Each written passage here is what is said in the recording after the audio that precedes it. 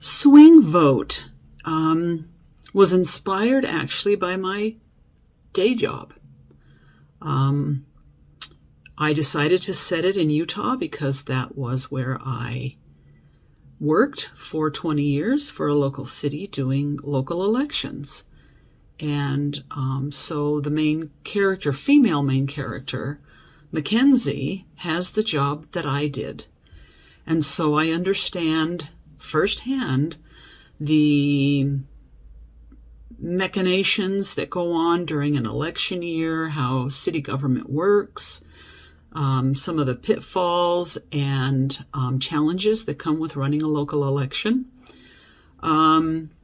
It was also cathartic for me when I wrote that book because I had gone through a particularly difficult election myself. It was very controversial in ways that I had never experienced in all my years with my city. And so having survived that ugliness, I was able to put some of that and some of the questions posed of what you do when you have someone who flames up people with inaccuracies and lies, and you're in a position where you really can't say anything about them because you're in charge of the election. So anyway, this was an exciting story for me because, like I said, it was something that came in firsthand experience.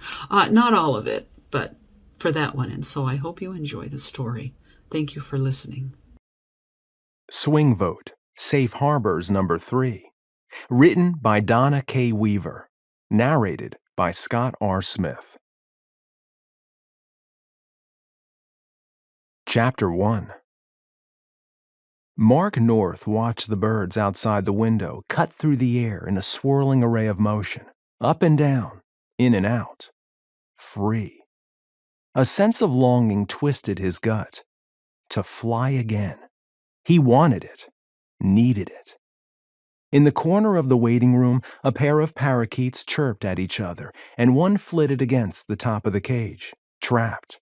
An unexpected sense of kinship filled him. "She's ready for you, Mr. North." The receptionist pointed toward the door. He straightened, arching his left foot and stretching his leg before limping into the psychologist's office. "Hey, Dr. Foss." He smiled and tried to look happy to be there. "Good afternoon, Mark." She watched him as he sat, her legs crossed at the knee and a notebook in her lap, as always. "The progress you've made is phenomenal, considering you've only been walking 3 months. 2.5. He had overdone it when he first gave up the cane and been forced to use it again a while. That had blown his confidence. "Yes, but your hard work has paid off," she said. "You must be proud." "I am." The power of Mark's words came out strong in his voice. When he had first wakened in the hospital and found his leg and life shattered by an IED, he had doubted he'd walk again. He patted the folded paper in his shirt pocket. "My physical therapist released me this morning." "Good for you." Dr. Foss peered at him over her reading glasses. "For having just received such good news. You seem anxious today. How are the nightmares?" Mark shifted in his seat, his pulse quickening. The dream diary in his hands seemed like it had grown too hot and would draw attention to itself. Why, just when a great opportunity had landed in his lap, did the nightmares have to ratchet back up? He forced his breathing to stay even. The question came as no surprise. Dr. Foss had gotten good at reading his body language, even when he tried to hide it. "They were much better."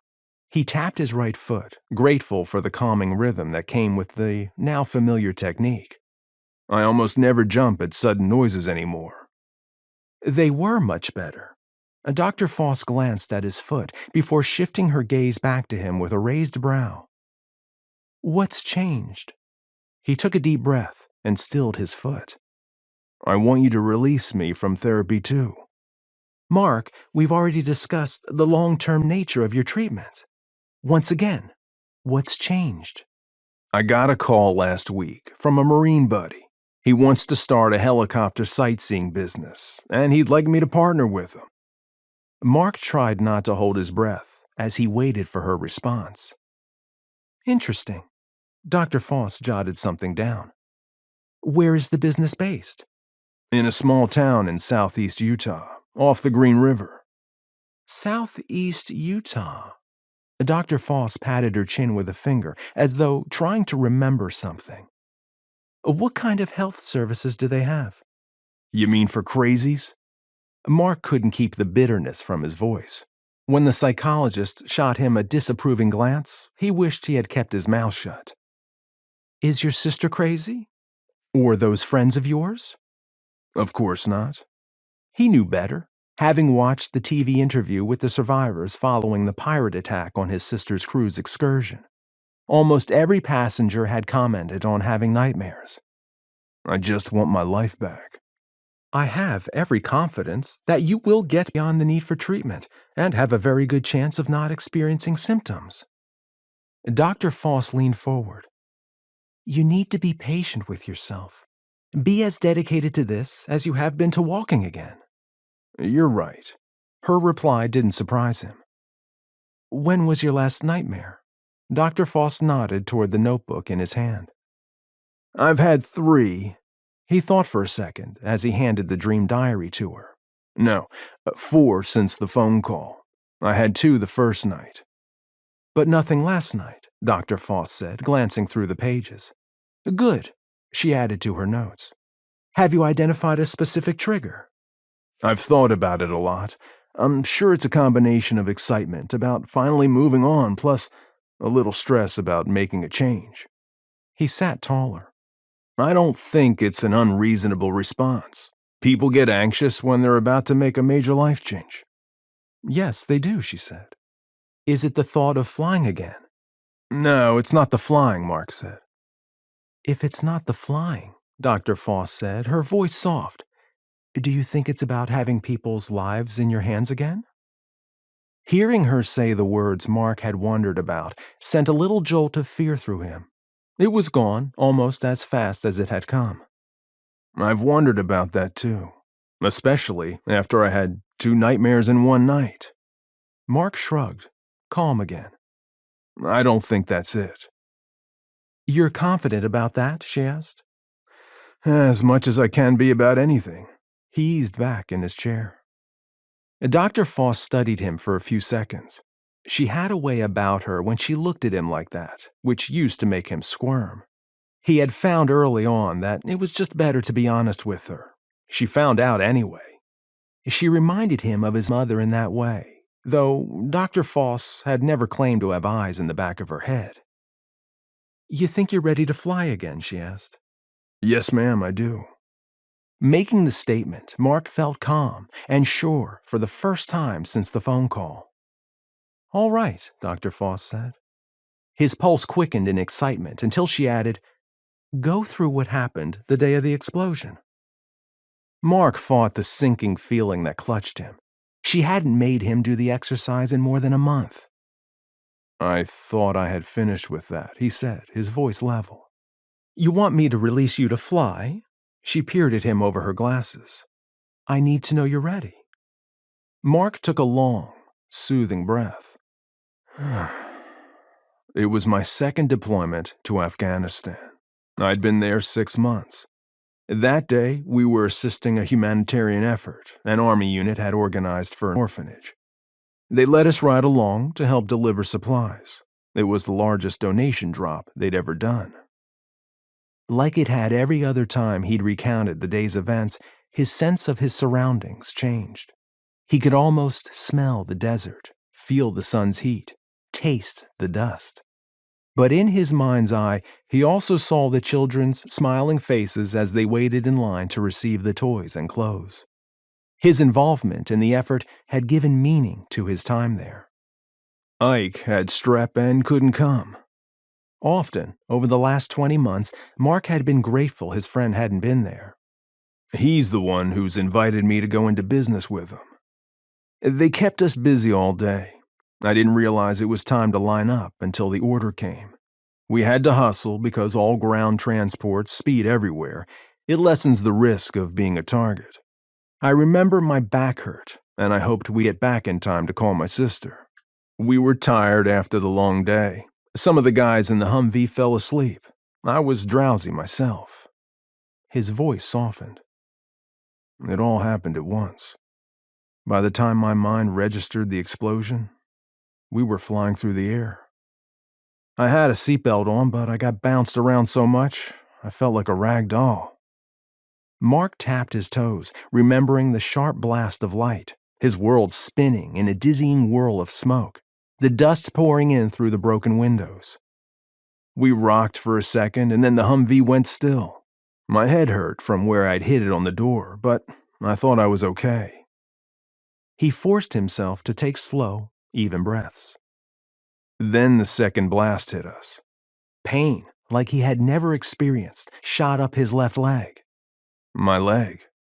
Agony had burned through his body, and his vision had darkened. I don't remember anything else, not until I woke up in the hospital. Very good, Dr. Foss said. It took a second for Marc to pull back enough from the memories to understand her. Are you releasing me to fly? His heart still raced, but he managed to keep his words sounding normal. She didn't answer right away, but wrote in her notebook again. You have a powerful desire to help people, and I don't think you would casually put anyone in danger. Dr. Foss looked up at him and held his gaze.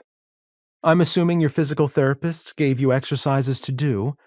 Of course. I need to do them to keep improving. Marc didn't miss that she hadn't answered his question. If you want your life back, you cannot neglect your mental health. She raised a hand at his expression. I know you hate this. He stiffened. I haven't exactly loved physical therapy either. Be honest. The corners of her mouth corked up a little. You hate this more. All right. I do hate it more. Marc touched his knee. I have this ugly physical reminder about why it's hard to walk. He touched his temple. This doesn't show. And I'm sick of the, it's all in your head thing.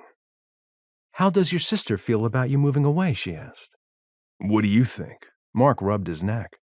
Lynn wants me to stay in Montana with her and her family. She thinks it's too far away. Why not stay with her? Dr. Foss glanced at her notebook. You talked with great emotion about how much it meant to you to have time together after you thought she was dead. Marc leaned back in his chair. He had loved being with his sister again and getting to know her husband and family, to be an integral part of her little daughter's life and not just a face on a computer screen. She can't take care of me forever. I want to be able to do that for myself. He looked down at his hands clenched in his lap and said softly, I need to be a man again. I understand. Dr. Foss smiled for the first time. Until you're able to find a new therapist, I want you to stay in touch with me. We can talk on the phone or online. You're releasing me to fly. He sat still, his future resting on her decision. Yes. Marc's thoughts scattered for a second, followed by a sense of vindication. He released a breath and let his body relax. Thank you, he said softly, a hand on his chest. We'll be in touch, she said. Good luck. If Marc had been able to skip as he went to his Jeep, he would have. It had been a long shot to think that Dr. Foss would release him from therapy completely. The important thing was that she had released him to fly. The knowledge that someone would be monitoring him gave him more confidence that he was ready. His phone dinged, indicating an email.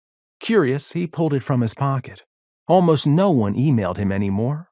He stared at the screen. Scarlet. Marc stood by his Jeep, frozen in place.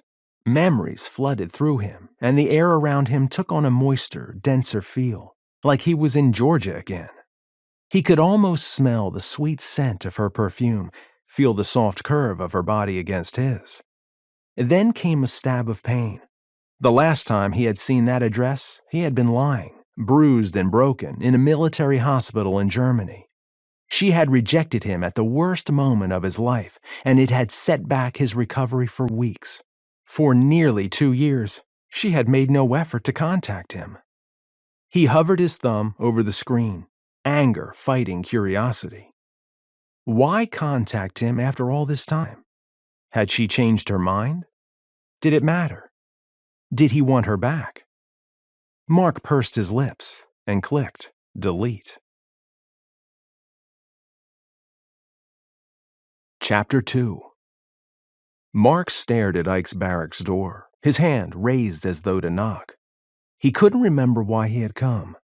Hadn't they both left the Marines? Frowning, Marc gave the door a sharp rap, not sure anymore if it was the other pilot's room. A familiar groan came from inside. Ike. Marc tried the door handle, and it turned. He let himself in. You all right? His friend rolled over in the bunk, his face wet with perspiration. He put a hand to his throat and croaked. I think I might have strep. Marc's pulse quickened, and he stepped back.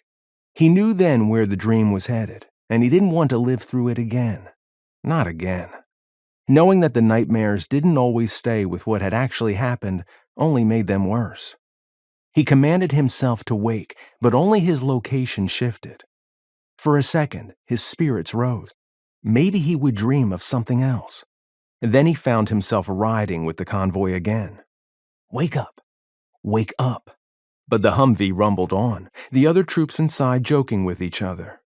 If this was the first leg, the convoy would drop them off at the Afghan orphanage and continue along the ring route for the troop transfers.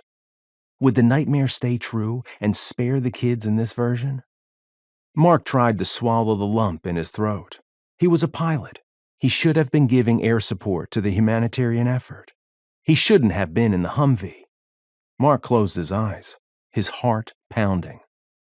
The inevitable explosion rocked the vehicle. Excruciating pain shot up his left leg. Another blast shook them. Something heavy hit Marc on the shoulder and head. Agony burned through his body. He peeled open his eyes and stared at his leg. It was gone below the knee. With a cry, Marc shot up in bed, his body bathed in sweat. He felt below his left knee. When his fingers found the flesh, though rippled with scars, he let out a breath and fell back on his pillow. It was still there, disfigured and weak, but there. He rested a forearm over his eyes, his body still shaking. At least this one had come after the appointment with Dr. Foss. Recalling her admonition to work hard on this part of his recovery, Marc went back into the nightmare. The often twisted memories of that day were bad enough. He hated having to go back into the dream and pick it apart in meticulous detail, but a sense of control came when he found images to refute, like the children at the orphanage having been blown up. He had no idea why his brain insisted on making that change. No kids had died in the real IED explosion, only U.S. troops. The door to his room squeaked. In the dim light, he made out his niece's tiny form. Kiki? Marc whispered. Mock. Her baby mouth couldn't manage the R in his name, but she had a pretty good vocabulary for a child not even 2 yet. What are you doing up? He reached out a hand, and her chubby little legs went into motion. He swept her up, and she snuggled against him. Nap? She asked. It's nighttime, you silly. That's why it's dark. A week ago, when his sister Lynn had caught Kira climbing out of her crib, the family had purchased a toddler bed. Tonight made the 4th night the little girl had managed to open her door and find her way to his room. He would miss his little nap buddy. After the hospital had released him to his sister's care for convalescence, he had needed a lot of rest. His knack for calming the colicky Kira and getting her to sleep had caused Lynn to call him the baby whisperer. It didn't take long for the little girl to nod off. Marc knew he wouldn't be able to fall back asleep. He glanced at the clock. 5. He needed an early start anyway, so he eased himself from the bed and tossed his large pillow to the floor nearby, in case Kira fell out. Sitting on the floor, he started his stretching exercises. The doctor had assured him the cramping would decrease in time, though Marc would always have a limp. When he rubbed the distorted muscles in his calf, the dream image of his leg gone below the knee flashed through his mind. He ignored the pain as he worked through the knots and, instead, appreciated the feel of skin under his hands. It could have been so much worse. The smell of something savory greeted Mark when he approached the kitchen. His sister's house had a lot of people in it. It seemed like someone was always in there cooking something. He opened the door to the kitchen and paused, grinning at the image of his tall, lanky sister kissing her even taller husband. Mark cleared his throat, and the two broke apart. Braden didn't look embarrassed at being caught, but Lynn's cheeks went crimson. Her blushes had always given away her emotions, which Mark, as the younger brother, had taken advantage of. "Morning, sis." Mark opened the refrigerator and pulled out a jug of orange juice. "Something smells good." "I'm trying out a new recipe." Lynn straightened her ponytail. "I'm guessing she woke you again? I'm sorry." "I'm not. I'm going to miss her. And you." Mark brushed his sister's temple with a kiss. "You don't have to go," she began. "Lynn." Braden raised his brows at her before heading out the kitchen door. "I know." She didn't stamp her foot, but her posture reminded Mark so much of his memories of her as a little girl, and how her daughter would take that same stiff stance that he chuckled. Lynn glared at him. "What are you laughing about?" "Just how much alike you and Kira are." Lynn pulled a face. "Are you sure you can't stay longer? We love having you here. You've only been walking without help for a few months." "I'm a pilot, not a rancher," he said. "Speaking of Kiki, you're going to have to break down and buy those doorknob covers. She's too smart for you guys." Lynn shot him a big sister look and sighed. "Oh, I hate to lock her in, but she can't wander the house alone at night." She pressed her fingers to her temples, wearing a frazzled expression. "Can you imagine if Braden and I were still marooned on the island and living in that treehouse?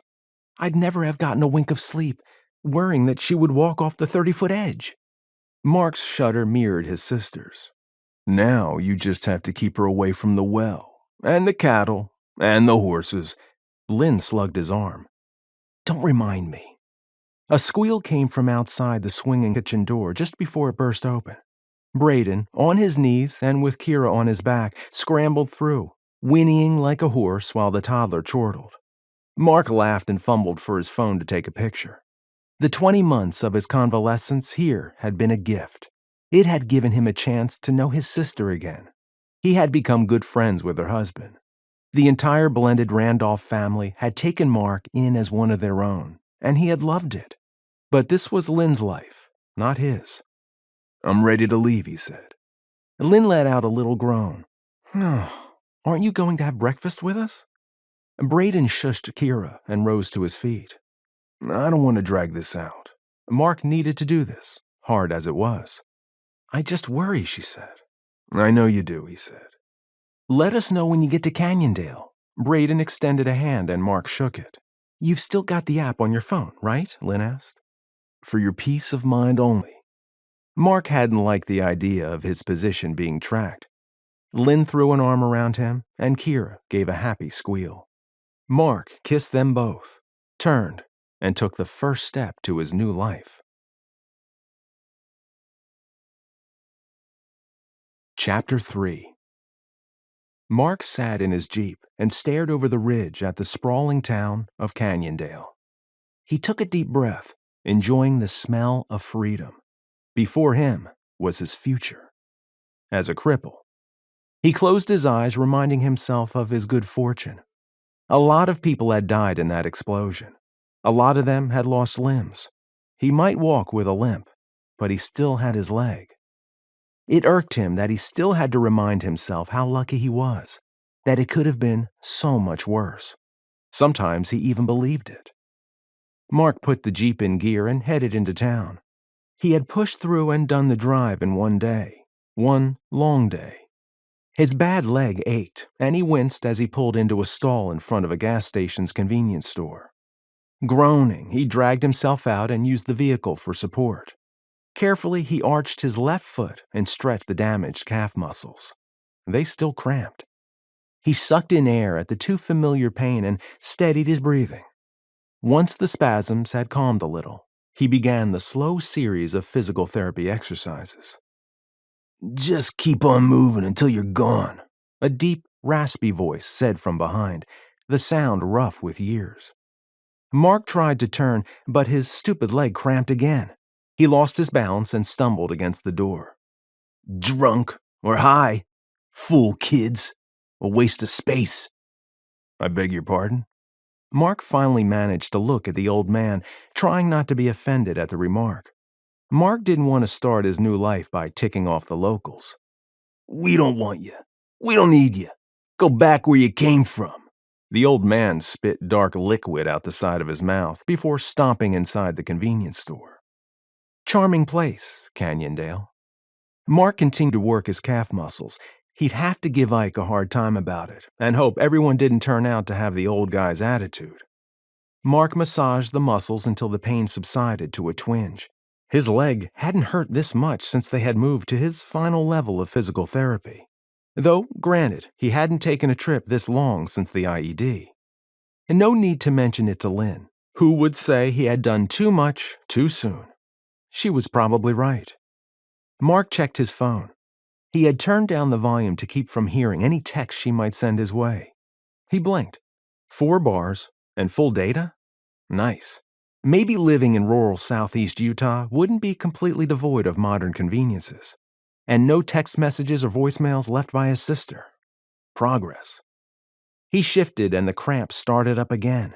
Patiently, he went into the stretching routine again. It was going to be a bear to sleep tonight. How could he have guessed that at nearly 26 he would have so much sympathy for his long-dead arthritic grandfather?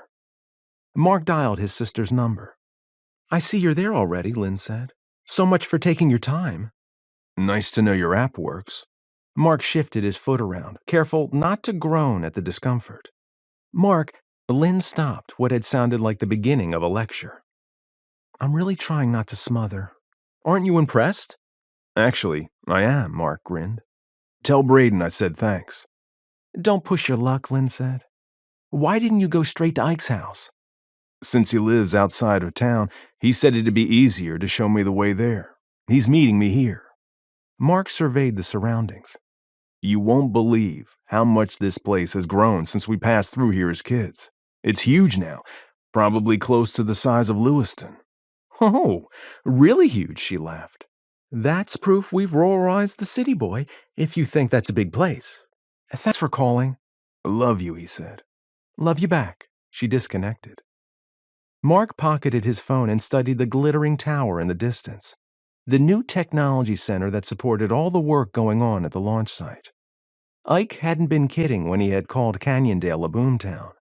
For what had once been a sleepy little village on the Green River, the place now bustled with people. New construction seemed to spread everywhere, both commercial and residential. After Ike's call, Mark had done some research about the owner of Bradford Industries, who had roots in the community and important connections in D.C. He had received a hefty grant from the federal government and permission to use federal land for a launch site to help supply the International Space Station. An old pickup truck screeched into the stall beside Mark's and pulled him from his thoughts. He recognized the man, built like a tank, who jumped from the driver's side and searched the area. His freshly bicked scalp glistened dark in the warm sunlight, just like it had when they had served together in the Middle East. Seriously, Ike, what if I'd been an enemy combatant? Mark limped around his Jeep. I could have shot you before you even recognized me. He reached out his hand. There are different kinds of combatants in this place. Ike bumped Mark's knuckles. They just don't shoot at you here. That's not what I imagined you'd drive. Mark nodded at Ike's truck. Well, what was that you were always telling us over there? Something about Rome? I still can't figure out why a guy from L.A. came here. It's not like they have any Cobras to fly. Mark scanned their surroundings again. The place had new neighborhoods spreading around the town in varying stages of construction. Lots that had once been larger had been subdivided and now had newer houses mixed in. It gave the whole place a patchwork quilt feel to it, like someone had let loose a mad city planner. It was not a pleasing effect. Yeah, I never did go into details, did I? Ike grinned. Come on, you can follow me to the farm. You're a farmer? Mark laughed. You never mentioned that. I'm not a farmer, idiot. My dad was. Ike pulled a face. But since he's gone, we've leased most of the fields to the farmer next door. We still have a garden, though. Turk's trying to use it to keep the boys out of trouble. Mark got back in his Jeep. He had looked forward to meeting Ike's brothers for a long time. While their unit had been deployed, they had learned a lot about each other's families. Mark had wanted to meet the mischievous younger brothers and was curious about the elusive Turk, the brother who managed to take the family pictures but never be in any of them. Ahead, Ike turned off the paved highway and onto a gravel road lined with trees and shrubs. Through it, he could make out green fields. Mark followed the truck through an opening in the trees that led to a large field. It surrounded an old-fashioned farmhouse with a grassy yard on the right, gravel parking area, and a pad of concrete to the left. A helipad? Ike had told him the helicopter was being retrofitted. The house's peeling paint showed some neglect, but the building had a new roof. The large front porch gave it a cozy, inviting feel. The old established trees scattered around the yard looked like they would provide welcome shade from the June heat. After traveling through so much beautiful but barren red rock country, Mark appreciated what an oasis Canyondale was. Being so close to the Green River sure had advantages. Two boys dashed out from the back of the house, maybe ages 10 and 11, both with giant squirt guns, one chasing the other. Their curly dark hair and clothing dripped with water, as did the entire front of the house. Mark smirked, hoping someone had thought to close the windows. Ike honked the truck's horn, and the kids immediately veered toward the vehicle, spraying the closed windows until their super soakers had run out of water. Only then did Ike open his door. "You might as well grab the hose and finish washing this off," Ike called to the boys as he jumped from the truck. "Turk will have your hides if you got water in the house again. This is Mark. Mark, these are my kid brothers, Caleb and Noah." "Hi," the boys said at the same time, each waving an arm as though to outdo the other. Mark held up a hand, grinning at their enthusiasm. "Now, go do like I told you," Ike pointed to the hose.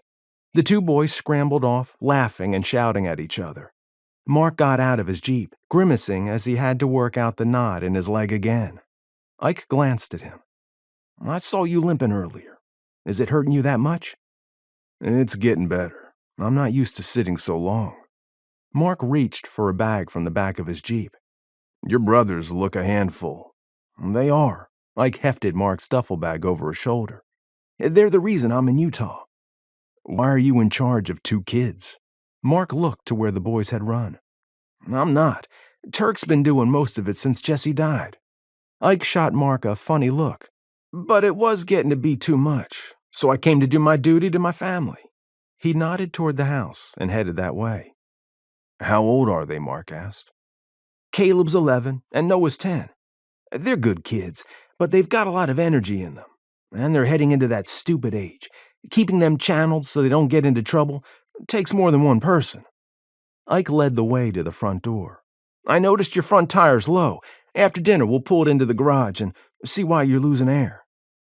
The large, orderly kitchen looked better kept than he had expected from four guys living together. Maybe Ike made his brothers live up to Marine standards. "Turk said for you to take that room." Ike pointed to a door on the left. "It was added to the house when the grandmother moved in a few years back, so it's almost like a little apartment." "I don't want to put anybody out." "You aren't." Ike scowled at him. "No one stayed in there since the old lady died." "Old lady?" Mark asked. "That's kind of disrespectful." "I only met her once." Ike's lips thinned, and he looked about to say something that he bit back. He shrugged. "She didn't exactly approve of the mixed marriage and definitely didn't like me. The one time I visited before she died, she looked at me like she thought I was going to mug her or something." "Wow, that must have been awkward." "You think?" Mark rapped his knuckles against the door jamb. "It shouldn't take me too long to get an apartment." "Fat chance," Ike snorted. "You've seen what the town's like. Apartments are next to impossible to come by.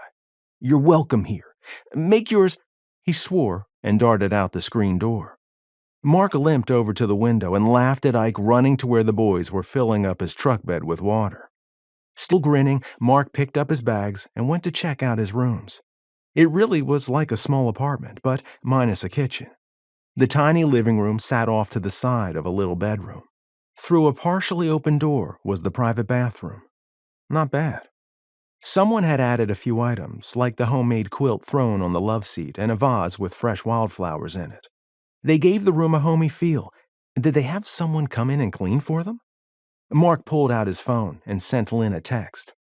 Made it to the house. And now we both know where it's at. Wink, smiley face. Talk on Sunday. He pocketed the phone and bent to pick up his bag, but paused. Lynn worried too much and would want him to call again. Mark heaved a sigh. She always wanted to talk about his leg, and he was tired of talking about it. Guilt nudged at him. Her being alive to worry about him was a miracle, and he shouldn't take her for granted. Besides, with everything she had been through, he needed to cut her some slack. He pulled out his phone again, snapped a picture of the room, and sent it to her. If she saw how comfortable his lodgings were, she might worry less. Maybe. He sent her another text. Nice, isn't it? Lynn responded with a heart emoji and nothing else. Maybe she was learning too. By the time he had stowed his gear, he could hear Ike and the boys come inside.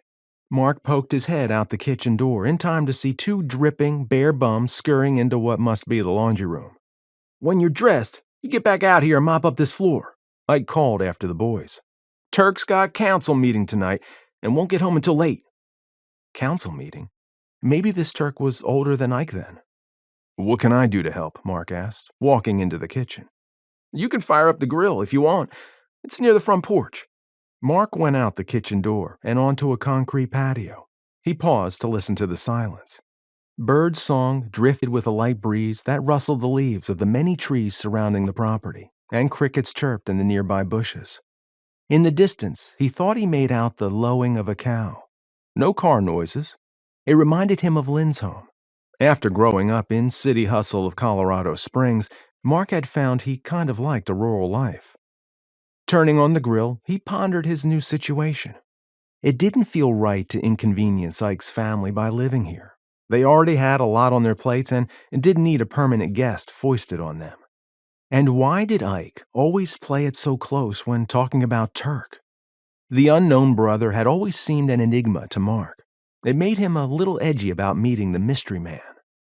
Is Turk older than you? Mark asked, when Ike finally showed up with a plate of frozen hamburger patties and a package of hot dogs.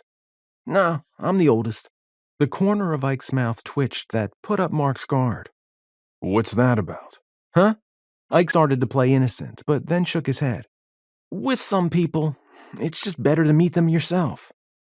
The boys dashed out of the house, carrying hamburger buns and condiments, so Mark let it go. In all the years they had worked together in the Marines, Mark had never found Ike to be short on words. What about this Turk made Ike so tight-lipped?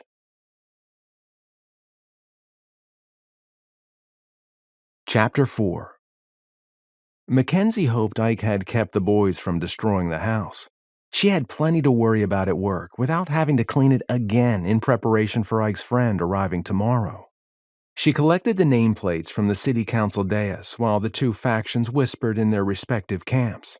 Mayor Ashley huddled with the city administrator. What if the mayor didn't run again? She slid the nameplates into the laptop case and zipped it closed. Her stomach tightened. Mayor Ashley had hired her 6 years ago as the town clerk when she was right out of high school. In previous elections, she had not worried. Since the mayor appointed the city recorder, she had always known where she stood. If he had issues with her or the way she did her job, they talked about it. He still hadn't filed to run again, and the deadline was tomorrow. If he didn't, she was at the mercy of whoever won the mayor's seat. So far, only newcomers had filed for the mayor, and they had all made it clear they planned to clean house. It put the city staff on edge, including McKenzie. It wasn't like she could find another job like hers in town. There was only one city recorder. What would happen to her younger brothers if she couldn't support them anymore? Her shoulders drooped. She missed the tiny little hamlet of barely 500 people that Canyondale had been. Residents used to draw straws to decide whose turn it was to run for the town council. Back then, it hadn't been about ego, power, and which developers lined which candidates' pockets. Maybe she needed to move the family somewhere else, but where? McKenzie glanced at her watch. Nearly midnight, and she had been at the office since 8 that morning. She wondered if Kathy's shift at the hospital had ended. Maybe they could get an ice cream and wind down. McKenzie thought about sending a text, but decided against it. She let out a heavy breath. How long were the council members going to hang around here, working their little deals? Didn't they stop to think that the staff had lives too? Sometimes when they lingered like this, she was tempted to leave them to it, and to the accusations that they had been holding a secret council meeting. Like the old-timers and the newcomers would talk to each other, or work together, ever. Little Canyondale had turned into Washington, D.C. But to protect them, she stayed as long as they still had enough members to constitute a quorum. Pushing down her frustration, McKenzie put on a big show of gathering up the discarded agendas. The newcomer council members glared at her. The mayor gave her an apologetic look and nudged the city administrator toward the door. She followed them and stopped to flick the light switch a couple of times. Through the window by the building's front door, McKenzie made out the shape of Hank Baker with his protest sign. She felt sorry for the old farmer. The town's growth had negatively impacted him, especially the new housing all around his farm. When he sprayed his crops, the residents complained.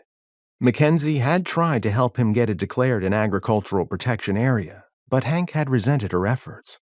Instead, he protested every public meeting, and not just the planning commission and the city council. He had even started protesting at the library board meetings. Mayor Ashley swerved toward his office rather than going out the door and having to talk with Hank. Still standing at the council chamber's door, McKenzie coughed and managed to make eye contact with the council chair. An old-timer, she had the grace to blush and nudged the other two old-timers toward the door. "Sorry," McKenzie said as they hurried by her. "I need to lock up." Elizabeth Ham, one of the newcomer council members and last to leave the room, paused at the door. "Miss Terkildsen," she said at her snooty best, "you need to remember your place. I am an elected official, voted in by the will of the people." McKenzie hated when people got all puffed up like that, and Ham did it like a spoiled queen. "Do you know who I am?" The words sounded in McKenzie's mind, in the woman's voice, and she had to take a deep breath before speaking. "I'm being paid time and a half with taxpayers' dollars, Miss Ham." "Then come in late tomorrow, or take the entire day off." Her words dripped with condescension, like McKenzie didn't have the brains to figure that out herself. "Tomorrow's the last day of the filing period. I have to be here." McKenzie nodded toward the door and kept her voice the same pleasant tone she always tried to use with people, be it residents or elected officials.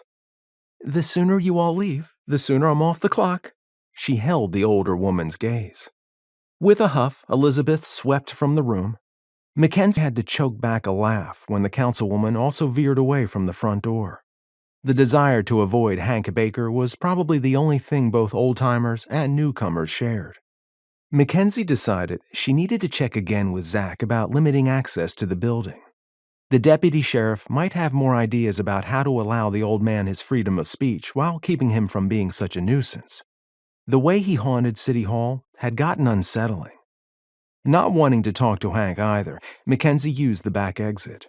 Her eyes burned with fatigue, and she blinked at the bright lights of the new technology center. Once upon a time, she had enjoyed coming outside after a late council meeting and pausing to listen to the quiet evening sounds, frogs croaking, crickets chirping, and the occasional barking dog. And stargazing. When she lived at home, her stepfather Darrell would wait up for her and want to report on the politics and the stars. With Darrell gone, she had no one to talk stars with anymore. She turned away from the bright building. It didn't matter anyway.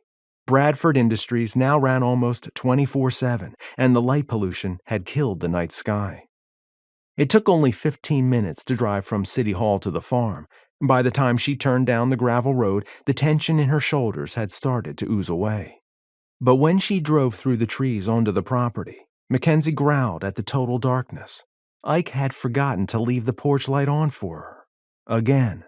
With no nearby neighbors and the moon a sliver in the sky, as soon as she turned off her car lights, she'd be practically blind. She hoped her phone hadn't died. McKenzie turned on its flashlight and stepped from the car. Fatigue weighed on her, and she didn't try to fight back her cranky thoughts. She just wanted to rest and not have to worry about everything. But no, Ike's old Marine buddy was arriving tomorrow. She wouldn't even have the sanctuary of her own home anymore. Just what she needed, on top of everything else, another guy dirtying up the house. Not for the first time, she wondered if the slob gene came with the Y chromosome. Though, to be fair, Daryl had been neat. Still grumbling to herself, McKenzie took care as she made her way across the gravel to the house. She tried the door. At least Ike had left it unlocked for her. She should remember to thank him for that.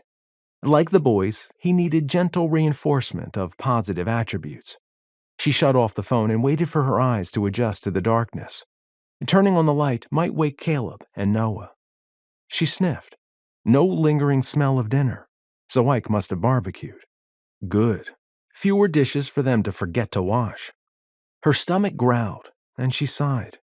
Maybe hunger had made her cranky at Elizabeth's remark, but seriously, had that woman really told McKenzie to remember her place? She took a deep breath and stopped that train of thought before she worked herself into a tiff. If she let it, work bled into her home life and made her cranky, and then Ike ended up calling her Carrot. She grimaced. Unlike Anne Shirley and Anne of Green Gables, Mackenzie's hair hadn't darkened to a nice auburn color. When she could make out the dim shape of the table, she made her way over to it and set down her purse. Untucking her blouse, she slipped out of her shoes. As she undid the top blouse buttons, she stretched her toes. It had been a long day. Her stomach growled again. She wished baking some chocolate chip cookies wouldn't wake the boys. A little baking helped her come down after a council meeting. Well, if she couldn't bake some, she hoped the boys hadn't eaten all the ones in the cookie jar. Feeling her way across the kitchen floor, she stubbed her toe on something hard. She bit back a cry and clutched the chair someone had left in the middle of the floor. Those boys. Puffing until the pain receded, she mentally went through her litany of Caleb and Noah's good points. As always, she ended with how much she loved them. It was her own fault she had hurt her foot. She should have left on her phone's flashlight. Now, she didn't just want a chocolate chip cookie. She needed one. Mackenzie felt along the counter until her fingers found the cookie jar. She gently took off the lid and reached inside. Nothing but crumbs. "Stupid male appetites," she muttered, her voice almost a growl. A soft noise from behind made her freeze. Had she woken the boys? She held her breath for a few seconds. Her lame imagination. Her job was really getting to her nerves. When she reached to set the cookie jar lid back in place, the room blazed with light. Clutching the lid in her fist, she spun around and found herself staring at a pale, well-muscled male chest. The tall, blonde-haired man, who wore nothing but a pair of boxer briefs, blinked at her. Mackenzie screamed and threw the cookie jar lid at him. Mark's eyes were slow to adjust to the sudden light. The shadow of something flew toward his head. His battle reflexes kicked in. He dodged to the side, but the sudden movement caused a flare of pain to erupt in his calf. He staggered clumsily as the object that would have hit his head grazed his shoulder instead. He struck the partly open door with his full weight. It slammed into the wall and bounced back into him. His cramping leg gave out. He fell to the floor and landed hard on his rear. Shouting voices came from the kitchen, now including Ike and the boys. Mark massaged his calf. Who was that woman? All he could remember was huge hazel eyes and the most incredible flaming red hair. The voices dropped to more normal pitches and Mark pulled himself back to his feet. He tried putting weight on his leg. It held him without cramping. He went to the open doorway and scanned the kitchen. Just over Ike's shoulder, Mark made out that red hair. The color struck him again. He had gone skiing in Park City before, and he knew Utah had a lot of redheads, but wow. Caleb glanced at Mark and laughed. Ike turned around and his eyes grew round. "Man, put some clothes on." The redhead had looked over Ike's shoulder at the boy's laugh. She met Mark's gaze. Clutching her blouse tighter to her chest, she dashed from the room. Mark limped back into his room and pulled on the jeans he had left on a chair. Why had that woman been in the house, taking off her clothes? She had to have been there for Ike. Why hadn't he mentioned her before? Adding a woman to the dynamics of this business venture made Mark uneasy. If that redhead was living here, Lynn might get her way and have him home soon. When Mark entered the kitchen, the boys started laughing again. Ike wore a sour expression. "Did you see how mad she was?" Noah asked. "If he made her break her grand's cookie jar lid," Caleb said with a tone of satisfaction, "he's in deep kimchi." "Shut it! Go back to bed!" Ike glared at them until they left the kitchen. But they hadn't gone far before the sound of their laughter started up again. Ike crossed his arms. "Well, that didn't go exactly the way I'd imagined it." Mark fought a flare of anger at the thought that he had been set up. Ike had a fondness for practical jokes. Rather than saying something he might regret, Mark sat in the chair across the table and started massaging his calf muscles. At this rate, he might have to start using a cane again, and he didn't want that. He waited for Ike to continue, but the other man didn't say anything, instead staring out the window into the blackness of the night. "Who's the redhead?" Mark finally asked. "My name is McKenzie." The girl stood in the doorway, sending Ike a glare. She now wore a t-shirt and sweatpants. So, she had a change of clothes here. Mark had a sinking feeling he was heading back to Montana soon. This McKenzie started to glare at him, but her eyes went to his bare chest instead. Her cheeks burned a bright red that made her freckles stand out. Mark gave himself a mental kick for not putting a shirt on too, but he couldn't help feeling a little smug. He must have smirked because her jaw tightened and she straightened before meeting his gaze. She put one hand on her hip and held out the other to him. "I want it back," she said, "and it better not be broken." The redhead had to be talking about whatever she had thrown at him. Her whole attitude set Mark's nerves on edge, just like Lynn's used to do when they were kids. It fired up his stubborn streak. He leaned back in his chair. "You threw it at me." For emphasis, he rubbed the tender spot on his shoulder where the object had hit him. He said to Ike, "Nice way to treat a guest in your house, man. Assault?" "Oh, please." Mackenzie turned around and stormed through the door to Mark's room. He and Ike exchanged glances. "Who is that?" Mark whispered. "Mackenzie," Ike grinned. "I'm pretty sure I heard her tell you that." "Is she your girlfriend?" Mark glanced to the door and the sound of dismay coming from his room. "Please tell me you're not married to her." "You know my taste in women," the other man laughed. "I'll only marry a sister, not a sister." What did that mean? That the redhead was his sister? Ike had never mentioned a sister, much less a white one. "Look what you did to the wall. Come here." Mackenzie looked around the door jamb. "Right now." On principle, Mark wouldn't have gone, but Ike stood and nodded in her direction. Mark heaved a sigh and rose.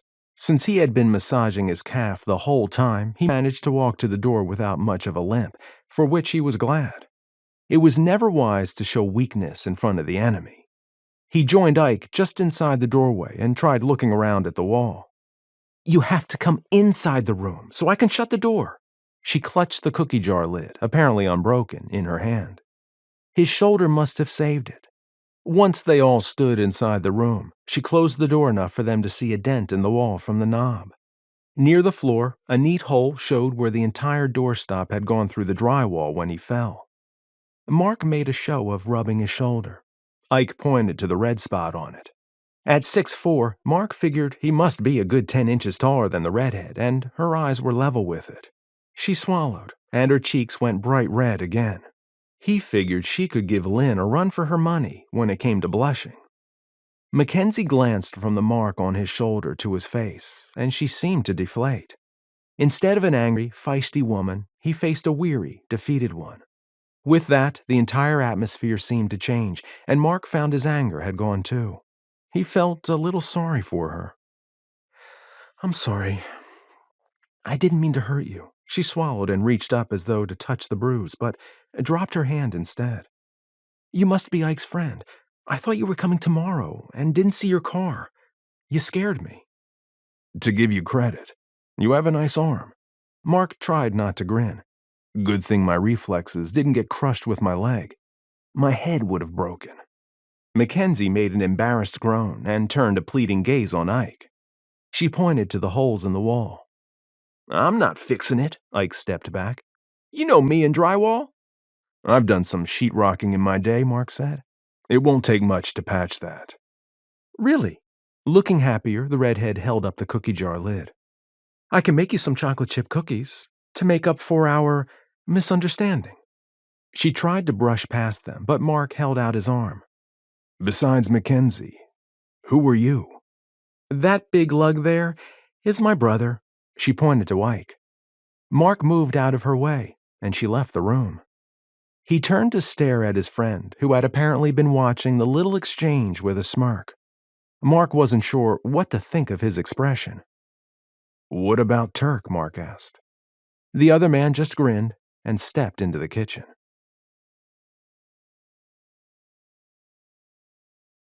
Chapter 5. McKenzie woke to the smell of frying bacon the next morning. What day was it? Ugh, only Friday. She still had to face the last day of the filing period. Why was Ike cooking breakfast? He should be out irrigating. The image of a bare-chested, hot guy superimposed itself on her mind, and memory of the night before flooded in. She jolted upright and buried her face in her hands. Her mother must have turned over in her grave to see her daughter treat a guest in her home like that, especially Ike's best friend. The guy shouldn't have snuck up on her like that, though.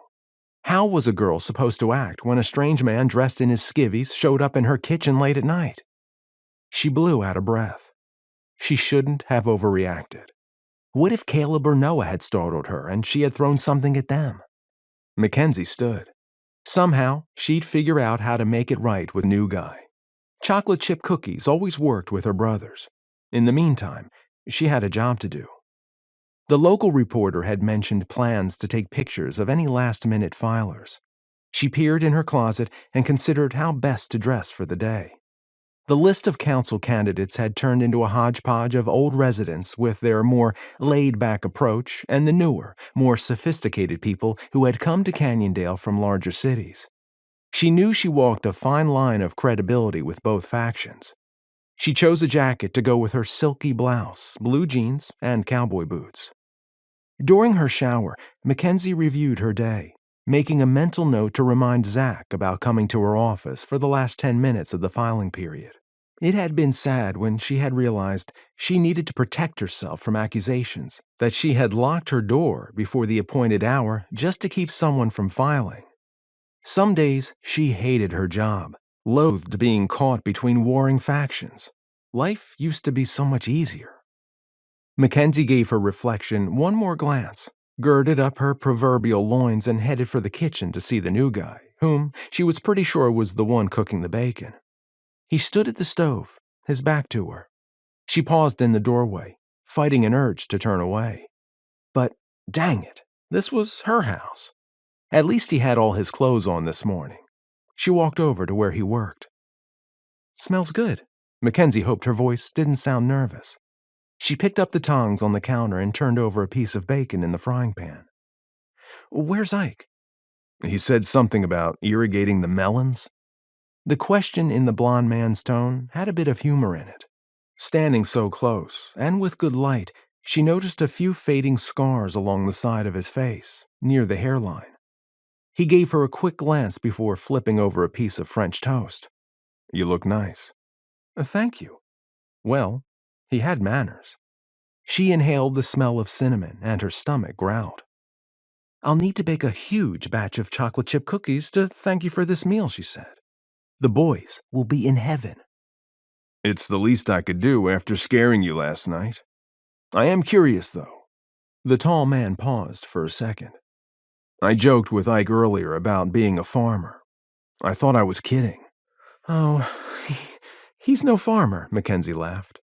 You should have seen him the first time he had to handle the irrigation. Growing up in L.A. did not prepare him for this place.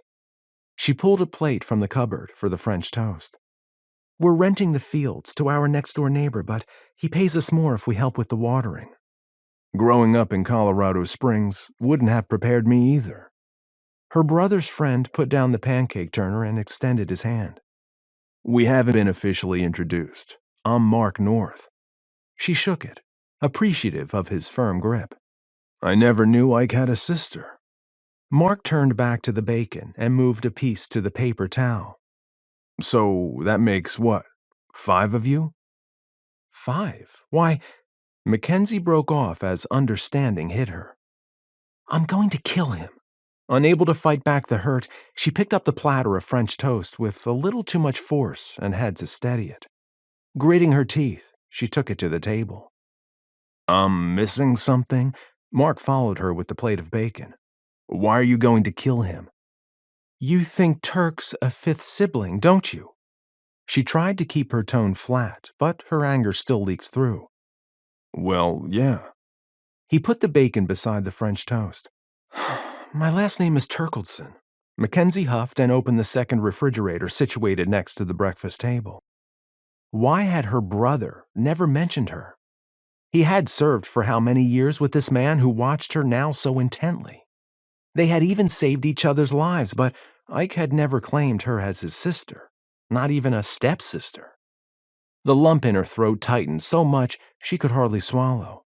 Her eyes stung, and she refused to look at Marc. At the sound of Ike's boots stomping on the outside porch, she stiffened. You're a jumpy little thing, aren't you? Marc's eyes darted from her to the door and back to her again. McKenzie slammed the refrigerator door and twisted to face the too tall, too good-looking man. She didn't dare speak or she'd have something else to regret. Time to get to work where she seemed to have more control.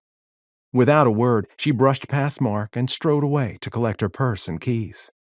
By the time she had returned to the kitchen, Ike stood in the doorway in his socks, his jeans splattered with mud. McKenzie paused in front of him, glaring up into his wide black eyes. You can explain to your friend about how you don't have a sister. She poked his chest. Jerk. Marc watched in silence as McKenzie stormed from the kitchen. Ike went to the sink to wash his hands.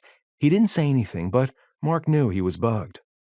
After an encouraging start with the girl this morning, Marc couldn't shake the sense that the business partnership was doomed. He didn't know which scenario was worse, McKenzie as wife or McKenzie as sister. It still meant living with a Spitfire.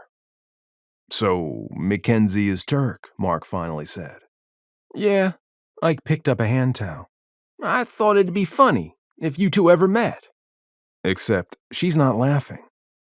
Tell me about it. Ike tossed the towel on the counter. She used to have a sense of humor. The whole nasty political environment at her work has killed it. With the redhead's expression burned in his memory, Marc's gut told him Ike was wrong. I think there's more to it, Marc said. I'm not trying to butt in, but I just spent over a year living with my sister for the first time since we were kids. I learned to pay attention if I wanted peace. Believe me, it's not worth the drama. I guess. Ike headed to the table. Let's eat before the food gets cold. Marc followed him to the table and sat. Adding a woman to the family dynamics concerned Marc more than a little.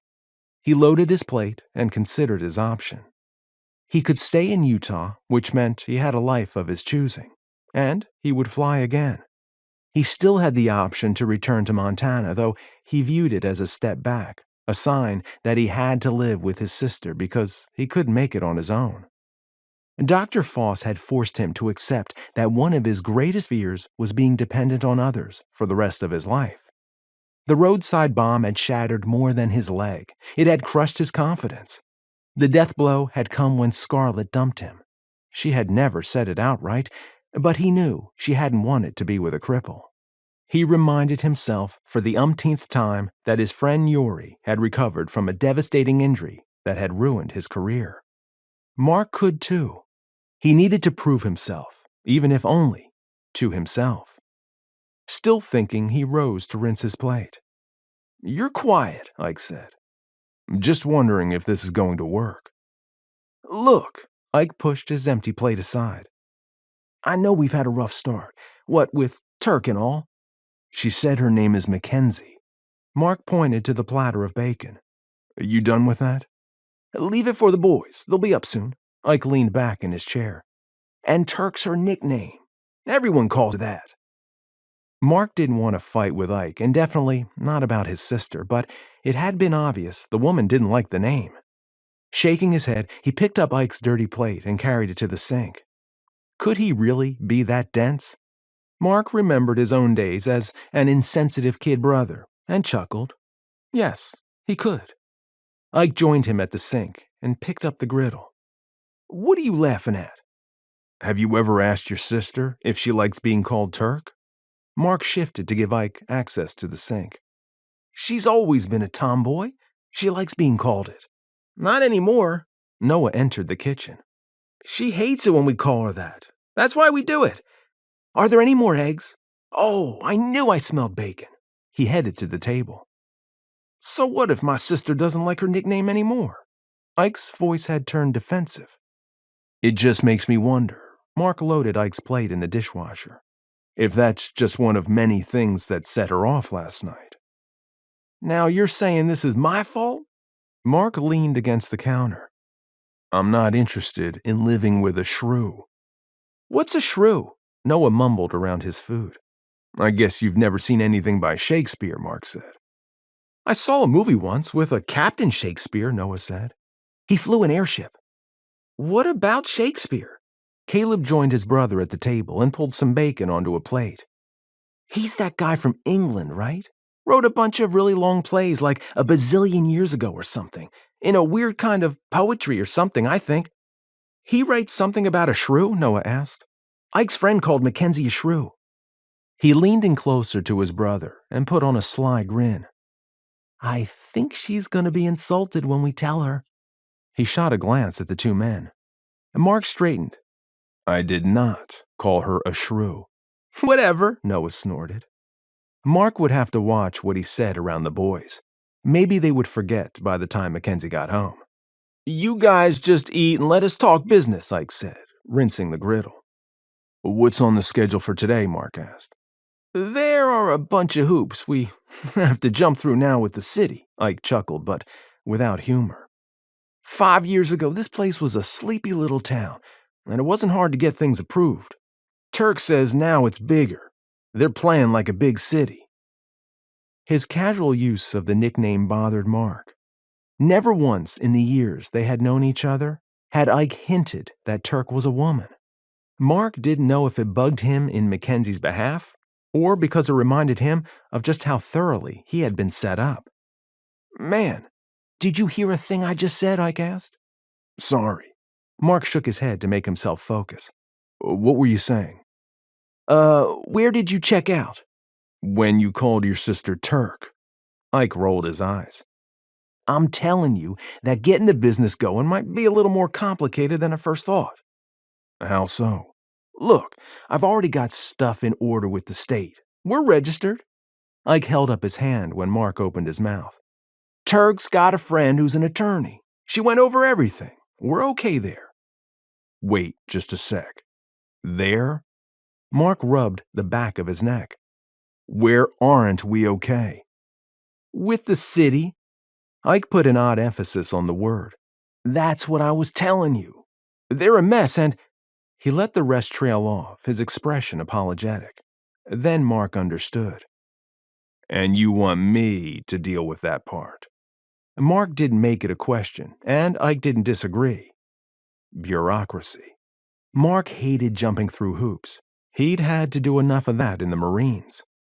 No, I need you to deal with it. I've got all I can handle with the retrofitting. Ike shot him an encouraging smile. You're good at working through the BS. Mark groaned, remembering too well the interference he'd had to run for his section. What kind of hoops? That's the problem. Ike started scraping the bacon fat into a can. Some of what's causing our business grief is the same stuff that's causing Turk so much trouble. It's a nightmare. You seem to know a lot about this, Mark said. Since when are you into city government? It's because of Turk, Ike said. She's the city recorder here and knows about this stuff, so she tells me about it. But wouldn't that mean she could make things easier for us, Mark asked? That, my friend, is the problem. Ike leaned against the counter and folded his arms. It's a moving target. In the election 2 years ago, 2 newcomers were elected to the city council, and they haven't agreed on anything since. They worked at cleaning the kitchen in silence for a few minutes, and Marc mulled things over. Maybe McKenzie had a good reason for her shrewish manner. Maybe she had to act like that at work, and it carried over to home. "It must be tough on your sister to get caught in the middle of all that," he said. "You might not believe it by what you've seen so far," Ike said, "but she's usually good with people. Patient, you know. She's known the mayor since she was a little kid here. I think he and her granddad were school buddies." "How long has he been mayor?" "Like decades, man."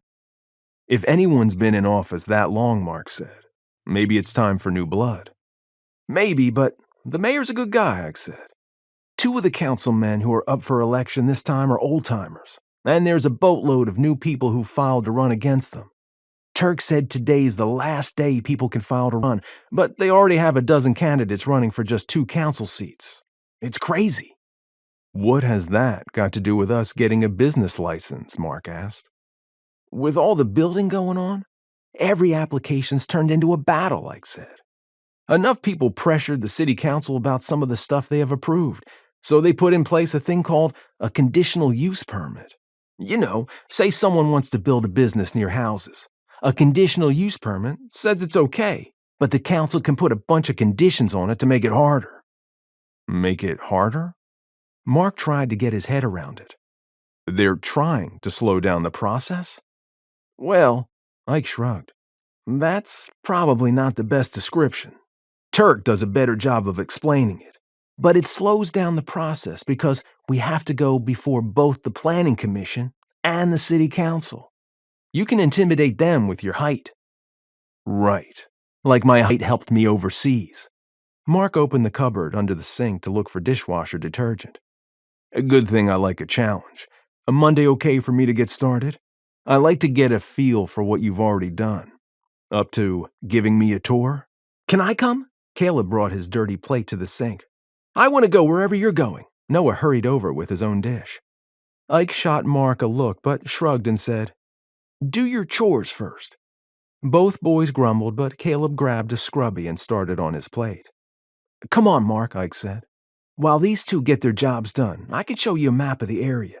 It should make it easier for you to understand what I'm talking about." "Okay." Marc stared in fascination for a second as the 2 boys took turns shoving each other out of the way, soap and water splashing around. "They're going to clean that all up, right?" "You know the rules, you 2. Ike headed out the kitchen door and called back over his shoulder, "Keep the water play outside." Marc watched the boys. If their sister was anything like his, she would freak out at the mess. Guys," Marc left his statement hanging. He waited for them to look at him. When they didn't, he put on his officer's voice. "Caleb and Noah, look at me." The boys turned, surprised. "What?" Caleb asked. "Do you want to come with us?" "We said we did, didn't we?" Caleb asked, his tone belligerent. Marc narrowed his eyes at the display of attitude, understanding Ike's reference to the stupid age. They weren't even teens yet. "If you want to come with us, you'll need to clear and wipe the table." Marc kept the authority in his voice. "And, since you have so much water on the floor, I expect you to mop it too." "We're not your slaves, you know," Noah grumbled. "I'm not your slave either," Marc said. "Who do you think made your breakfast?" "You did?" Noah's expression brightened. "You're a good cook, better than Ike." Marc's mind wandered for a second as he imagined his sister's father-in-law, Jack Randolph, with his pair of cheeky kids. The image lightened Marc's mood, and he remembered the point he wanted to make. "Did your dad farm this place?" "Yeah," Noah said. "Why?" "Just wondering if you understood about working." The boy pulled a face, and Marc grinned. "My sister lives on a ranch in Montana." "Can we come for a visit?" Caleb turned to face him, the washcloth splattering soapy water. "Don't drip on the floor." A single brow quirked. Marc pointed a finger at the sink until Caleb tossed the washcloth behind him. "Her husband is a surgeon, but his father is the rancher. Everybody worked there, even me, when I was laid up with my leg for so long." "What happened to your leg?" Caleb leaned over as though he thought to see some deformity through Marc's jeans. "Don't you remember?" Noah asked. Ike said his leg got blown up. Is that a fake leg? Can I see? Caleb reached toward Mark's jeans. He stepped back, his head beginning to spin. No, it's not a fake leg. He pointed to the sink. Clean, then talk. After a quick about-face, he strode from the room, grimacing at the limp that brought more attention to the leg. Ike sat at the formal dining table with his hands over his mouth, stifling his laughter. Shut up. Mark sat at the table and oriented the large map toward him. It takes two of us to deal with them. Ike kept his voice low, shooting a quick glance toward the kitchen. They're good kids, just really curious. They need a drill sergeant. Mark didn't want to think what kind of trouble that precocious pair might get into, especially when they got older. He pointed to the map. Now, tell me about this. Ike went into a description of their proximity to various national parks. Mark nodded. The growing town location had a lot of potential. Then there are the launches. Ike tapped the map where the new technology center stood. I'm not the only one who thinks this will be a big draw for people. With the changes to our space program, it's not like there are many opportunities to watch something being launched into space anymore. In spite of having just eaten, Mark's stomach felt fluttery. If his father had still been alive, they would have driven here to watch a launch for sure. Ike's vision for the business had a lot of potential. Mark's brother-in-law, Braden, and friend Yuri had thought so too and independently offered to help finance the startup of the business. All Mark had to figure out was how to get through the local bureaucracy. McKenzie's face flashed through his mind. A little chill washed over him, and he had to avoid irritating the attractive woman he'd be forced to live with. He looked over at Ike. You're thinking again. I can see it on your face, Ike said. What's wrong? Just trying to get my head around all of this. Turk can explain it better. Ike rose and headed into the kitchen. You guys done with your dishes? We've got business to do. We're done, the boys called together. Mark took a deep breath and followed them outside. Chapter 6.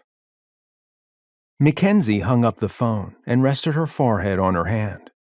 She wished the painkiller would just kick in. The rumor mill had already begun. She'd heard plenty of whisperings against the candidates who had already declared, but now she was getting them about people who hadn't even filed yet. The negativity wore on her more than anything. Closing her eyes, she rubbed her temples. If she lost her job, then what? Full-time school? She had dropped to one class per semester when her mom and Daryl had died, and she didn't even have time for that because of the election. At this rate, she might be ready to retire before she got her degree. And what about the boys? She'd have to work at least part-time. Between going to school full-time and homework, there would be little time left to spend with them. She had to be there for them. They had already lost enough. Try to get the farm going again? She owned the property outright, but she didn't know much about farming. And Ike certainly didn't. Daryl hadn't known anything about farming, but he had wanted to learn. Ike didn't. McKenzie sighed. Sell and move? Where to? What about Ike's new business? What if it took off? The idea did have potential. Ike gave so much help with the boys, but also added another layer of responsibility for her to consider. She opened her eyes and started tapping her nails on the desktop. Not once, when she had told Ike how hard things were, had she dreamed he might show up on her doorstep, saying he had resigned his commission and come to work with her to raise the boys. He had as much responsibility for Caleb and Noah as she did, but McKenzie had not credited him with being that kind of guy. Yet he had come without hesitation, just like a son of Daryl Gordon would. Replaying how she had snapped at him that morning, she almost felt sorry. Almost. He was a good man, but sometimes she wanted to throttle him. Ike had been a senior in high school when her mom married his dad. McKenzie had only been 12. She had learned early on about his lame sense of humor. Thinking back on his stupid joke, she should not have been surprised Ike hadn't told the new guy that Turk was a girl and his stepsister. And that new guy, Marc North, he probably thought she was a psycho, overreacting and lashing out like that. It was a good thing his reflexes hadn't been damaged in that explosion. She had been lethal with a softball in high school, much to the dismay of the opposing teams. What if she had hurt him? "There's a guy here," Alice said from the doorway. Was Mark here? McKenzie rubbed her temple. She knew Ike planned to pass off the city stuff to him, but she didn't really want to have to deal with him again so soon. "Is he really tall and blond?" she asked. "Hardly." The utilities clerk gave a dark chuckle and arched a brow. "But he asked specifically to speak to Miss Terkildsen." "Tell him I'll be right out." McKenzie stood and put on her jacket, hoping the guy wasn't here to complain about something. The youngish, balding man at the counter had a look of someone from back east. Plenty of engineers and scientists had been lured out west by Bradford Industries. Their idea of casual tended to fit more with what the old-timers would have called dressed up. This guy looked a little familiar, so she must have seen him around town. "I'm McKenzie Terkildsen." She reached out her hand. "How may I help you?" "Charles Woolridge." He had a touch of a southern accent and gave her a broad smile as he shook her hand. She decided he had either had his teeth whitened or capped. He said, "You have such an interesting last name. Where does it come from?" "Denmark." She tried not to frown. Why the idle conversation? It made her feel like he was a salesman prepping to make a pitch. "Can I help you, Mr. Woolridge?" "Well, I hope so, McKenzie." His voice took on a flirty tone, and he flashed those teeth again. "Is it all right if I call you McKenzie?" With a tightened jaw, she resisted the impulse to step back from the counter. She did not want him to call her McKenzie. But all the old-timers called her that, or worse, Turk. She didn't need newcomers claiming the city recorder had a bias against them. She had to remain neutral. "If you wish, Mr. Woolridge." She kept her tone pleasant and businesslike, but fumed inside at his approach. She had dealt with guys who acted like this before. "What do you need?" "Oh, please, call me Cal." "All right." This time she shrugged to keep her tone even. Behind her, Alice choked back a laugh. McKenzie didn't know which of them she wanted to kill first. She tried again. "How can I help you?"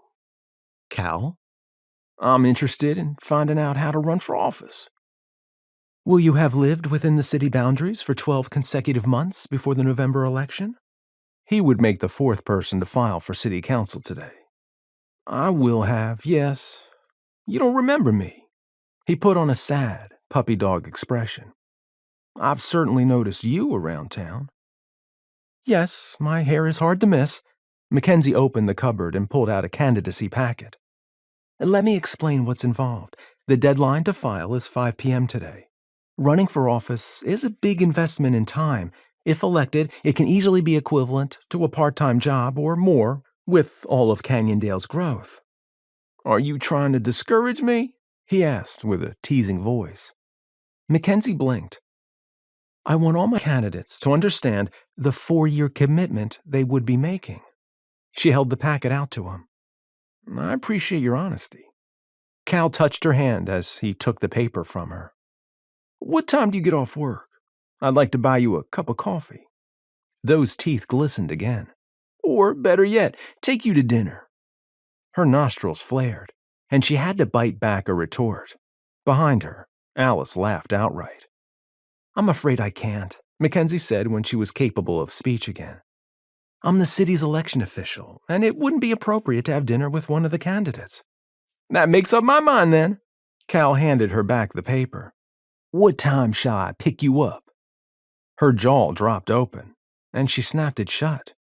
Seriously? Asking about running for office was a new pickup line? Something in her expression must have gotten through to him, and all his bravado disappeared. "That came out really bad. I'm sorry." Cal reached across the counter as though he meant to touch her hand again, but she pulled it back. He grimaced and lowered his voice, sounding sincere. "I really have noticed you around town, and I've wanted to introduce myself. I didn't know how else to do it." For the first time, McKenzie thought this might be the real Cal Woolridge and not an act he was putting on. She forced back a surge of sympathy and shook her head. Before she could speak, he held up his hand. "Don't say no yet, please," he said, his expression utterly miserable. Good grief, but the guy was good. She hadn't had someone come on to her so strong since she had still lived in L.A. with her mother. Cal, Mr. Woolridge, it's not appropriate for you to approach me at my workplace for something like this. I apologize. He gave her a big grin again.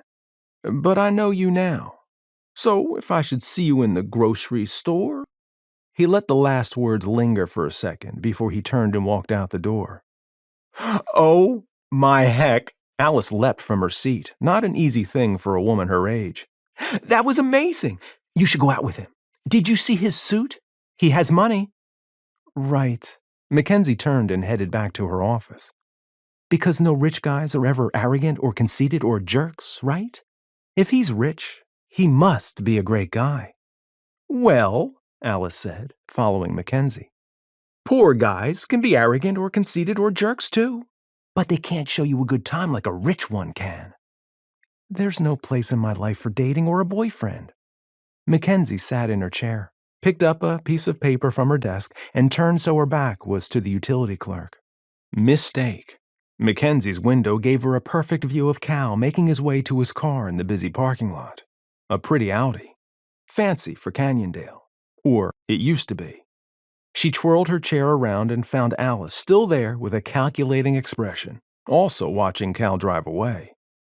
The bell rang, indicating that someone had come into the office again. You can be miserable in comfort or miserable in squalor. Alice went back to her desk. Or you can be miserable somewhere in between. McKenzie muttered and stared at the paper in her hand. How long had it been since she had been on a date? Her eyes went to the large yearly calendar on her wall, where she posted city council meetings and other important dates for easy reference. 10 months. It had been 10 months since Tyler had broken up with her. He had said he couldn't handle the boys, that no man in his right mind wanted to inherit a ready-made family. She rubbed the painful knot in her throat. They had been an item for over a year, and people had taken to asking her when they were going to get married. Then her parents had both died within 2 months of each other. When she had been sharing an apartment with Kathy, working and going to school, McKenzie had thought a family of her own was something in the distant future. She closed her eyes. It hadn't occurred to her that she might have to raise her brothers first.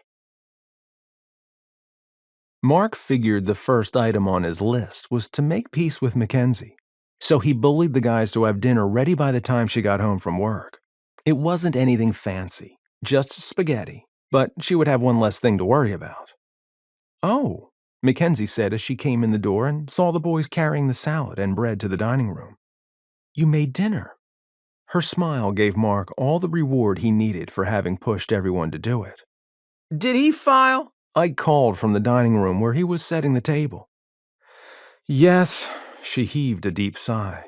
But he waited until the last 5 minutes and even seemed reluctant then. Who's this? Mark picked up the pot of spaghetti. The current mayor. McKenzie went ahead of him and took her seat. Thank you all for doing this. I'm so tired. That's what Mark said. He made us do it, but it was fun. Caleb grabbed one of the breadsticks and took a huge bite. McKenzie coughed. The boy quit chewing and folded his arms in a manner that reminded Mark of prayer. And that was exactly what she did then, saying a blessing on the food. Mark's parents had prayed over their food when he was growing up, and it seemed oddly comforting in this new place. When she finished, she spread a napkin on her lap. No, I get it first, Noah growled, as he and Caleb struggled over the spaghetti ladle. You got the first breadstick. I'm the oldest, Caleb began. Mama taught you better table manners. Mackenzie's simple words stopped both boys. Caleb pulled a face but handed the ladle to Ike, who took it and began dishing out food for them. Mark wondered how much longer the memory of their mother would keep them in line. It sounds like you're glad the old mayor decided to run, he said. I am, McKenzie said. He, at least, is trying to be fair with both sides. Wouldn't it be good for the town to have new blood? Mark took a breadstick. It could be, but all the other mayoral candidates are newcomers. She served herself some salad. They just want to push their own agendas, regardless of how it impacts the old-timers. They've all said they want new city staff, Ike added. What? Mark hurriedly swallowed. So McKenzie could lose her job. With our form of government, I'm reappointed with the swearing in of each new mayor, she said. With Mayor Ashley, I've never been worried. We work well together. How long have you been working there? Mark asked. 6 years, she said, since I graduated from high school. And they can fire you without any recourse? Mark asked. I'm considered an at-will employee. It happens all the time. Ike scooped a huge serving of spaghetti on his plate. A new mayor gets elected, and he promises lots of different positions in the city to his supporters, like the city recorder job. Why would people want it? At the flash of anger in her expression, Mark added, No offense, I've just never heard of your job before. It's one of 4 statutory positions in state code. At Mark's blank look, McKenzie said, That means the state requires cities of certain sizes to hire people for attorney, recorder, treasurer, and engineer. Some people think that makes it prestigious.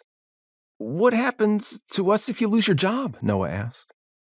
At the worry in the boy's voice, Mark wished he hadn't taken the conversation in this direction. That, Ike said, is something we'll worry about if it happens. Maybe the mayor will get reelected. By the way, you won't believe who was filed at the last minute. With raised brows, McKenzie took a bite of her spaghetti. Who? Ike asked. Bradford himself, she said. Are you kidding me? Ike straightened from his relaxed position. You mean the guy who owns the launch site and that big building? Mark asked. Yep, McKenzie gave a dark chuckle. He won't have any conflicts of interest, will he? Noah heaved a big sigh and rolled his eyes, looking bored. Turk, are you helping with the Melon Festival this year? Caleb asked. I don't know. She let out a deep breath. Everything's so crazy at work right now, and the election just makes it worse. We like helping. Noah's bright expression shifted suddenly, as though someone had turned out the light. We didn't even get to help last year. I know, McKenzie whispered, her eyes glistening, and Mark realized it must have been around the time their parents had died. Hey, guys, don't go all glum. Ike pinned each of the boys with a look. We can find ways to help. What do they do at this Melon Festival? It's the big annual town event, besides fireworks on the 4th. McKenzie discreetly wiped under her eyes. Mom and I always helped with the silent auction for the library fundraiser. Dad ran the chili cook-off, and he and the boys decorated their bikes for the children's parade. Sounds like a fun event, Mark said. Maybe we could have the helicopter on display and... Yes! Noah jumped from his seat, excitement making his dark eyes glow. I know lots of kids who'd want to come and see inside it. We could charge. No! At Ike's single word, the boys seemed to deflate. Look, if we do this, it would be a public service. We don't want people thinking we're nothing but money grubbers. It's all right. Finish your dinner. McKenzie patted the boy's arm. What Ike means is that this would be a great opportunity to give people warm fuzzies about their business. I was thinking it would be free marketing, Mark said. Free marketing minus the cost of gas to get it there, McKenzie said. I thought that went without saying. Mark tried not to let his irritation show, but she shot him a scowl, her cheeks coloring. Why did she assume they didn't think about that kind of thing? You were talking about taking an online class this fall. Ike spoke to McKenzie but shot Mark a warning glance. Have you decided what? I can't. McKenzie moved some spaghetti around her plate. The primary is the week before classes start, and we'll be processing ballots for days after. Why should your day job keep you from taking an online class? Mark asked. I can only juggle so much. McKenzie stood, looking like she wanted to say more, but she picked up her plate instead and carried it into the kitchen. What did I say? Mark asked when she was out of earshot. It's not you, Ike shrugged. It's her job. She puts in lots of extra hours on election years. Then why does she stay with it? Mark leaned back in his seat, his appetite gone. Because she used to like it, Ike said. Somehow, Mark had to understand Ike's sister better, so he wasn't always saying the wrong thing. He hated feeling like he was walking on glass. Let's get this cleared up and watch a movie, Ike said. Don't forget, we have a camp out next Friday, Caleb said.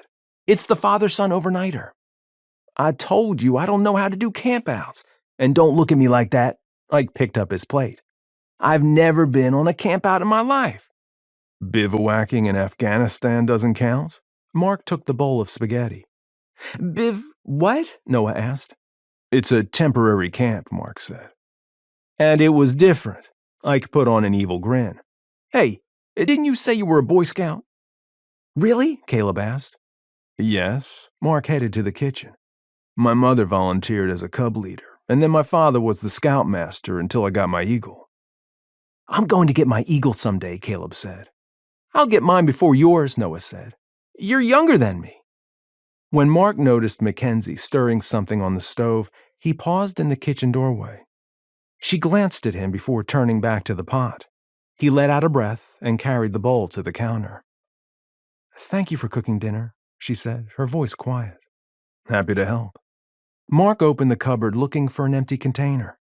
He searched his mind for something to ask her about herself, but she was so prickly he didn't know what topic might be safe. You'll take us, won't you, Mark? Noah asked from behind him. All the other boys will have dads there. Take you where? McKenzie asked. On the father-son overnighter for scouts. Caleb dumped his plate in the sink. But Noah's only a Webelos, McKenzie said. They don't go on your campouts. We can for the father-son overnighter. Noah handed his plate to Mark with a pleading look that reminded him of Puss in Boots from the Shrek movie. The kid had talent. That's Ike's job, McKenzie said. I'm not getting dragged into this. Ike carried in several plates. I made it clear. I don't do that stuff. Let the Eagle Scout do it. She spun on her brother, her eyes flashing again. It's not his job. It's yours. I'm happy to go with them, Mark said. McKenzie shifted her glare to him. Really? He held up his hands. I like camping, and it'll give me a chance to learn more about the area from people who know. I don't know you that well, she said. Ike needs to learn how to do it so he can support them. He has to go too. Ike groaned. Mark chuckled and bowed to her. As you wish. She shot him a startled look. You're both coming? Caleb looked hopeful. Yes, they're both coming, McKenzie said. You guys clean up the dishes while Ike makes popcorn. You're making popcorn balls? Noah did a little dance. Can you read to us before the movie, he asked. I always fall asleep. Sure. She gave her little brother's curly hair a soft tug. They made short work of the kitchen cleanup and left Ike in there, popping corn and grumbling about camping with a bunch of adolescent boys. Mark hoped to gain some insight into Mackenzie's personality, so he took his time wiping the dining table. Its position off to the side of the living room gave him a good view of the couch. He watched with interest at the way Noah and Caleb snuggled on each side of her. It made a cozy picture. She relaxed, and her body language softened with their closeness. The woman might not have patience with him or Ike, but her love for her little brothers transformed her into someone approachable.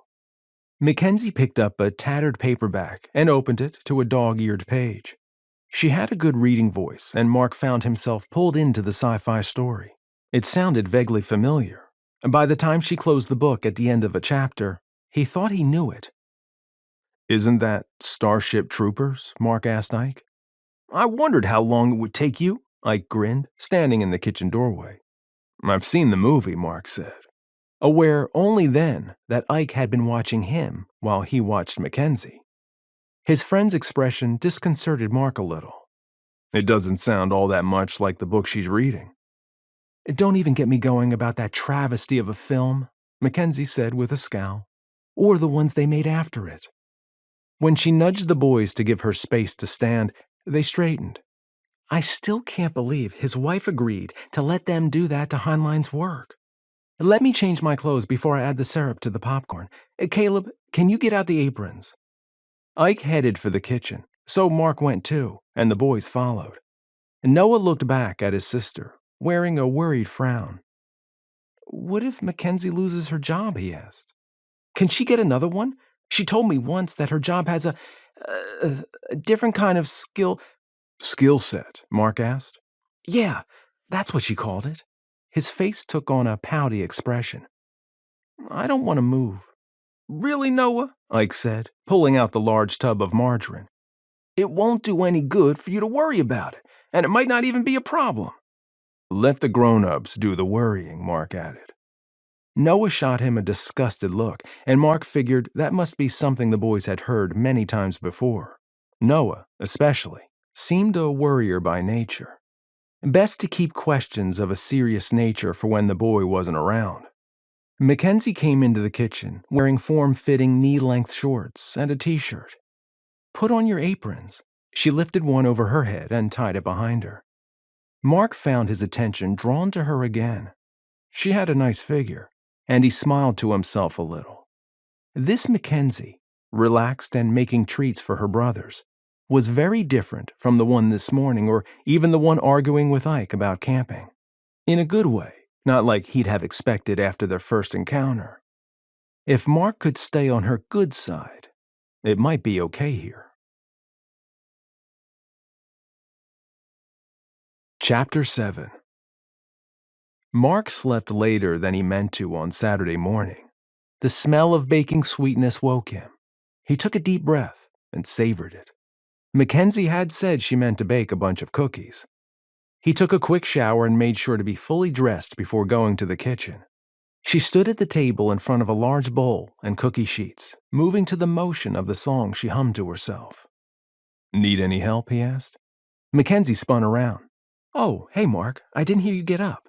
Her cheeks flushed a little, and she pointed to a cooling rack full of chocolate chip cookies. "Can you give one of these a try and see if they'll do?" He took one, still warm enough that the melted chocolate stuck to his fingers. She watched him expectantly, so he made a show of taking his time, first sniffing it. It smelled so good he wanted to scarf the thing down in a single bite. Then taking a nibble, he chewed slowly, swallowed, and took a larger bite. He groaned a little. The girl could bake. "I guess they'll do." Her face flushed again. She smiled and went back to scooping out more cookie dough with a miniature ice cream scoop. "My sister, Lynn, and her mother-in-law have to keep up with rancher appetites." Marc moved in a little closer and peered over Mackenzie's shoulder. She smelled good. Not just from the baking, but something he couldn't quite put his finger on. "Lynn complained before I left that she wanted to find a really good chocolate chip cookie recipe. Would you be willing to share yours?" "I can write it out for her." Mackenzie gave his rib a not-so-gentle jab with her elbow. "Don't salivate on the dough. You're as bad as my brothers." "Sorry, a bad habit from when my sister bakes," Marc chuckled. "What do you want me to do?" "Besides, get out of my personal space." She elbowed him again, and he stepped back. She nodded toward a professional-looking flip-type waffle iron. "Heat it up. The guys will be waking up pretty soon." Marc liked her spunky attitude. Mackenzie had taken his teasing well and still held her ground. While he waited for the thing to heat up, he leaned against the counter and watched her work. She had a system going and loaded 4 large cookie sheets with efficiency. His thoughts drifted to his old girlfriend, and he couldn't help comparing them. Mackenzie seemed comfortable in her skin. He wondered why he had never noticed Scarlett's affectations. They seemed so fake now, the way she had pouted and flounced around fishing for compliments. After spending so much time with his sister, who was as real as they came, Marc decided that Mackenzie, whatever other issues she might have, was sincere. She picked up 2 of the cookie sheets, and he quickly twisted to face the waffle iron, so she wouldn't know he had been watching her. He poured batter onto the sizzling griddle. "Breakfast is ready," Mackenzie called and pulled plates down from the cupboard. The boys scurried into the kitchen. "Help set the table first." "Waffles, yum!" Caleb started to sit at the table, but in a single motion, Mackenzie shifted him by his shoulders toward the silverware drawer. He pulled out forks and knives. Noah brought down some plastic glasses from the cupboard. By the time Ike came in from irrigating, everything on the table sat ready for them. Mackenzie did the blessing thing again, and the guys dug in while Marc staffed the waffle iron. "Here, let me do that." She pushed him toward the table and her brothers. "I can finish it," he said. "I know you can, but I prefer to see how big their appetites are, in case I need to make more batter." She waved him to the table again. Marc sat at the table and went to work, struck once again with how the family seemed to circle its son, Mackenzie. He had seen the same thing in Montana with his sister's family, with her playing that role of family center. With that realization, he relaxed. Yes, this might work out just fine. "It's running!" Caleb shouted from the drive leading to the house. McKenzie glanced up from where she was hanging the bathroom rugs to dry. He pointed across the road to the neighbor's irrigation ditch. It was wide enough to make a kind of rural, lazy river. The boys loved to play in it, just as she had done as a child. "Can we go?" Noah asked from beside her. "If your chores are done." She kissed the top of her brother's head, glad he let her. Caleb rarely did any more, and he was only a year older than Noah. He dashed off with a whoop, and she called after him. "But only if Ike watches you." Caleb followed his brother to where Ike and Mark had been painting the concrete pad that would be for the helicopter. It didn't seem to take much pleading for the boys before the four of them headed to the ditch. McKenzie studied the helipad.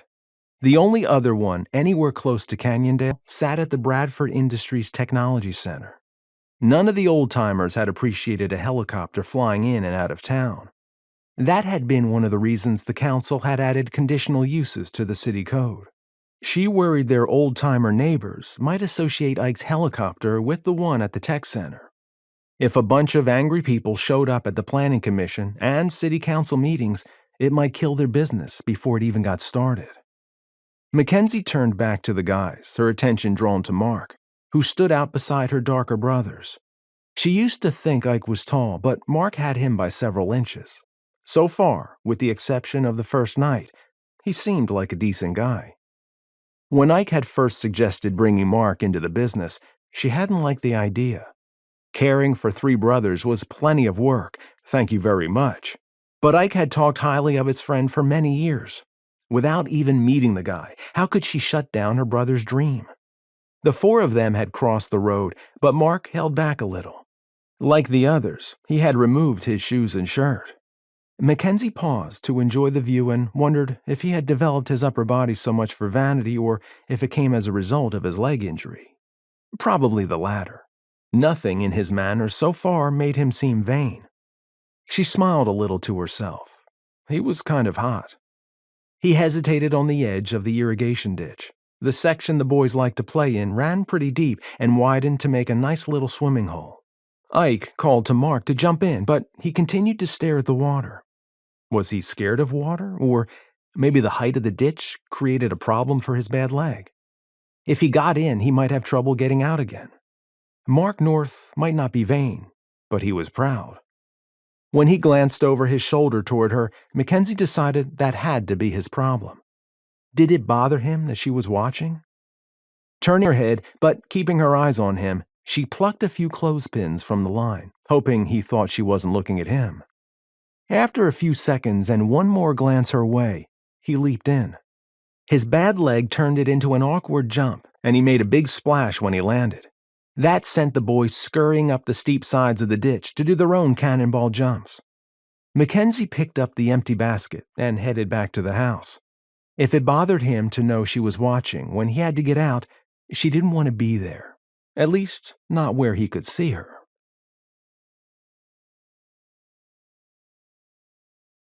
Chapter 8. On Sunday afternoon, Mark sat in the living room, using his phone to check on what kind of things other helicopter sightseeing companies offered. It pinged, indicating a text. "Get online. Time for the family chat." Mark scanned the room. Ike snored on the couch while McKenzie worked at her desk. Caleb and Noah were playing a video game. "I'm going to call my sister," Mark said to no one in particular. "Our family is scattered around the country, and on most Sundays we try to chat online. Knowing my sister, she's going to want to meet you all." McKenzie glanced at him over her glasses, looking a little unsure.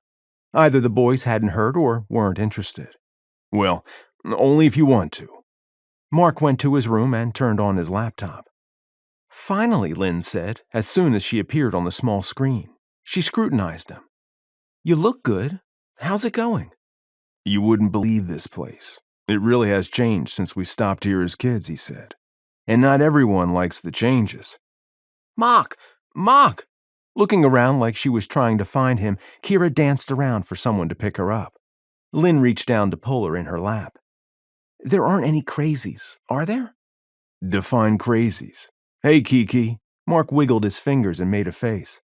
The toddler jerked her head around at the sound. As soon as she recognized him, she reached for him and said his name again. Do you miss me? He asked. She does. Braden came into view and sat in a chair next to his wife's that placed him barely within the camera's range. Lynn hasn't gotten her to take a decent nap since you left. I haven't had a decent nap either. Mark did miss those, but he liked not needing them anymore. The picture on the screen split, and Elle's face came into focus.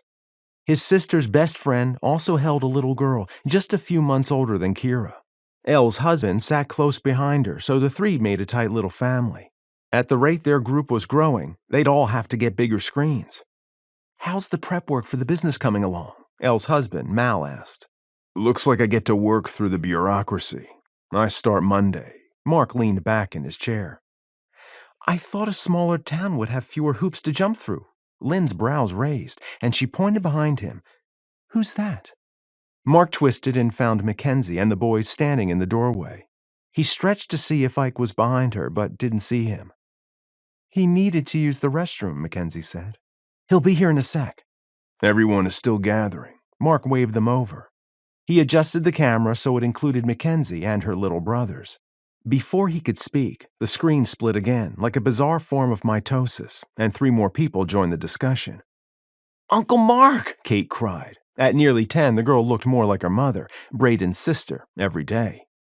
It took a minute to get everyone to settle down, but finally Mark was able to introduce McKenzie and the boys. I hope my brother's not causing you any trouble, Lynn said. The memory of a flying cookie jar lid flashed through Mark's mind. Beside him, McKenzie must have had the same thought because she choked back a laugh. He glanced over his shoulder at her. Their gazes met for a second, and something seemed to spark between them. He blinked, and her eyes widened. With reddening cheeks, she shifted her gaze to the computer screen. He's doing fine. McKenzie ruffled the boy's dark curls, and Caleb pulled a face. He's especially good at making these two stay on top of their chores. The house has never been so clean. Must be the Marines, Elle said. No, Lynn said. Mark's always had a thing about order. Yeah, Ike said from behind. We had the neatest section over there. And this is Ike, Mark said. Then the screen split once again. Yuri and his wife Olivia waved, and for a while everyone tried to talk at once. McKenzie gave a soft gasp and snapped her head around to stare at him with wide eyes. Mark raised a finger to his lips. She turned her attention back to the screen where the friendly bantering carried on. The boys had shown momentary attention to someone their age, but Kate sat quietly between her parents. First Noah and then Caleb slipped away. Even Ike started looking like he wanted to be somewhere else. Hey, guys, Mark tried to interrupt. When they kept talking, he whistled. Sorry, he said. Ike's got to get back to work. What are you working on, Ike? Lynn asked. He's checking his eyelids for holes, Mark said before Ike could answer. He's really good at it, too. He's had lots of practice, McKenzie added, her expression serious. Mark had no idea how she kept a straight face, considering the look on Ike's face. I've heard a lot about y'all, Ike nodded. It's nice to finally meet you. He gave a mock salute and left the room. Same here. McKenzie shot Mark a shrewd look, waved at the screen, and left. When she was gone, everyone started talking again. I can't understand any of you when you talk at once, Mark finally said. They look really nice, Lynn said when everyone had quieted. Are they treating you well? Mark spent the next hour updating everyone on his experiences so far. He didn't know why he chose not to tell them about the cookie jar lid. They probably would have thought it was funny. It was, now. But his instincts told him that McKenzie would not like it if she ever found out. When he returned to the living room, Ike and the boys had moved outside where they were playing three-way catch in the pleasant late afternoon. Mark observed them from the window, wishing he dared join them. He exhaled and turned around to find McKenzie watching him. She took off her glasses. Was that who I thought it was? Yep. Mark shoved his hands in his pockets. The famous talk show host is a member of your family. McKenzie leaned back as though preparing for a long discussion. Didn't Ike say something? I thought Olivia must have come up if he ever talked at all about the Afghan orphanage work. Ike, McKenzie huffed. putting sisterly disgust in how she said his name. All he said was, you'd managed to get her help with donations for that orphanage, not that you had a deeper connection than that. Olivia interviewed my sister about being shipwrecked and ended up marrying one of the guys from the cruise. Mark turned back to stare out the window. Pirates gave Yuri that scar on his cheek. He used to be a model. I think I remember that story. Her voice dropped off. I appreciate that you didn't go all fangirl back there. Mark looked at her over his shoulder. Olivia's good people. We try really hard to just let her be a normal person around us. She says it anchors her. Makes sense. McKenzie studied him like she was seeing him for the first time. I never made the connection between you and that pirate story. Ike was the one who got our section together so they could stand with me online for my sister's wedding. Mark opened the sliding glass door to let Noah in. Can you come and play catch with us? The boy held out an adult baseball mitt and put on his pleading expression. Please. Only if you don't make me run. Mark took the glove and put it on. I'm not ready for that yet. McKenzie stared out the window at her brothers and Mark. He had a strong arm, no surprise considering his muscles, and managed to make Noah work to catch the throws without overwhelming the boy.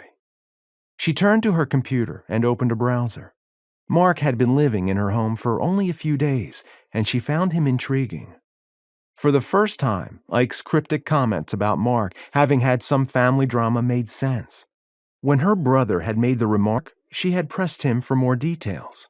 He had refused to enlighten her, saying it wasn't any of his business, meaning it wasn't any of hers either.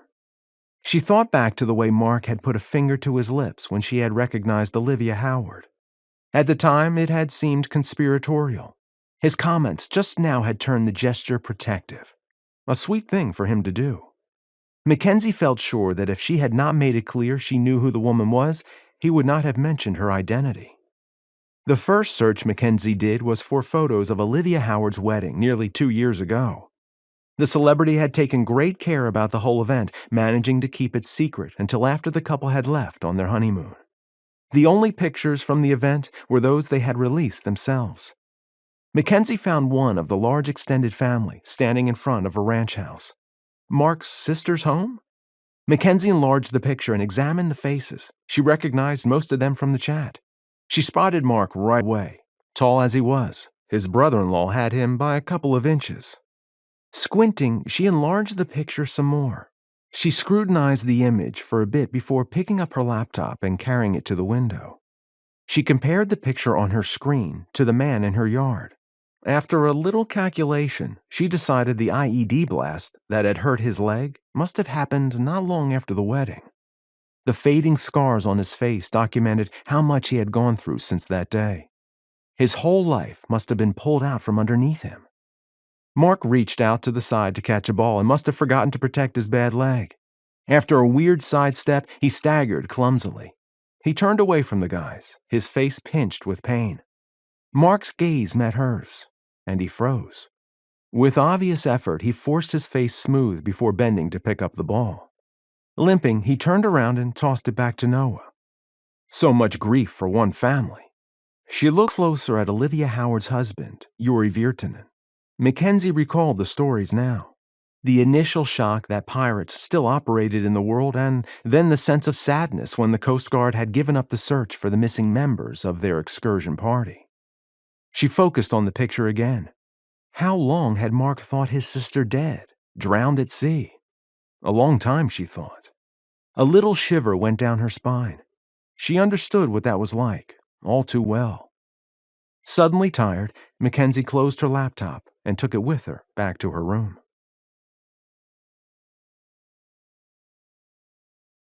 Chapter 9. Mark's head floated in a haze of pain. His gaze went to the saline bag hanging from its hook by his bed. The nurse should come soon with more painkillers, and the mindlessness of sleep. He shifted, and laser-hot agony engulfed his leg and radiated up his torso. Groaning, he closed his eyes and took deep breaths until the pain ratcheted down some. Mark! Was he dreaming? Mark! Scarlet. She had come. Mark's chest swelled. She hadn't deserted him. He tilted his head toward her voice, careful not to move his body. She stood beside his bed, her dark, silky hair flowing over her shoulders and following the curves of her slender figure. As it always did, her ethereal beauty struck him. He lifted his fingers, an invitation for her to take them. She merely watched him with her pale blue eyes. At first, they seemed to hold sadness, but then her mouth twisted into an ugly sneer. Cripple. Her voice resonated with disgust.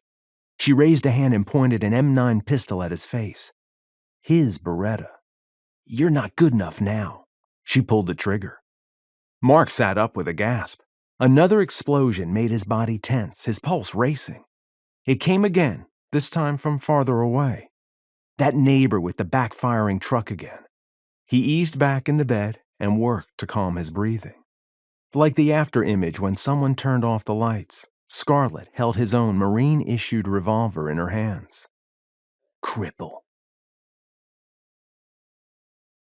Marc got out of his Jeep in front of the old school building that served as the new City Hall. Across the street sat a small house that had an outline of the words Town Hall underneath a sign that said Library. It must have made a claustrophobic working environment. Ike held a big city disdain for small communities and had joked about the podunk town his father had moved to, so he could give Caleb and Noah better lives. Scanning the city center, Marc agreed the quickly expanding town was a mess. It kind of reminded him of a cancerous growth, spreading out haphazardly. The development apparently approved willy-nilly and without a plan. From the things McKenzie had said, he understood the need to clamp down on things, even if it complicated setting up their new business. Hey, bub, you gonna stand there gawking all day? A familiar voice said from right behind Marc. He turned to face the same old man from the day Marc had arrived. He moved aside. That's right. The man took the spot Marc had been standing on and held up a sign toward the traffic on the street. This is my place. The old man used a foot to edge an old hat in front of him. It already held a few bills and some loose coins. He glanced back and saw Marc frowning at him. Like I told you before, go home. We don't want you. He spat on the ground, the dark liquid nearly hitting Marc's shoe. He jerked his foot out of the way, stumbling when the surprise move sent a stab of pain up his bad calf. He tightened his fists and took a deep breath. Once the cramp eased, he shifted to read the sign. Canyondale Council is killing our town. Fight back. What a nutcase. Marc shook his head and turned toward the City Hall building again. A tired-looking young man in a police uniform hurried toward him. You all right, mister? The man asked, his uniform identifying him as Deputy Sheriff Jarvie. Just a little misunderstanding about the use of public property. Marc gave special emphasis to the word and sent the codger a meaningful look. The old man glared back, and Marc thought for a second he might spit again, but the officer stepped between them. Don't you do it, Hank. Deputy Jarvie pointed a finger at him. I saw your spit almost hit this guy already. I've told you before that if you did it again, I could cite you. I got a right to be here, Zach. Hank didn't even look at the sheriff. That fancy attorney the mayor hired called the sidewalk a public forum. Is public spitting a form of free speech now? Marc asked. No. Deputy Jarvie pinned Hank with a hard gaze. But it can be a form of assault. Good thing the punk kid moved his foot then, isn't it? Because I didn't hit him. Once again, Hank didn't look at either of them, as though he thought himself above them. Good thing for you. The deputy turned back to Marc. I saw you stumble. Are you okay? I'm fine, Marc said. It's still a little stiff from the long drive here. Ah, you're that Marine pilot friend of Ike's. I'm Zach Jarvie. The deputy extended his hand. Turk was in my graduating class. Marine? Hank looked at them, though Marc didn't think the guy's piercing gaze approved of him any more than it had earlier. Yeah, Hank, he was a Marine. You almost spit on a wounded veteran, Zach said. Aren't you proud of yourself? I have to go. Marc pointed to City Hall and limped away as fast as he could. Did everyone know about his leg? He had made it up most of the steps before the deputy caught up to him. Sorry about all that, Zach said. It's a pleasure to meet you. I'm Marc North. He reached for the door. Let me get that for you. Really, I can do it myself, Mark said. It's just a stiff leg now. Looking embarrassed, the deputy pulled back his hand and let Mark take the handle instead. I appreciate the offer, though. Mark hoped it took the edge off his comment. Well, thank you for your service. Zach turned to leave. Hey, I do have a question. Mark dropped his hand from the door handle and faced the man. Where did you hear about my leg? From Ike? No. Zach seemed confused at first, but he raised his brows in understanding. Not Ike. He's real close-mouthed about his time over there. It was Noah and Caleb. I don't think they meant any harm by it. They were just excited about you coming here. What happened to their parents? Mark had wanted to ask Ike, but the right moment hadn't presented itself. You don't know. Zach shoved his hands in his pockets. I was in the hospital when it happened. Mark had received a couple of short messages from Ike, first that his dad had died, and then, a few months later, that Ike had resigned his commission. Having lost his own parents suddenly, Mark had wanted to reach out but hadn't been in a good place himself. It was the saddest thing. Zach stared off in the distance, not seeming to see anything. Darryl, Ike's dad, loved to rock climb. He made the mistake of going out alone and fell. No one knows for sure what happened, just a freak accident. It took 3 days to find his body. They'd barely buried him when Turk's mom found out she had breast cancer. Zach looked at Mark. She didn't outlive Darryl by 2 months. And now McKenzie and Ike had the responsibility of raising Caleb and Noah. No wonder she sometimes seemed ready to explode. And Ike looked like he was carrying around the weight of the world. I appreciate you sharing that with me, Zach. It must be hard for them to talk about it. Yeah, last year was bad for the Gordon family. Well, it was nice to meet you, Mark. See you around town. Zach lifted a hand in farewell and turned to head back down the stairs. One more thing, Mark said. Pay attention the next time you call McKenzie Turk. She doesn't like it. He opened the door and stepped into City Hall. The building crawled with people. Mark tried to figure out where to go by himself, but the signage didn't help much. Or maybe he was too tired after a bad night's sleep. He finally asked someone and spent the next half hour talking to different people. Most seemed as confused as he was. Mark landed in the planning department waiting room. The staff consisted of a front desk clerk and a couple of people in a back office. An almost constant flow of customers in various forms of clothing, from expensive business suits to mud-caked workers' clothes, approached the counter. The poor clerk never got a chance to sit down. Mark's feet hurt in sympathy, and he wondered if every day went like this. Why didn't they just hire more help? Did they not have enough people with the right skills in close proximity to the town? He'd have to ask McKenzie. For some reason, when he thought of her, a sharp image of Scarlett came to him from the nightmare. The two women couldn't have been more different, physically. Where his old girlfriend had been tiny, almost fragile, McKenzie stood taller and more substantial. Mark decided then he had better never use that term around her or the boys. He had no doubt that hearing he thought her figure was substantial would not make her happy. And it wasn't even that he didn't like the way she was built. Quite the contrary, if he was honest. He imagined she would be quite a pleasant armful. Mark straightened and arched his tight back. No point going in that direction. Even as he thought it, his mind conjured up a picture of Mackenzie's amazing hair. He picked up a tattered magazine and flipped through it to distract himself. Mr. North, a harried-looking man whom Mark hoped was the city planner, stood at the counter. That's me. Mark rose and shook out his stiff leg. I'm Brad Frisk. Please come with me. He glanced at the clock and heaved a deep breath before turning around. Mark checked the time.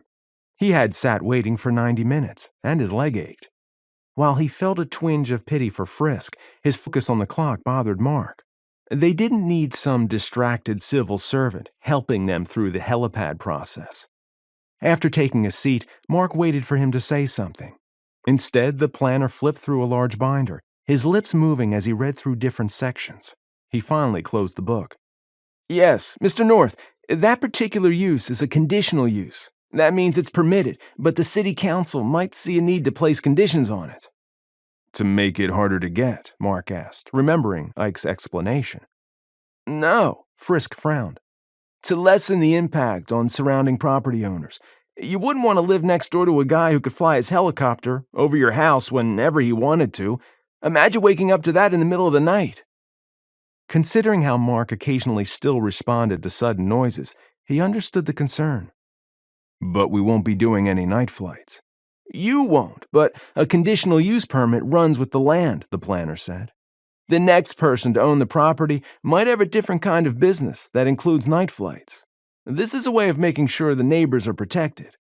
Okay, I guess that makes sense. Marc felt a little better about the hoops they had to jump through. How do we do that? You have to file an application with the city recorder. Frisk stood. She has the forms, and you'll pay the fee in her office. She will help you with the timeline for the Development Review Committee, and then when Planning Commission and City Council meetings are, so you can attend. City recorder. Where had Marc heard that term before?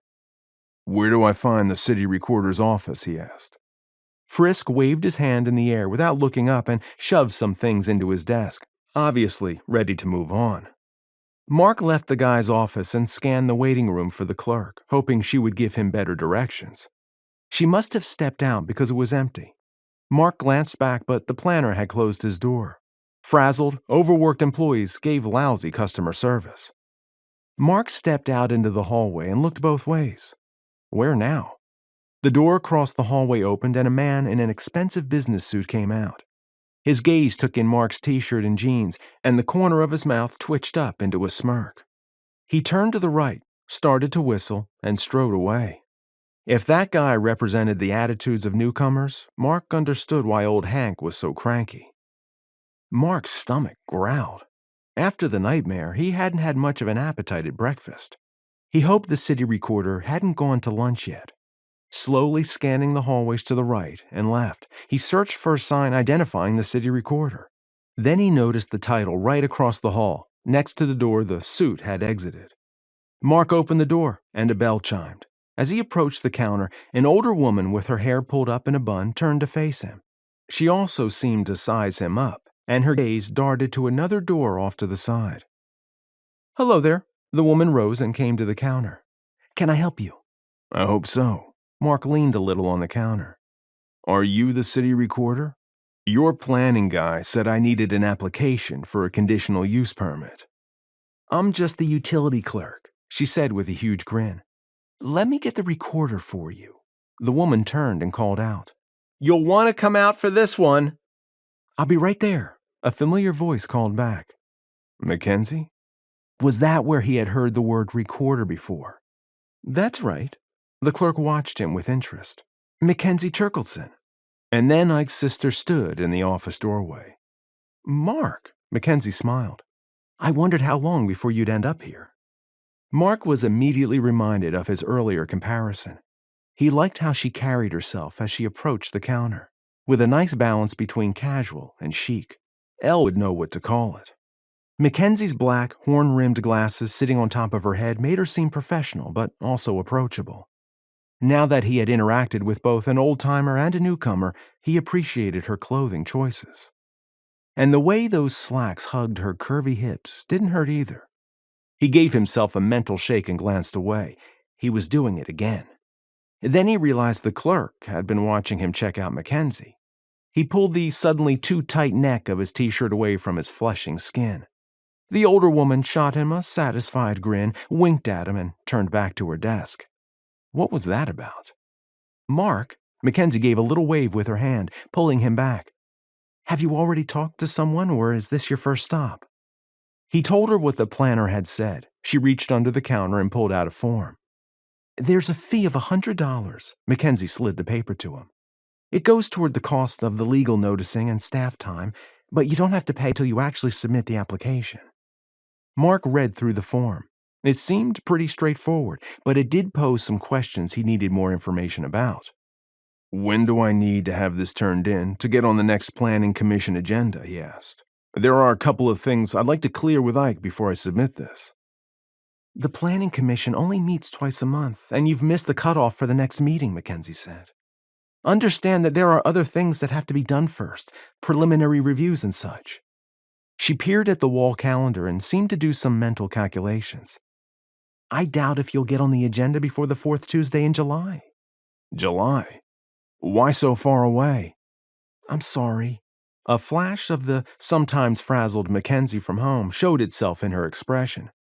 I know how anxious you and Ike are to get this going. His stomach growled again. Can I buy you some lunch? His question seemed to surprise her, and she glanced back at the clerk. You have a meeting with the mayor, the older woman said. Too bad. You work too hard and could use a break.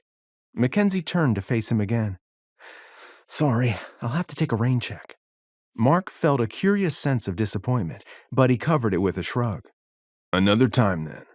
See you later.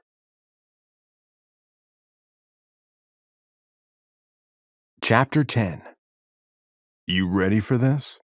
Marc resisted the urge to laugh at Ike's expression as the two hefted the tent into the back of the SUV. Ike glared at him. Let's just get this over with. Hey, you promised not to act grumpy around the boys, Marc said. You know how much they've been looking forward to this. We've already talked about it, Ike said. I know my dad would have gone with them, but I'm not their father. But you have that role now, Marc said. It's important to a kid when all his friends are going on a campout that he gets to go too. It's not Noah's fault that his father's gone. Ike went silent for a few seconds. When he spoke, his voice was soft. Maybe that's why it bothers me to have to go and drag the boys there. Because your father would have gone? Marc scratched his cheek, and then he thought he understood and sympathized since he'd had some of the same thoughts himself. You'll be thinking about how he's not there. Don't psychoanalyze me, Ike said. Sorry. Marc heaved out a deep breath. He had fond memories of campouts with his father and friends. If Caleb and Noah stayed with scouting, Ike would have to catch the vision. Marc had some ideas on how to make it fun. Caleb, Marc called. Noah, are you coming? The boys scurried out of the house, juggling backpacks and sleeping bags. They chatted as they got in the SUV and buckled up. Marc didn't pay much attention, recalling things he had done as a boy on campouts. The leaders and fathers would have some things planned besides the dinner and breakfast.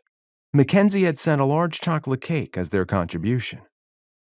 But what's a snipe? Noah asked. Marc glanced at the boys through the rearview mirror. Caleb met his gaze and didn't quite grin, a mischievous gleam in his eyes. Marc gave him a small, knowing nod. A snipe hunt would be just the kind of gag to bring a prankster like Ike out of his funk. Next year, he might even be excited to go. Marc had expected the campout to include playing in the Green River, but Caleb had told him the leaders hadn't been able to get a reservation. When they arrived, Marc was glad to see the location had a lot of shrubs and several trees. The large crowd surprised him. I didn't know Canyondale had so many scouts. They bring together a lot of other small towns for this. Ike shrugged at Marc's expression. I read the flyer. They got out of the SUV, and Ike headed to the pavilion with the large sheet cake. Marc let Noah hurry after him before turning to Caleb. Is the snipe hunt done as a group? Marc asked. Yeah, they pull everyone together when it's full dark, the boy said, putting on his backpack. Tonight's a crescent moon. Perfect. Marc shot him a knowing grin. Ike needs to go too. I don't know. Caleb tilted his head side to side, like he was considering different options. He'll laugh at it eventually. Marc put a reassured hand on the boy's shoulder. The important thing is to make him laugh. If you say so, but I'll tell him it was your idea. I can handle him. Marc pulled out a sleeping bag and handed it to the boy. The evening progressed from dinner to group games like baseball and frisbee keep-away. They even had a volleyball net, which drew Ike.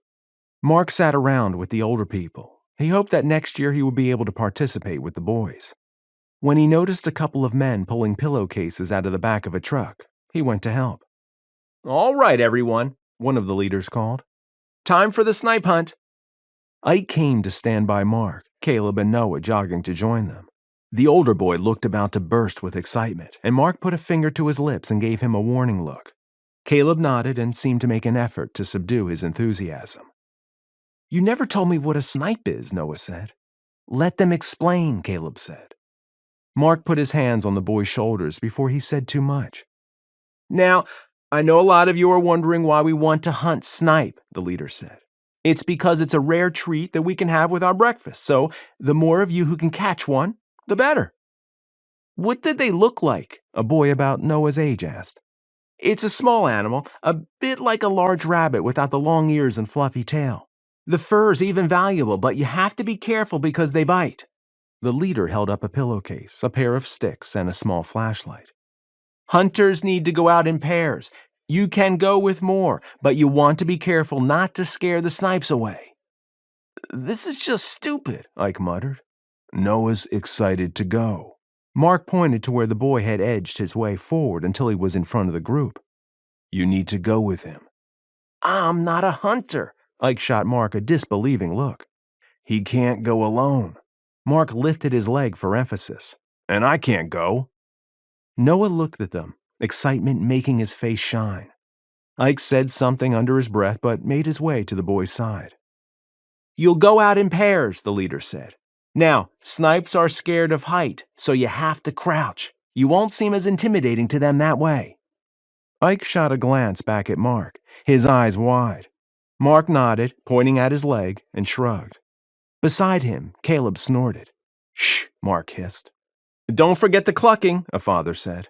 I was getting to that. The leader held up the stick.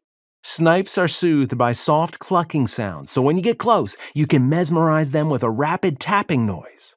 He demonstrated. Ike's shoulders drooped, and Marc almost felt bad, but then he reminded himself about the Turk prank and smiled. Oh man, this is going to be good, Caleb whispered. This is why you need at least 2 hunters. When you've hypnotized the snipe with the sound, your partner will capture it with the pillowcase, the leader said. Line up. When Caleb started after his brothers, Marc held him back. Wait until they go. We'll follow them then. How many of these have you been on? The boy asked. I went on my first one when I was Noah's age, Marc said. And then I helped my father with his troop every year until I went to college. He studied Ike, waiting for their turn to collect the supplies. Something in his body language suggested deep thought. Finally, he turned and searched the crowd until he found Marc. Ike sent him a disgusted glare. Marc put a finger to his lips and pointed at Noah. Dang it, Caleb said. Ike's figured it out. I'm not surprised, Marc said. He won't give it away. When all the hunters had scattered into the dark, Marc and Caleb went in the direction his brothers had gone. Even before they came through the bushes, they could hear Noah's enthusiastic clucking sounds. Marc paused behind a bush to watch. You're too loud, Ike hissed from his crouched position. You're going to scare it away. Look, did you see that? He pointed to the side. I think I saw something. Where? Where? Noah forgot himself and stood up. Ike pulled him down again and then started tapping his stick. Cluck! But where? Noah asked. I didn't see anything. You sure? I did. Ike continued his steady tapping, only increasing the speed. Keep clucking. Noah took up the sound again, peering into the darkness. Any time now. Something rustled in the bushes, and Ike whispered, There! Noah leaped up and ran through the brush. Wait, where are you going? Ike swore and dashed after him. Go help, Marc said to Caleb, who ran after his brothers. Marc hurried as fast as he could to catch up. He came around some scrub oak in time to see Noah, under the light of Ike's little flashlight, reaching up toward a squirming mass of fur in a tree. I got one, Noah yelled. At the same time, a familiar and chilling squeal erupted from the creature. Marc's stomach turned to rocks. Bear, Marc shouted. Run! Where was the mother? He pulled Caleb back at the same time Ike grabbed Noah away from the treed bear cub and hauled the boy over his shoulder. The 3 brothers raced back the way they had come. Marc hip-hopped away, trying not to think of claws raking his back. From the size of the cub, it had to be from this year. Hopefully the mother would snatch it and take it to safety. By the time he reached the camp, he was breathing heavily, his limp pronounced. Noah and Caleb ran over to him and guided him to the campfire. Ike was talking to a couple of the leaders, while other adults gathered the straggling members around the fire and took a head count. A couple of the men had rifles, much to Marc's relief, and had set up a watch. He sat on one of the large rocks surrounding the campfire, and Noah and Caleb took up position on each side of him. I thought I caught a snipe, Noah said in a little voice. Now the danger seemed past them. Mark started to chuckle. You should have seen the look on Ike's face, Caleb burst out laughing. Some in the group sent disapproving looks, but others joined in. Several boys wanted to know what had happened, and Noah became the center of attention. Are we going home now? Ike asked from behind. Do they think there's any danger? Mark asked. They said not, but they'll post a guard all night just in case. Ike watched Noah talking to the boys, even pointing to a little scrape on his arm. Ike's expression softened. I think they'd like to stay, Mark said. All right. Ike sank to the ground and wiped his brow. This was a little more excitement than I expected. Yeah, Mark chuckled, relaxing. Once everyone had been accounted for, the leaders brought out the makings for s'mores. When everyone was full of the sticky sweet, they sang some old camp songs. He felt an unexpected sense of camaraderie with the younger Gordon boys. The memories of similar activities shared with his father had been good ones, and now Caleb and Noah would have their own with Ike. One of the guys said they usually tell ghost stories around the campfire, Caleb said while they made their way to their tent. Noah provided more than enough scare for tonight, Ike said, ruffling the boy's hair. The scouts need to have a meeting where they go over bear danger. Mark didn't want to take away from the boy's excitement, but he also didn't want the kid to go out seeking more like it. We were lucky, Noah. You lived to tell the tale tonight. But you never want to mess with a mama bear's cub. Will you read to us later, Mark? Caleb asked. Turk let me bring our book. I don't mind, Mark said. Ike crawled into his sleeping bag while Noah and Caleb curled up in theirs on each side of Mark. He only got a few paragraphs read before the boys had fallen asleep. You're good with them, Ike said. I still feel a little clueless on how to handle them. From what I hear, you had a good role model in your father. Just ask yourself what he would do, Mark said. Yeah, I guess. You sorry you came? Mark turned out the lantern. No.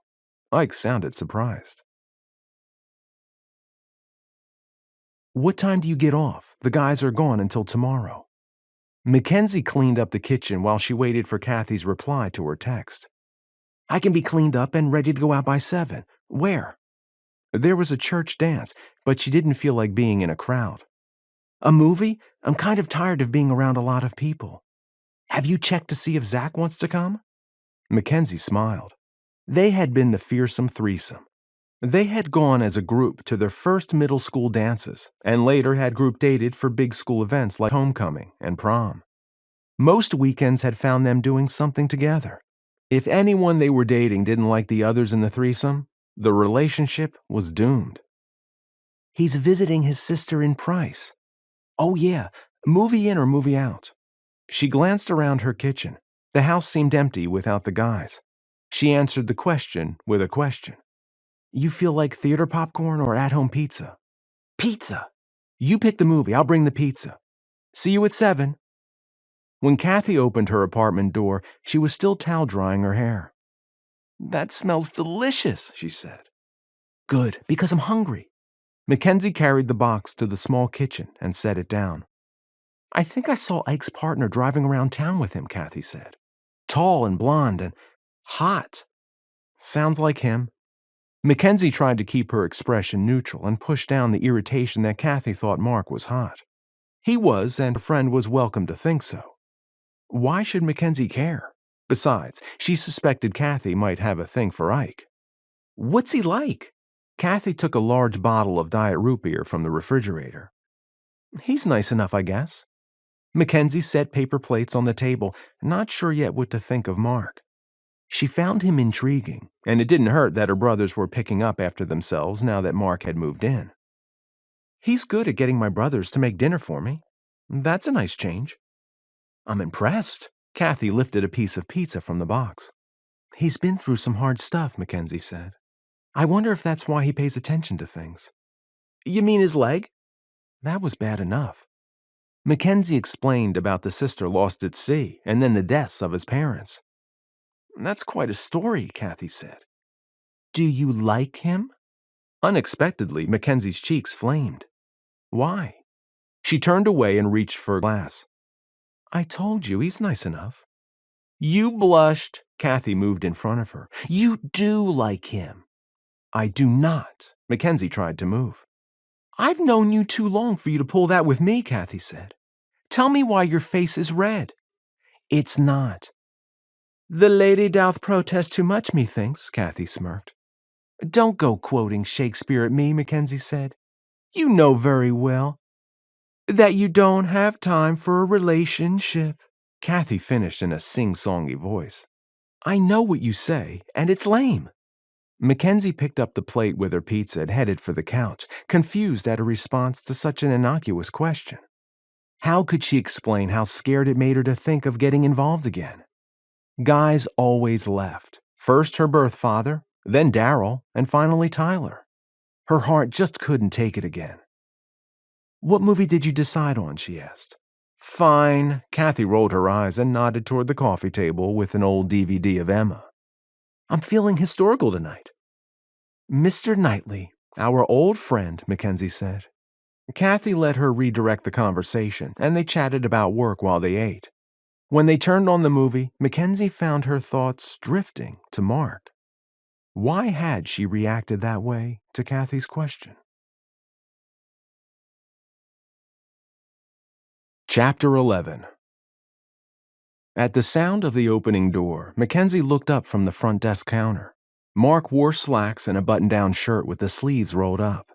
He looked good, standing there with a casual grace, completely unaware that he was making her stomach go fluttery. Impatient, she pushed aside the sensation. That was Kathy's fault, for putting the idea in her mind. Hey, Mark.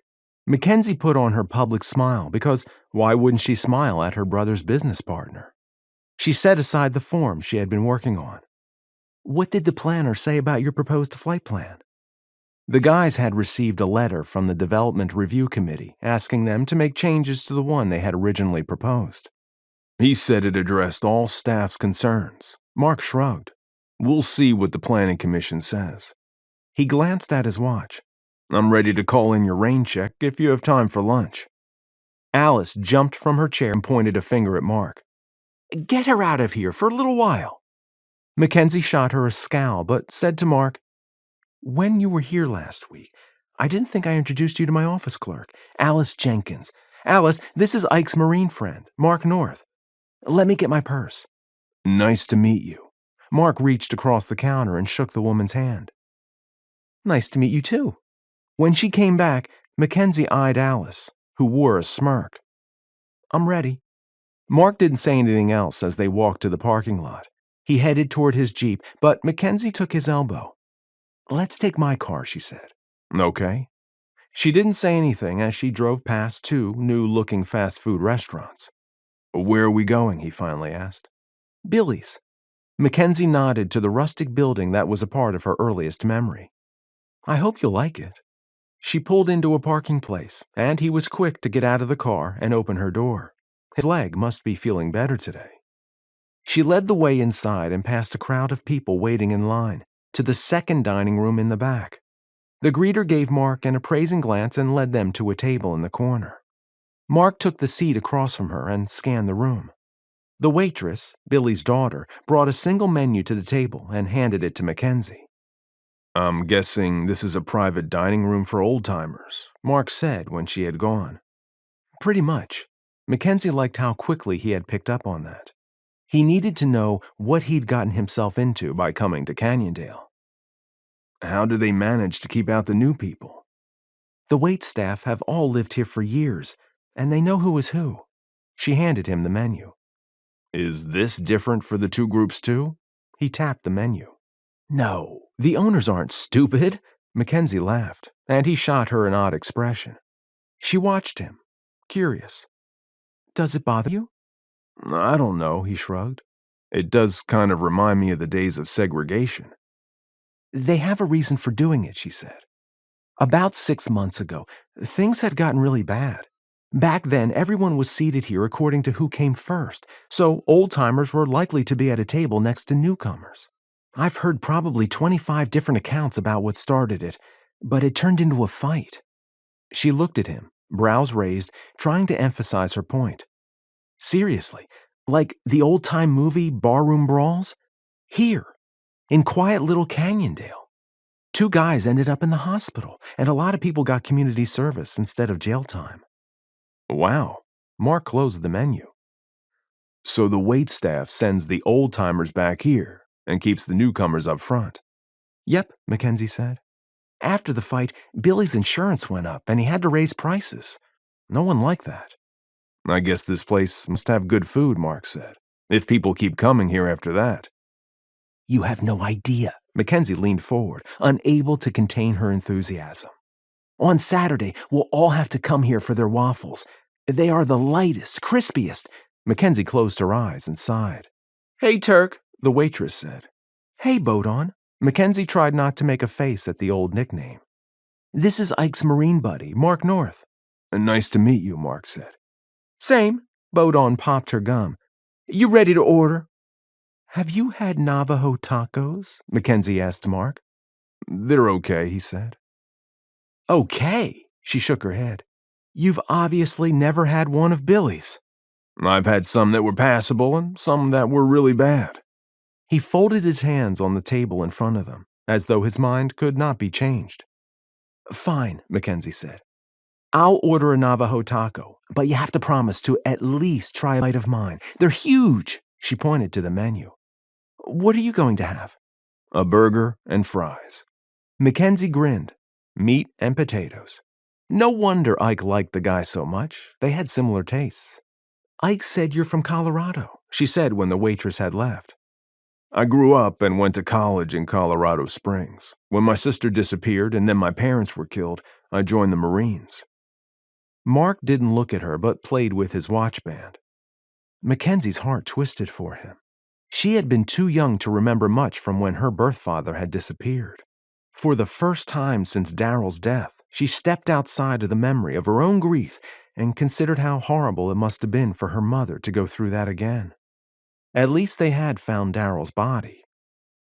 How did you get through it? McKenzie asked. I found a purpose in the Marines. He looked up again. I wanted to help people who couldn't help themselves. But they found your sister, what, a couple of years ago, she asked? Yeah. The smile that lit his face changed his entire countenance.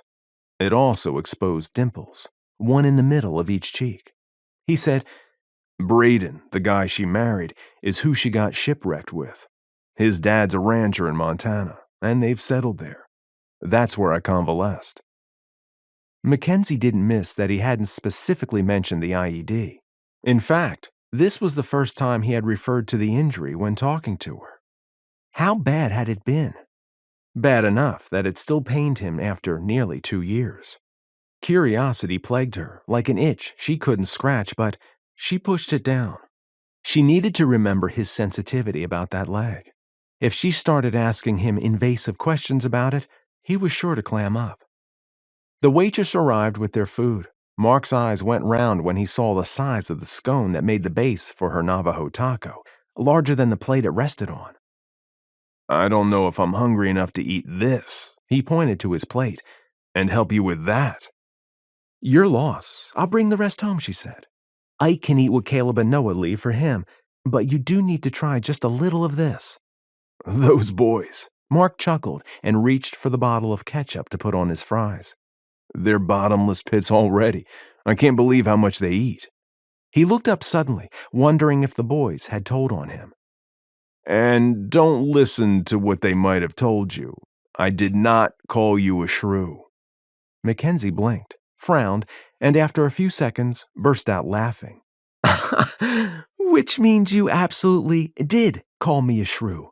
Those boys are nothing if not honest. Mark's cheeks flushed, and he dropped his gaze.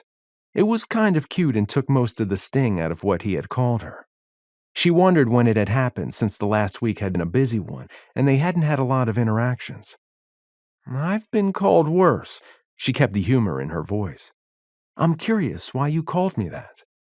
Mark rubbed the back of his neck, his gaze contemplative as he didn't quite look at her, trying to decide what to say that wouldn't make it worse. Mackenzie reached across the table and gave his hand a light touch. I'm guessing it had something to do with our first meeting?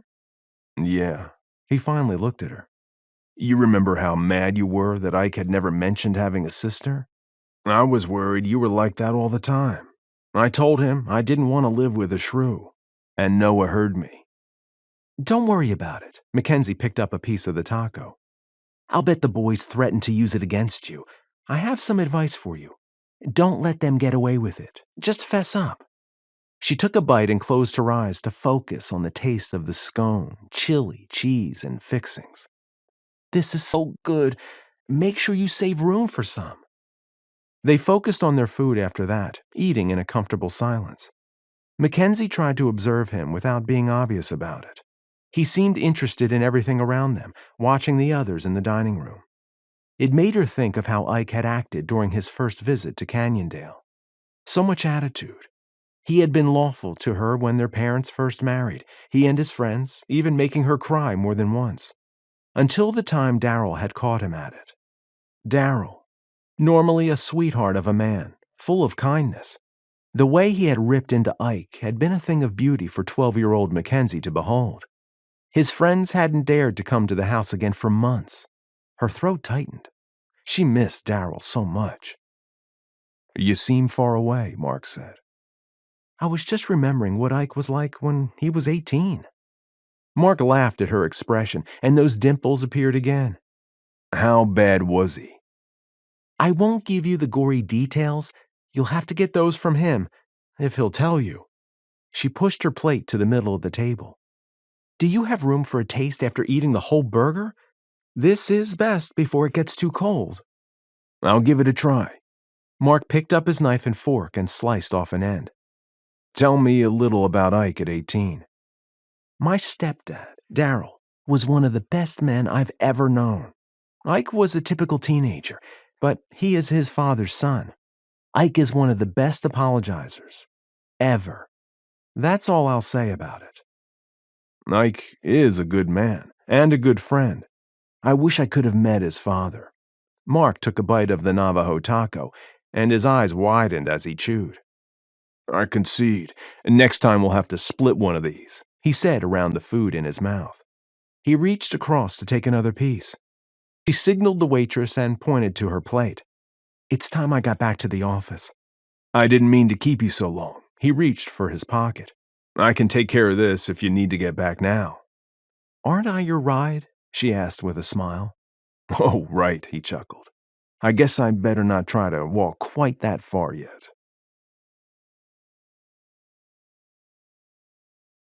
Chapter 12. McKenzie gave her election checklist one more review. The ballots should arrive in a few days, and she had a tentative schedule for her poll workers to help with the mailing. It was nothing like when she only had a couple hundred voters on the list, but the new poll workers seemed engaged. She hoped the combination of newcomers with her old-timer regulars didn't create problems. Good thing the guys had picked up the slack at home. Her schedule had turned crazy busy, gearing up for the election. She paused, thinking about the nearly 2 weeks Marc had lived with them. It wasn't a perfect arrangement. She still had a stranger living in her home, but he hadn't turned out at all like she had feared. He didn't put up with the boys' snark, and they still seemed to like him. That he had gotten Ike to go on that father-son overnighter said a lot, especially since her brother had commented after about going again next year. Out in the main suite, the office door opened, and she paused to listen. Alice had taken to passing off a lot of people to McKenzie, especially if that person happened to be a single male. Oh, McKenzie, the clerk called in a sing-song voice. I think you better come out here. With a sigh, McKenzie stood and straightened her dress. Cal Woolrich stood on the other side of the counter, wearing a huge grin. She hesitated. Rather than a suit, he wore jeans and a polo shirt. On Saturday, she had spotted him at the grocery store, but he hadn't seen her. She hadn't forgotten his comment about looking for her there, so she had ducked out of view and sent a grumbling Caleb up the aisle for the item she needed. Hello again, Mr. Woolrich. She kept her face pleasant, but not too friendly, she hoped. Long ago, she had decided that everyone who came into her office deserved kindness and courtesy, even people she thought were lunatics, or, in this case, possible stalkers. Did you have a good weekend? He asked. Well enough, she said. How can I help you? I have an election question for you. Cal handed her a piece of paper. She recognized it immediately. Someone had put the campaign literature on her front door, too. The information grossly exaggerated the facts, and some of the comments about newcomer candidates bordered on libelous. I've seen that, she said. Aren't you going to do something about it? He asked. I've already called the lieutenant governor's office about it. At his confused expression, she said, They're over elections in the state. And what did they say? It's a civil issue. They don't care what information is distributed.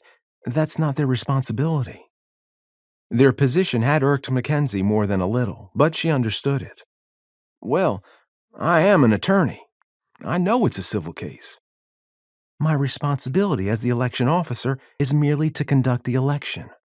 McKenzie didn't mention that.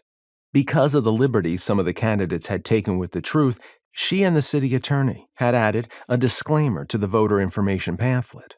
For the first time, it had been necessary to state that the city could not verify the accuracy of any candidate's statements in the document. Utah has no election law to stop it? Cal asked. I also left a message with our attorney. We can't afford a full-time one and contract with a private attorney who happens to work for a lot of different communities. As you can imagine, he's busy. But this is a lie. Cal tapped the flyer for emphasis. Some people argue that it's the truth as they see it, McKenzie said. But the voters will read that garbage. Cal put extra emphasis on the word and base their decisions on it. Political speech is free speech, Mr. Woolrich, she said. It gets messy and complicated when you try to stifle it, even if it is inaccurate. Inaccurate? Ugh. He heaved a deep, frustrated breath. That's an understatement. I don't disagree with you, but my hands are tied. If you would like, I can give you the number of our attorney, or I can take your number and send him an email. It's obvious that I need to get into a different branch of law. Cal picked up the piece of paper and started folding it. I've never been involved in an election before. I'm not even registered to vote. Really? McKenzie narrowed her eyes, her tone deepening. To run for office, you must be registered to vote. Touché. His ears turned red. Well, that was really just an excuse to talk to you. McKenzie reached across the counter, near where Cal stood, and pulled out a paper from a tray. She slid it across the counter to him. What's this? He asked. A voter registration form? McKenzie pointed to the top of the paper. You'll need to mail it to the county at that address. You're not one of those people, are you? What people? He tilted his head, one brow raised. People who don't bother to vote but then complain about how things are run. She arched a brow. If you're helping with the election, I imagine you'd like to vote. Touché again. Cal chuckled, picked up the paper, and folded it. How are you involved with the election anyway? McKenzie asked. Are you working for one of the candidates? Well, yes and no. Cal slid the paper into his back pocket. Bill Bradford is a cousin, and when I graduated from law school, he invited me to come work for him. I just took the Utah bar. He's put me in charge of coordinating some things. I thought you said you had lived here for a year. McKenzie didn't try to mask her disapproval. When did I say that? Cal looked embarrassed. It was just part of your pickup line when you said you met the requirements to run for office. You caught me. He winced. I'm sorry about that, but I was desperate for an excuse to talk to you. McKenzie remembered too well the time she and her mother had spent in L.A. Such a lonely time. It made her feel a little sorry for Cal. It was stupid, he said. I thought if I convinced you to go to dinner with me, I could explain the joke. I hoped you might think it was funny. I never think it's funny to be lied to. McKenzie kept her voice soft. No point in crushing him, but he needed to understand what she thought of his ploy. Ouch! I hadn't looked at it like that. His expression dropped, reminding her of the boys when they got caught saying something they shouldn't have. I'll make it up to you, I promise. Someone coughed behind Cal, and McKenzie glanced up as he turned. She dropped her hands to the counter at once and struggled to keep her expression neutral.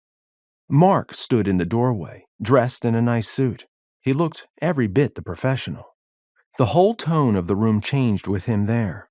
For the first time, she could see him commanding his Marine flight group, confident, in charge. What had he looked like in his dress uniform? Her breathing hitched a little at the mental image. Did the guy ever not look hot? And then there was his physical presence. He seemed to take up so much more space than Cal did. And it wasn't lost on the newcomer. Cal reached across the counter and covered her hand with his. "I'll catch you later." Marc stepped out of his way, but Cal still shot him a dark look as he brushed by. Marc watched him go and then turned back to McKenzie. She reached across the counter and pumped a squirt of hand sanitizer onto her palm. "There's a story there, I think," Marc said. "How come you're all dressed up?" she asked. "Your planning commission meeting isn't for another month." "But there's one this afternoon, right?" he asked. "I came to observe. I don't like going into things blind, if I can help it." McKenzie glanced at the clock and muttered under her breath. "Good answer. I need to set up the computer in the council chambers." "Can I help you with anything?" "No, Alice already set up the chambers, but since you're going to the meeting anyway, you can come with me." Marc followed McKenzie into the hallway. People had already gathered outside the council chambers. She quickened her step, unlocked the door for them, and followed them inside. She hurried to a desk off to the side of the dais and seated herself behind a computer. He followed, taking in the room. The podium had an interesting configuration, and he tried to imagine facing the people sitting there when his time came. The 4 chairs on the main dais sat higher than the 2 side sections. It had an intimidating feel about it, even though he figured the height made it easier for people in the audience to see. But why the 2 side sections? McKenzie sat at the lower one on the right, so that must be for staff. "Who sits up there?" He kept his voice low and nodded toward the higher section. "The council, or whatever board is meeting in here that day," McKenzie whispered, typing on the keyboard without looking up. "During council meetings, the council sits up there. The mayor and the city administrator sit on the other side." Marc looked over to where the mayor would sit. That desk was lower than where the council would sit. He asked McKenzie about it. "That's because it's a council meeting, not a mayor meeting," she said. "They're the legislative body. He's the administrative arm. He only votes when there's a tie." "Who sits with you?" he asked. "The hired city attorney." She kept her voice soft and continued to type. "When there's an important item." "Sounds like a lot of things are important around here." "True, everything seems to be contested by one side or the other," she said. "But we can't afford to pay the attorney to come to every city council meeting." "Then he probably wouldn't be here for our helipad request." Marc hoped he was right. "I doubt it. Depends upon if any of our neighbors get fired up about it." Marc turned around to examine 3 large screens on the walls. The room looked recently remodeled. "This is surprisingly high-tech for such a small community," he said.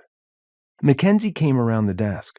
When she was close to him, she looked up and said, "That's what happens when you have someone with big bucks who's willing to donate a bunch of it to the city just for this." Marc blinked, trying to ignore how good she smelled. "Why would a rich businessman care whether or not there was a good room for the city council to meet in?" "Shh." McKenzie glanced at the people seated in the audience. She rose on her tiptoes, and Marc bent to hear her better. "Because a rich businessman also wants to be mayor." Her warm breath sent a tingle down his body, and he held his breath. She pointed to the door, turned, and headed toward the exit. Marc followed her. "So Bradford donated the money to upgrade that room?" he asked once they were back in the hallway and no one was near enough to overhear. "Yep, and I hear he's promised my job to his campaign manager." "You weren't kidding about that then?" Marc asked. "No, it happens all the time." When she reached for the door to her office, he stretched past her and got it first. She glanced up at him before stepping inside. "Alice, can you let Heather know everything's set up for her?" McKenzie turned back to Marc. "Be prepared for some fireworks this afternoon. The Planning Commission is still mostly old-timers."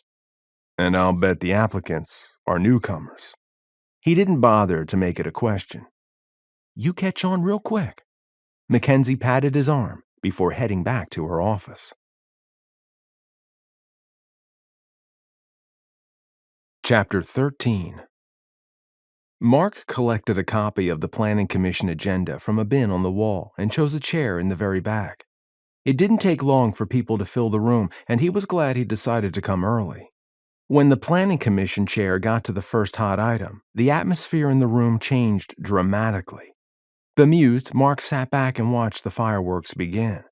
He didn't understand the nuances of what the people kept saying, on either side of the issue, just that people claimed their property values would go down if the project was approved, and that children would die because of the increased traffic. It became obvious the Planning Commission chair had no control of the meeting. People shouted out comments from the audience, and even though the chair had stated at the beginning that comments should be limited to 3 minutes, no one stuck to it and just ranted on and on. Before long, Mark had a pounding headache. He felt sorry for the young woman who sat typing at the computer, apparently trying to get down what the people were saying. He had no idea how anyone could make sense of it all. If this was any indication about what he and Ike would face, they were in trouble. They needed to make a battle plan. Everyone in the room, on both sides of the issue, groaned a little as the old man, Hank, went to the mic. Gripping the podium, the guy's entire body shook and spittle sprayed as he went on a diatribe. He didn't stop until the Planning Commission chair finally signaled the deputy to escort the man from the meeting. Jarvie shot Mark a frustrated glance as he walked the old man from the room. From everyone's reaction, it must have been a regular occurrence. Mark didn't stay for the end. Standing in the hallway, he wasn't sure what to do. Ike had taken the boys to Price and didn't expect to be back until late. The idea of returning to an empty house didn't appeal to Mark. It reminded him too much of that time after his parents had been killed in a car accident. No light came from the offices along the hallway, except for McKenzie's.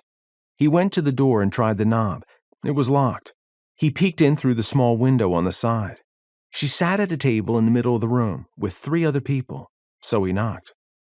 McKenzie jumped up and jogged over in bare feet. She opened the door and peeked out. "Are they finished?" "Not even close, but I'm done," he said. "Are you still working?" "Yes." She stepped back and let him in. "I'm training some of my poll workers." "Can I watch?" Mark asked, not wanting to leave.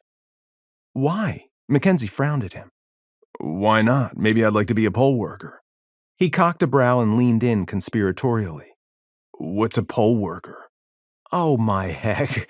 She chuckled and didn't quite roll her eyes. "Poll workers are the ones who help you vote at the polls, but you have to be a registered voter to serve as a poll worker." "Okay." He loved teasing her. "Where can I register to vote?" She did roll her eyes then. "Fine, but you can't register to vote until you've lived here for 30 days. She pointed to Alice's chair. "Put your jacket there." McKenzie turned to the others who were watching Mark with interest. "Bill, Helen, and Jean, this is Mark. He's my brother Ike's business partner." The old man got slowly to his feet and extended his hand. "I was a Marine too, Korea." "Thank you for your service, sir. Nice to meet all of you." Mark shook everyone's hands and then removed his jacket and tie. With a sigh, he unbuttoned the top of his shirt and took a seat. "We're doing a vote-by-mail election, meaning we mail ballots out to all registered voters." McKenzie pointed to what looked like some kind of demo pack. "Once we get the ballots from the printer, our first task will be to send out the military and overseas ballots. We must have them in the mail no later than 45 days before the election to make sure the voters get them in time to return them." Mark sat quietly while McKenzie went over the law and then how to compile the little packets. He had never given much thought to the election process or how much work it was. "How can you tell if the person signing that blue envelope is really the voter?" he finally asked. "The county gives us access to the voter registration database," she said. "One of the things we do is compare the signature on the affidavit envelope with the one the county has on file." "But where does the county get that information?" Mark asked. "They load a scan of the signature on your voter registration and driver's license applications for the database." The others asked some questions, but Mark didn't pay much attention, finding it more interesting to watch McKenzie. She seemed to know her stuff, but she never showed any impatience with their questions. "That's it then. Feel free to let me know if you have any other questions." McKenzie rose. Jean hurried out without saying anything, but the other two came to shake hands again. I wish the county did as good a job at this as you do, Turk, Bill said. Thank you. McKenzie said to Mark, Bill was my junior high school history teacher. He and Helen have been poll workers for me since I was first appointed. She does a fine job. Helen took her husband's arm, and they left. You only need 3 poll workers to run your election, Mark asked. Oh, no, I already trained the others. These 3 couldn't come that night. She put the materials under the counter. Have you eaten yet? He picked up his jacket and tie. I had an apple at 4. She waited for him to step into the hall and then locked the door behind him. I thought I'd dig something up at home. You want to get something to eat? His stomach growled, adding emphasis to his question. You guys, McKenzie said with a laugh. My mom didn't exaggerate when she said you were all walking bottomless pits. She turned down the hallway toward the exit. I could eat something. Where are you parked? Next to your car. Mark paused at the outer door and eyed the parking lot in the distance, not liking how empty it had become. Is it safe for you to park so far away when you work late? I meant to move it closer in earlier, but things got busy. They've asked employees to park out back so the residents don't have to walk so far. She glanced at his leg. You haven't been limping as bad the last few days. He didn't really want to talk about his leg, but he appreciated her frankness. Something he hated was when people hemmed and hawed about it, never quite getting to it. That and pitying him. It just needed time to recover from the long trip here. It hadn't been that bad in a while, he said. The long drive was tough, and then I twisted it the first night here. That was my fault, she said. I shouldn't have freaked out. Let it go, please. I'm the one who startled you. He opened the outside door and held it for her. And my leg's getting better again. Getting better again? Ugh. She held up her hands. Fine, I'll shut up, but I think I owe you even more chocolate chip cookies. I accept. He grinned. I'll never say no to your baking. Once outside, McKenzie stopped for a second and looked up at the sky before moving on. She didn't say anything, and he didn't ask, but the mood had changed. When they reached the cars, she turned to look at him, her expression serious, contemplative. What? Mark asked, feeling a little defensive. About going to dinner. It's just... McKenzie seemed to struggle with what to say, but then shrugged. I'll be honest. Oh no, you're going to be honest? He kept his voice teasing, but he was curious. This can't be good. You and Ike aren't bringing in any money yet. She played with her purse strap. How can you afford to go out to eat again? Mark stiffened, and he spoke without thinking. Worried you'll have to pay? Don't you pull an attitude with me, she crossed her arms. I didn't mean to insult you. I don't know how much money you have, so it makes a difference where we might eat. Sorry. Mark rubbed the back of his neck, embarrassed. I have a small income. When I was first deployed, Elle's husband suggested I get some additional insurance. He said the U.S. government didn't have the best reputation with vets, and if I got injured, I wouldn't want to get stuck having to rely on Social Security disability. Mark shrugged. I thought it was an expensive waste at the time, but it's paid off. How long ago did you get hurt? Going on 2 years now. He put a hand on his shoulder. Lynn had joked that they now had a match set, since she had broken her clavicle during a tropical storm while she was shipwrecked. I'm sorry. McKenzie reached out and touched his hand. I didn't mean to bring up bad memories. The warmth of her skin made Mark want to take her hand in his. Their gazes met, and a sizzle, or something more, seemed to pass between them, something that made it hard for him to catch his breath. He fought back an urge to brush away a strand of hair the breeze had blown across her face. She dropped her hand and shifted her gaze to just above his shoulder. Wondering what she was looking at, Mark glanced behind him. He saw nothing but the early evening sky. When he turned back, he found her watching him again in a considering way, almost as though she weighed and measured him. The summer solstice was Saturday, she said, her expression a little pained. Is everything all right, he asked. I'm trying to decide something. McKenzie gave him another intense look and seemed to reach a decision. "Would you like to go on a night picnic? There's a place I'd like to show you." That wasn't what he had expected, but he wanted to spend more time with her, without her brothers around. "Sure." He pointed to her dress and then his suit. "Yeah," she said with a soft laugh. "We'll need to change first." Chapter 14. Driving back to the house, Mackenzie's heart raced, and not just from the thought of going to the cliff again. She took a deep breath. Ike had said Mark had presents. Somehow, she doubted her brother meant the kind she had just experienced. When Mark had looked at her, wow. She needed to tell Kathy not to put any more ideas in her head, especially about him. Once at the house, she focused on getting to her room to change. Still tucking in her shirt into her jeans, she hurried into the kitchen. Going through her mental list, she started pulling things from the refrigerator. Mark opened his door and entered the kitchen, wearing shorts for the first time since he had arrived. She purposely didn't look directly at his leg, but even from the side, she couldn't miss the skinnier, slightly misshapen left calf compared to the muscular right one. Her heart ached for him. "You should wear sneakers," she said. "Are we going to hike there?" He shifted, his discomfort obvious. "We can drive most of the way, but we have to walk a little bit. I don't think it will strain your leg if you wear stable shoes." She laughed at his expression. "Don't like wearing running shoes with shorts? I didn't know you were a fashionista." "I'm not." He pulled a face. "But my dad used to wear shorts with black socks and tennis shoes. My sister was always trying to get him to shift to sandals, because they really did look awful together." "Huh. Darryl always wore socks with his sandals in spite of what my mother and I said." Mackenzie lifted a foot to show her own sneaker. "You'll match me, so we can be fashion failures together." "Okay." He went back into his room. She left the basket of food on the table and hurried to get a couple of blankets from the hall closet.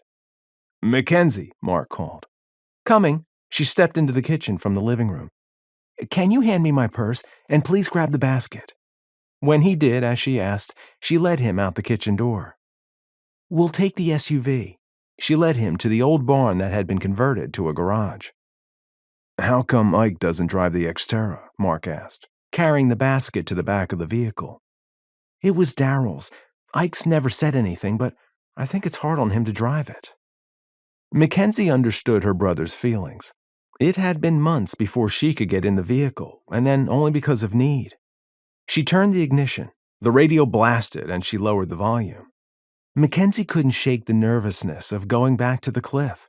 She also felt a little conflicted about it. Returning to the place that had meant so much to her family was a huge step for her. What if Mark trivialized it? She wanted to go, but she didn't know if she had the courage to go alone. "How much farther?" he finally asked. "The turnoff's up there." She nodded toward a spot on the side where a dirt road went off the paving. The lane turned rough, and she gripped the wheel more tightly, glad she hadn't gotten rid of the Xterra. "I'd normally park farther away and hike in," she said, hoping the excuse soothed the concession. "But I haven't hiked in a while myself. This will be a good way for me to ease back into it." With the sun nearly down and the moon not due to rise until much later, the headlights provided most of the light. "Where are we going?" he asked. "To a special family place." She pulled to a stop a few yards from what looked like the edge of a bluff, the last rays of the setting sun casting shadows of deep, dusky red dirt hues in the eastern cliff across the river. "Good timing." Mark sat, looking transfixed. "Beautiful, isn't it?" Mackenzie's voice came out as a whisper. A rush of emotion washed over her. She blinked furiously against the stinging in her eyes. "It's amazing," Mark said, his voice soft. "I think I finally understand why people would pay to view this beauty from the air." "Shall we go?" she asked when the colors had faded from the cliff. "Yeah." He opened his door. Mackenzie went to the back of the SUV. She let Mark take the basket while she pulled out the blankets. In the last of the light, she led him to the single tree on the bluff and spread out one of the blankets. "We may not need the other one." She knelt on it and signaled for Mark to set the basket down.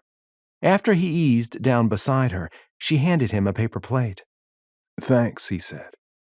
"Do you want peanut butter and jelly or jelly and peanut butter?" She quirked a brow at him. "I think I'll go a little wild." He scratched his temple as though in deep thought. "And have jelly and peanut butter." They both laughed, and McKenzie passed him a wrapped sandwich. "I'm impressed with how quickly you pulled this together."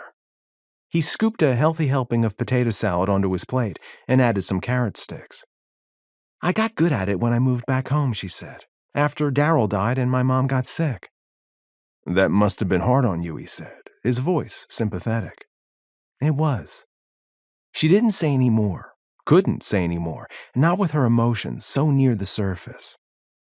They ate in silence for a while. McKenzie relaxed and let herself enjoy the warmth coming through the blanket from the earth that had baked in the sun all day. With the sky now dark, the first of the stars blinked in. A warm, gentle breeze brought the smell of trees, and in the distance, she could just make out the river far below the cliff. She sensed Marc looking at her, so she met his gaze. "Nice, isn't it?" "Very." He looked out over the river. "It's comfortable." Chuckling, he shook his head. "That sounded stupid. I don't know how else to say it. I haven't felt this comfortable since before my leg. Maybe not since my sister disappeared." "What happened?" McKenzie kept her voice soothing, encouraging. Something told her that he needed to share this with someone. He hesitated but finally exhaled a deep breath. Still not looking at her, he began to speak softly. 5 years ago, my sister found out her fiancé, who'd just died in a car crash, had been cheating on her. It's weird, the way she coped. She never mentioned his name again, which we all thought was good, but she was different too. Distant. When Elle suggested the cruise, I thought it was a good idea. We all did. He gave a dark chuckle and sent her a sidelong glance. You ought to hear Elle tell the story of the shipboard almost romance. My sister ran scared from Braden because she liked him too much. Go figure. Then they were both on a snorkeling excursion that got kidnapped by human traffickers. Lynn and Braden managed to escape but got lost at sea. How long did they search for them? McKenzie asked. Not all that long. There were several bad storms that complicated the search. He rubbed his temples. My mother kind of fell apart, and after 9 months, my father decided to have Lynn declared dead just so Mom could have closure. Then they died a few months later in a car accident. And you were alone, she whispered. At least she'd had the boys and Ike. All that was left of my family? He coughed and looked at her. But Elle and the others rallied around me, so I wasn't really alone. They sound like good people. They are, the best. Marc put his empty plate on the blanket and leaned back on his elbows, his face lifted to the sky. They sat in comfortable silence for a few minutes, lost in their own thoughts, watching the stars. You're pretty amazing, you know, Marc finally said. Right. What do you want? McKenzie asked, suspicious. Why do you think I want something? He sounded irritated. Because whenever Ike or the boys start out with a comment like that, they're trying to schmooze me. I believe you, but I really did mean it as a compliment. You can run elections. He raised first one finger and then another with each item. Pulled together a last-minute picnic and help raise 2 boys. You do what you have to do, McKenzie said. I'm not used to unsolicited compliments, so I'm sorry if I was rude. You ready for a treat? She leaned over the basket, trying to keep it hidden from him. Always. He sat straighter. She removed the lid from a plastic container and presented it to him as though it were a treasure. What's this? Marc took it. My special chocolate cake. McKenzie handed him a plastic fork. It's still a little frozen. I have to put them in the freezer and mark the containers as things the boys don't like. Or they'll eat them all, and I won't have any when I want some, she laughed. That's usually after a late city council meeting. So, not everyone gets your chocolate cake, he asked. Ike calls it my secret stash. She picked up her own container. Oh, wow, he said after his first bite. Forget the chocolate chip cookies. Make more of this. We'll see. She took another bite of hers, aware of the appreciative noises coming from him. There was something so satisfying in baking for people who valued it. McKenzie finished her cake and started gathering up the dishes. Marc helped, and when they had cleaned up the food and put everything back in the basket, she rose and picked up the second blanket. "Are you ready to move to the edge?" she asked. "That sounds ominous. Did you bring a flashlight?" Before the light had faded, the area had appeared fairly level, but he had noticed places he didn't want to trip on. "That would ruin our night vision," she said. "We'll go slow. I don't want to sprain an ankle either." Marc slid his feet along the ground, but stumbled. McKenzie took his arm, and they advanced together. "Good thing you had me change my shoes," he said. "Now, if we don't walk off the cliff together." "Ha ha, I know where I'm going." "How?" he asked after he stumbled again. "Experience." She paused, and he stopped beside her. "Close your eyes for a few seconds." "Why?" Marc tensed, and he scanned the area around them. "Did you hear something?" "No, silly." McKenzie recognized the alarm in his voice. Ike did it too sometimes when startled. She leaned closer to Marc, her hand still on his, the skin of his bicep warm under her fingers. "Isn't it beautiful?" "Yes." "Help me with this." She released his arm and handed him the other side of the blanket. Marc took his end, and they spread the blanket. He followed her lead and didn't say anything. McKenzie sat and patted the space beside her. He eased down. She leaned back on her hands and lifted her face to the night sky.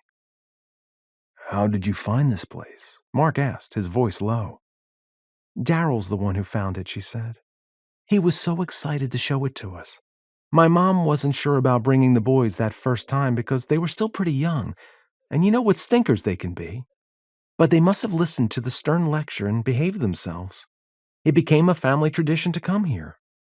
"And you haven't been here since your folks died?" he asked. "No." McKenzie shivered. "Are you cold?" he asked. "A blanket won't fix it," she whispered, overwhelmed by the memories. Marc moved, hesitated, and then put a comforting arm around her shoulders. His closeness soothed her, and she leaned against him, as though by doing so she could draw strength from him.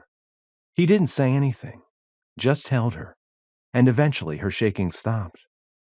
"If this is the first time you've been here since they died," he said, "then this is kind of a pilgrimage for you." "That's a good word for it," she said. "Now that I've come again, I think it's time to bring the boys back." "My dad was a stargazer," Marc said, his voice soft. "He loved to go up Pikes Peak with his telescope and drag us along. Lynn really got into it with him, and when she became a high school teacher, he'd help her teach a section on astronomy to her science class every spring." "Did you go too?" McKenzie asked. "Not once I was in college. I was too busy for that kind of thing then." He let out a deep breath. My biggest regret, though, was the first spring after Lynn went missing. I could have offered to go with him. I never once considered how much he'd have been missing her then." Marc's voice came out a harsh whisper, as though his throat had tightened. "He didn't live to see another spring." "I'm so sorry." McKenzie pressed a little closer to him, hoping her nearness would soothe his pain. "I've learned how much our lives are full of missed opportunities. Times we thought we'd get again, and then they're gone, and there's nothing we can do about it." They continued to watch the stars, lost in their own thoughts. Finally, when the sky seemed filled with millions of tiny dots of light, Marc lifted his hand. "You recognize the Big Dipper?" "Yes." "Did you know it's not a constellation?" "I thought it was." She shifted against him to look up. "It's part of a constellation, Ursa Major," he said. "In some places in Great Britain, they don't call it the Big Dipper, they call it the Plough." "We were never real stargazers. We just had fun seeing what we could spot." She straightened, and Marc dropped his arm. With a smooth motion, she rose. "It got to be a bit of a contest. You know Caleb and Noah, always competing with each other." "They fight over everything." Marc took his time getting to his feet and shook his leg. He lifted his gaze to the stars again. "Thank you for sharing this with me." "Are you thinking of Pikes Peak?" McKenzie stepped beside him and looked up as well. "Yeah." "You know, We always used to talk about visiting the Garden of the Gods, but our family vacations always seemed to take us west. McKenzie picked up the blanket and Mark took the other end. If you want to go to Pikes Peak again. She stepped close for the final fold and met his gaze. You don't have to go alone if you don't want to. I think my brothers would love a trip. It's not all that far, is it? It's not. If he didn't have to go alone, he found he could face the idea of going to the peak again. I've got a friend who works at the Air Force Academy. He might be able to schedule a tour for us. The boys would love that for sure. Noah especially, she said. He's always talking about flying. I've noticed that. Mark picked up the basket. Once your leg gets better, there's a trail that we can take down the river. McKenzie pointed to the edge of the cliff off to the side. It opens to the sweetest little cove where we can go swimming. It's a little steep, so we'll wait. When they got to the SUV, Mark put the basket in the back and came around to her door. Thank you, she said.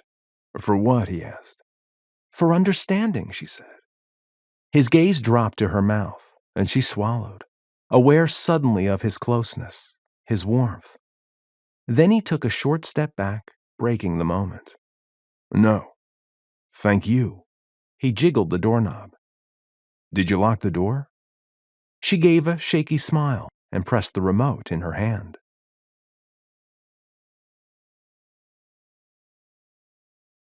Chapter 15. Mark sat in silence while McKenzie drove back to the farm. She hummed softly to the music, seeming reflective, probably thinking about her parents. He found himself thoughtful, too, like he was on the cusp of something. His senses already seemed heightened around her, but after the picnic, they had gone on high alert.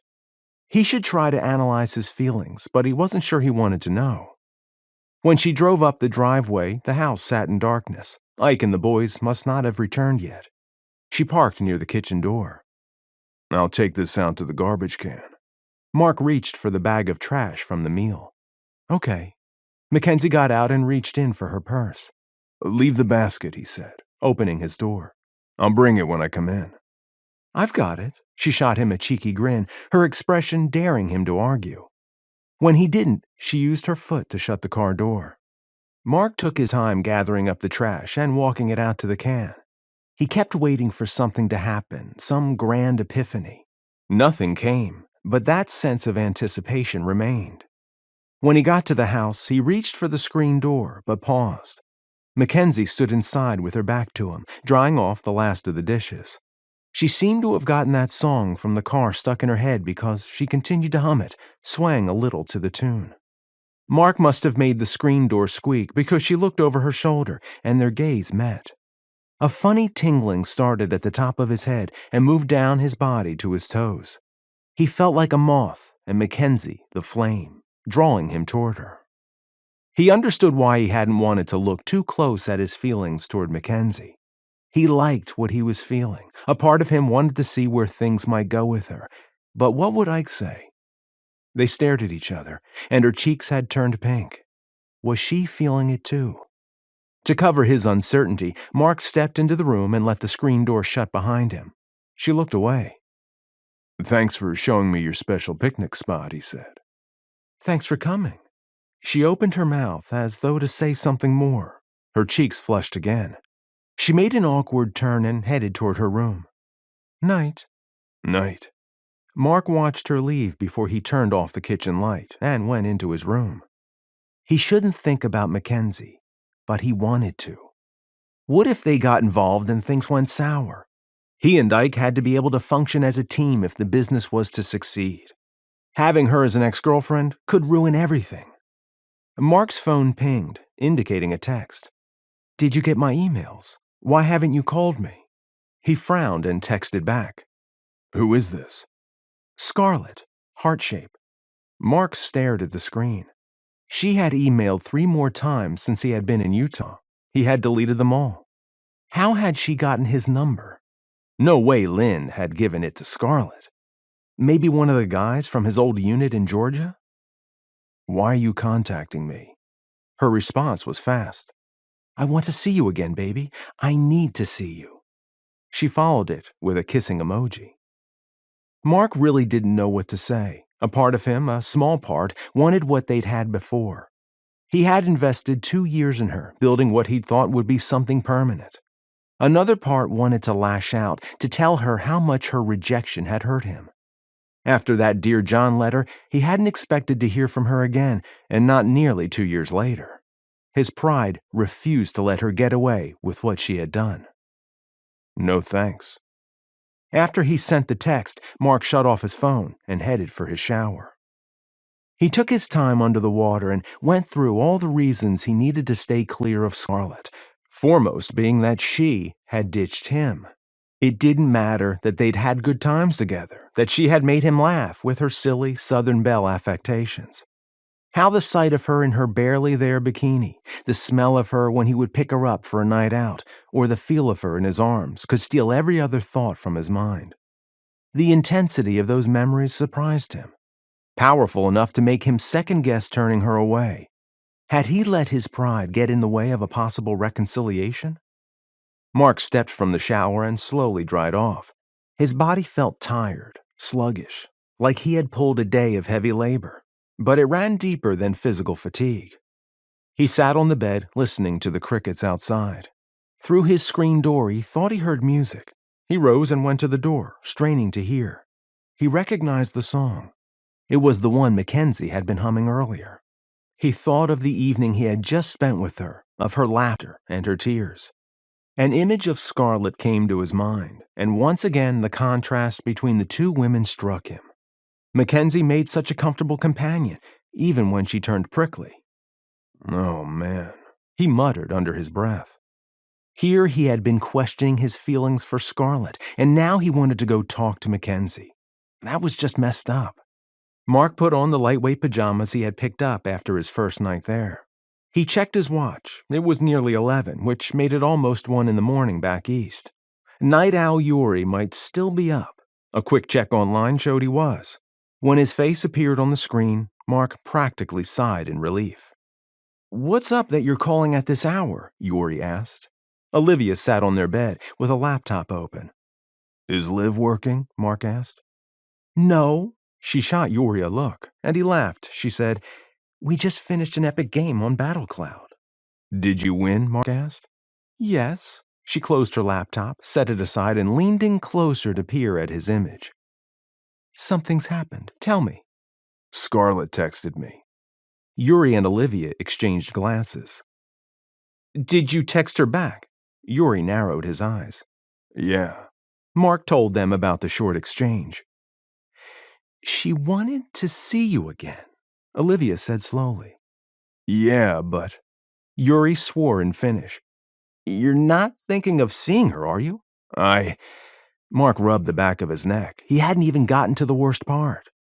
"What aren't you saying?" Olivia asked, still watching him. Marc closed his eyes and pretended he was in Dr. Foss's office. He needed advice. "Do you remember McKenzie?" he asked. "Ike's sister." Olivia's expression brightened. "I almost kissed her tonight." "Almost," Yuri said. "And yet the first person you mentioned was Scarlett. Did she text you before or after the almost kiss?" "After." Marc closed his eyes, thinking of Scarlett. Then an image of Mackenzie's vibrant hair and her cheeky grin took over. "Okay, what just happened?" Olivia asked. Marc opened his eyes and tried to pull his thoughts together.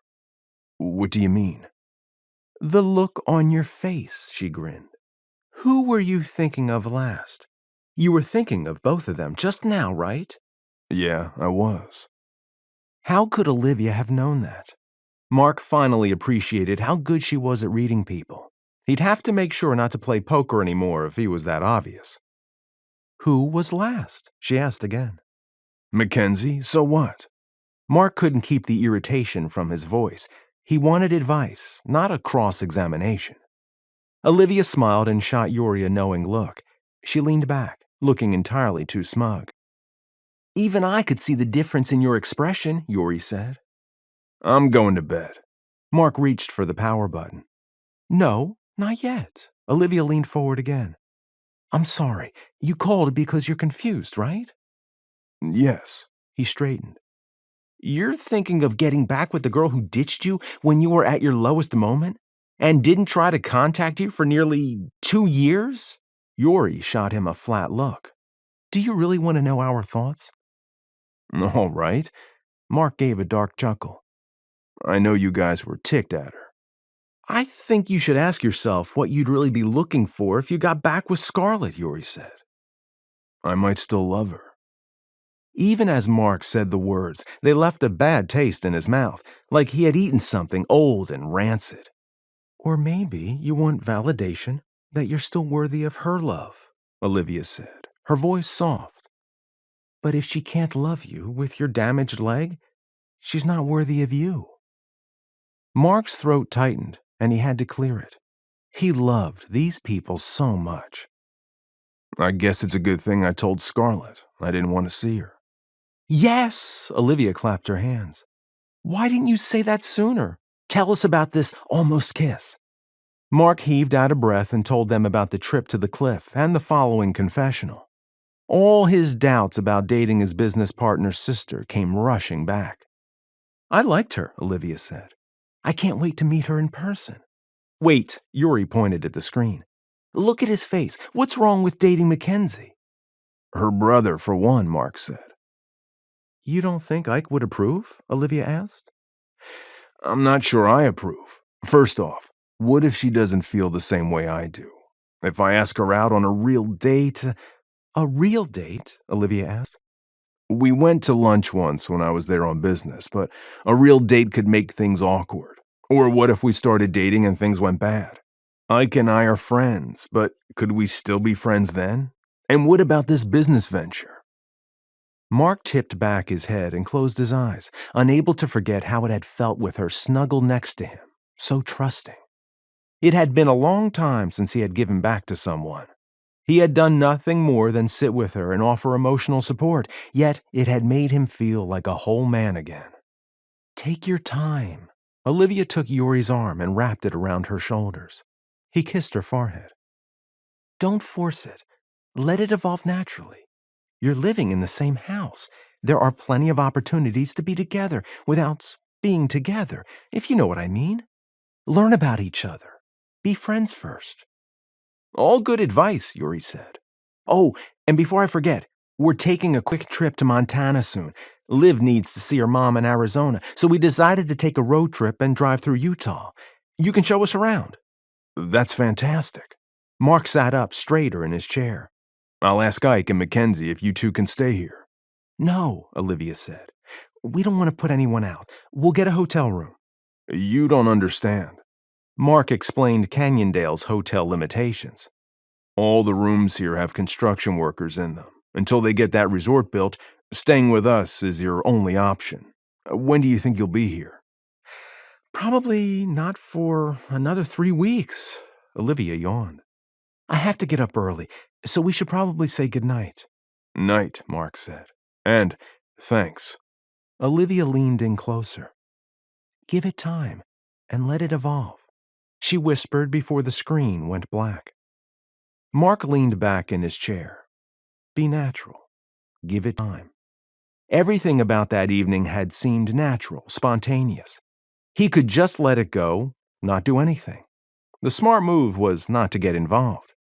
He scrolled back to the text from Scarlett and reread it, his eyes tightening as he did. She'd had some nerve to contact him after so long.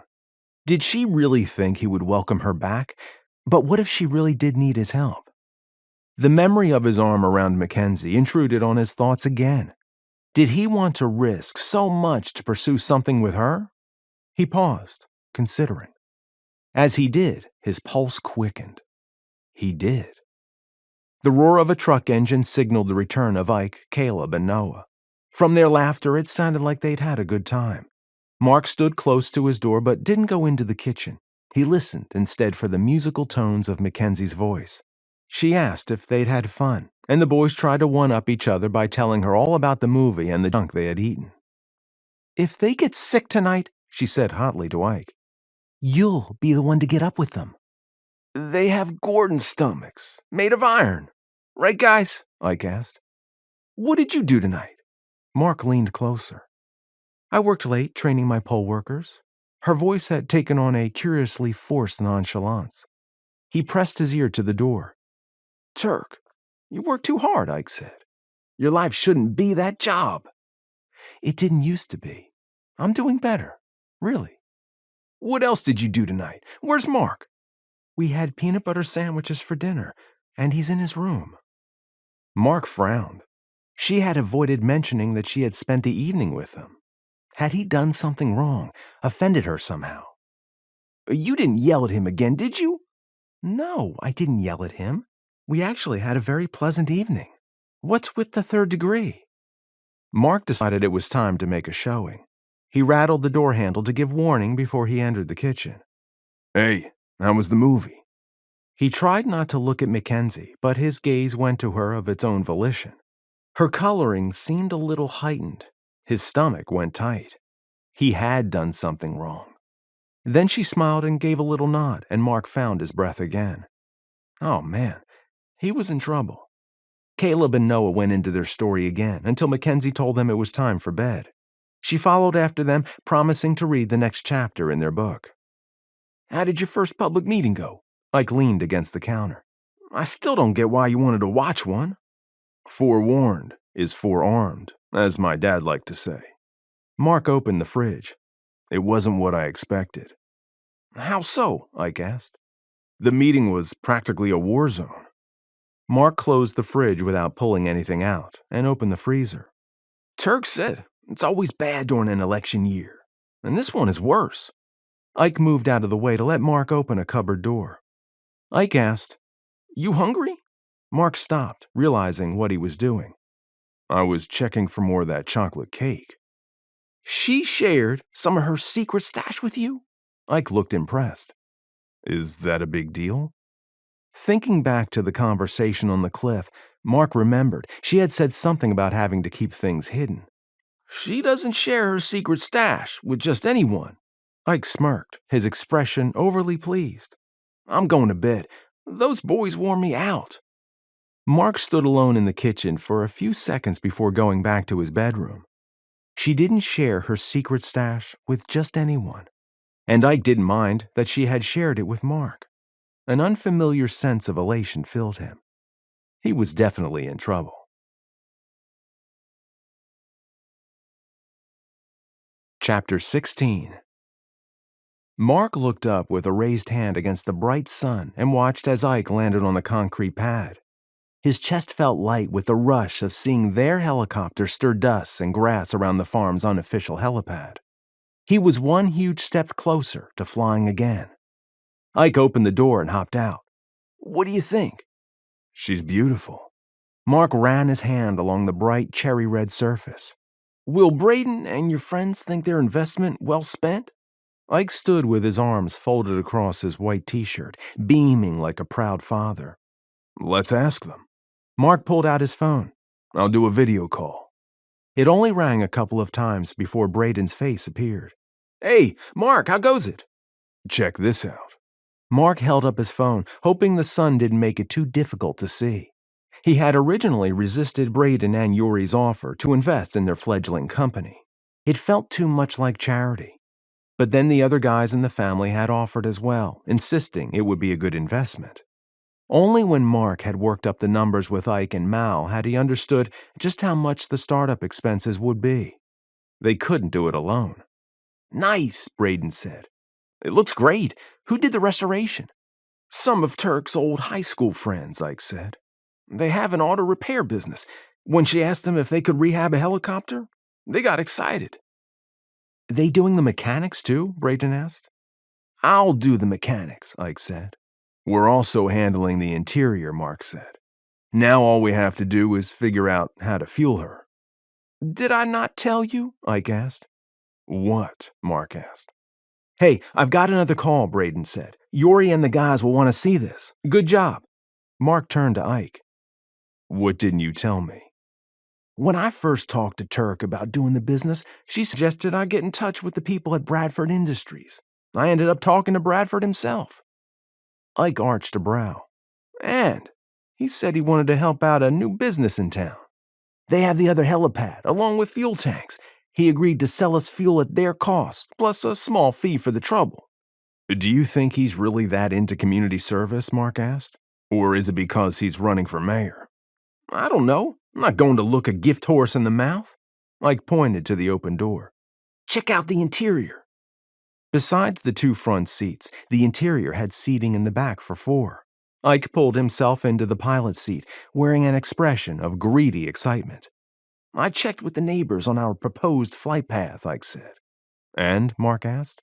They don't mind if we take it on a test flight, as long as we don't scare their animals. That shouldn't be a problem. Mark nudged Ike toward the co-pilot's seat. You going to let me in or not? You've already flown her.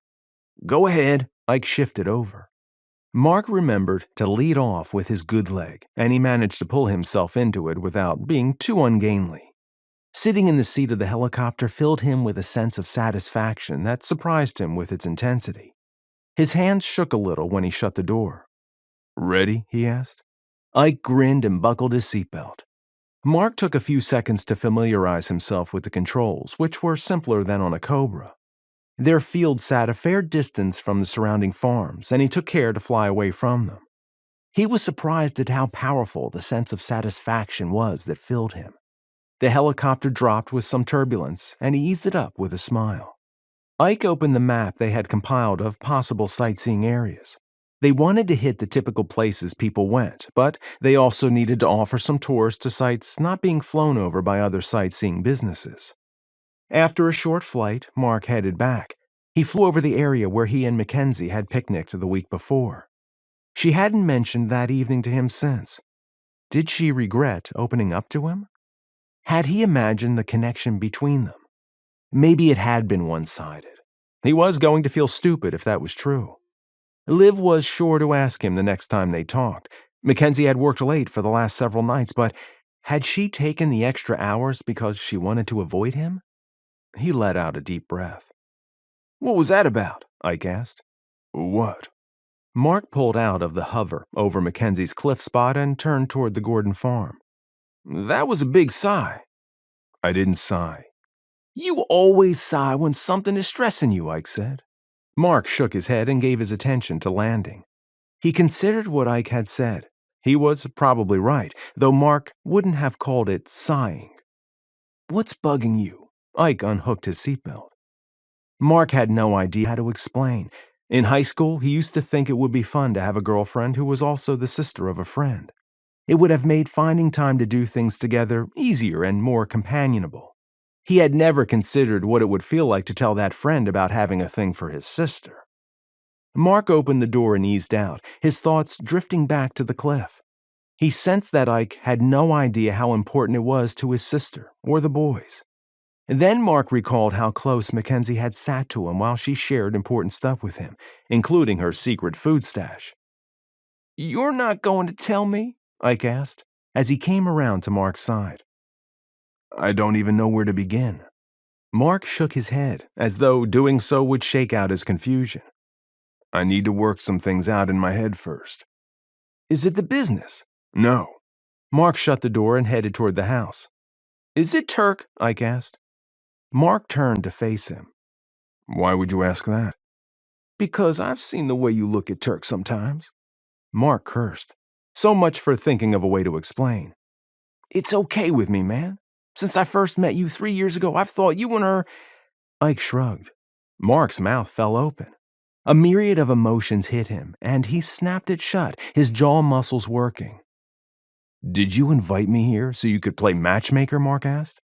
Don't be an idiot. That'd be stupid. Ike pushed open the kitchen screen door. It just seemed like it was meant to be. Now that's stupid, Mark said. Meant to be? I've only known her for a month. She could hate me for all you know. Nah, I've seen the way she looks at you too. Ike set the maps on the kitchen table. I need to go pick up the boys at the pool. He fished the keys from his pocket and went back out the door. Ike's comment sunk in. McKenzie was looking at Mark like she was interested in him? Nice. But what if he had it wrong? Mark needed to give it more thought. As much as the idea set his heart racing, all his concerns still stood. If she came between them, their business was doomed. Still, he had Ike's permission. For a second, Mark's spirits lifted, but then memories of Scarlet washed away the pleasant sensation. Did he want to risk that kind of pain again? With a groan that was half growl, he picked up the maps and took them back to his room.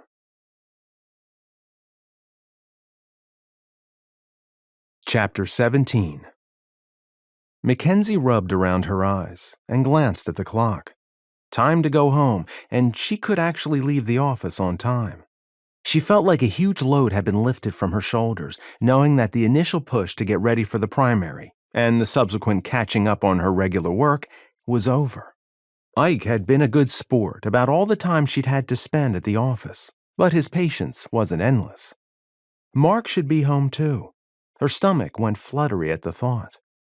Ever since that evening on the cliff, McKenzie got a jittery tingle whenever she thought of him. Every time it happened, she told herself to knock it off. He was just a friend.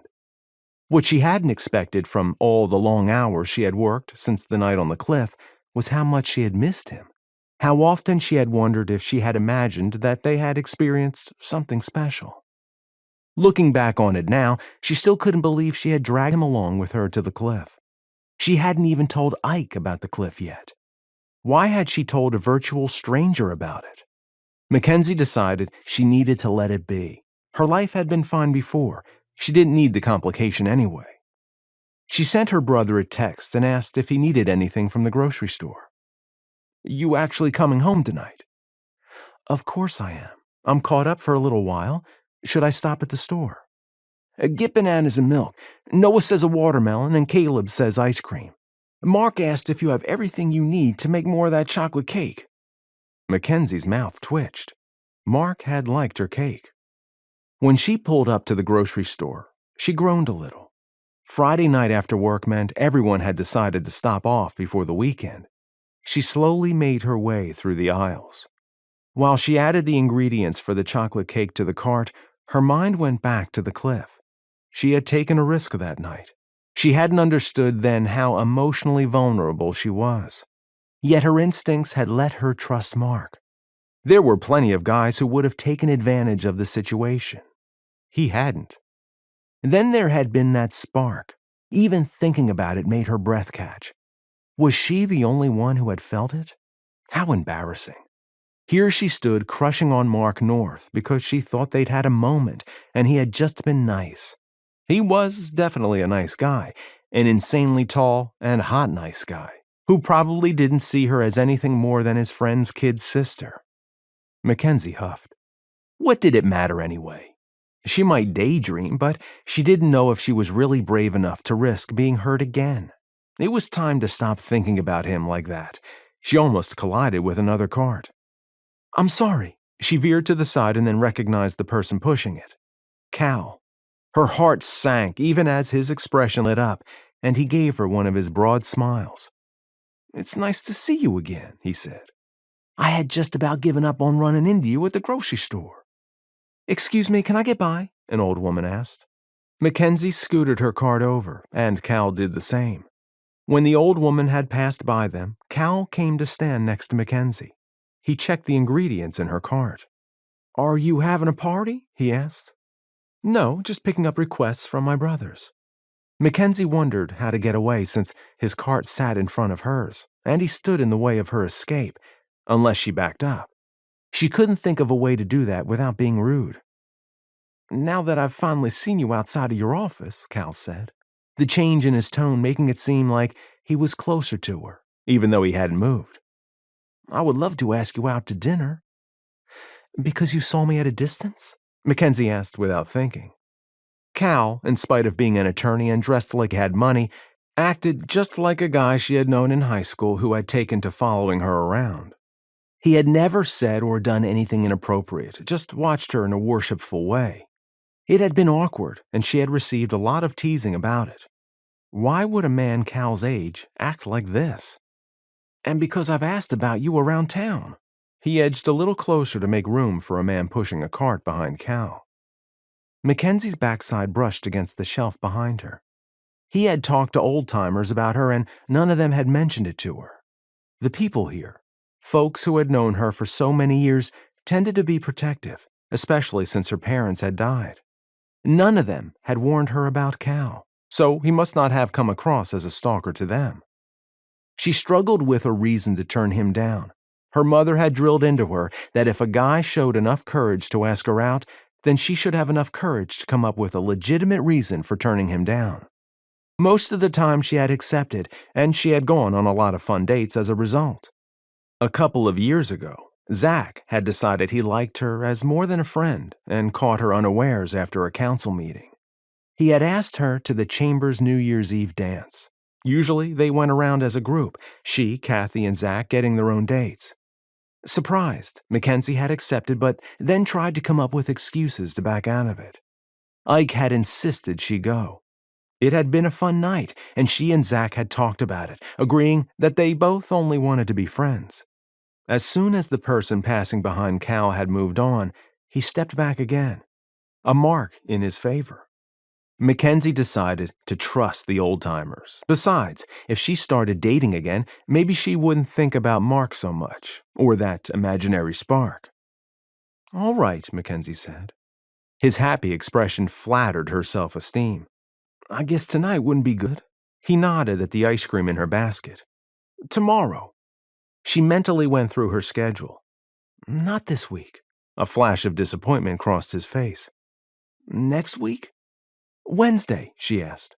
"It's a date," Cal said. "I've heard good things about the Rock Rose restaurant." "That's a good choice." McKenzie took hold of her cart, ready to move on. "They have excellent food." "Where should I pick you up?" She hesitated. "I can meet you there." "My mother is from Tennessee." Cal's southern accent turned more pronounced. "If she ever found out I didn't pick up a date, she'd skin me alive." McKenzie hesitated. "Ah," he said as understanding flashed across his face. "You're not comfortable telling me where you live. It's not like I couldn't ask anyone in town. This is such a small place." "I have brothers." She hated to appear reluctant about the date after she had accepted it. A part of her wanted to know how Marc would react, but another part didn't want to acknowledge that she cared what he thought. "You mentioned that." He watched her closely. "One is older and two are younger. A lot younger," she said. "And they make things awkward." That was the absolute truth. "We could go to an early dinner, if that would make it easier on you. I could pick you up at work." "All right," she said. 5 next Wednesday at City Hall, in the parking lot." "Are you afraid to be seen with me?"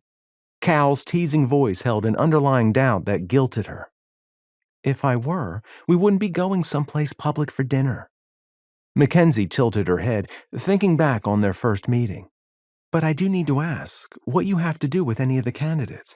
Didn't you say something about being involved with the election?" "Oh," he cleared his throat. "You weren't kidding when you mentioned not dating a candidate." "No, I wasn't," she said, the muscles in her jaw tightening. "Are you someone's campaign manager or something? Maybe we better not have dinner." "Don't back out, please. Yes, I work for Mr. Bradford's company, but I don't work directly for him, and I'm not involved in his campaign." She hesitated. "It's only one dinner." "Right." He agreed quickly and grasped his card. McKenzie didn't miss the look of elation that flashed across his face as he strolled briskly away. She hoped she hadn't just made a big mistake, giving him expectations.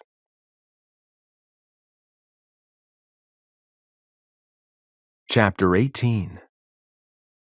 Marc headed back to the house after checking on the irrigation for Ike, who had pulled the helicopter into the barn to check something out. No one had complained about their spontaneous flight the other day, which Marc thought boded well for their presentation before the Planning Commission. From the conversation Ike had had with his sister, it sounded like McKenzie would be home for dinner. Marc had looked forward to seeing her in more than passing, but now that he knew he would, he found himself on edge. She had worked late every night and even spent a good part of Saturday there. Was she avoiding him?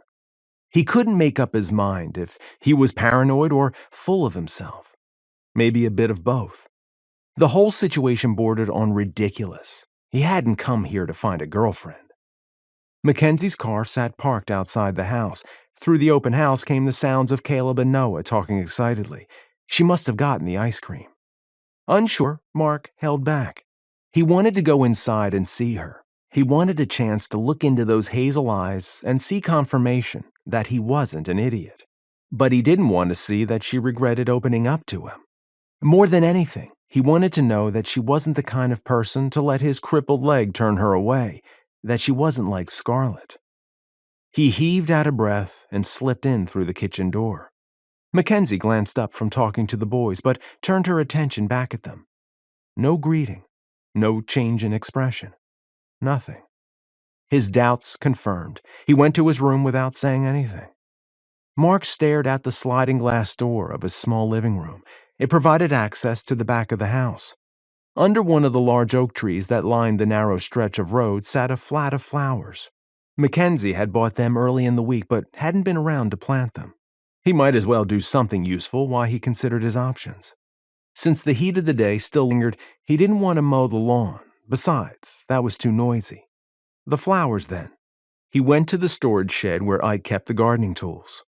Marc took his time turning the dirt and then breaking it up before planting the flowers. If he made her uncomfortable, what could he do to make things better for her? It was her house, and she had too much to deal with. By using the back entrance to his rooms, he could stay out of her way, so she didn't have to see him. He had gotten used to being part of the family's easy camaraderie, and he would miss it. As he patted down the last of the earth around the flowers, he heard approaching footsteps behind him. "What are you doing out here?" McKenzie asked. "Why didn't you come in for dinner?" Marc rose from his knees, self-conscious at the awkwardness of the movement. He took his time brushing the dirt off his jeans. "Just giving you all some family time." Family time? McKenzie frowned and pinched her lips, studying him with narrowed eyes. "You're like a brother to Ike, and the boys are crazy about you. You're part of the family." She turned around and headed back toward the house before looking over her shoulder. "So don't be stupid." His glum spirits lifted, and he grinned. That was more like it. Maybe she hadn't been avoiding him, but she had said he was like a brother. Did she only think of him like that? His spirits sank again. He carried everything back to the shed and washed his hands. Before he entered the hot kitchen, the heavenly fragrance of baking reached him. Inside, he found them all seated at the main dining room table. Everyone was laughing and joking. Ike shot a questioning glance at Marc but didn't ask him about his absence. "There you are," Noah said. "Caleb wanted to send out the dogs to track you down." "Too bad, too," Caleb said. "When I saw your Jeep but Ike didn't know where you were, I knew the terrorists must have taken you." He shot a knowing look at Noah. "We could have tried out the dogs after dinner." "Terrorists?" Marc chuckled, took a seat and reached for a piece of homemade pizza. He never knew what these two were going to come up with next. "And what dogs?" "Old Marty," McKenzie said after wiping her mouth with her napkin. "Raises coonhounds, hunting dogs. Caleb is convinced Marty really works for the CIA, and the dogs are being trained to track people." She pinned the boy with narrowed eyes. "Track terrorists, because we all know terrorists must want to come to Canyondale, Utah." "Well, you know," Ike tipped back his chair and used a toothpick on his teeth. "With the launch site and the tech center here now, that's not as outrageous as you make it out to be." There you have it. She raised her arms in mock surrender. Ike speaks, and the discussion ends. "Well, I thought maybe zombies got you," Noah said. "No bites." Marc held up his arms. "You're all safe." Everyone laughed, easy and comfortable with each other. Marc realized it wasn't just him feeling this way about McKenzie. After so many evenings without her, he understood that the four of them had been limping along when she worked late. At the end of the meal, she took charge and put everyone to work cleaning up. Marc followed them out to the large side yard, which functioned as a backyard with its expanse of open lawn. In the shade of the surrounding trees, it was cooler than in the house, and Ike had set up a volleyball net. McKenzie sat in a lounge chair and kicked up her feet. "You aren't going to play?" Marc asked. "I don't play with giants." McKenzie arched her head back and squinted up at him. "Noah and Caleb aren't giants. And there's one of them for each side, which makes it fair. I'd be the odd one out." McKenzie swatted his leg. "See what I mean about giants? If I have to look at you all the time, I'll break my neck." "Shrimp," Mark teased, squatting down beside her chair. Pathetic attempt at intimidation, but it won't work. McKenzie nodded toward Ike, who was helping the boys tighten the net. "I grew up with him for a big brother. I'm immune." "Fine," he said. "No one can compete with Ike when it comes to insults. Besides, my big sister's nearly 6 feet tall, and her best friend Elle is short. She's shorter than you, but puts on this hurt puppy look if you insult her tiny size." "I like her already," McKenzie said with a grin. "Whatever." "You coming, Mark?" I called. McKenzie purposely didn't look at Mark as he stood, but she watched from the corner of her eye. He shook out his bad leg and limped a little as he walked toward her brothers. She hoped trying to play volleyball wouldn't hurt it again. Ike had told her it had been crushed and pins held it together now. Never before had she felt so connected with a guy. If she speculated about it too much, it scared her, almost to the state of panic. Every time she thought she knew the best way to act around him, it went all wrong. Like tonight, when she had tried to ignore him when he had come into the kitchen. When he hadn't come into dinner, she knew she had offended him. After being there for her on the cliff, she had been cold to him. She watched Mark and the boys. It still surprised her how quickly Caleb and Noah had adapted to having another man around. Mark teased them and played with them, but he also reprimanded them when they got out of hand. And what amazed her was how they listened to him. She knew some of it had to do with the hero worship thing. They had done the same thing when Ike had come home, though how much Ike looked like a younger, buffer version of Daryl had also played a part. But some had come from Ike's marine attitude, the way he carried himself. Her brother had a lot about him worthy of admiration by 10 and 11-year-old boys, especially boys who weren't stupid to the fact that they were different from so many people in the area. Most of the residents of Canyondale had welcomed Daryl as their first African-American resident. Even so, the small town had its racists, and they hadn't been kind to two mixed-race kids. Mark, teamed with Noah, let the boy do the running around needed to keep the rallies going. She credited him with that, and it made Noah feel important to their team. At the sound of a car coming up their gravel lane, McKenzie sat up. The guys, busy with their game, hadn't noticed. So she rose and walked to the rosebush hedge that separated the yard from the parking area. An Audi. She groaned and almost ducked behind the bush. Cal must have seen her because he pulled up near the hedge. He opened the door and got out, having the good grace to look sheepish. "Really?" He held up his hands. "I'm not stalking you. There's not a lot to do at night around here, and I've been taking drives to get more familiar with the area." Out of curiosity, when did you start taking these evening drives? McKenzie crossed her arms, ready to challenge whatever excuse he came up with. About the time you came into the office to ask about running for office? Behind her, the guys had gone silent. Cal's eyes went wide and his expression turned a little panicked. He pinched the bridge of his nose. "I was an idiot to do that. I'm sorry." He held out his hands like someone who wanted to show they held no weapons. "I don't know many people in the area. I started driving around a couple of months ago to check out the scenery. The land around here has some pretty amazing formations." That was not what McKenzie had expected. Her heart ached a little for the lonely man standing in front of her. Ike stepped beside McKenzie and put his arm on her shoulder. Mark appeared on her other side, the boys taking up positions in front of her, almost like they thought she needed protecting. How could they be tall enough already to block her vision? She tilted her head so she could see Cal. "You going to introduce us to your friend?" Ike asked, a touch of hostility in his voice. Cal flinched and took a small step back. His response woke her up to what she was allowing. Her mother had taught her better. "It's okay, guys." McKenzie slid out from under Ike's arm and stepped between them. She took Cal's arm and led him away from the house to some shade by the road. He glanced over his shoulder at the guys. "Remember," she said, "I told you my brothers are a little overprotective." "They don't look like you. Are they all your brothers?" Cal continued to watch the guys over her shoulder, but she didn't know if he was staring at Ike or Mark. "All but the blonde. He's a family friend, but you haven't said why you came here. I thought you understood that I didn't want you coming to my house." The sharpness of her voice got through to Cal, and he looked at her. "When I recognized your car, I got excited and drove in to see if I was right," he said. "I'm sorry." From behind came the sound of running feet on gravel. Mackenzie sighed. It had to be one of the boys. "Are you scared of him?" Caleb took her arm. "Because Noah thinks you are." Noah tended to be the brave one, so Caleb frequently covered his own fear by laying it on his younger brother. "Hi." Cal held out his hand.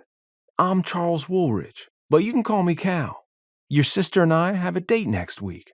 I didn't mean to upset anyone by showing up tonight uninvited." "A date? Really?" Caleb didn't take the offered hand, but turned to look at her, his entire expression transformed. She raised her eyes heavenward, and he took it as confirmation. "Oh, man!" The boy turned and ran back to the others. "They're going on a date next week," he shouted. "Maybe now you understand," Mackenzie said. "I don't think we should go out." "Why?" Cal stepped a little closer. "Because you've just shown you won't respect my boundaries." Mackenzie turned around and started walking back to the others. "I promise you," Cal said, following her.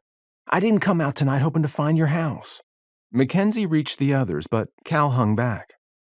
"You want to play volleyball with us?" Caleb asked. "I would love to," Cal began but stopped. "If it's all right with Mackenzie, that is." She sighed and glanced at Ike.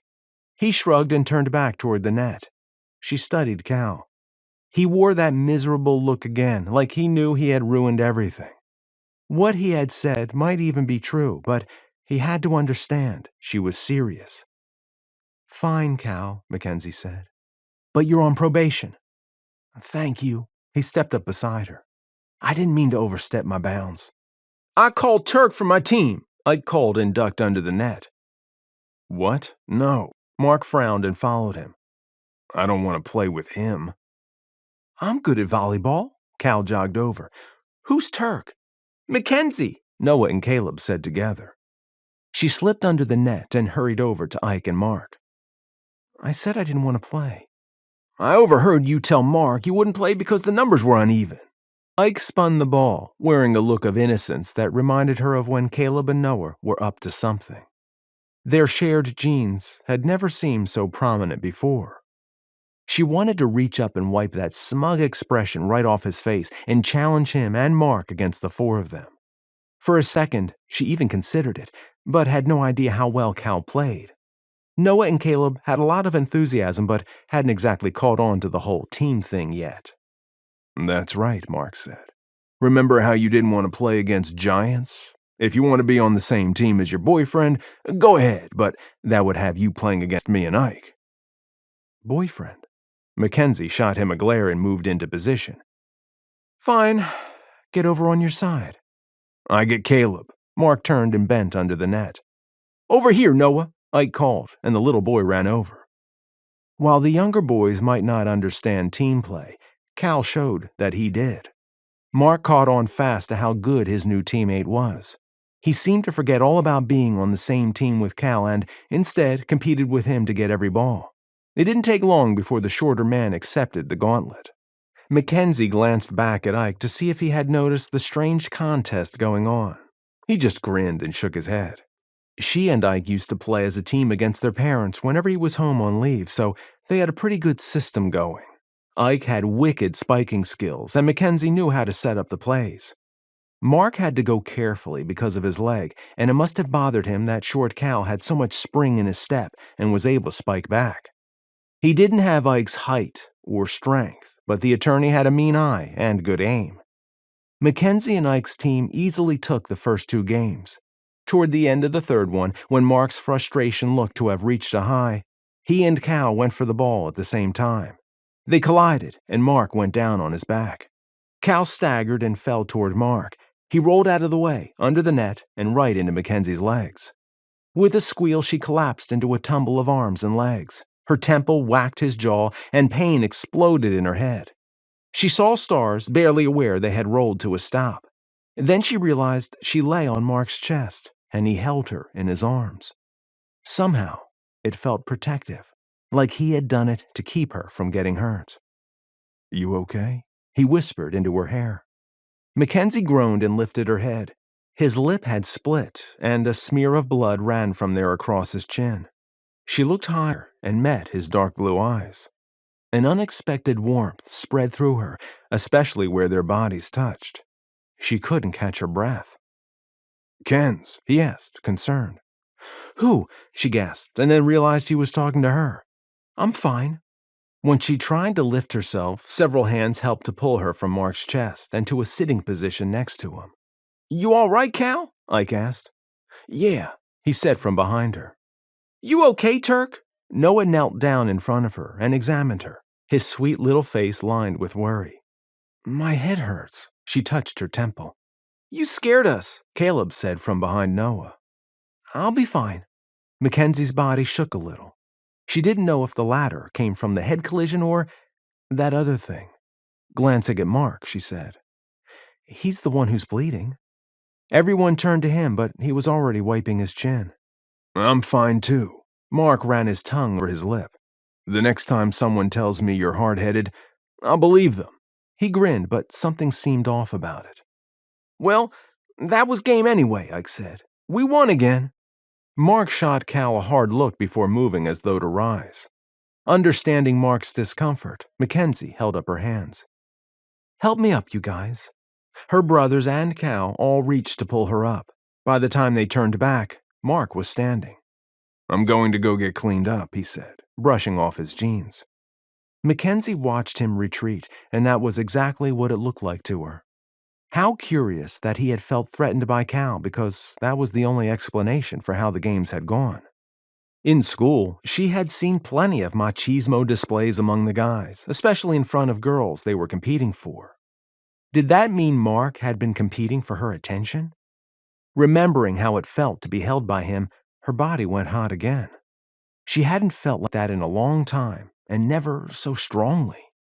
For the first time since she had been ditched after her mom died, she had met someone she was attracted to, and not just because he was hot. She let out a deep breath and smiled to herself. There was no point in denying it. Kathy was right.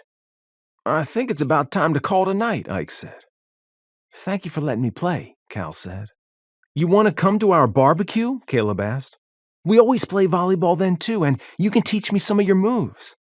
Their words finally broke into Mackenzie's reveries, and she took in what they had done. Invited Cal to their 4th of July party. She turned to face them and touched her head at a twinge. "I'd love to come." Cal rubbed his forearms and sent her a pleading look. His slight southern accent had turned more prominent again. "Back home, we always have a big family party on the 4th. I've been dreading having to spend it alone." Seriously, this guy played the sympathy card well. It didn't hurt that he had a legitimate reason. Her mother, a nurturer to the core, would have jumped on any case like Cal's. It made Mackenzie wonder how many other newcomers felt excluded and friendless, so far from family and friends. Why hadn't she thought of that before?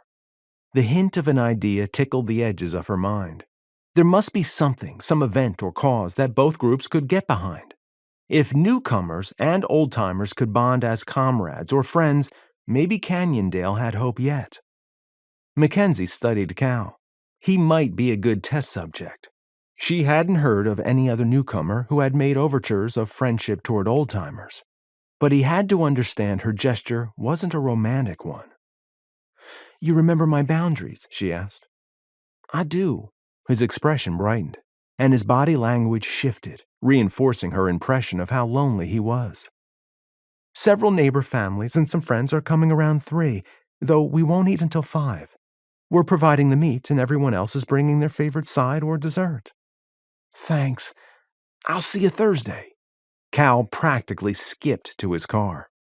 Mackenzie decided her mother would have been proud.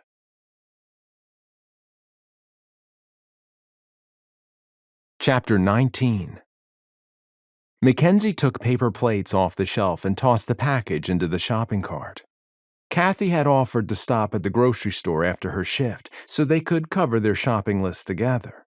It had been a tradition since they graduated from high school and Kathy's family had moved to California. This would be the first social event Mackenzie hosted since the deaths of her parents. Everything had still been too raw over the last year. She and the boys had pulled into themselves.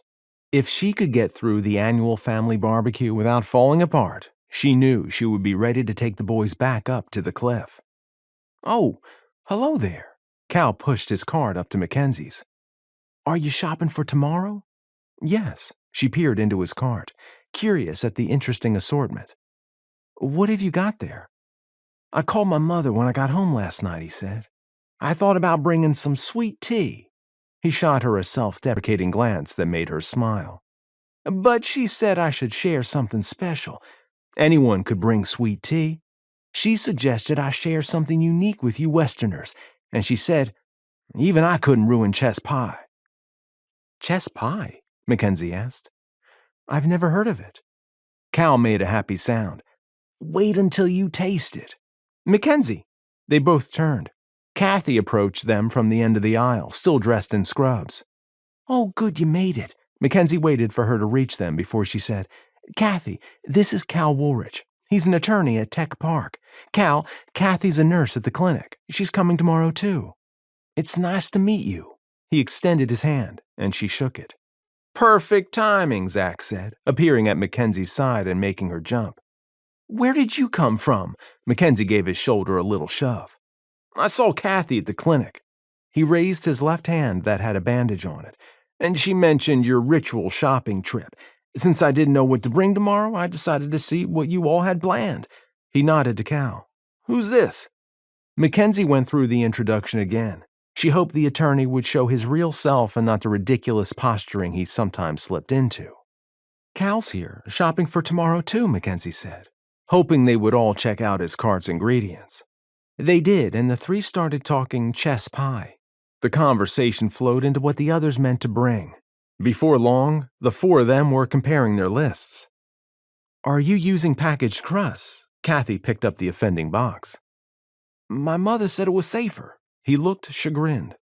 "I can show you how to make a crust," she said. "I already told Zach I'd help him with the 7-layer bean dip." She glanced at Mackenzie. "You want to come too? We can have a cooking marathon." "I wish I could." Mackenzie glanced at her watch. The council meeting had ended at 7, but it would still be nearly 9 before she got home as it was. "Ike would kill me if I left all the setting up to him. Knowing you two," she nodded at Kathy and Zach, "you'll be up late watching a movie after." "Really?" Cal asked. "I'm up for that." "Good. Mackenzie can come next time." Kathy turned to the guys. "The boss has given us our marching orders, gentlemen, so let's get to it." She turned and headed back up the aisle, and the two men followed her. "Don't forget the barbecue starts at 3, Mackenzie called after them. "Was that Cal?" Mark asked from behind her. Mackenzie started again. When her mind registered who it was, her stomach did that fluttery thing again. She hadn't seen him since they had fallen all over each other under the volleyball net the night before. Noah and Caleb came running up then, followed by Ike, who was pushing a cart. "Hi, guys," Mackenzie said. "I didn't know you were coming to the store." "I know how you and Kathy get talking," Ike said. "We didn't want to wait. Now we can shop together and avoid duplication." They compared their lists. "You and Noah can each go choose some chips." She reached over and grabbed Caleb's shirt when he tried to take off. "Only 2 bags each. Other people are bringing chips too. You've already gone through the ice cream, so you can choose 1 large container." "Only 1?" Noah clutched his stomach as though he were in terrible pain. "Yes, 1, she said. The 2 boys whooped and ran down the aisle. "Ike," she said, "can you pick up some tomatoes and cucumbers when you get the corn?" "For Dad's tomato, cucumber, and onion salad?" "How could we have a 4th of July barbecue and not have a salad?" A funny look crossed Ike's face, an odd mixture of happiness, sadness, and something else Mackenzie couldn't put her finger on. He turned toward the produce section, and she watched until he disappeared. "Family traditions become so ingrained in our memories," Mark said. She turned to him, wondering for the first time what he might be missing from his own family. "What's your favorite 4th of July food memory?" "I don't know," he said, surprised. "The usual stuff, I guess. My mother always made mac and cheese." "Do you think your sister has the recipe?" Mackenzie pointed to his phone. "Find out so we can get the ingredients." "Thank you." Marc gave her a smile that set the butterflies in her stomach swirling and pulled out his phone. "Hey, how are you?" He went on to ask about the recipe and then handed the phone to McKenzie. "Here." Hello," she asked. "That is so kind of you to be watching out for my brother," Lynn said. "Our mother only made the mac and cheese every year because Marc loves it so much. It's kind of different.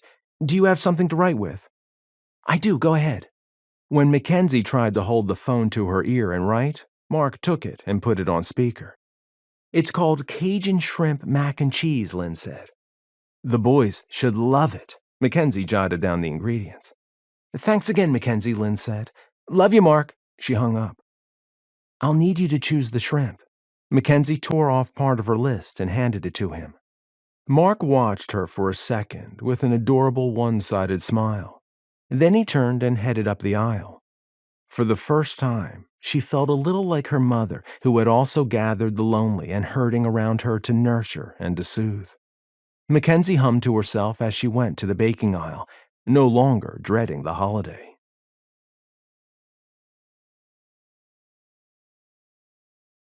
Chapter 20. Mackenzie checked out the box on the kitchen table the next morning. "Can you take these too, Kathy?" She pointed to the package of paper plates. "I need to pull out the butter for the frosting." "Sure." Kathy added the plates to the box of plastic cutlery on the table. "That Cal is kind of unexpected." "How so?" Mackenzie watched her friend, curious to see if the two had hit it off. "He's kind of funny, not at all what I expected from a Bradford Industries attorney." Kathy lifted her box. "He was fun, and Zach's going to take him fishing on Saturday with some of the other deputies." "I'll bet Cal was thrilled to get an invitation," Mackenzie said. "I don't think he's got many friends here." "The way some of those newcomers act, you'd think they all stuck together," Kathy said. "It was nice of you to take him under your wing." She strode from the room with her burden. Mackenzie remembered her idea of trying to pull newcomers and old-timers together for a common cause. There had to be something they could agree on. After setting the ingredients for the frosting on the counter, she carried another platter of meat out to the barbecue. Ike had added a second volleyball net so they could have more than one game going at once. The tall old trees that circled the large yard provided enough light to see and shade to keep it cool enough to play, especially with some misters adding moisture to the dry air. Mackenzie handed the platter of meat to Steve Walsh, their closest neighbor, and turned to watch the games. Cal and Zach had teamed up against Ike and Marc, with the boys and others filling out the sides. Marc and Ike played well together and had the advantage of height, but Marc's leg still gave him problems. Often, and to his obvious frustration, he favored it, resulting in missed saves and points to Cal's team. Even though the two guys were on different teams today, she could tell they were trying to show each other up. She would never understand guys. Mackenzie turned to the row of food tables. "Let me help." Ardeen Walsh, the dearest friend of Mackenzie's late mother, carried a large salad and set it on the table. "Thanks for watching the boys so often." Mackenzie started arranging the long tables in potluck style. "I don't dare leave them alone." "I'm happy to help," Ardeen said. "Caleb and Noah give my brood new kids to fight with." She winked. "Do they misbehave?" Mackenzie shot a look at the boys who had left the volleyball game and were now running through the sprinkler at the back of the house. "No more than children do at that age, and they listen up just fine when I say something." Ardeen patted Mackenzie's arm. "If you're sure," Mackenzie said. "Once Ike and Marc get their business going, I'm afraid I'll need you more hours each week if you're willing." "Those two are like family, and we can always use the extra money." Ardeen stepped back and surveyed their work, finally turning to smile at Mackenzie. "I'm so glad you're continuing some of your mother's holiday traditions." Out of nowhere, emotion hit Mackenzie with such force that she burst into tears. She turned away, embarrassed. "Oh, honey," Ardeen gave her a hug. "I don't know where that came from." Mackenzie sniffed and wiped her eyes, hoping no one else had seen her little display.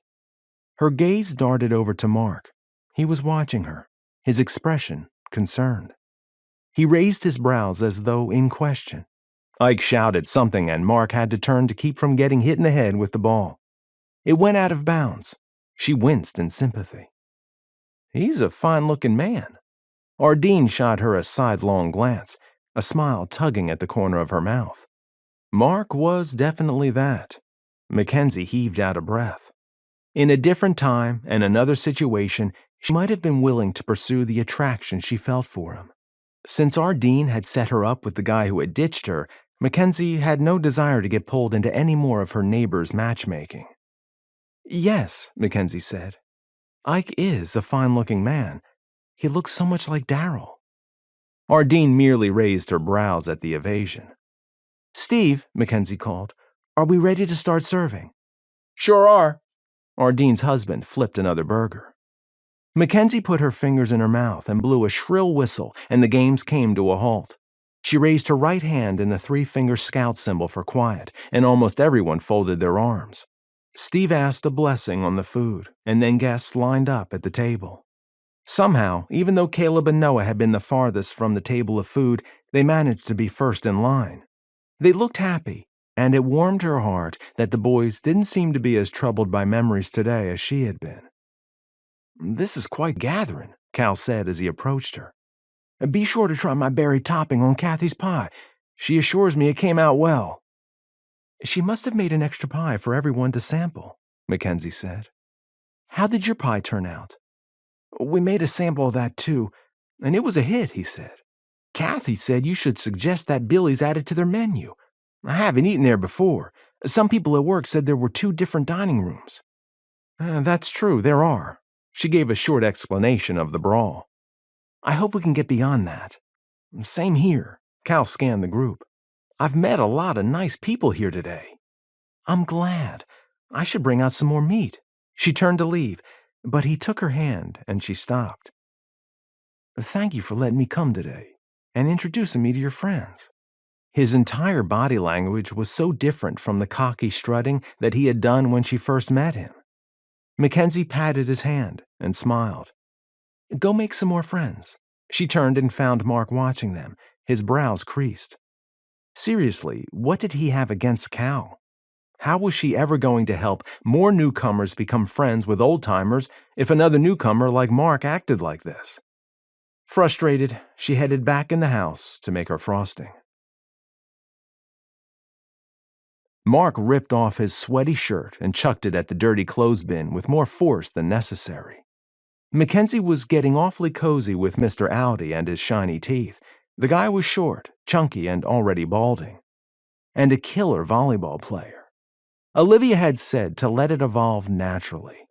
How could Marc let things be natural if another guy was going after McKenzie? That weasel. Every time the guy had looked at her, Marc had wanted to thrash him. She had been impressed with the attorney's volleyball play, while Marc had been powerless against him. Growling to himself, Marc took off the rest of his clothes and got in the shower. He took out his frustration by scrubbing his skin raw. The more he thought about it, the more he realized he didn't want to hold back. He wanted to find out where things might go with McKenzie. He considered his options while he got dressed. He had to make sure she understood he was not just another brother, and he had to do it before she went out with the setup king. Marc came out of his room, pulling a clean t-shirt over his head. The warmth of the room, left over from the baking McKenzie had done earlier, had not dissipated. He had thought before that it must tax the house's old air conditioning system. That gave him an opening. Have you ever thought of putting in a whole house fan? He came up behind her. What's a whole house fan? She paused, the mixer and its plug in her hands. You install it in the roof. The house has a fairly low pitch, so I don't think it would be too complicated. When it cools down enough outside, you open the windows and turn on the fan. It sucks all the hot air out through the roof and brings in the cooler outside air through the open windows. How do you know this? McKenzie plugged in the mixer and set the beaters in the soft butter. I put myself through college doing construction over the summers. Marc looked over her shoulder. Can I help? No, I've got this. She beat the butter and added powdered sugar to the bowl. Thank you for planting those flowers for me. My pleasure.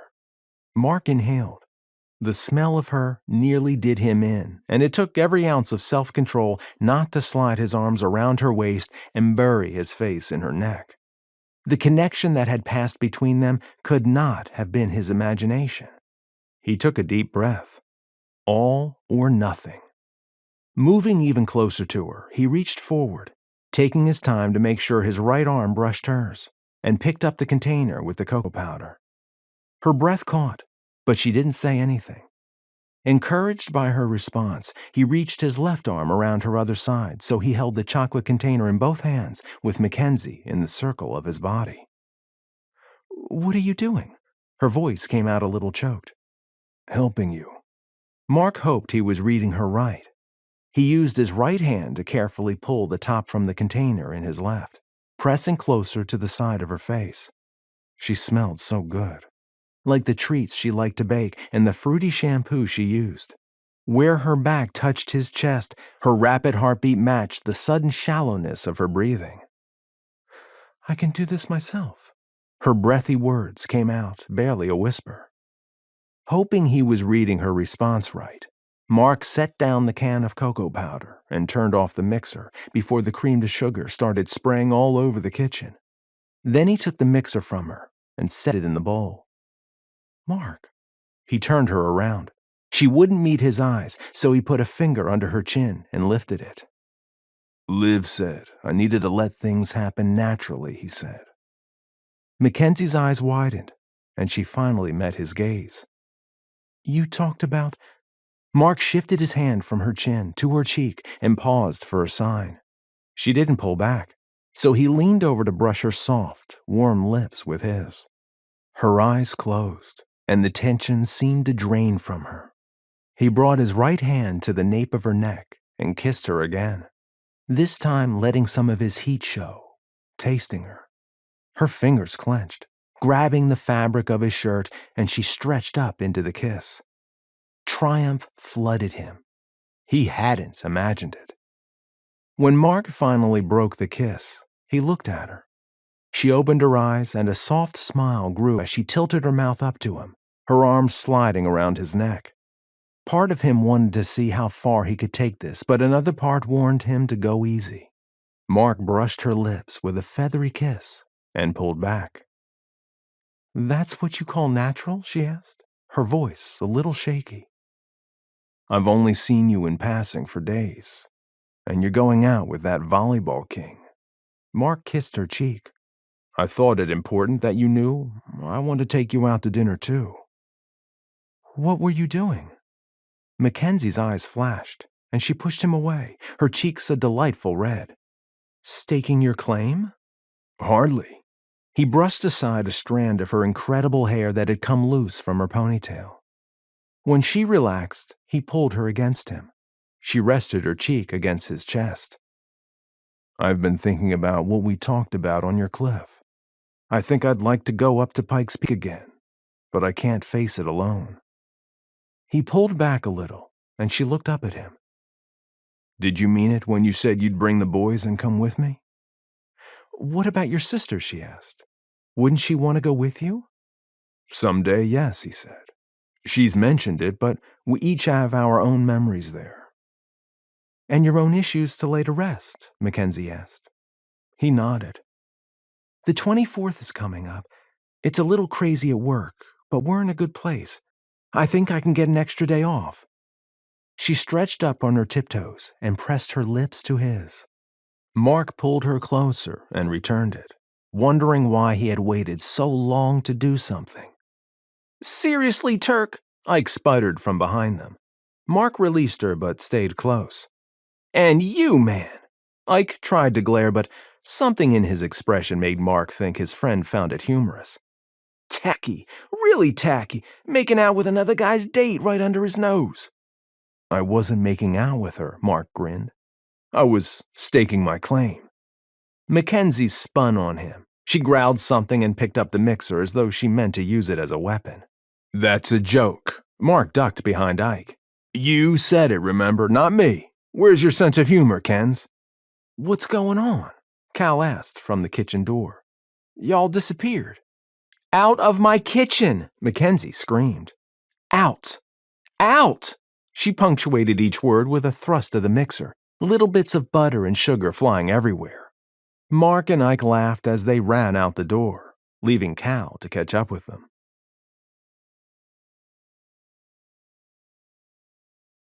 Chapter 21. Mark smiled, feeling more than a little smug as he watched the Audi's taillights pull away from the farm. Cal had asked McKenzie to ride with him, but she had said she had too many other things to bring that wouldn't fit in his car. The attorney had taken Kathy instead. Mark hoped his kiss had influenced McKenzie's decision, but he had made sure to stay clear of her until it was time to start cleaning up. He picked up one of the boxes of leftovers and carried it to where McKenzie was shifting boxes in the back of the Xterra. "Noah," McKenzie said, shifting a box, "I think I can make room for you in here." "No," the boy said in a whiny voice, backing toward Ike's pickup. "I want to ride with Ike and Caleb." He turned and ran to the truck. She had stiffened and Mark thought he saw her dart a glance his way, but in the dim lighting he couldn't tell for sure. His sense of satisfaction faded. "Fine," she grumbled and reached for the box Mark held. "Where is the park we're going to?" They had been so busy getting ready for the barbecue that he hadn't asked for details. "It's too dry this time of year, and there's a fireworks ban. The city park runs by a wide section of the river." She added another box to the back of the car, this one holding the rest of the chips, cookies, and s'more makings. "Because the fireworks will be shot over water, the fire marshal gave his permission." Mark had known about the fireworks ban, but had somehow missed the information about the show at the park. He patted his pocket to make sure he had his noise-canceling earplugs that he had brought from Montana, just in case. Last year, he had been prepared with headphones to shut out the blasts from the fireworks, since loud noises, especially unexpected ones, could trigger flashbacks. Dr. Foss had suggested trying the earplugs and given him a list of things to do to help. "Is it okay if I ride with you?" He pushed a box with partly full bags of chips in the last space. "No point in taking two vehicles." "Sure." The sound came out flat. He couldn't shake his doubts now. There was no way he had imagined her response to his kiss. Why did she regret it now? Mark got in the passenger seat and fastened his seatbelt. McKenzie turned up the radio to keep from having to talk to him and drove away from the house. His mother had been a fairly placid woman, and Lynn was a lot like her. Both women could get angry, but those instances had been rare. Why did he find himself attracted to women with temperamental personalities? It could be exciting, not knowing what to expect, but exhausting. Once again, he found himself comparing Scarlett and McKenzie. Yes, she had a temper, but Scarlett had been demanding, always needing him to assure her how pretty she looked or how much she meant to him. Right after he had recovered enough to return to the States, Mark had often wished he had a chance to see her again. Even now, a part of him still wanted closure, to hear from her mouth the words she had written. Maybe that was why he hadn't blocked her number. The letter had set back his recovery and infuriated his family, though Yuri and Olivia had seemed relieved. Beside him, McKenzie started to hum softly with the radio. Mark leaned his head back in the seat and let himself relax. When she was like this, she also had a calming way about her. He liked that. Come to think of it, he had never liked a girl before that he could be quiet with. If he hadn't been wounded, and if Scarlett hadn't written him that Dear John letter, he doubted he'd have taken Ike up on the business invitation. Mark would probably have been in Georgia with her. He wouldn't have met McKenzie. For the first time, he was okay with the way things had turned out. "Kens," he said softly. "Yes." Her shoulders tightened, and she shot him a quick glance before looking ahead again. "Thanks for being willing to bring the boys to Pikes Peak with me." Mark purposely didn't look at her. "It means a lot to me." "The boys will enjoy the break." She relaxed, as though she had been worried about what he might say. He had moved too fast. Memory of her arms around his neck warned him. No, he wasn't sorry, he just had to figure out a way to make things easy between them again. The traffic grew heavy as soon as they got close to town. Everyone must be heading to the park. When they approached the parking area, McKenzie gasped. Caleb and Noah stood in the middle of a parking stall with their arms crossed over their chests, reminiscent of a similar posture Ike affected. His truck was parked next to it. "What are they thinking?" she asked. A BMW stopped by the spot, and the driver honked. Neither boy budged. "Nice. Reserved parking." Mark chuckled and reached over to tap her horn. The BMW driver flipped him off but drove ahead. The boys moved out of the way, and she pulled into the space. "You guys," McKenzie chided as she opened the door. "You shouldn't do that. We could have walked in." "Not with all that food," Ike said. Caleb came around to the rear of the Xterra, and Mark popped open the back. The four of them carried the boxes to a large space filled with the rest of their picnic company, including Cal and Kathy, though Kathy was talking with Ike. He glanced at them and headed toward them to take the box from McKenzie. "Old Hank's at it again," Ike said in a low voice. "What now?" McKenzie scanned the darkening park and froze.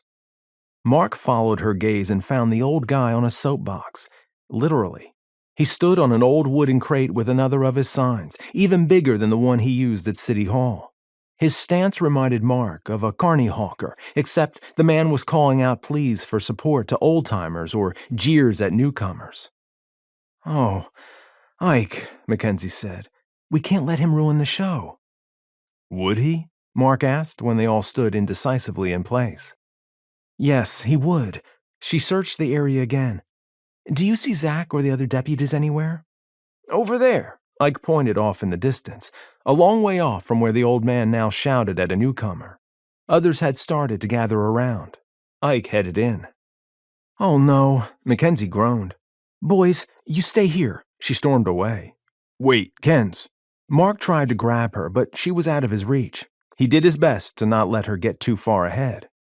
She pushed her way through the people and came to stand next to the newcomer who was now in a shouting match with the old man. McKenzie put her hand on the newcomer's arm, and he flung it back, throwing her off balance and into the people around her. The man turned his anger toward her and grabbed her arm. Fear battled anger for dominance as Mark broke into a run. He flew past the people until he had shoved his way between McKenzie and the man. "Get your hands off her," Mark growled, his tone ominous, not waiting for compliance. He put the guy's hand into a joint lock. The man winced and released her arm. "Hey, let him go," a man from the crowd shouted, and several others jeered. Since the man made no sign of reaching for her again, Mark released him and stepped back, pulling McKenzie behind him.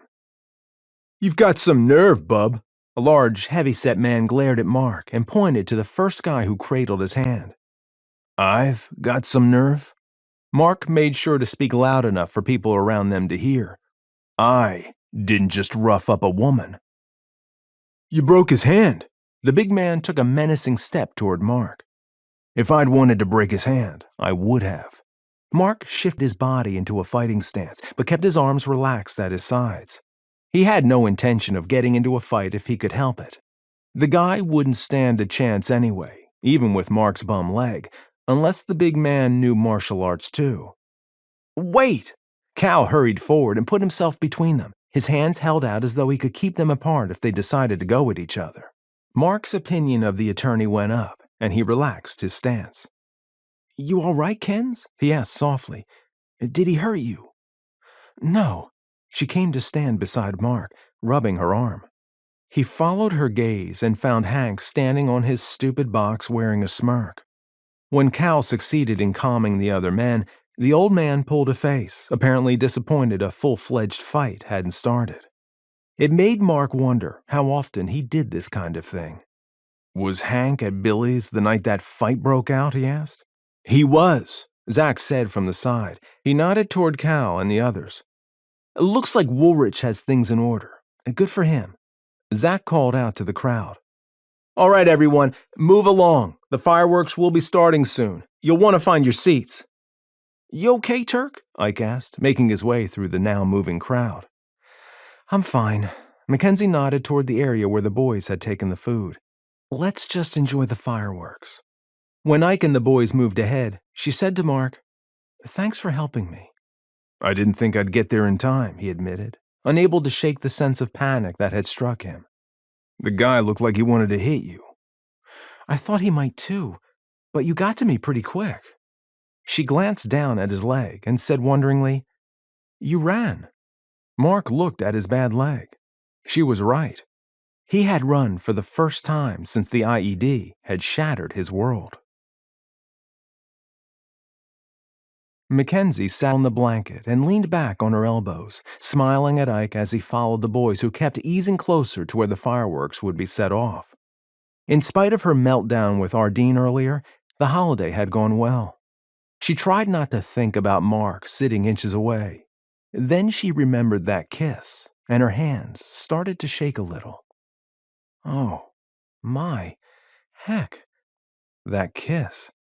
She forced her breathing to stay steady, even if her heart refused to. It meant nothing. She couldn't let it mean anything. She didn't want to be hurt again, and her complicated life didn't need another hitch. Why had she offered to go to Pikes Peak with Marc? Why? McKenzie let out a slow breath. Because she understood his need to go back to his father's special place. Because Marc had looked at her with those blue eyes and those adorable dimples. Stop it. Kens, Marc said, his voice strained. She glanced at him and straightened. In the dim light, he looked awful, perspiration dotting his forehead and upper lip. He tapped the fingers of one hand against the top of the other. What was going on now? Are you okay? She leaned closer to him. I thought I was going to be all right, he said. I'm nervous about the noise from the fireworks. Should we go home? Alarmed, McKenzie got up on her knees, preparing to stand. No, I think I can do this if you help me. He held out his hand, and she took it without thinking. Its coldness surprised her. How long had he been sitting there stressing out about this? All right, she sat back down. What do you need me to do? I'm going to put in my earplugs, Marc said. We think it's the noise and not the lights that trigger flashbacks. I only rarely jump at noises anymore. He cleared his throat. Since fireworks were banned this year, I thought I was okay. Somehow I missed this. He nodded to the pyrotechnicians and let out a deep breath. It'll be my first big test. The percussion won't bother you. Mackenzie's stomach nodded. You could have said something sooner. She handed him a napkin, and he wiped his sweaty face with it. We didn't have to come tonight.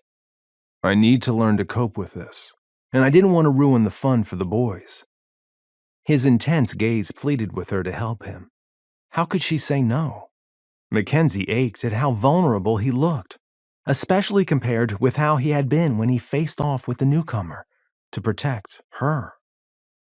That was nice of you, but they'd understand. No, I'm not going to burden them with this. He reached into his pocket and pulled out a small package. I think they're going to start soon. Okay, we can do this. She prayed her words would be the truth. What do you need from me? I need to know you're close to me, to feel you beside me. He put the earplugs in his ears. You'll be my comfort. Mackenzie's breath hitched, and she blinked. With forced composure, she moved closer and stretched out beside him, making sure she touched him from her foot up to her shoulders. She clasped his hand. When the first explosion came, his body tensed and his breathing turned ragged. Mackenzie lifted his arm, pulled it around her shoulders as she turned her body into him, and draped a leg over his. She reached up and cupped his cheek. The tension in his body eased. His heart still thudded too fast, but his breathing slowed. Marc closed his eyes for the grand finale, but his body didn't tense at all. When the vibration stopped, he let out a deep breath and grinned. Mackenzie lifted up on one elbow, her feelings mixed. She was still mad that he had messed things up by kissing her, and mad at herself for kissing him back. Her heart also ached for what the war had done to him. His leg was healing, but how long would the emotional price haunt him? Thank you. Marc opened his eyes and met her gaze. Did you know Ike was supposed to have been with me in that Humvee? No, she whispered, her eyes suddenly stinging. How could her family have gotten through that? She couldn't even think of Ike dying. He doesn't talk much about his time over there, except about his friends. We lost 17 that day. And more were hurt like me. Some worse. Marc sat up. I appreciate your help with this. I'm your comfort, she asked. You have no idea, Marc said simply. For a second, they just looked at each other. This man had the power to hurt her like no other had. She couldn't let it happen. Glad I could help, McKenzie said. Let's congratulate Ike on keeping the boys safe.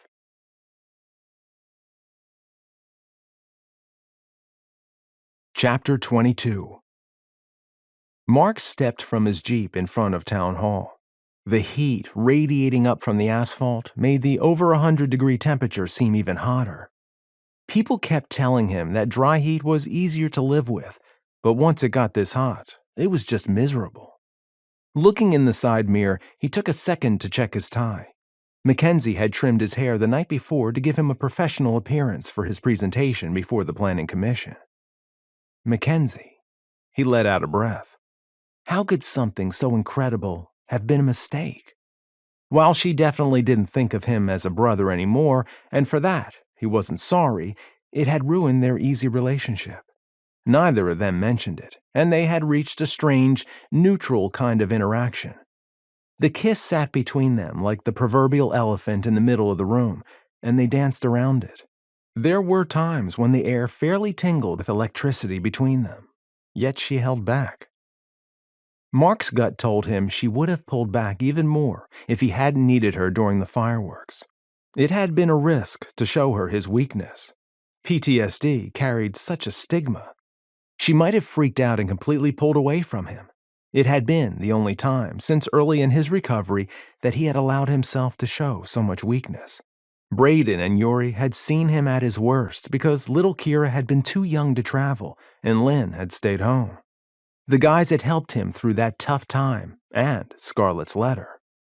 Somehow, he had to find a way to fix things with McKenzie, discover why she could kiss him like that one minute and push him away the next. Motion in the corner of his vision made him glance in that direction. Two men hurried around the corner of City Hall. The furtive nature of their movement made the hair on the back of Marc's neck stand up. He'd had another nightmare last night, the first one in a couple of weeks. The dreams always put him on edge. Was he making something out of nothing? After more than one deployment to the Middle East, he had learned to trust his instincts. Those two were up to something they didn't want others to know about. Marc glanced at his watch. He had plenty of time to check on it before the Planning Commission meeting. He went over to the end of the building and stopped, hoping they hadn't gone too far around. Low voices rumbled, but not loud enough for him to make out much of what they were saying. Something about getting people angry enough to act. But on what? Marc eased his head around and caught sight of Hank and another man who had black hair and a swarthy complexion. At the sight of the old man, a wave of anger flooded through Marc. He wanted to grab the guy and shake some sense into him about the damage his inflammatory words could cause. All right. Hank shifted as though to turn. Marc pulled back and hurried to the sidewalk, his back to the building. He played with his tie again, hoping he didn't look like he had been spying. Where are you going? Marc turned back to face Hank. The old man didn't wear a hostile expression, but neither was it friendly. Hank. Marc acknowledged the man, wanting to ask him about the other guy. But that wasn't what came out of his mouth. Do you know McKenzie Terkildsen? Sure, I know her. The old man picked up his banner that had been leaning against a bush. Went to school with her granddad. You almost got her hurt last week. Marc had to work to keep his anger under control. I never touched her. Hank looked out at the street. If that guy had hurt her. Marc kept his voice low and a little ominous. I'd have held you partly responsible. I think the term is called contributory negligence.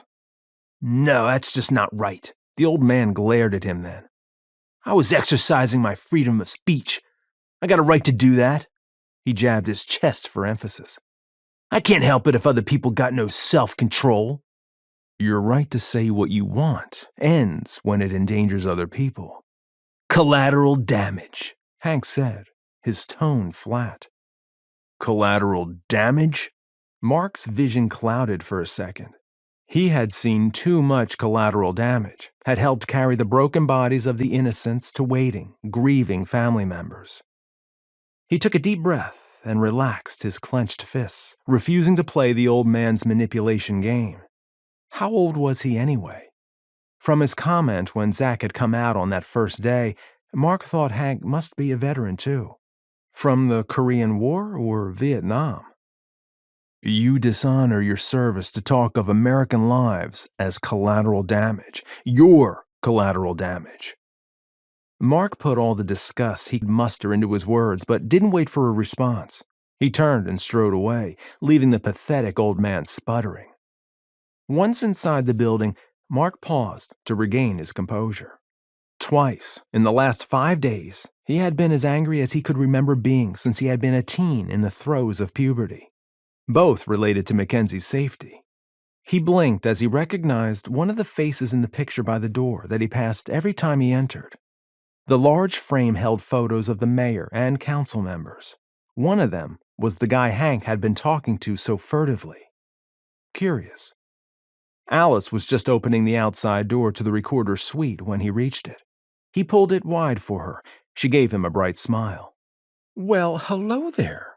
She brushed past him, her arms full of letters, apparently heading to the post office. Hey, Alice. He let the door shut again. Who's the Hispanic guy on the city council? That's Ernie Alvarez. His family has lived here for years, and he's a proper role of government kind of guy. She pulled a face. Doesn't think government should pay for anything but the basics. If you can find it in a store or online, he says government shouldn't be providing it. So, no library, no parks, no recreation programs. None of it. He was outside talking to Hank, Mark said. I'm not surprised, Alice said. Hank's practically Ernie's groupie. I gotta run. Standing in front of the recorder's office door, Mark stewed on what Alice had said. Why would someone on the city council work with a guy like Hank, who hated the council? What was Alvarez's agenda? Mark glanced at his watch. The planning commission meeting didn't start for another half hour. He didn't feel like sitting in the council chambers the whole time. Would McKenzie be put off if he showed up in her office? Heaving out of breath, he opened the door and peeked in. She stood at her counter explaining something to a resident. She glanced up, and as soon as she saw Mark, her cheeks went red, but she barely missed a beat in her explanation.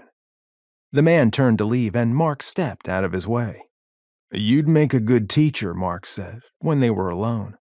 Have you ever thought of changing professions?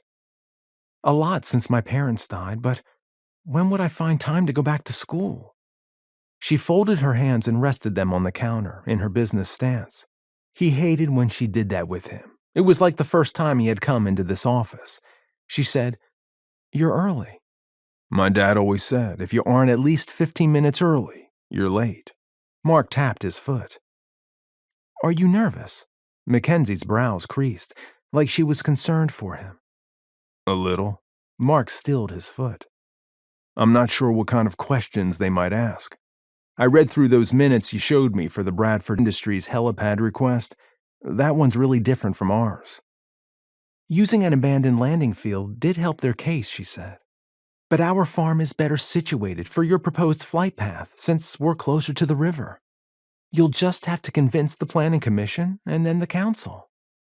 What if I can't convince them? Mark's mouth went dry at the expression that flashed across her face. Don't tell me you think they'll deny it. I thought you were on our side. I am on your side. Don't put words in my mouth. She reached out and touched his hand for a too brief second before pulling it back. There are a lot of variables, and the council surprises me all the time with some of their decisions. I know you and Ike have talked about using the Bradford Industries helipad if they don't approve your location. Could you make it work? Probably. I've worked a few numbers. The only problem is it's on the opposite side of town and way beyond the outskirts besides. That's a long way from where our clients will likely be. The hotels, that new resort, everything. Your farm is the perfect location. Well, remember, the Planning Commission is only an advising body for this. The City Council doesn't always take their recommendations. Mackenzie glanced at her watch. It will look better if you're there a little early. Good luck." Marc stepped out of the office suite and let the door close behind him. His hand still tingled where she had brushed it with her fingers. She had touched him. Showing his worry always brought out her tender heart. He smiled and headed toward the meeting. Marc entered the council chambers and found quite a few people already seated. He took an agenda and sat in the back of the room. A cursory scan of the document showed his item dead last. He pulled out his phone and started to play a game. By the time Hank entered, there was standing room only. The planner, Fisk, hurried into the room, followed by the planning commission members, some still carrying their boxed dinners. Marc scanned the room. Already, he thought he could differentiate between the old-timers and the newcomers. The first planning commissioner to reach the dais shifted a couple of the nameplates. Apparently, some planning commission members didn't want to sit with some of the others. Marc couldn't help thinking that it seemed very juvenile. He wondered how much their personal conflicts might impact his and Ike's application. Were the commissioners prone to vote against requests just because the other side was in favor of them, or vice versa? The first 2 items only took about half an hour, but not the next one, or the 5 following that one. Hank got up during each public hearing and spewed the same rant he had given in the other meeting. However, by the 4th public hearing, a rezone for high-density housing, he made his comments specific to the request. The other old-timers in the audience got louder in their support. By the time the 2 groups started shouting at each other, Marc had a pretty good headache. The chair couldn't seem to get control of the meeting, and Marc worried it might turn into a brawl like that one at Billy's. He searched the crowded room for some sign of police, but didn't see anyone. His first thought was they could be in plain clothes, but then he remembered that most of the people there probably knew each other, at least by sight. The commission chair continued to rap her gavel, trying to get everyone's attention. Marc finally put his finger to his mouth and blew an eardrum-splitting whistle. The chair took advantage of the sudden, surprised silence. "I move to continue the rest of the commission's business to the 23rd, she shouted. Before the crowd could react, another commissioner seconded the motion, and they all voted aye. Marc sat stunned as the commissioners fled the room amid cheers and jeers from the residents. His project had just been delayed 2 more weeks.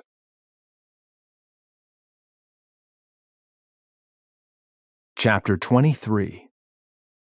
Now that Cal had bonded with Kathy and Zach, McKenzie didn't know what to expect on their date. It was tempting to invite her other 2 friends along, but that would be a dirty trick to pull on Cal. Now that he wasn't pretending to be someone he wasn't, she thought they could be friends, as long as he and Marc cut out the adolescent competition the 2 had going. Marc. McKenzie had to stop thinking about him. It was hard to believe she hadn't just let him kiss her, but had kissed him back. She got all hot and bothered remembering it. Ike's tacky comment came to mind, as it always did when she thought about the kiss. It made her feel guilty, even though she wanted to do it again every time she looked at him. She reminded herself that she had plenty of reasons not to. When she had cut his hair before the planning commission meeting, it had been torture. She'd had to get so close to him, and he'd smelled so good. Enough. McKenzie fanned herself, willing the butterflies that had taken up permanent residence in her stomach to calm down. The daydreaming about him must stop. Too bad she enjoyed daydreaming about him. Frustrated, she tucked in her blouse. When she came out of her room, Ike was the only one in the kitchen. He watched her as she got out some cereal and poured it into a bowl, the corners of his mouth turned up a tiny bit. It came close to looking smug, but she thought he must be working hard not to let it. "What?" she finally asked, sitting across from him at the table. She reached for the milk. "He's a good man, Turk." Ike's face had turned serious. "Who, Cal?" McKenzie made her voice as snarky as possible. "As good as they get," he said, ignoring the deflection. "As good as my father." That sobered her. Ike had never dropped a comparison to his father before. Ike's serious expression made her nervous. "It's obvious that you're into each other." Ike rose from his chair. "Why do you keep dancing around?" She pushed her bowl away, her appetite gone. Her hands quivered, and she squeezed them shut. Why did he have to make her second-guess her decision? Give him a chance. Ike picked up his dish. What gives you the right to meddle in my social life, she asked. Because I love you, and I hate seeing you fight this like you fight everything. He bent over and kissed the top of her head. Some things are good, like your mom finding my dad after your father left. They were so happy together. McKenzie blinked her eyes and leaned against his side. Ike had only told her a couple of times that he loved her. They were. I'm glad I had a chance to tell my dad I was wrong about them before he died, Ike said softly. Since the first time I met Marc, I've wanted to introduce you to. He held up his hand to stop her from bristling like Marc had. And I didn't invite him here for that. Ike left the room. McKenzie carried the bowl to the sink and poured it down the garbage disposal, confused. At the sound of Marc's door opening, her heart raced. She turned on the water and the garbage disposal to give her time to collect herself before facing him. She hoped he hadn't overheard. Ken's, he said. She ignored him.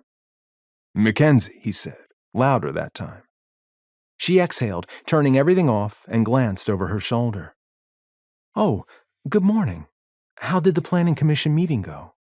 Marc pulled a face. They continued it 2 weeks. What? McKenzie turned to face him, forgetting all about her discomfort. Why? The chair lost control of the meeting, he said. They moved to continue everything, and then they got out of Dodge. They have to fix this, or nothing will get done. She rubbed her temples against the pain starting there. For a place so full of people who want to preserve their property rights, they're sure into regulating everyone else's. Ironic, isn't it? Marc looked down at his hand, where he tapped a finger against the top of his opposing hand. I have an appointment with the planner later this morning. Now that she understood what that motion meant, McKenzie's heart twisted. She wanted to reach out and touch that finger, to calm it and tell him it would be okay. He glanced up at her again and held her gaze. What are you doing for lunch? McKenzie blinked and the flutter in her stomach went crazy. Why couldn't things be like when they had gone up to the cliff? Since I'll be there already, I just figured. He took a step back, letting his words trail off. What was going on in that head of his? He looked vulnerable. Ike's words came to mind. She and Marc had been dancing around each other. If they could just go back to being friends, maybe it would be okay. I guess you're asking me out for lunch, she asked. Yeah. He gave her a hesitant yet adorable smile. It wouldn't be the first time we've had lunch together. No, it wouldn't, would it? Noon would be fine. She picked up her purse and searched it for her keys. With them in hand, she moved to the door. See you later. Bye. Chapter 24. What's wrong with you today? Alice asked when McKenzie had to ask her to repeat herself for the 4th time. Oh, I'm sorry. McKenzie sighed. I'm just a little distracted. I guess. Alice took the new stack of utility bill payments and went back to her desk. Hey, Turk. The mayor peeked his head through the open suite door. I'm sorry, I know you already sent out the agenda, but we're going to have to amend it. Do you know when it will be ready? She glanced at the clock. 11. In the next hour or so, I'll need to review it with you before you send it out again, and I have a meeting in Price at 2. I'll be here. So much for lunch with Marc. Thank you, my dear. He left. McKenzie went into her office. Until that moment, she hadn't realized how much she had been looking forward to lunch with Marc, to be normal with him again. She picked up her phone to send him a text. Lunch is a no-go. Have to amend the agenda. Sorry. She opened her office email and checked to see if Canyondale's hired attorney had sent her anything. Nothing yet. Sorting through some documents, she thought again about how much things had changed in her life over the last year.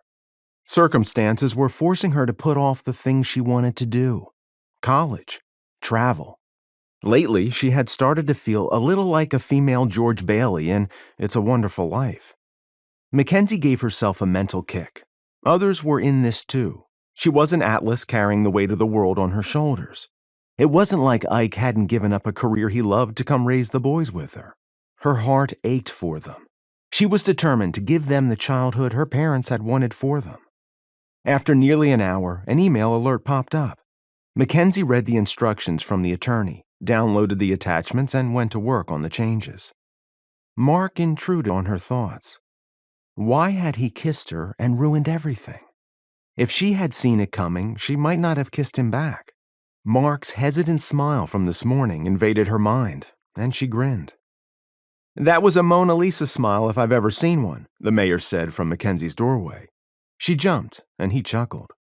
McKenzie groaned, furious at herself for getting caught daydreaming. She didn't say anything, even though Mayor Ashley had always been like a grandfather to her. "Is it that pilot friend of Ike's?" the mayor asked. "I just downloaded the new agenda item." She hoped the heat in her cheeks didn't show. "I'm glad to see you coming alive again, Turk," he said, his voice soft and caring. "You need a life of your own, too." His concern made Mackenzie's eyes burn, and she blinked a few times. She was so emotional lately. Sniffing, she handed him the papers she had printed, and they spent the next few minutes discussing some things he wanted said differently. "That should do it. You can send it out when you've made those changes." The mayor turned to leave, but paused at her doorway. He glanced over his shoulder at her, the corner of his mouth corked up. "Looks like your lunch has arrived." "What?" Mackenzie jumped from her chair and hurried over to the door. Marc stood behind the counter holding a large box from Billy's. She caught the smell of Navajo tacos, and her stomach growled. "Is Billy's doing delivery now?" Alice asked, sniffing her way to the counter. "I wish you'd told me you were going to order in. I'd have gotten something too." "I think," the mayor stepped aside so Mackenzie could pass, "that I may have interrupted a lunch date." "Mayor," Mackenzie said, "I don't think you've met Ike's friend and business partner, Marc North. Marc, this is Mayor Ashley." "How do you do, sir?"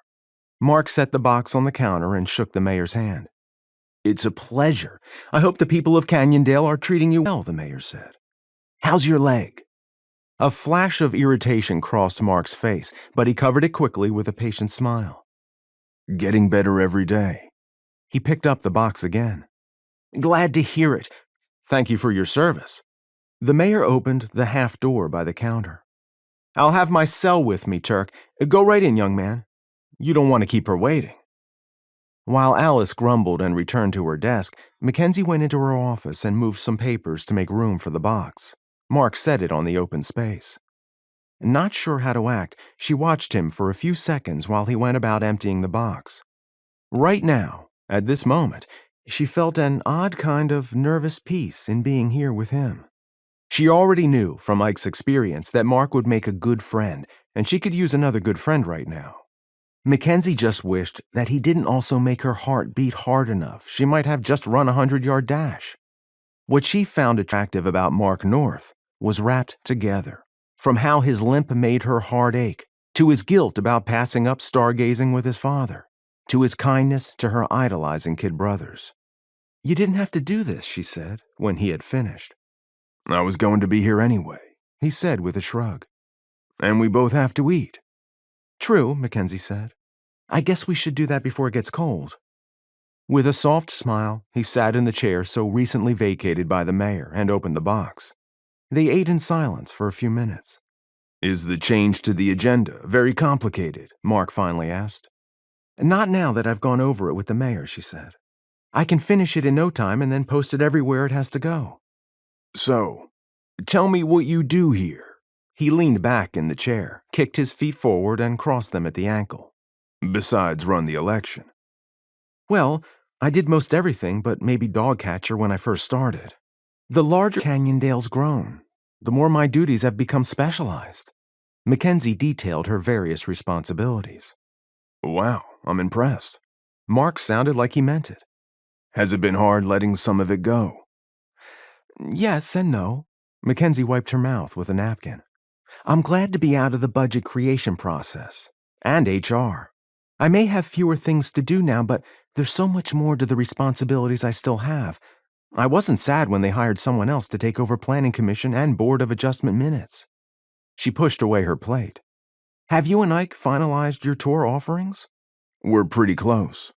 He reached into his backpack, pulled out a folder, and handed it to her. The various sheets of paper, most of which were aerial maps of southern Utah mountains, showed areas within a couple 100 miles of Canyondale. Have you figured out how much to charge for the different excursions? Every time she had raised the question with Ike, he had blown off her concerns. That's the tricky part, Marc said. We need to be able to compete with other sightseeing companies around Moab and Zion's. And make a profit. McKenzie kept her voice slow and firm. Well, sure. That is kind of the point, Marc said. It helps that those other companies pay more to come up here because they're based farther south. Yes, but you have to make a profit. She held up her fingers and started counting them. You have to have enough money to pay your taxes, maintain the helicopter, pay for insurance, save money for repairs, set money aside to replace it in time, and still have money to pay yourselves salaries. We're not stupid, Kens. I never said you were. She wished she hadn't said anything. Sorry, it's a habit for me to nag my brothers. Are you getting tired of housing and feeding us? Marc asked. That's not what I meant, and you know it. McKenzie started packing up the trash. I do know it, and since you know I do, he said, reaching across the desk and touching her arm, which sent tingles up it. What are you worried about? I don't know.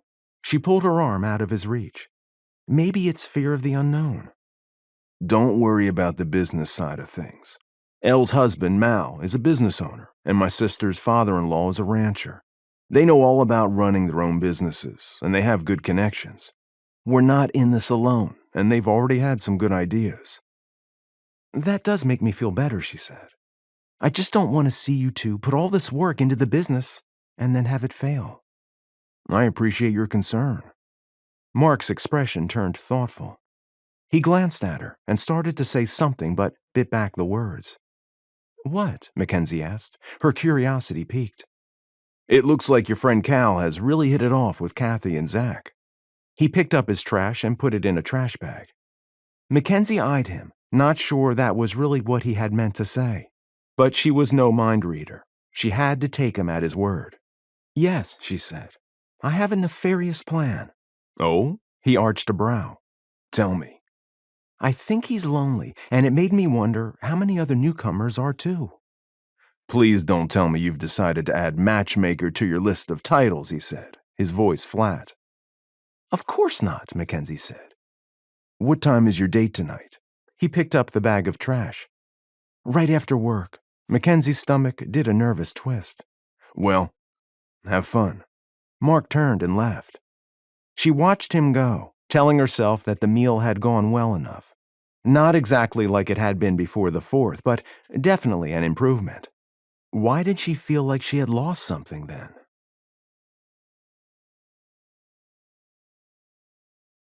Chapter 25.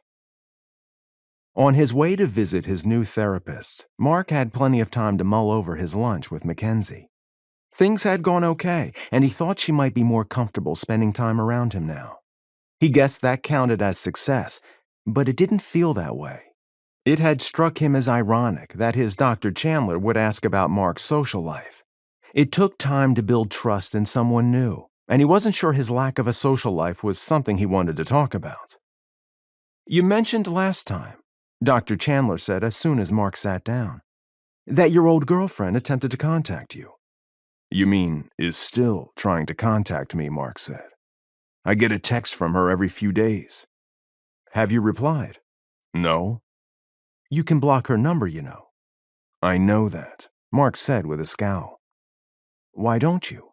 The therapist watched him with a curious expression. I don't know. Marc rubbed his face, suddenly tired. Why are we talking about this? I thought these sessions were to make sure I get over the PTSD. All right, Dr. Chandler typed something into his tablet. How did you do on the 4th?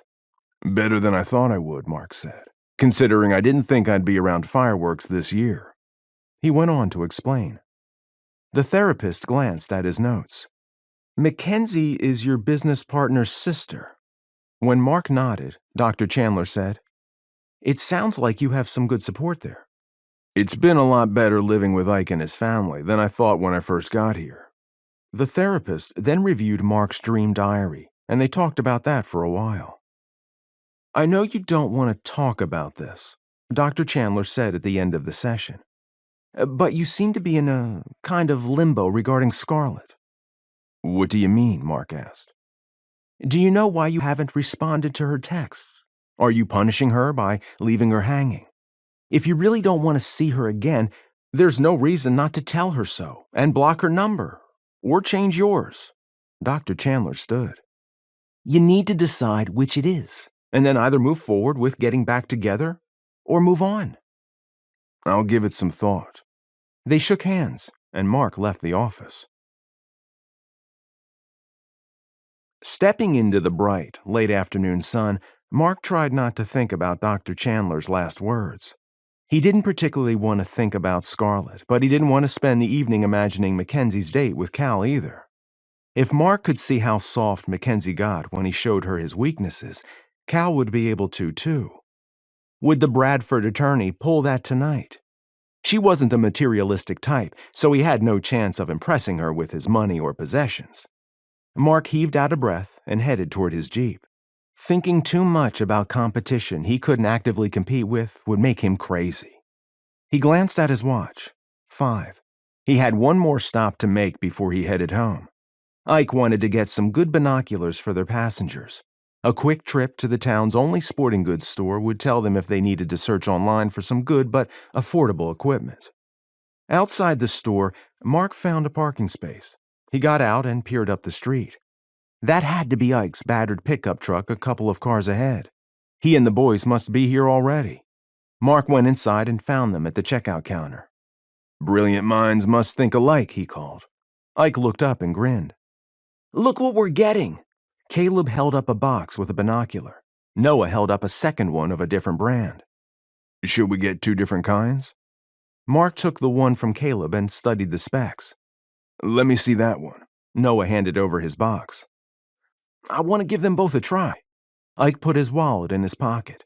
If these don't work, the boys can always get into bird watching. Noah glared at him. We can watch for terrorists, Caleb said. Sweet, Noah said. Can we open these now? I don't care, Ike said. But if you break it, you pay for it. We won't break it, Caleb said, indignant. We know how to take care of stuff. Well, Mark said, I'm hungry. They stepped outside and Mark squinted against the sun. The air smelled really good, like someone was cooking something tasty nearby. He raised a hand to shade his eyes from the glare and tried to make out the sign on the building across the street. There's a restaurant, he said. Is it any good? Rock Rose Restaurant? Ike chuckled. It's one of the best in town, but we can't go there tonight. Why not? Mark asked. Ike nodded in the restaurant's direction. A balding man in a sports jacket and slacks was holding the door open for a curvy woman with amazing red hair. Mark groaned and turned away. He did not want to see McKenzie having fun with Volleyball Boy. Ike shot him a sympathizing glance and shrugged. Hey, Noah cried. There's Turk, look. He held the binoculars to his eyes and pointed at the restaurant. Yeah, this is cool, Caleb said. He sure waves his hands a lot when he's talking. Mark turned back to the restaurant, squinting to see better. He could just make out McKenzie's hair at a table by the window. She's not talking enough, Caleb said. Yeah, Noah agreed. When she's having fun, she likes to talk. A lot. Mark wished he could see her expression better. When she turned her head in their general direction, he spun around. What would it look like if she saw them all watching her with her date? With binoculars. You guys, put those away. He turned both boys around by the shoulder. But we want to watch, Noah whined. What will your sister do if she catches you spying on her, he asked. Let's go get something to eat. With his back still toward McKenzie's restaurant, Mark just wanted to get away. The back of his neck prickled like someone was looking at him. He sent a silent plea to the heavens that she hadn't noticed them. I'll follow you, he said. Where to? I'd say Billy's, Ike said. But you had that for lunch. What lunch? Noah asked. Mark brought Turk lunch from Billy's. Navajo tacos? Caleb asked wistfully. Ike nodded and started to say something, but Noah interrupted. "I want a Navajo taco," the boy complained. "Let's go now. I'm hungry." "What's that look for, Ike?" Mark asked. "The mayor called." Mark blinked. "The mayor called to say I brought lunch to your sister?" "No. He called because he wants to hire us to do a flyover of the city with a photographer." Ike shrugged. "He just happened to mention that you'd brought lunch over to her." "Can we get some dinner now?" Noah asked again. "And what I brought her to eat?" Mark asked Ike. "He just said that a man who already knew what her favorite meal was and brought it to her from her favorite restaurant might deserve her." Mark glanced at Noah and found him using the binoculars to spy on McKenzie again. "Stop that." Mark took them from the boy and turned to go back to his Jeep. He chanced a quick look at the restaurant just as McKenzie glanced out the window. He swore. "Get in," he shouted to the others. "Hurry." He tossed the binoculars into the back and hurried into the Jeep. Ike must have realized the problem and herded the boys in the back. Mark started the engine. If she had noticed them, what must she be thinking? "What the?" Ike's words cut off as Mark peeled out of the parking space. "Seatbelts!" Once Mark was around the corner, he slowed down. Let it evolve naturally. Yeah. There he had been, standing across the street from where she was having her date. With binoculars. That was really natural. He could feel Ike staring at him. Glancing at the rearview mirror, he saw both boys watching him with wide eyes. "Are we busted?" Noah asked. "Yeah." Mark let out a deep breath. "So, if she hadn't recognized you before, you made sure she'd notice your car by laying rubber?" Ike grunted. "Turn right. What happened to the master of calmness under pressure?" He turned back to Mark. "No one was even shooting at you back there." "She might shoot at you tonight," Caleb said. "What about us?" Noah asked. "Did she see us?" "What do you think?" Caleb asked. "You had binoculars." Noah swore. Ike spun around in his seat. "Don't let me catch you talking like that again. Turk will kill me." "He said it." Noah pointed at Mark. "Sorry," Mark said. "I tend to swear when my love life goes down in flames." "I don't even want to be hearing about no love life," Ike practically shouted. "Didn't you think your matchmaking would lead to a love life?" "Only after you put a ring on it." Ike pointed to the right. "There's Billy's. Turn here." "Dinner!" the boys shouted together. After dinner, Mark stopped around the corner, out of view of the Rose Rock restaurant, and let Ike off to get his truck. "Can I ride with you?" Noah hadn't unbuckled his seatbelt, though Caleb was already halfway out of the Jeep. "Sure," Mark said. "I got this one then." Ike leaned in and rubbed the hair on Noah's head. "Don't talk his ear off." "Are you going to stay with us forever?" Noah asked once Mark had pulled into traffic. Mark shot him a quick glance. He sensed that the boy wasn't just talking about living accommodations, but wasn't sure what to say.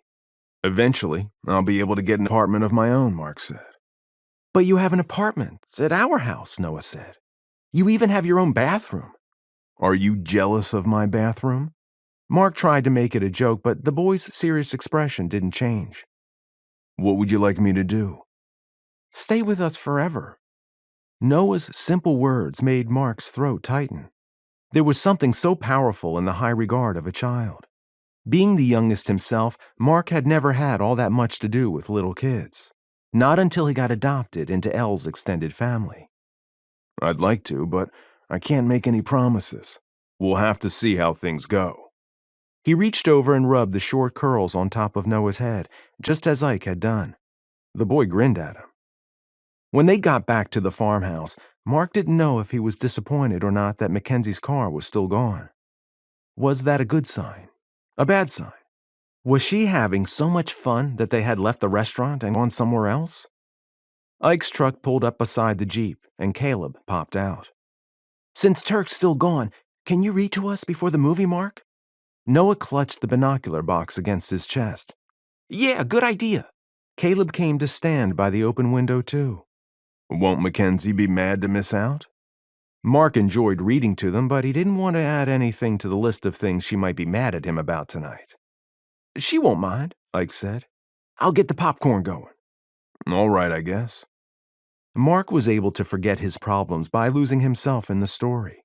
When he finished the chapter and the guys settled in to watch the movie, his concerns came back. He didn't know how much McKenzie had seen, but he was pretty sure it had looked bad to her. Halfway through the movie, McKenzie still hadn't come home. Marc couldn't take it any longer and got up. At least he had a legitimate reason to shake his leg and complain about it being stiff. "I'm going to go to bed." "No way," Caleb said. "It's getting to the best part." "Try to get some sleep," Ike said. "We're supposed to do that flyover for the mayor tomorrow." "Okay. Night."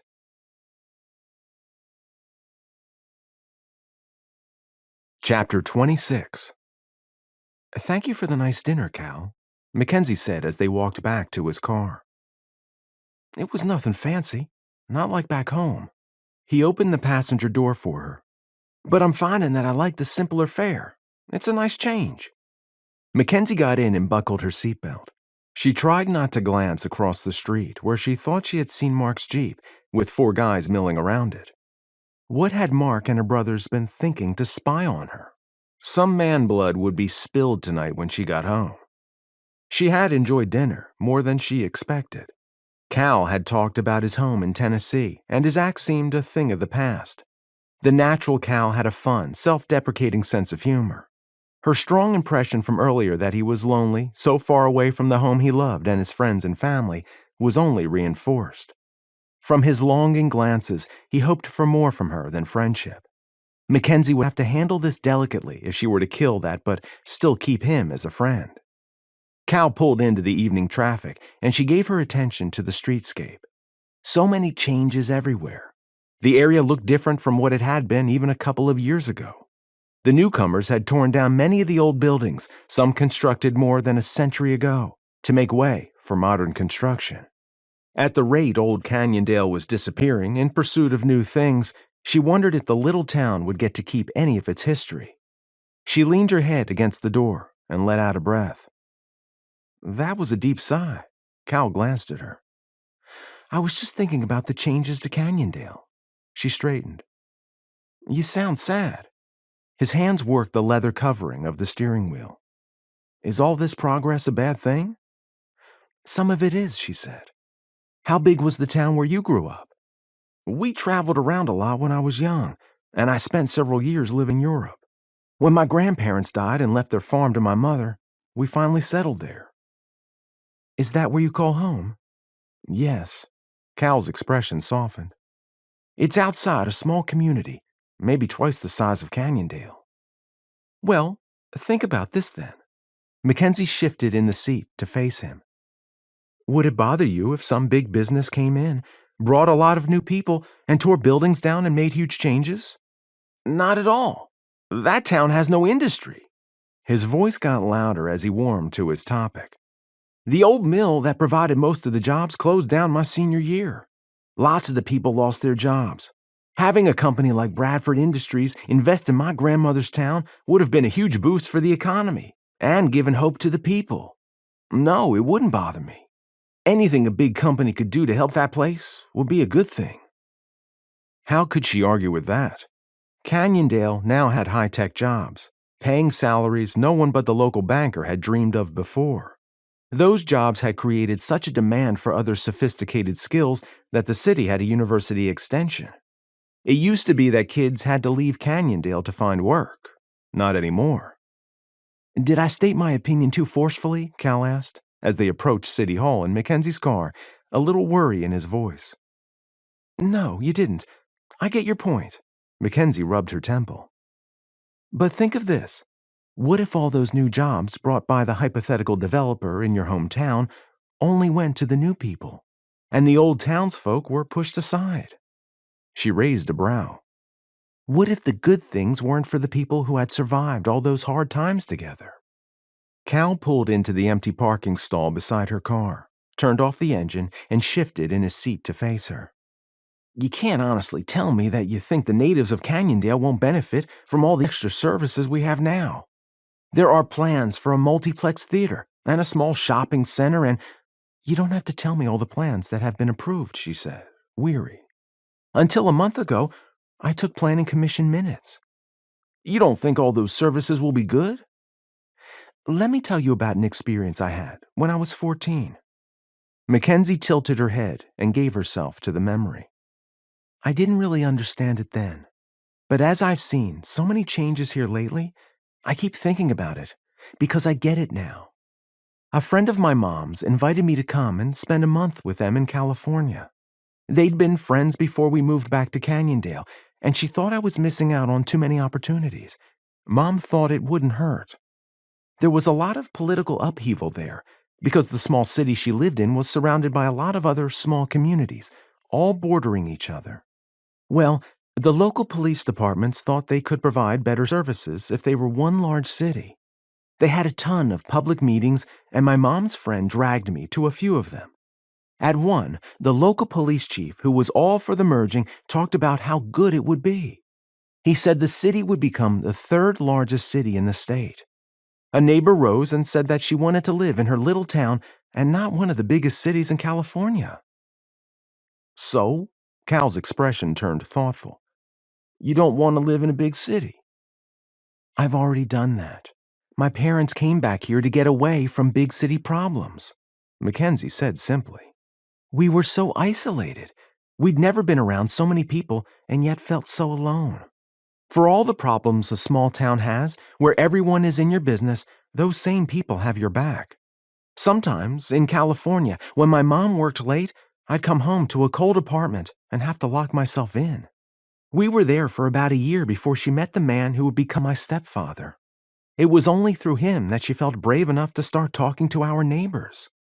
Sometimes, when people are so full of change and progress and making things better, she held up her fingers to make air quotes, they trample over what others hold dear. Their arrogance and the total lack of sensitivity alienates people. So many newcomers place themselves above us because we're just small-town yokels. They think they're better than us. It's like me telling you, who was almost a total stranger, that I know what's best for you. Okay, I guess I can see that, he said. You said you came back. Were you born here? Yes. Why did you and your mom move to California? It was complicated. McKenzie reached for the door handle. Did I offend you? Cal asked, his tone uncertain. No, you didn't. But I managed to touch a sensitive nerve. I'm sorry.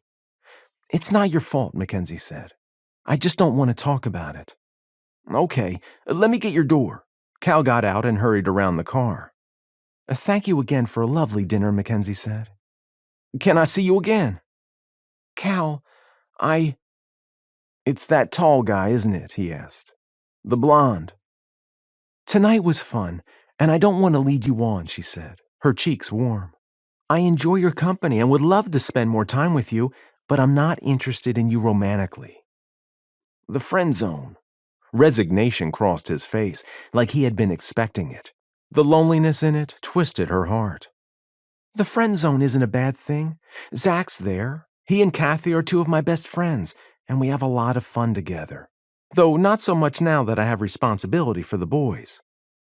I've enjoyed spending time with your family, Cal said. It has been fun, she said. Look, we just come out of mourning. You may not know that my mom and Ike's dad died last spring within a few weeks of each other. I'm sorry for your loss, he said. That must have been hard. It still is, she said. The 4th of July party was the first social thing we've done since we lost them. I'd love to include you in other things we do, as long as we understand each other. You can bring a date. Right. When you're who I'd like to date. He shot her a disbelieving glance. I can be a good sport, but that's asking a lot. The fact that McKenzie had enjoyed his company made her feel even worse. How did guys meet girls if they never crossed paths? Another problem of Canyondale's big divide. I know what it's like to be interested in someone who isn't interested in you. It happens. Sometimes a lot. She slipped her purse strap over her shoulder. I'll let you know the next time we plan something. It's up to you if you want to come or not. I'll take you up on it, Cal said. Give me a call or send me a text. He reached in his shirt pocket, pulled out a business card, and held it out to her. Maybe we could do something with Zach and Kathy. They're fun. That's not a bad idea. McKenzie accepted the card, and he turned back to his car. Maybe something good had come out of tonight.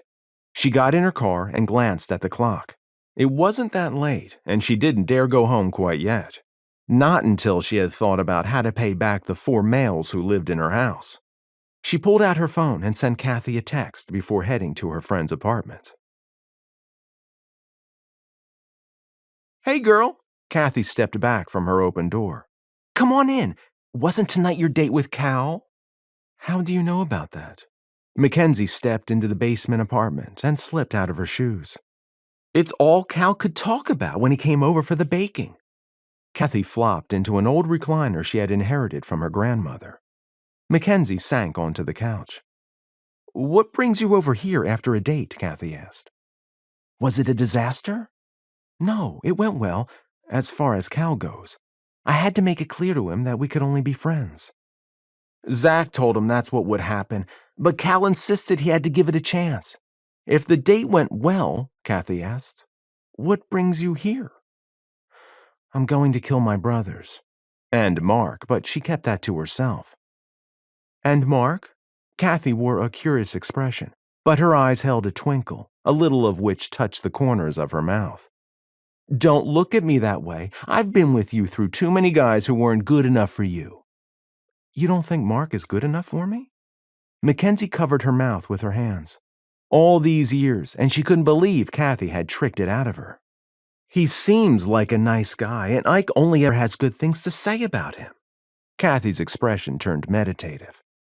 "Your brother has a good feel for people. Does he know you like Mark?" Recalling how Ike had caught them kissing in the kitchen, Mackenzie slid down in her chair. "Oh, girl," Kathy said, straightening. "Tell me." Mackenzie did. "Are you kidding me?" Kathy stared at her, incredulous. "Now that testosterone competition between him and Cal makes sense.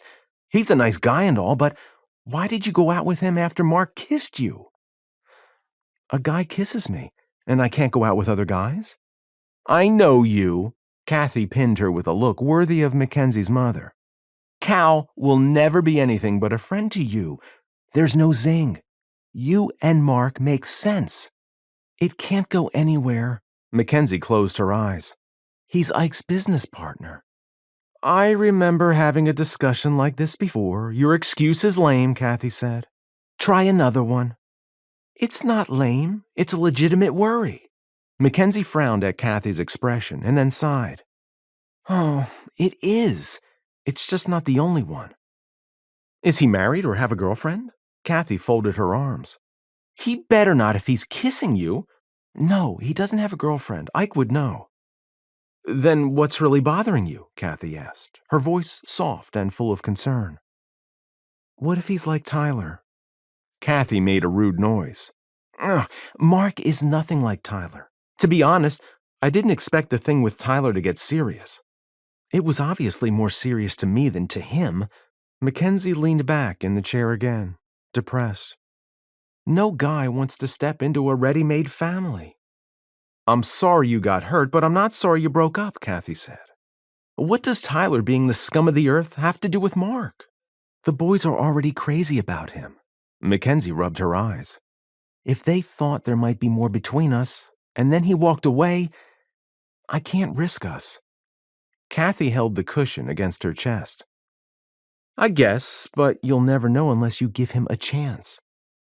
"I thought we were just friends until he kissed me." Mackenzie rolled her eyes. "Okay, I admit he's hot, but that doesn't mean I have to go out with him."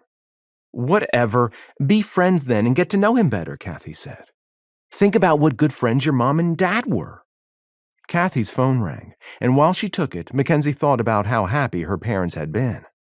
Her mind drifted, and she considered her friend, who had been going through a guy dry spell. "Have you been dating anyone?" she asked when Kathy got off the phone. She let out a deep, wistful breath. "Oh ho!" Mackenzie leaned forward. "I fessed up to you. Out with it." "It's the same old thing as always," Kathy said, "of me liking a guy who doesn't give me a second glance." "Is it a guy at the hospital?" Something in her expression struck Mackenzie. and it was like someone had opened her mind. How had she been so consumed with her own problems that she hadn't noticed this? It's Ike, isn't it? Kathy's eyes went wide. Please don't tell him. I would die. But don't say it. Kathy looked away, her eyes suddenly bright.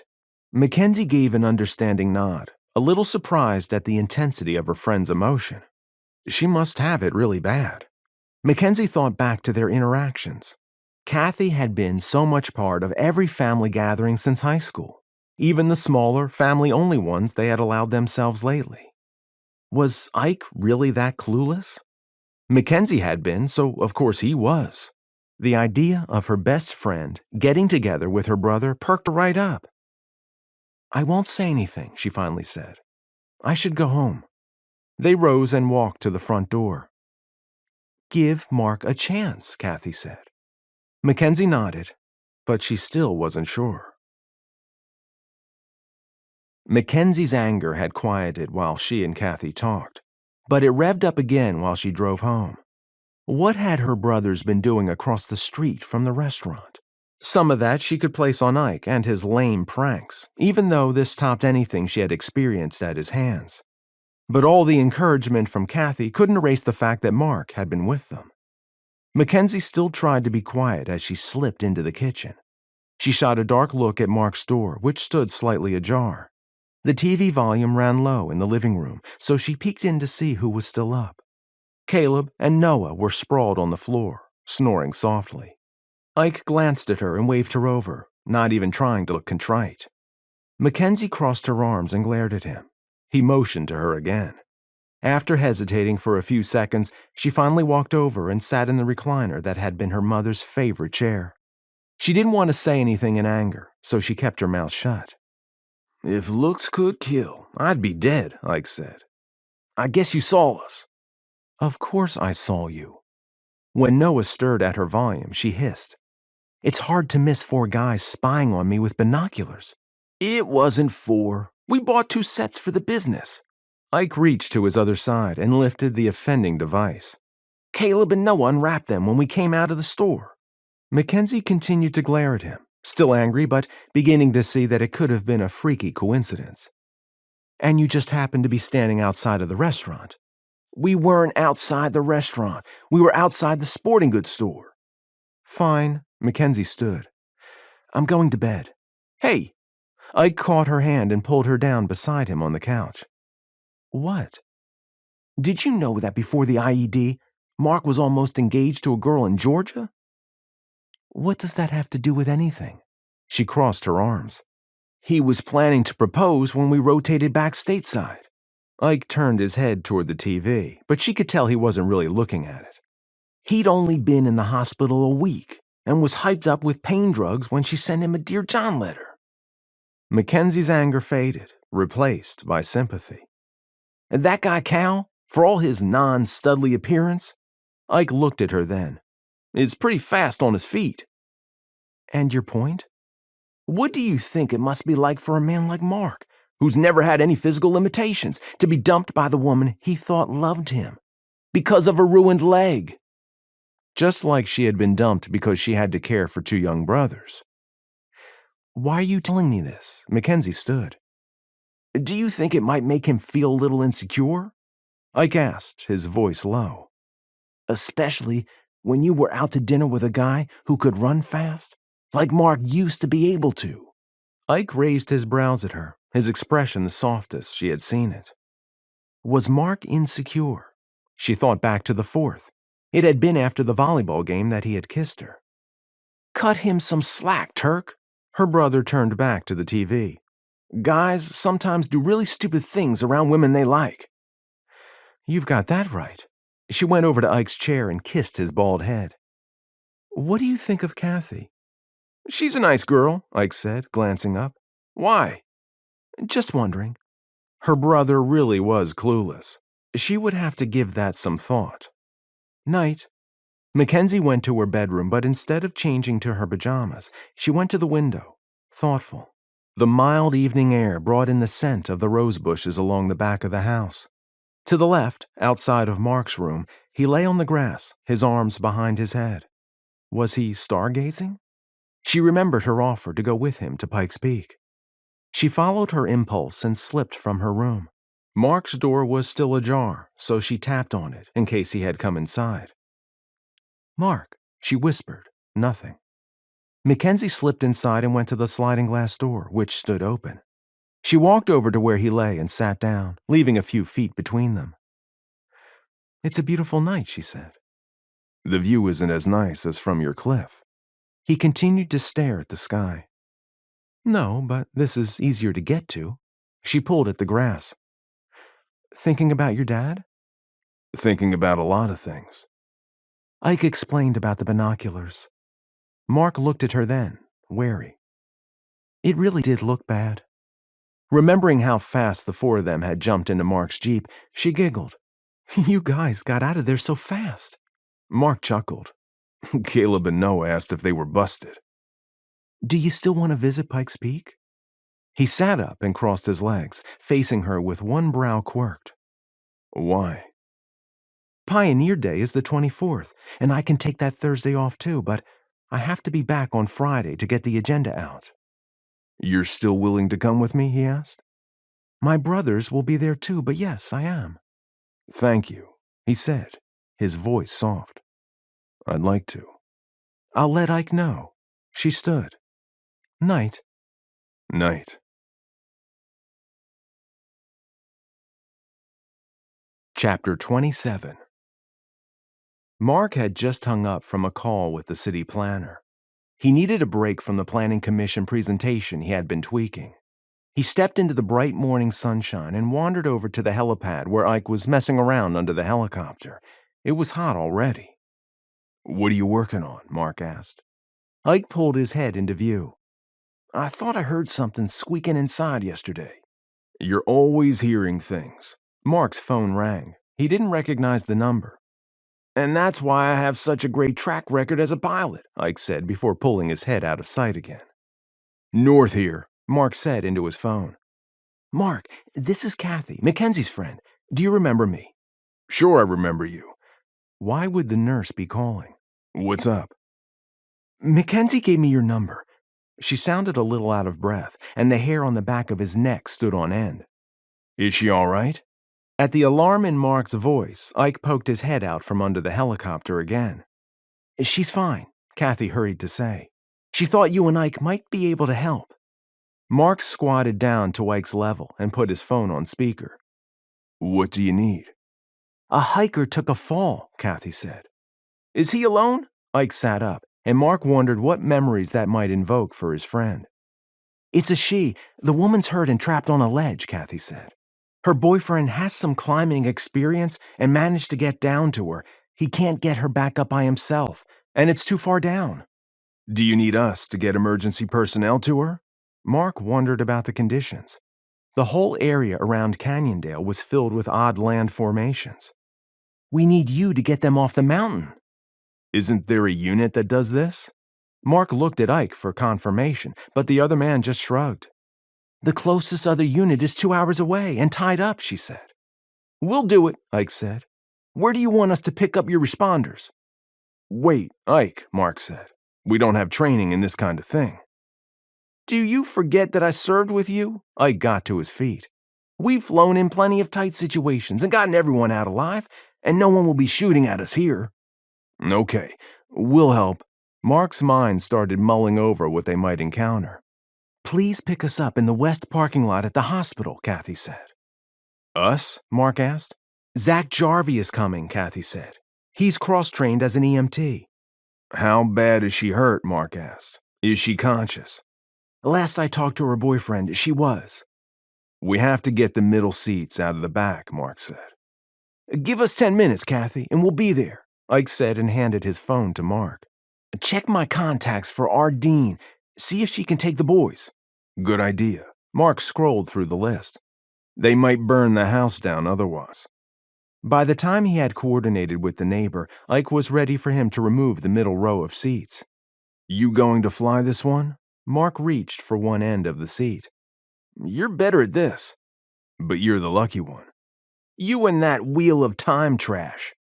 Ike gave his end of the seat too hard a pull and staggered when Mark's end ripped from his hands, and the whole thing came toward Ike. He grunted, I am not like Matt Cawthon. Mark had gotten the guys in their unit into reading the epic fantasy series. It had made Ike uncomfortable when the guys suggested he was lucky, like one of the characters, insisting that pilots who thought they were lucky tended to take unnecessary risks and get themselves killed. Mark happened to agree and hoped they didn't need extra luck today. After adjusting his headset, Mark took off and followed the pattern that had been suggested by city staff for their flight plan and came into town over the commercial district. 2 people stood in their near-empty section of the parking lot. He sat down, and Ike opened the door. Already in their harnesses, Kathy climbed in first, followed by Zach, who carried a large canvas bag. She handed Mark a radio and gave directions to the location. An ambulance is already on the way to rendezvous with us. Zach buckled his belt. Once they were in the air again, Mark asked, What are you going to lift her in? A bag, Zach shouted over the noise. She's lucky we've been setting up a unit for just this kind of thing. With so many tourists coming in now, I'm afraid we're going to see a lot more of this. I've been backpacking in the area she's in, and I think I know the spot, Kathy said. The terrain's really uneven. From what the boyfriend described, I doubt we could use a board for her. Look for someone wearing a bright green shirt. You should be able to see him against the red cliffs. Ike pulled out the binoculars he had bought for the helicopter. Zach and Kathy went over medical things, and Mark reviewed possible scenarios again in his mind. I think I see him, Ike finally said, pointing toward a cliff. Maybe a quarter of the way from the top? Yes, he's waving, Zach said.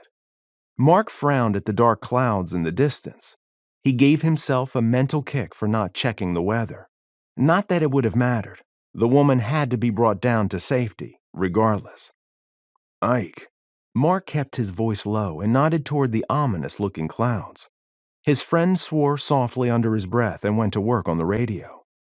As they got close enough to clearly see the guy wearing the green shirt, Mark understood what Kathy had meant about not being able to use a board. The rounded ledge didn't have a lot of flat surface area. He was surprised the woman hadn't fallen off. Will that ledge hold all 4 of you? Mark asked. Because there's no way I can get close enough to land. I'll have to drop you. Zach squinted, and Kathy peered over his shoulder. Yes, Kathy said, and we'll be tethered. I agree. Zach checked his harness and then did a visual of Kathy's before leaning back so she could do the same for his. Ike, Mark asked quietly. The storm's headed this way. Zach, Kathy. When Mark saw their eyes looking at him through the mirror, he said, You'll have to move fast. We have weather heading for us. Kathy's eyes widened a little, but all she did was check her harness again. I'm glad base isn't far, Zach said. Watching the dark, roiling mass of clouds, Mark agreed. He just wished they didn't have to fly into the storm to reach the ambulance. They approached the ledge, and his pulse calmed a little at the stillness of the air. How long would it last? Ready? Ike asked as Mark hovered the helicopter above and back from the ledge. When both Kathy and Zach nodded, Ike opened the door. When he gave the signal, Mark lowered the line. He didn't have a lot of experience transporting people like this, but he wasn't a complete noob at it either. With care, he and Ike eased them toward the ledge, where the boyfriend reached out a hand to help guide them in. Listening in on their radio conversation with the couple, both Kathy and Zach impressed Mark with their calm precision as they went to work. That Kathy really knows her stuff, he said. Yeah, Ike watched the pair. And she's got guts. Did you see that she barely flinched when she saw the storm? The wind gusted hard, and Mark concentrated on holding their position.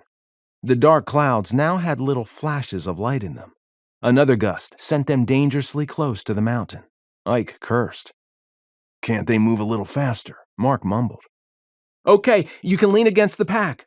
Zach's comment came over the radio, a new urgency in his voice. Sweat beaded on his face.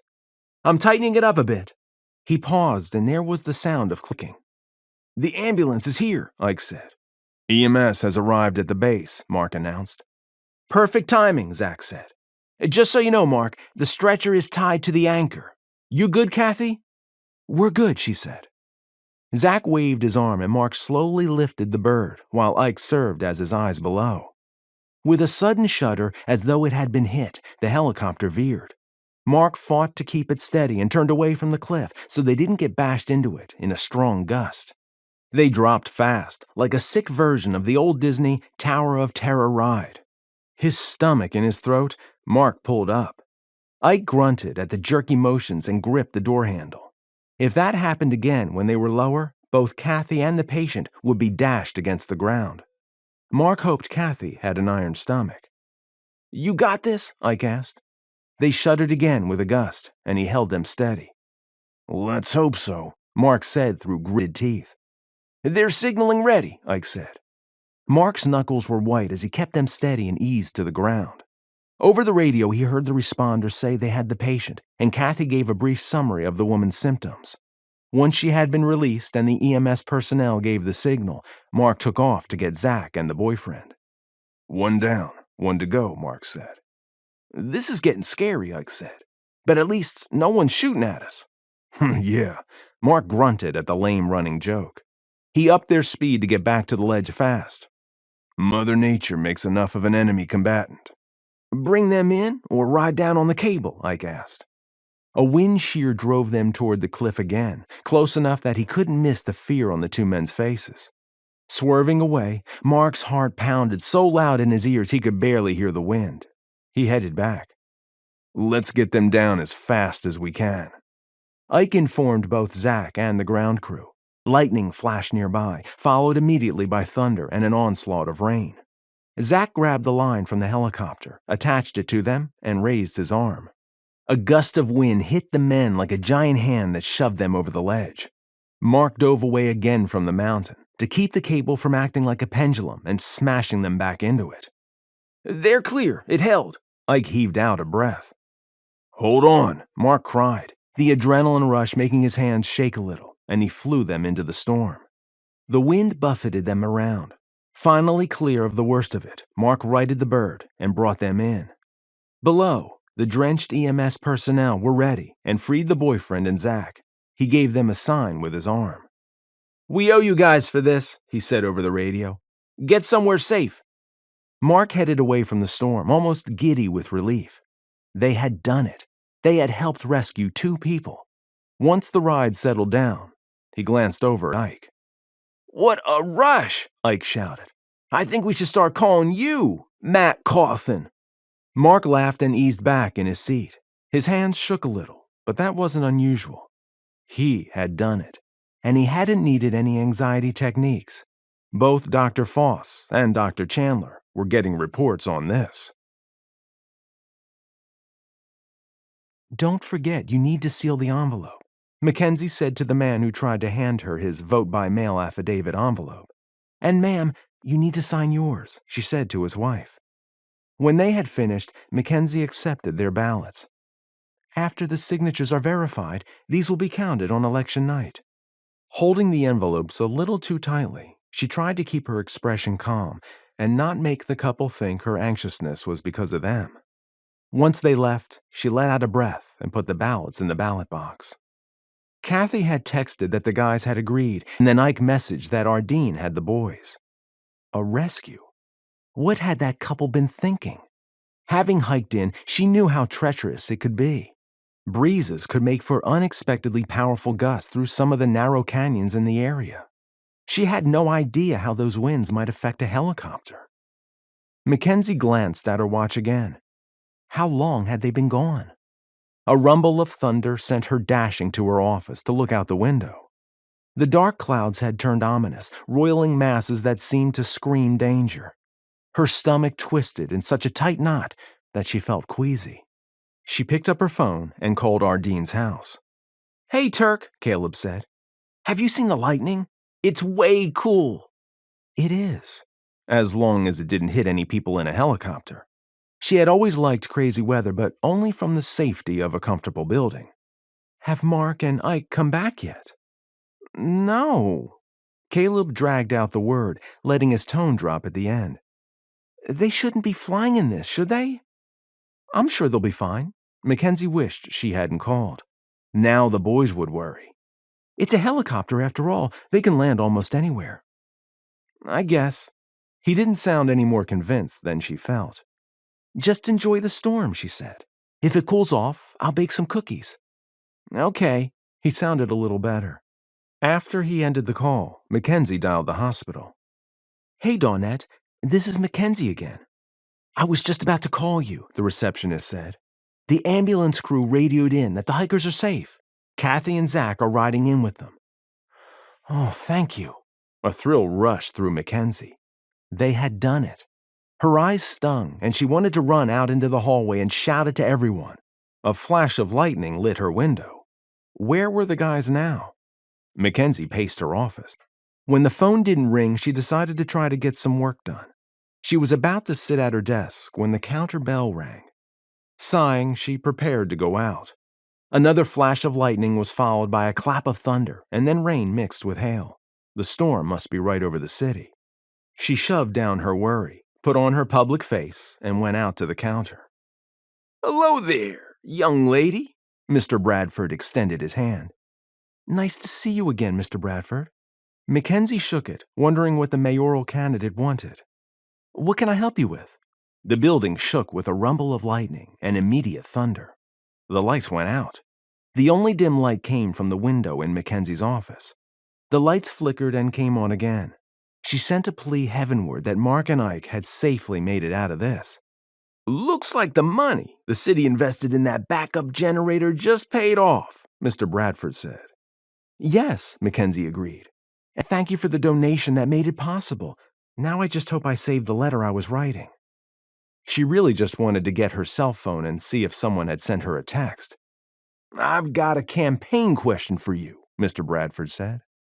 All right. There are some grumblings around town, especially by some outspoken people. At her expression, he chuckled. All right, 2 outspoken people about some campaign claims. Can a sitting council member spout false facts? They've been doing it in Washington for years, McKenzie said. The facts have little relevance to the propaganda. I've seen the literature, Mr. Bradford. Your flyers are more eloquently stated and prettier to look at, but they make some outrageous claims, too. He straightened and gave her a stern look, like a teacher reprimanding a mouthy student. They address the fears that have been expressed to me by residents. Newer residents. Hank says his addresses the concerns of older residents. McKenzie held up a hand before he could reply. I'm playing the devil's advocate and merely stating what people on the other side of the issue might say, just as I've done with Hank. At a sound from her office, she paused, her heart pressing up into her throat. Had that been her cell phone? The sound came again. Excuse me, but I'm expecting a call. I'll be right back. She dashed to her office and grabbed the phone. Hey, Turk, Ike said. Oh, you're all right, she said when she could get air in her lungs again. She shook with relief. I've been worried sick. We're a couple of miles out from where we picked up the hikers, he said. Got a little rough here, so Mark set us down. Why didn't you call sooner? Mackenzie's voice came out sharp. Lost my signal in the middle of the storm. It just came back. What about Mark's phone? She knew she was being difficult and closed her eyes, telling herself she just needed to be grateful they were okay. Neither of them knew of the hellish 2 days when she, her mother, and the boys had waited for the searchers to find Daryl's body. Here, Ike said. Talk to him yourself. No. We really did lose our signal in the storm. We didn't mean to worry you. His voice turned so soft she could barely hear it. I do know what it's like to wait and worry. Yes, he would understand that. Her anger drained away. I'm glad you're both safe. The bell on the counter rang and Mr. Bradford called. Sorry, I didn't mean to bump that. Tell Ike to call Ardeen and let the boys know you're okay. I have to go. There's someone at the counter. McKenzie ended the call, set down her phone, and returned to the counter. I apologize for keeping you, Mr. Bradford. There was a bit of an emergency. She explained about the incident. Ah, so this is the helicopter business I've agreed to sell fuel to at cost. Seems they're making good use of it. He considered her for a second. I've been thinking about what you said before. I don't completely agree, but I can see what you mean and how some people might look at it.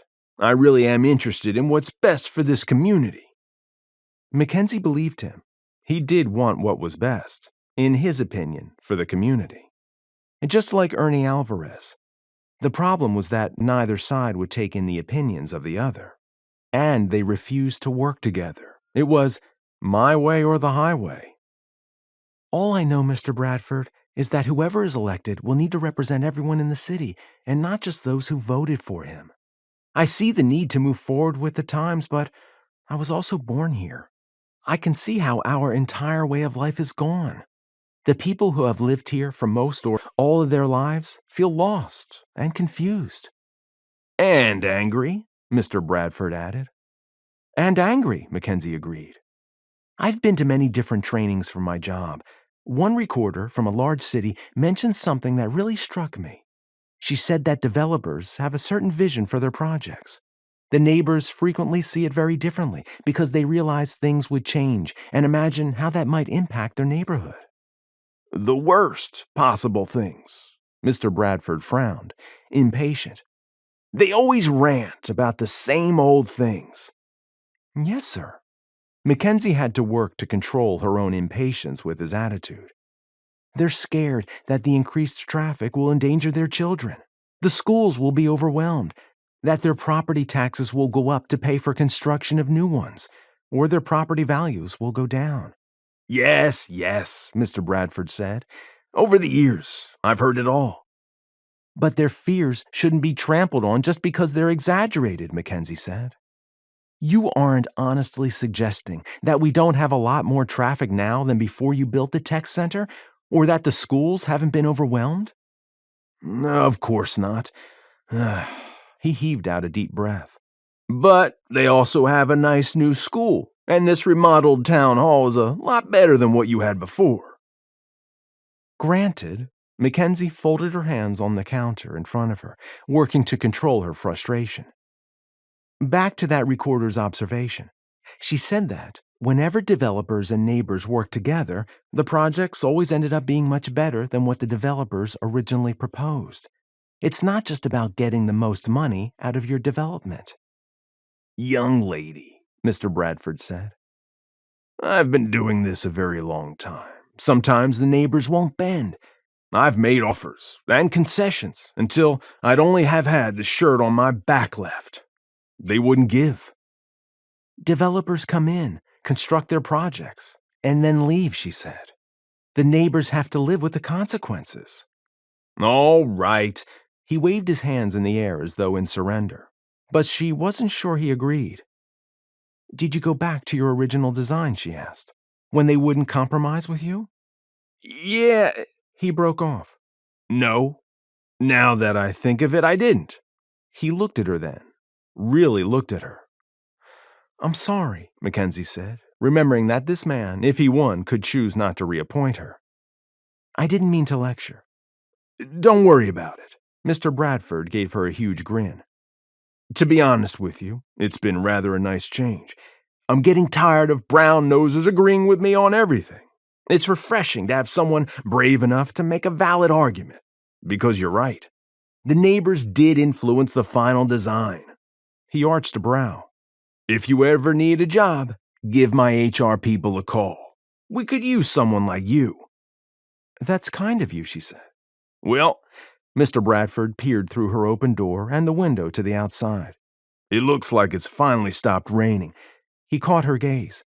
"I hope you'll give that lecture to Councilman Alvarez and his cronies." "Do you think they would listen?" "Probably not as well as I have." He arched a brow, turned, and left the office. Mackenzie knew Ernie Alvarez would not. She had never met anyone like him before. He was the only member she had known who seemed unchanged by serving on the council.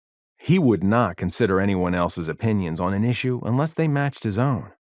She remembered him when she was growing up.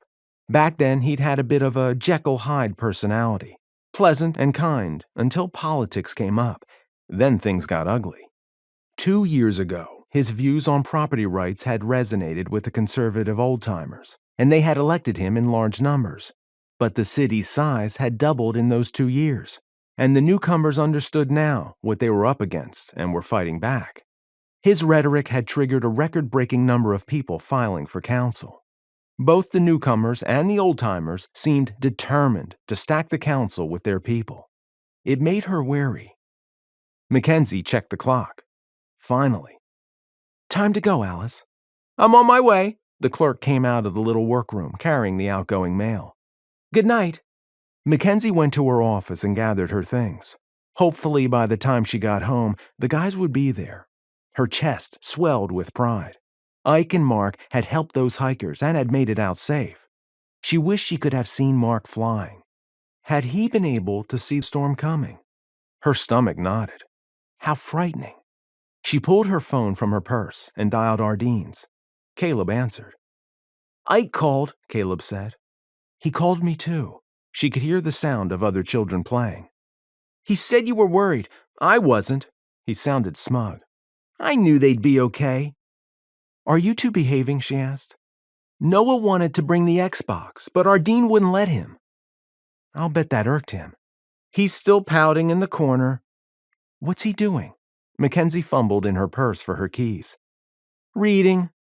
McKenzie laughed. Nothing like a 10-year-old who punished people by reading a book.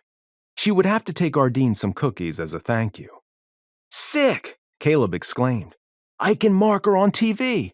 Hey, Noah, come see this. I told you they were doing something cool." "Someone recorded them." McKenzie juggled the phone on her shoulder and locked her door.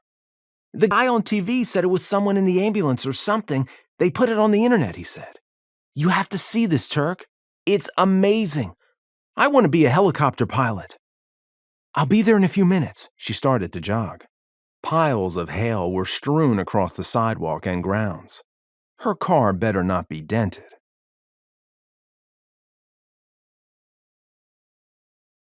Chapter 28. By the time he saw the farm in the distance, Marc was exhausted. Even the little catnap when they had landed to wait out the storm hadn't refreshed him. It reminded him, just a little, of being in the Marines again.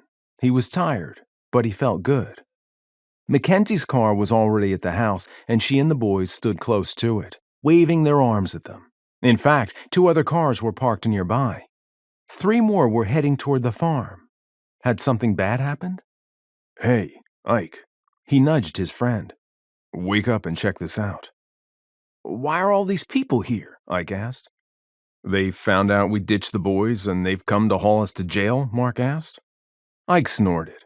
Marc landed, not happy at having so many civilians this close. He had a moment of panic when Caleb and Noah tried to run toward him before the rotors had stopped. McKenzie grabbed each of them and held them back. Ardene and her husband kept their kids away. "We're going to have to get that fencing around the helipad up," Marc said. "And a padlock," Ike said with a grunt. "Don't need any vandals coming and trashing the helicopter." "Or trying to take it on a joyride." Ike swore. "Don't let McKenzie hear you talk like that," Marc said. "She'll wash your mouth out." "If she can catch me." "Are you kidding me? Noah and Caleb will help get you. And they're fast." Ike chuckled. Marc opened his door and he and Ike ducked under the slowing rotors. Only when they were clear did the crowd move toward them. McKenzie threw her arms around both of them. She was shaking. "Group hug!" Caleb and Noah laughed and threw their arms around the adults. "Whoa!" Ike whispered and pulled the boys behind him. Alarmed, Marc tried to pull himself in between McKenzie and whatever Ike saw as a threat. The crowd had edged forward. One man had a video camera. "What's going on?" Marc asked. "They just started showing up." McKenzie moved beside him. "Hey, Ardene, is everything okay?" "This is my fault." The neighbor came forward, her family right behind her. "The news showed that video, and I let the kids call their friends. I had no idea it would cause this." Everyone else there must have taken her movement as an invitation, and people crushed around them, talking at once. Ike seemed to know them, so Marc let him answer their questions and kept an eye on the helicopter. "Look," McKenzie said, "it's the mayor." "What?" Marc asked. "And here comes Mr. Bradford." She pointed to the BMW SUV pulling to a stop in the distance. With a huge grin, Mayor Ashley was pushing his way to the front of the growing crowd. That was incredible, he came directly to Mark. Have you had a chance to see the footage? I don't know if it was the angle of the camera, but that dark storm as a backdrop was, well, it was amazing. With the mayor's arrival, the others had dropped back. A guy in a business suit approached, wearing an appraising expression. He had to be Bradford. The mayor was talking with Ike. Bradford exchanged glances with Mark and then seemed to make up his mind. He came forward and people made way from him, turning quiet. Mayor, McKenzie said softly, behind you. He glanced over his shoulder, his neck darkening. Bradford. Mayor Ashley stepped back and swung an arm as though introducing his opponent to them. Mr. Bradford, McKenzie said. These are my brothers, Ike, Caleb, and Noah. This is a family friend, Marc North. Ah, that explains why you were so anxious in your office. He extended his hand to each of the Gordons and ended with Mark. I would especially like to thank you, Mr. North. The young woman you saved today is my niece. Mark blinked. That's kind of you, sir, but Kathy and Zach, the emergency responders, saved her. Humble, too. That's unusual. Mr. Bradford looked at McKenzie and said softly, When you come to my HR department, bring him. He turned and left, the crowd again making an opening for him. Okay, that was just weird, Ike muttered. He offered you a job? Mark wondered if that would solve her worries about being reappointed. Not quite, she said. Telling me to go to his HR office isn't a job offer. Everyone crowded around them again, talking animatedly about the rescue. Mark tried to remember if it had been quite as exciting as everyone seemed to think. The people broke off into smaller groups and then began to make their way back to their cars. Finally, it was just Ardeen and her family. I owe you chocolate chip cookies big time, McKenzie said at last. It was so nice of you to take the boys at the last minute. Not good for us, Noah muttered.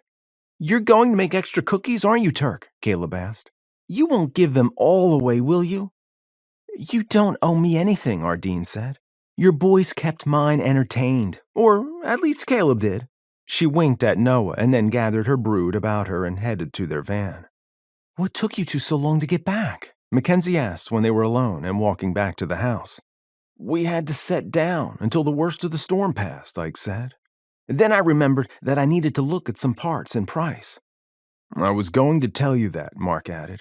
But your counter bell rang and you had to hang up. She shot him a flat look and said nothing. I'm hungry, Noah said. For food or your Xbox, she asked. I still have 15 minutes left, he said. Go get your shower and we'll grill something for dinner. She waved them toward the house. You can play for a few minutes before bed. Caleb and Noah took off together, arguing about who got to shower first. She followed them. I guess I'll get the grill going. Ike yawned. Man, I feel like I just ran 5 miles in the heat with a full ruck. Me too, Mark said. What can I do to help? The meat's in the fridge, he said. Mark retrieved the platter and took it out to Ike. Is McKenzie mad at us? Mark asked. She probably thinks she is, but she was just scared for us. Ike moved the meat to the grill. I guess. Mark picked up the dish and took it into the kitchen. McKenzie spooned dough onto a cookie sheet. She didn't say anything as he rinsed off the platter and added soap to it. I'm sorry, Mark said, taking a scrubber from the soap dish. We didn't mean to worry you. McKenzie didn't answer until she had shut the oven on the cookies. She came to stand next to him at the sink, close enough that he could feel the warmth of her arm where it almost touched his. Mark slowed down his washing motions to take advantage of her closeness. I hate being fragile. She picked up a hand towel. How are you fragile? He asked. When Darryl went missing, she said, her voice low. It brought back memories from when my biological father disappeared. Memories I guess I suppressed. That's what the doctor said anyway. Mark had heard cryptic comments about her biological father, but he had thought the guy had left, not that he had disappeared. He wanted to ask her for details, but she had never mentioned it before. It must be too sensitive a topic. In the future, we'll be sure to let you know right away. Marc handed her the clean but wet platter. McKenzie took it, their fingers brushing in the exchange. She watched him as she dried it, and the weight of her gaze took his breath away. Slow. Natural. Well, I guess you two made up, Ike said. McKenzie shot her brother a dark look and went to the table with the cookie sheets. Marc caught Ike's attention and mouthed, "Apologize." Ike put on a martyred expression. "Sorry we didn't call sooner, Turk. We'll do better next time." He pointed to the platter. "I'm going to need that in a minute." He turned and left the kitchen. Marc's phone sang out with Yuri's ringtone. "Hey, where are you two?" "Somewhere called Price," Yuri said. "Is it safe to visit you? We saw that video." "McKenzie is with me." Marc put his phone on speaker. "Can we keep the crowds away while they're here?" "We've never had anything like this happen before," she said. "But we can lock the gate to keep people out." "Olivia can stay inside if people come again." Yuri sounded doubtful. "We're on the outskirts of town," McKenzie said. "People have to go out of their way to find us." "Will we be able to find you on GPS?" "Let me meet you at the gas station," Marc said. "They're used to people driving through. Shouldn't give you guys a second glance." "Okay," Olivia piped in. "Is there more than one gas station?" "Not on the main road through town." Marc named it. "See you in about an hour." "No, give us at least 2, Yuri said. "We're going to get some dinner first." "See you then." Marc disconnected the call. Oh my goodness. McKenzie clutched her hands to her throat. "I thought they were coming in 2 days." "I'm excited for you all to meet them." Marc picked her up and twirled her around, and she gave a panicky laugh. He said, "Don't worry about anything. I'll go change out my sheets." "I'll get the sheets. You go get what you need out of your room." She paused. "Do you think they'll stay longer since they're getting here sooner?" "No idea," Marc said. "Is it a problem?" "Of course not," she said. "They're your friends." "I smell cookies," Caleb cried, running into the kitchen. "Our company's coming early." McKenzie waved him away from the oven. "Like in a couple of hours." "I need that platter." Ike paused in the doorway. "What's up?" McKenzie shot her brother a panicked look. Marc explained. "Ken's is getting the sheets. Caleb and Noah, you set the table. Ike, can you keep the boys out of the cookies while I get some of my stuff out of my room?" "Yes, sir." Ike saluted with the spatula, and then frowned. "You better not snore." "You know I don't," Marc said. McKenzie appeared with some sheets, and he followed her into his room. "It's lucky you're so neat." She ripped off the old sheets. "Let me help." Marc set down his laptop cord and grabbed the other end of the fabric. It didn't take long to make the bed. "I'll go see how they're doing out there." She looked pale. "Dinner should be almost ready." "Ken's," Marc said. "Don't be nervous about this. She just wants to be treated like anybody else." "You don't understand." McKenzie met his gaze with panicked eyes. "Olivia Howard, Olivia Howard, is going to be staying in my house. Listening to her show helped me get through the loss of my parents." "You may want to tell her that," Marc said. "But think of this. It's Liv Virtanen who will be staying in your house. She's not her image." "Liv?" "That's Yuri's nickname for her. She likes it, says it reminds her she's just a regular person," Marc said. "Please, let her be just a regular person when she's around you." "Did you tell this to Ike?" "You know him." Marc shrugged.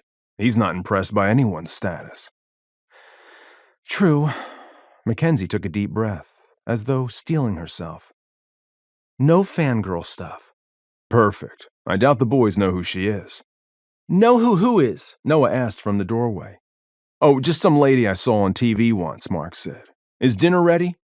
"Ike said to hurry, or it'll get cold." McKenzie left the room, and Marc gathered his things. Marc checked his pocket for his keys and glanced at McKenzie, who was taking a food inventory of the cupboards and fridge. She had a decent-sized list. "You want to come into town with me? I can help you shop," he said. "They shouldn't be here for another hour." Would you? She asked, still looking a little frantic. Grab your purse, he said. I'll meet you in the Jeep.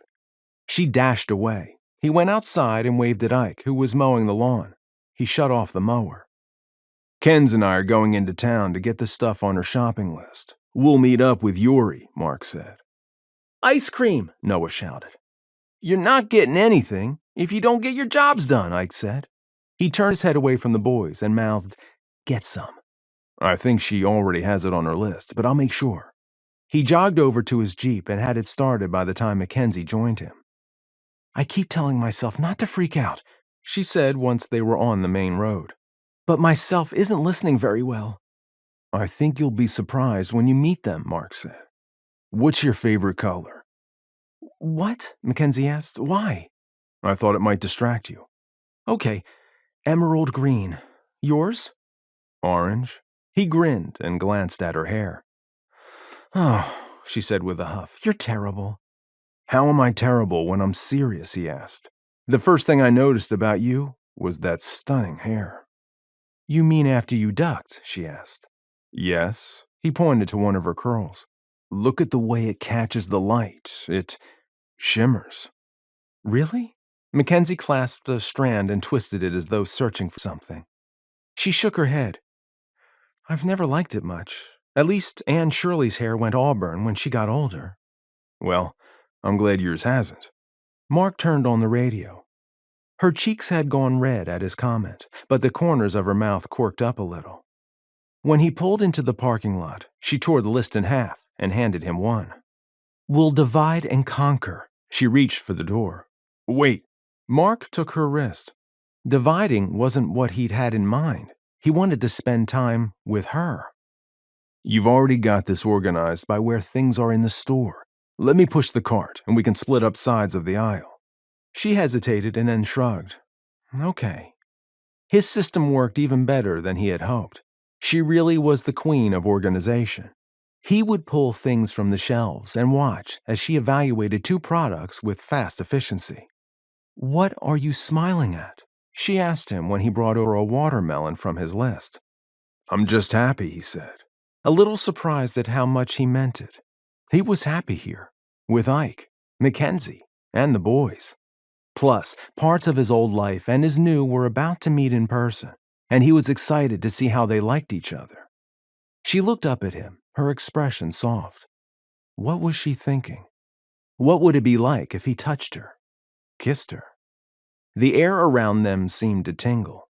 His gaze dropped to her mouth, and he swallowed. It was a good thing he had the cart between them before he forgot himself again and did something to put her off. I'll grab the ice cream, he said, trying to sound normal. Need anything else? No. Her voice came out a little strained, and she coughed to clear it. Take the cart. I'll get the onions and meet you in line. Yes, ma'am. After a sharp about-face, he strode away. When he knew she was out of sight, he relaxed. Wow. She had to have felt that. Anyone within 10 feet of them must have felt it. He was surprised random people in the aisle hadn't grabbed each other and started kissing. It was getting harder to say and do nothing. Patience. Be friends first. What was this his mother used to tell him? Some things were worth waiting for. She had been talking about a video game he wanted to buy, but it applied here. He headed to the front of the store and got in line. Between his height and her bright hair, it was easy to keep track of her as she made her way to him. They only had to wait for one other customer before they were able to check out. Not bad for 30 minutes, he said, pushing the cart toward the Jeep. We should have plenty of time to load this and get to the gas station before them. They went to work emptying the cart. She reached for the watermelon just before he did, and he put his hands over hers, the skin a little cool to his touch. McKenzie looked up, and their gazes met, and held. If he let them, her soft hazel eyes could swallow him. He couldn't let them. Not yet. I can get this, Mark said, his voice soft. Okay, she said, a little breathless, and pulled her hands away. Was it his imagination, or had she looked reluctant to break the contact? He kept his face neutral as he put the watermelon in the back and closed the tailgate. All this patience was making McKenzie even more attractive to him. That Liv was a sly one. Mark pulled into a stall outside the gas station convenience store. It reminded him of the day he had arrived 6 weeks ago. He made a quick scan of the area, checking to make sure Hank wasn't hanging around. Mark didn't want Yuri and Liv's first experience with the natives to be that old codger. An unexceptional SUV with tinted windows pulled in beside the Jeep. "What are they driving?" McKenzie asked. "I don't know." Mark got out as the other driver, on Mackenzie's side, opened the door. The slender man who got out had pale blonde hair pulled back in a ponytail. "Yuri," Mark called, and his friend looked up. They met in front of the Jeep and threw their arms around each other in a brief hug. "You look great," Yuri said, looking him up and down. "And you hardly limp now." "I do sometimes, but not nearly as often." "Don't I get a hug?" came a familiar voice from the driver's open window. "Liv." Mark started toward the door, but Yuri beat him to it and opened it for her. Yuri gave his wife a hand, and she stepped out with a graceful movement. She wore distressed jeans, a piano guy's t-shirt, and a baseball cap, her long hair also pulled back in a ponytail. "You two look great." Mark gave her a quick hug and turned back to the car, thinking to open the door for McKenzie, but she had gotten out on her own. "Yuri and Liv, you've already met McKenzie once online." She extended her hand, but Yuri pulled her in for a hug. Mark held his breath when McKenzie hesitated, but exhaled when she not only returned his friend's embrace, but initiated one with Olivia. "Lynn wanted to surprise you by coming with us," Yuri said. "But she just found out she's expecting twins!" Olivia clapped her hands, her expression joyful. Mark's jaw dropped and he reached for his phone. Yuri held out a hand and stopped him. Her morning sickness is bad right now. Let her call you in case she's resting." "She told me she threw up a lot with Kira." Mark pursed his lips, worry for her, fighting irritation that she hadn't told him first. "Is she seeing a doctor for it?" "Of course she is," Olivia said. "Do you think Braden wouldn't be right on it?"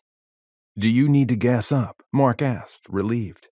"No, we did that in Price." Yuri glanced around. "Let's get to a more private place." "No one's going to recognize me," Olivia said. "But he's right that we shouldn't keep you waiting here. We'll follow you." They headed back to the farm. Beside him, Mackenzie let out a deep sigh.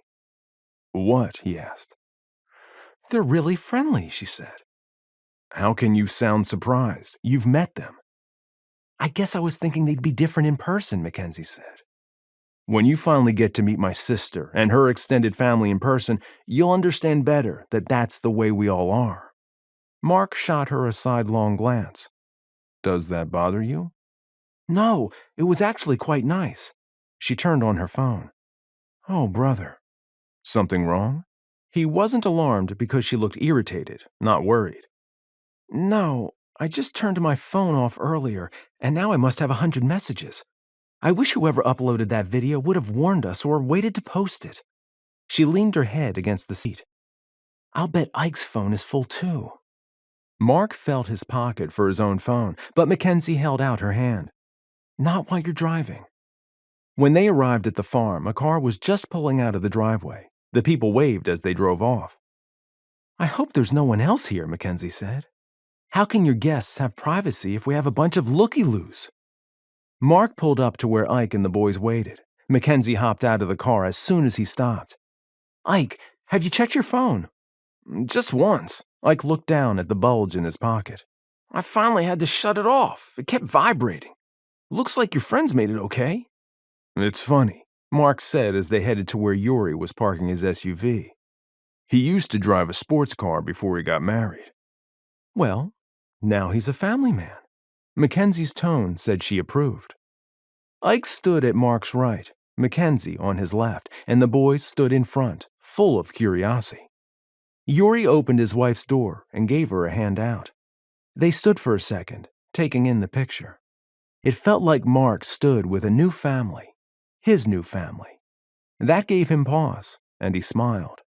A surprising sense of satisfaction warmed him. He hadn't experienced this much happiness since news of his sister's rescue had reached him. "You must be Ike. Mark's told us a lot about you." Yuri grinned as he came forward, his hand outstretched.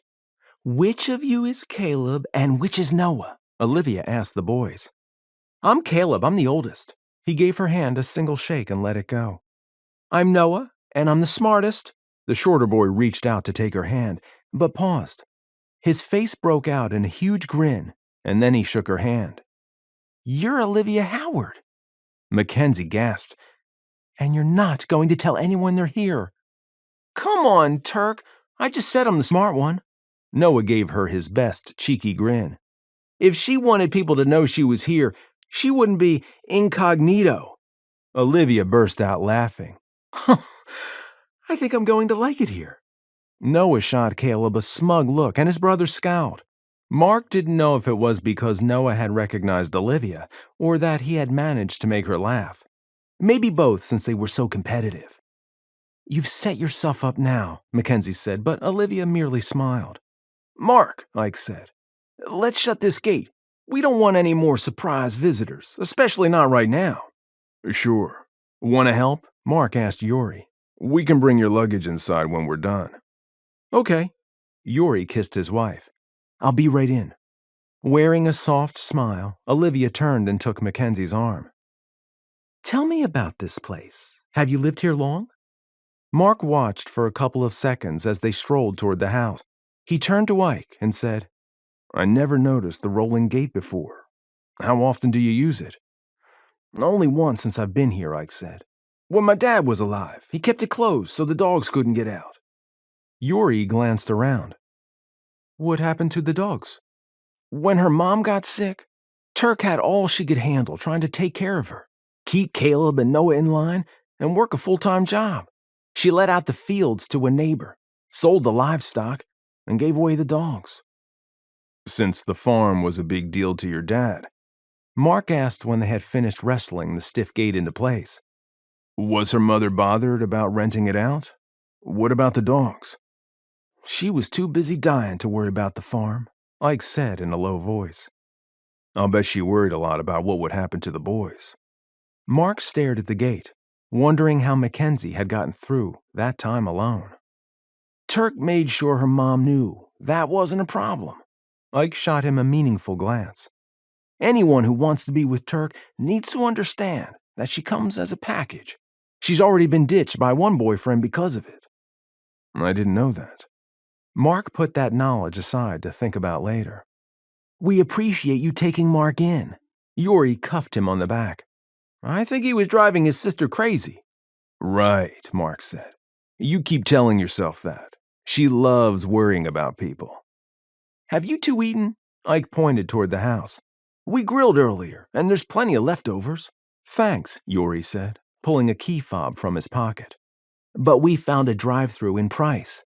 "Funny." Mark grinned at Ike, finding it hard to believe all that had happened that day. "We were there earlier today." "Before or after your little adventure?" Yuri opened the back of the SUV. "After." Mark explained about the storm and the unplanned trip. Yuri extended the handle on Olivia's bag and put a smaller matching one on top. "It's amazing how much stuff a woman can bring, even when she's trying to underdress." "I saw online that you have a new showing scheduled in Finland for the fall." Mark took a couple of bags and Ike grabbed the rest. "You taking Olivia with you?" "I don't do shows anymore if she can't come. We've had enough of the long-distance relationship thing." He grinned. "And with the baby." "Are you kidding me?" Mark dropped a bag and clapped Yuri on the back. "You're going to be a dad? Does Elle know?" "We told them in a chat just before we left Montana." "You had a chat without me?" Mark frowned. "First his sister, and now Yuri." "I wanted to tell you in person. You'll get a text from Lynn later tonight, I'm sure." Yuri paused and glanced back at the helicopter. "Have you done any sightseeing trip yet? If not, we'd like to be your first." Mark told him about the flyover job for the mayor. "But we haven't taken up any sightseers. We don't have our permit yet to operate in the city." "No one's complained, though." Ike opened the door to the kitchen and the smell of baked cookies.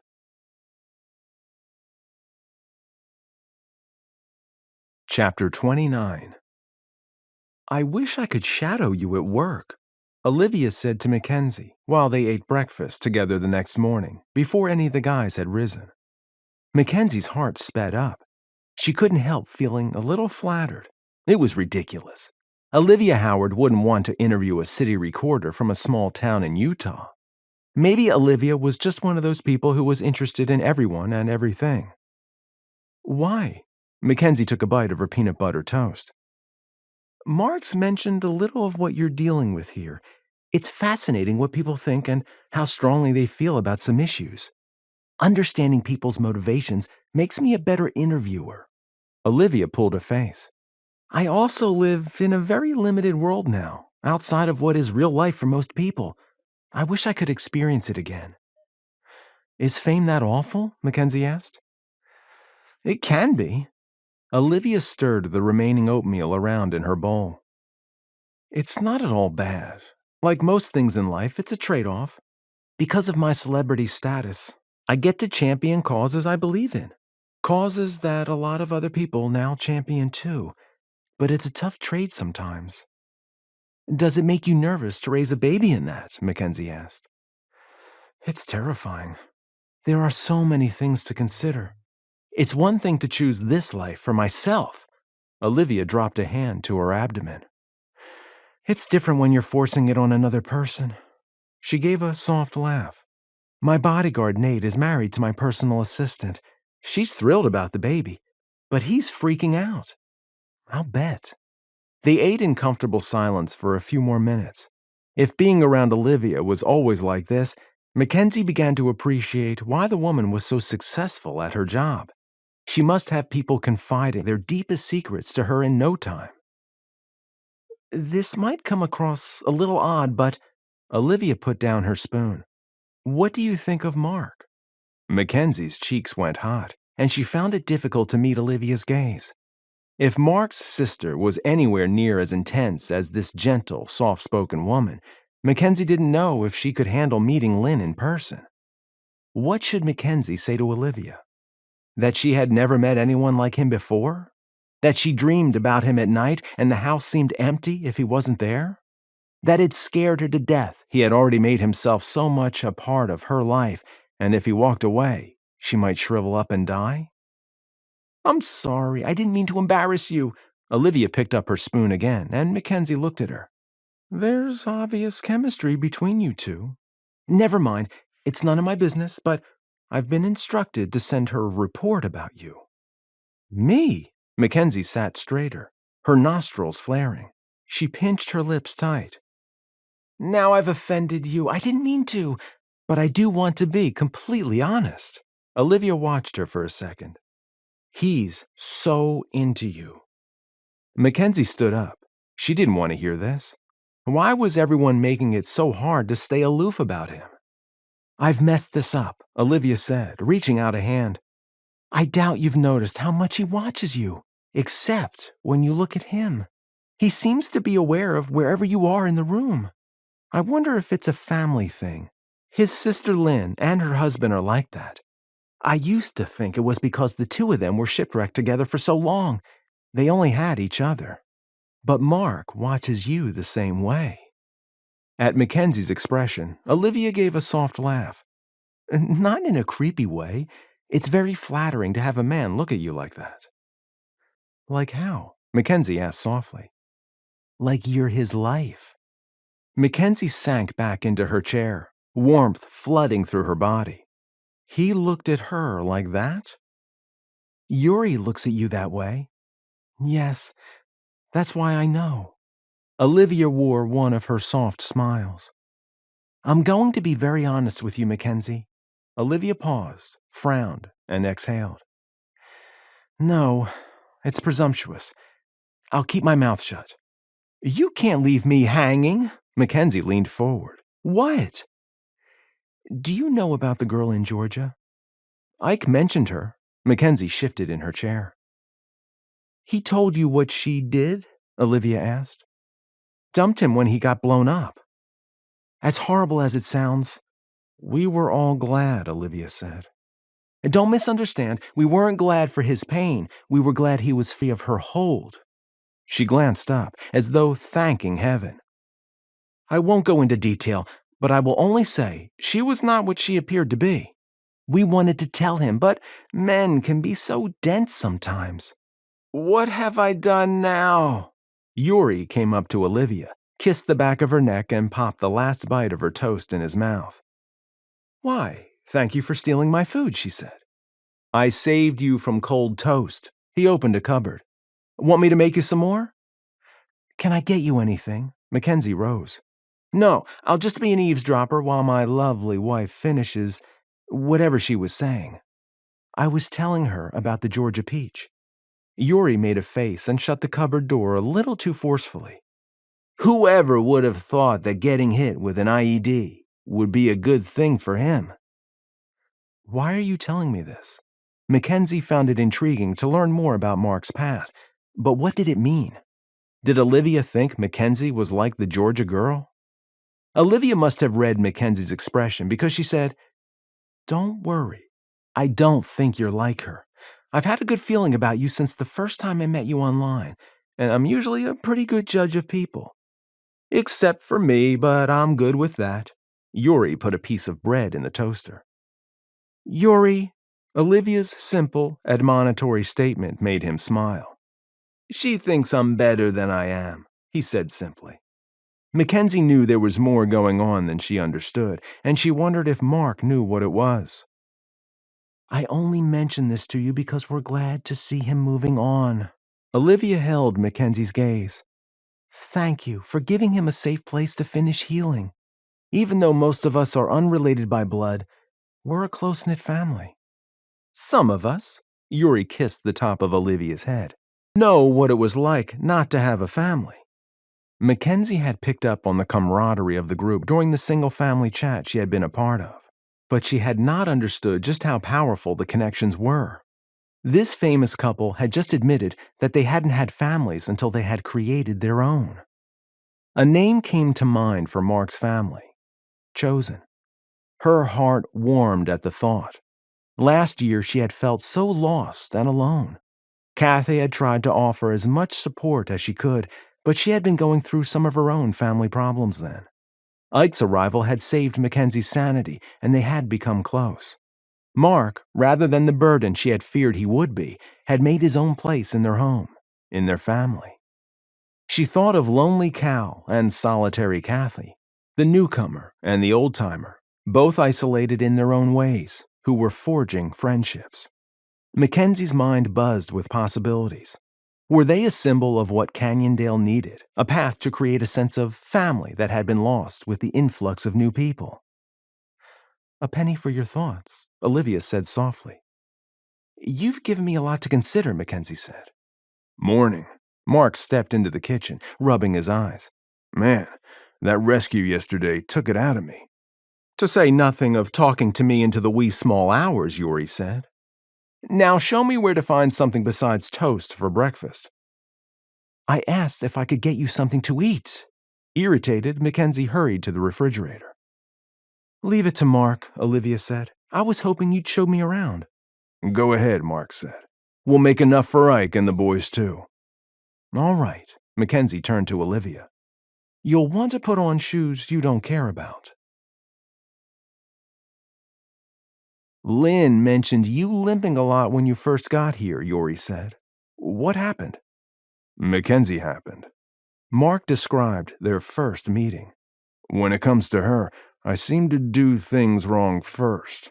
He paused at a memory and couldn't help grinning, especially helping her make chocolate chip cookies. Oh ho! Yuri chortled. You have to tell me. No, I don't. Marc got down the pancake mix. How could something that had felt so good have put such a wall between them? Caleb and Noah are always hungry, so we should make plenty of pancakes. There are frozen berries in the freezer. I'll let that pass. Yuri didn't say anything else until the first batch of pancakes was on the griddle. Is that concrete slab out there really where you're going to do the helipad? You can't tell from the paint job we did? Marc glanced out the window to look at the landing pad. He thought they had done a good job. He could see the giant red H easily from the air. The paint job's fine. Yuri flipped a pancake. I just wondered about it being so close and strangers coming around here. Leave it to the guy whose wife has a bodyguard to point out that problem, Marc said, trying not to get defensive like he had with McKenzie. Yuri, after all, was a silent partner in the business. He had a right to ask. Ike and I were talking last week about putting a barrier between the helipad and the house to keep the two separated. We'll have to cut down some of the trees and bushes to make a new entrance. I'm not looking forward to that, especially in this heat. Is this the best location for people to come for a sightseeing tour? Yuri asked. Wouldn't in town be better? In some ways it would be better. Marc took the syrup from the cupboard. Except there's a resort under construction near the river, not all that far beyond our turnoff. We're in a good location to catch that traffic, much better than being in town. What about the gravel road? Yuri poured fresh batter on the griddle. If I wanted to go sightseeing, I'd question the safety of a business down a dirt road. Too right. What's helping us is the very thing that makes a sightseeing business here possible. Our road is on the way to the resort, and the council required the developer to put in the improvements. McKenzie called it a development agreement. Marc leaned against the counter, debating if he should say anything. What? Yuri asked, picking up on his hesitation. You might think I'm flaky, but after yesterday, I'm second-guessing our focus. You'd prefer search and rescue to flying tourists around? Yuri shot him a smug, knowing glance. How could you know that? Marc asked. I haven't even said anything to Ike about it. Because I remember sitting next to you on that flight to Elle's wedding. Yuri added a couple more pancakes to the platter. You said then that you joined the Marines to help people. You haven't changed that much. Marc grunted, recalling that conversation. It had been the first time they had met in person. Until then, they had only talked online, in Elle's chats, back when they all thought his sister was lost at sea. It took me finding Olivia to help me see things that I think you always did, Yuri said. I guess the question for you is whether or not you and Ike can make a business out of rescuing people. The bottom line is you have to pay the bills. You sound like McKenzie, Marc said. And I know we have to pay off our investors. That's not what I'm saying. Yuri waved the pancake turner for emphasis. We understand it takes time to build a business. Don't worry about our investment. Pancakes! Noah cried, dashing into the kitchen. He glanced around the room, Marc assumed in search of Caleb. Not seeing him, Noah broke into a victory dance. I don't know why you guys always have to see who's first with everything. Marc moved some pancakes onto a plate and handed it to the boy. We always have more than enough food for you. You won't go hungry. It's bragging rights. Noah poured syrup on his stack. At least, that's what Turk calls it. Turk calls what about what? Ike entered the room and sat at the table, too. He reached for a plate and started dishing up. Our bragging rights on how me and Caleb are always racing each other. Noah took a huge bite. Oh, that. Yeah, she's right. Ike looked at Marc. I slept like a rock. Our little adventure whooped my... He glanced at Noah. My tail. Same here. Have you checked your phone yet? Marc asked. I haven't dared. Well, I have. Marc put a pan of eggs on the table. I even got a couple of messages from guys in our old unit, believe it or not. No way. Ike took the phone Marc offered and scrolled through the messages. Who'd have guessed they'd see it? The very first one explains it. Seems the guys who uploaded it knew we were former Marines, and he used Marines as a keyword. I guess that's when it took off. Ike looked at Marc. Have you watched it? Marc shook his head, remembering when they flew back with Zach and the boyfriend. There had been some lightning strikes close by, but Marc had purposefully kept his attention on getting away and then down. He didn't know if he wanted to see how close it might really have been. You don't have to, Ike said. But it's pretty spectacular. It is, Yuri agreed. It's even more spectacular because it's raw footage, unedited. You're eating pancakes without me? Caleb cried just before he dashed to the table and grabbed a plate. He tried to stab all the pancakes left on the platter, but Ike stopped him. Start with 2, he said. I told you before, eating is not a race. Caleb grumbled something that Marc couldn't make out. He looked at the boys. Have you seen the video? I saw it first, Caleb said, and Noah, who had a full mouth, just nodded. It was kind of scary. It looked like your helicopter got hit with lightning. I thought you might fall out of the sky. Noah jumped in with his own impressions, and the boys started arguing about which had been the scariest moments. Ike leaned closer to Mark and kept his voice low. Are you wondering what I'm wondering? About doing search and rescue? Yep. Wow, Yori said. You two really know each other well, don't you? Mark nodded. Comes from saving each other's lives a few times, I guess. He thought back to how much McKenzie had been shaking when they landed. Do you think your sister would have a problem with us making the change? Maybe. At first. Ike peered out the window where his sister and Olivia stood by the helicopter, talking animatedly. That probably depends on if she's watched the video or not. We'd have to do both at first anyway. That would give us time to ease her into the idea, Mark said.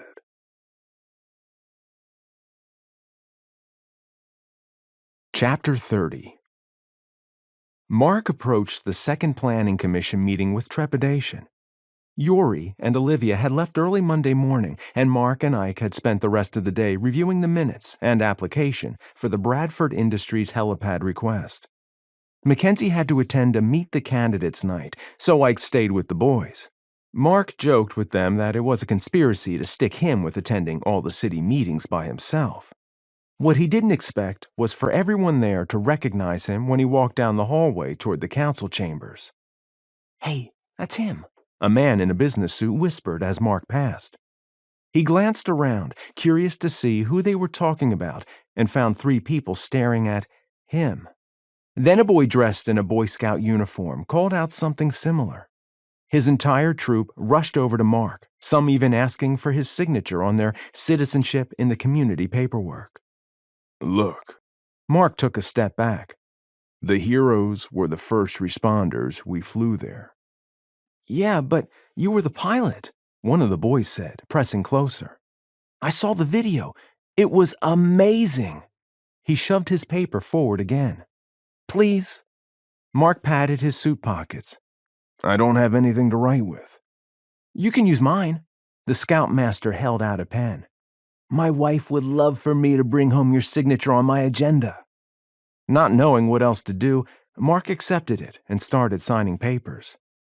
The boys tried to ask questions at the same time until their leader brought them to order.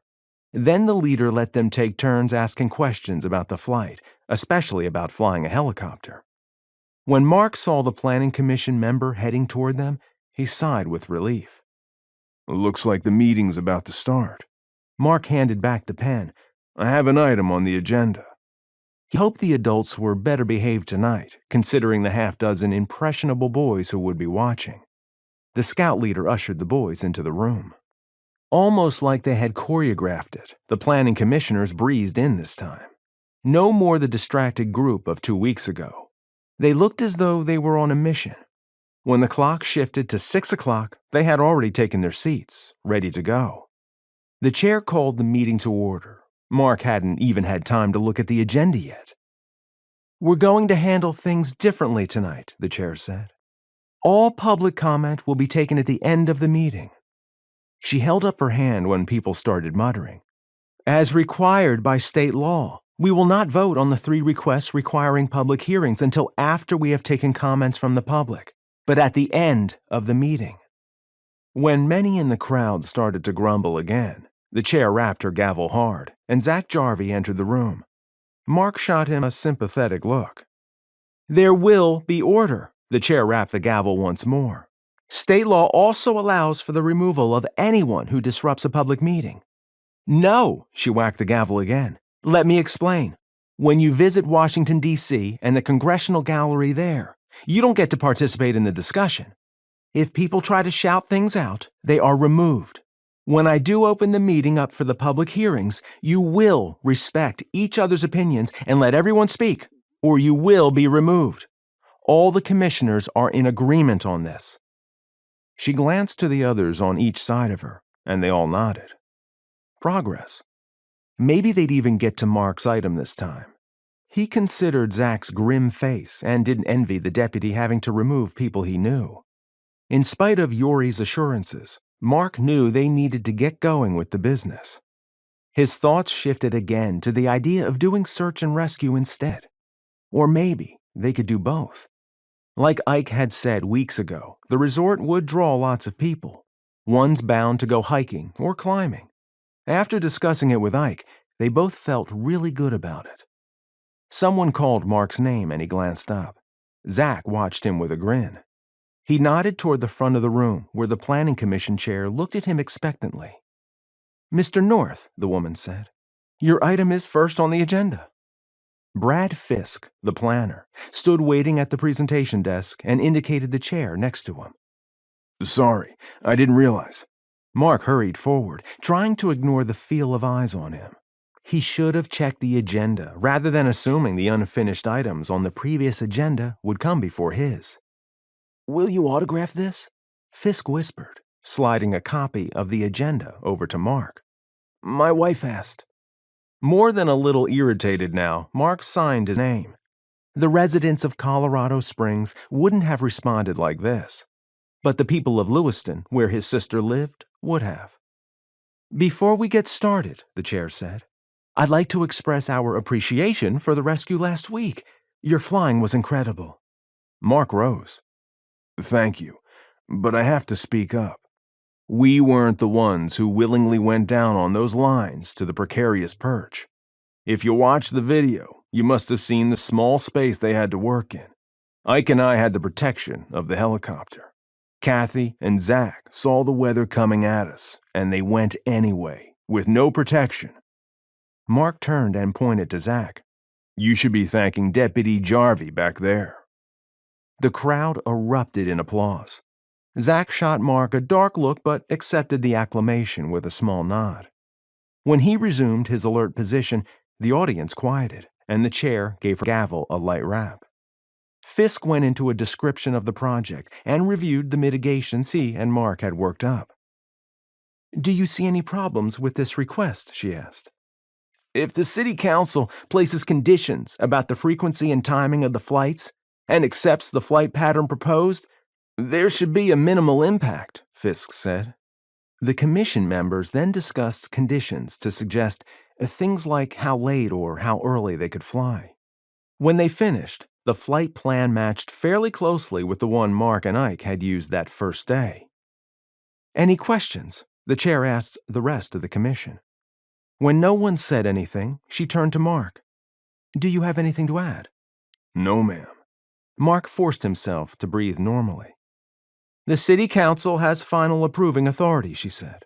"We're merely the recommending body. If they don't approve your request, you'll have to consider a different location for your helipad." "I understand," Marc said. "Since this isn't a public hearing, I'll entertain a motion." A commissioner moved to recommend approval with the conditions discussed, and someone else seconded the motion. Marc's throat went dry, and he held his breath. The chair called for a vote, and everyone said aye. Marc exhaled. "One hurdle overcome." Fisk extended his hand to Marc. "You'll want to talk with your partner and see if you have any concerns about those requirements. The council doesn't have to follow the planning commission's recommendation, so you should be prepared to make good arguments for what will work best for you. You're done until the council meeting on the 1st. "Thank you." Feeling lighter than he had when he entered the chambers, Marc made his way to the back of the room. Hank sat in the back, his perpetual scowl worse than ever. What a waste of a life to spend it consumed by anger and discontent. How long had McKenzie said he had been protesting? Over a year, Marc thought. Out there with those signs in the miserable heat of summer and the cold of winter. He wondered if the old man needed counseling. In the rotunda outside the chambers, he sent a text to Ike, Yuri, and Braden about the Planning Commission's vote.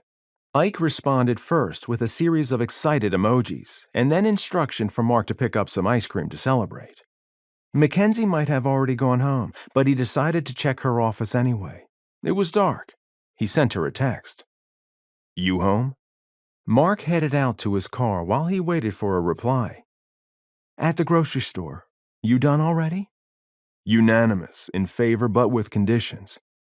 That's why it's a conditional use permit. Wink, smiley face. We could all use a break. You ready to go to Colorado Springs? Mark paused, his heart pounding harder than it had been in the planning commission meeting. It was time. Yes.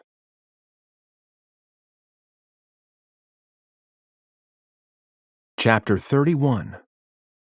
Mark looked up and saw McKenzie step out of the kitchen door. He kicked Ike's foot where he lay working under the helicopter. I think we're ready. About time. Ike scooted out from under the machine and sat up. He wiped his hands on a rag and got to his feet. They both waited for her approach. McKenzie had pulled back her hair in a riot of curls that created a bright orange, coppery halo. Mark couldn't help but smile a little until he noticed Ike watching him. What? Mark asked. I'm just enjoying the scenery. Right. Ike turned back to his sister. Is this thing ready to fly? She asked. Whenever you're ready, Ike said. We better get going then, she said. I can't believe Turk took tomorrow off. Ike clutched his chest, his eyes wide but his tone teasing. Did the mayor give you the code to your ankle monitor? You're going to leave Canyondale for a few days? Idiot, she slapped his arm. I have the flight plans to Colorado Springs, just like you ordered, Ike said. Without thinking, Mark started tapping his hands in that familiar pattern. You still good to go? McKenzie watched his hands, her expression concerned.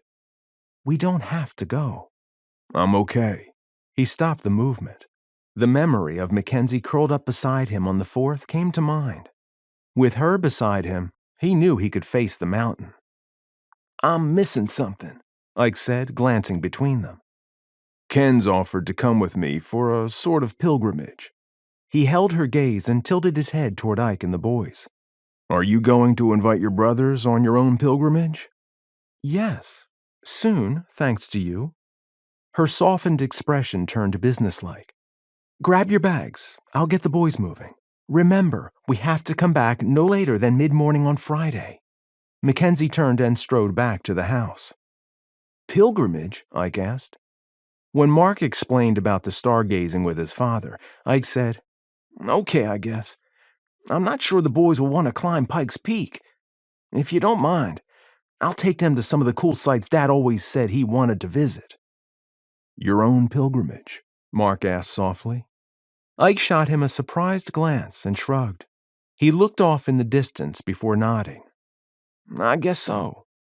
Be sure to share that about your dad with Caleb and Noah while you're there, Mark said. It will mean a lot to them. What's Turk's pilgrimage? She should explain it since it involves you, Mark said. It's a big deal for her. I better grab my stuff before she chews me out. Ike broke into a jog. McKenzie and him, alone on the peak. Smiling, Mark took his time walking back to the house. He leaned against the kitchen door jamb, watching her as she packed an ice chest with sandwiches and fruit. A second chest sat on the floor with drinks. A few curls had gotten free of her hair tie and caressed her cheek. An urge to pull her into his arms and kiss her almost had him moving. He stopped himself. She had already shown that patience was a better approach than impulsiveness. He tried to imagine her as a little girl, and later a teen, helping her mother in this kitchen. Had Mrs. Gordon taught her daughter this way of making the house feel so much like a home? Lynn had their mother's gift for doing that. It struck him that he was seeing the kind of home life McKenzie would help create for whatever guy she married. A spark of jealousy pricked him. She glanced over her shoulder and caught him watching her. Her cheeks went that cute red that brought out her freckles, and she turned back to the counter. Mark straightened, opened the door, and stepped inside. The boys are almost ready. She nudged the chest on the floor. Can you take this out with your stuff? Will do. He headed to his room. When he returned to the kitchen, she was gone. Ike must have taken the chest with the sandwiches, so Mark put his backpack on the remaining one and picked it up. He found Ike half in and half out of the helicopter. Caleb and Noah came running out of the house, each with a backpack, and Noah tried to climb into the helicopter first. Hang on, Ike grumbled. giving the boy a gentle push away. "Let me get the chests in here first." He reached for the one Marc carried. It didn't take long to stow everything, and by the time McKenzie joined them with her own small bag, they were ready to go. Marc climbed in on the co-pilot side. Ike shot him a huge grin and slipped into the pilot seat. "Turk said there's a swimming pool," Noah said once they were in the air. "You go to the pool all the time," Marc said. "Yeah, but this one will be at the campground," Caleb said. "Where are we staying?" Marc glanced at McKenzie over his shoulder. "I inherited Mom and Dad's campground membership. It includes the option of renting a camper." She looked up from her tablet. "It sleeps 6 comfortably and has a small kitchen and a bathroom. All we have to do is rent a car." McKenzie patted Ike on the shoulder. "Sure you don't want to come stargaze with us?" "I've got other plans with the boys." Ike arched his brows. "Our own pilgrimage, as Marc described it." "Should I come?" she asked. Alarmed, Marc twisted around. Would she go with her brothers instead of him?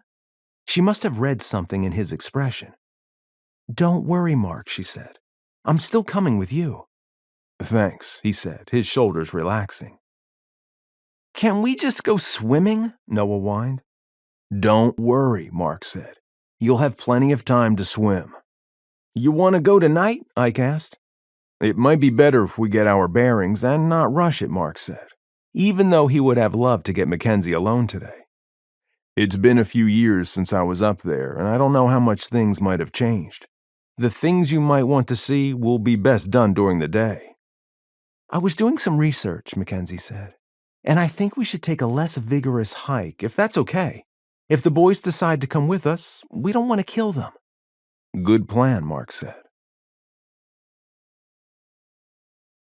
By the time they had made arrangements at the airport for the helicopter and rented an SUV, it was only early afternoon, and McKenzie was already exhausted. She was relieved that Marc hadn't wanted to hike Pikes Peak tonight.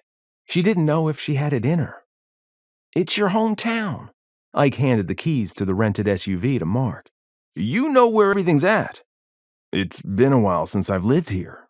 He glanced around. "Things have changed a lot." Ike held open the passenger door. When Noah tried to get in, Ike held him back. "Turk gets shotgun," Ike said, and waved the boys into the back of the SUV. McKenzie shot him a dark look, but she didn't have any energy to put behind it. Why not sit up front with Marc? It wasn't like they weren't going to hike Pikes Peak alone tomorrow night. "You guys want Marc to show us the school he went to as a kid?" she asked. "No," both boys said together. "That'd be lame." "No point in bringing up bad memories," Marc said. "Where should we go first? The campground or the Garden of the Gods?" "The campground," Caleb said. "Yes, swimming," Noah added. "If they get in the pool, we'll never get them out to go anywhere else."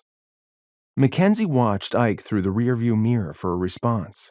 He seemed preoccupied. "Ike, isn't the Garden of the Gods one of the places your dad said he wanted to visit?" Marc asked. Her brother looked up and nodded, his expression somber. Then McKenzie understood, and her eyes burned. Darryl had commented a few times that someday he would like to go rock climbing. "What's the Garden of the Gods?" Caleb asked. "It's a national landmark," Marc said. "Over 1,300 acres of it. You've been to Arches and seen the cool formations there. The Garden of the Gods isn't just naturally made arches, though." "Arches has more than just arches," McKenzie said with a smile. "I know you're prejudiced, but be fair." "Well, the garden has a lot more green in it than Arches does." He shot her a sidelong glance, the corner of his mouth quirking up. "It's got a nice variety of formation shapes.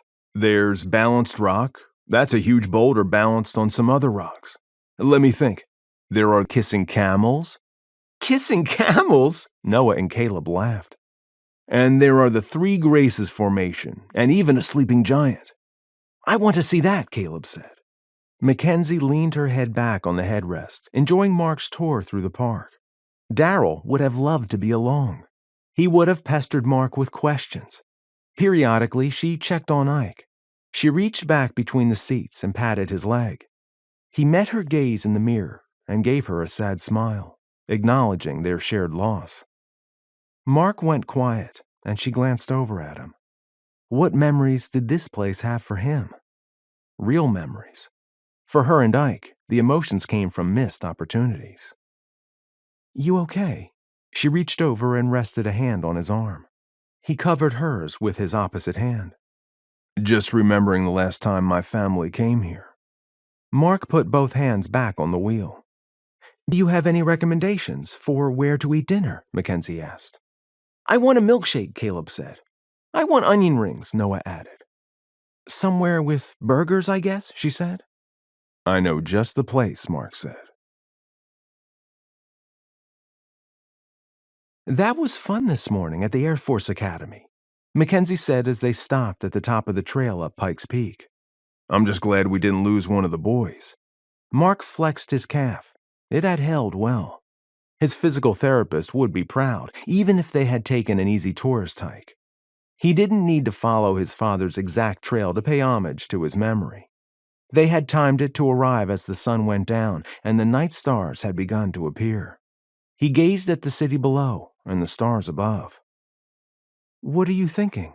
McKenzie came to stand next to him, their hands just barely touching. It's not fair. He pointed to the horizon. I've always accepted the agelessness of the night sky. It seems wrong that a man who loved it so much wasn't ageless too. Marc's throat tightened, and it felt like he had a small ball in the back of it. Yes, she said simply, and he thought about her cliff. You know, his voice came out soft and a little raspy. I thought the day the Coast Guard called off the search for my sister was the worst day of my life. We'd always been close, and I could talk to Lynn about almost anything. How could she be gone? My sister, my friend. She was the only person I'd trusted not to blab what I'd tell her. Not even Elle. In the chat, you teased her just like your sister. McKenzie leaned against him, and her warmth buoyed him. We got close after the cruise, more because of our shared loss, I guess, Marc said. I never appreciated her when we were growing up. She just seemed like a bully then, always bossing people around and making them do things they didn't want to do. I kind of resented it when she pulled me into her little group after the cruise, but I'm glad now she did. Yuri was in a bad way after being wounded in the escape from the pirates, and he was all alone. I'm not sure what might have happened to him if not for her dragging us all together. Now we're a family. A chosen family, McKenzie said. I like that. Let's sit. He pulled her over to a bench. That chosen family, as you call it, got me through the death of my parents, too. Yuri flew home early from a showing in Finland so he could attend the funeral. They were all there. It happened so fast. First Lynn, then Mom and Dad. Suddenly, I was the only person left in my family. They were all gone. I get that. McKenzie sat close to him, their legs and shoulders touching. Once again, he thought of her cliff and did what he had done then, put his arm around her. She didn't pull away, and he breathed a little easier. Exactly, he said. Did I ever mention that Elle and Lynn invited me to come on the cruise? No. I used to daydream about how things might have been different if I'd been on that catamaran. He gave a dark chuckle. Stupid, I know. Several of their friends on the excursion were into martial arts. If I'd been there, I'd probably have gotten myself killed. Right after Darryl died, I used to have nightmares that I'd found out he was going alone and followed him. It was a recurring dream, and I always got close enough to shout at him to stop. I would startle him. In the dream, Mackenzie's voice broke, and she paused. In the dream, it's always me who causes him to fall to his death. That's not true. Marc squeezed her tighter. It's just a dream. I know, she sniffed, the sound muffled against his shirt.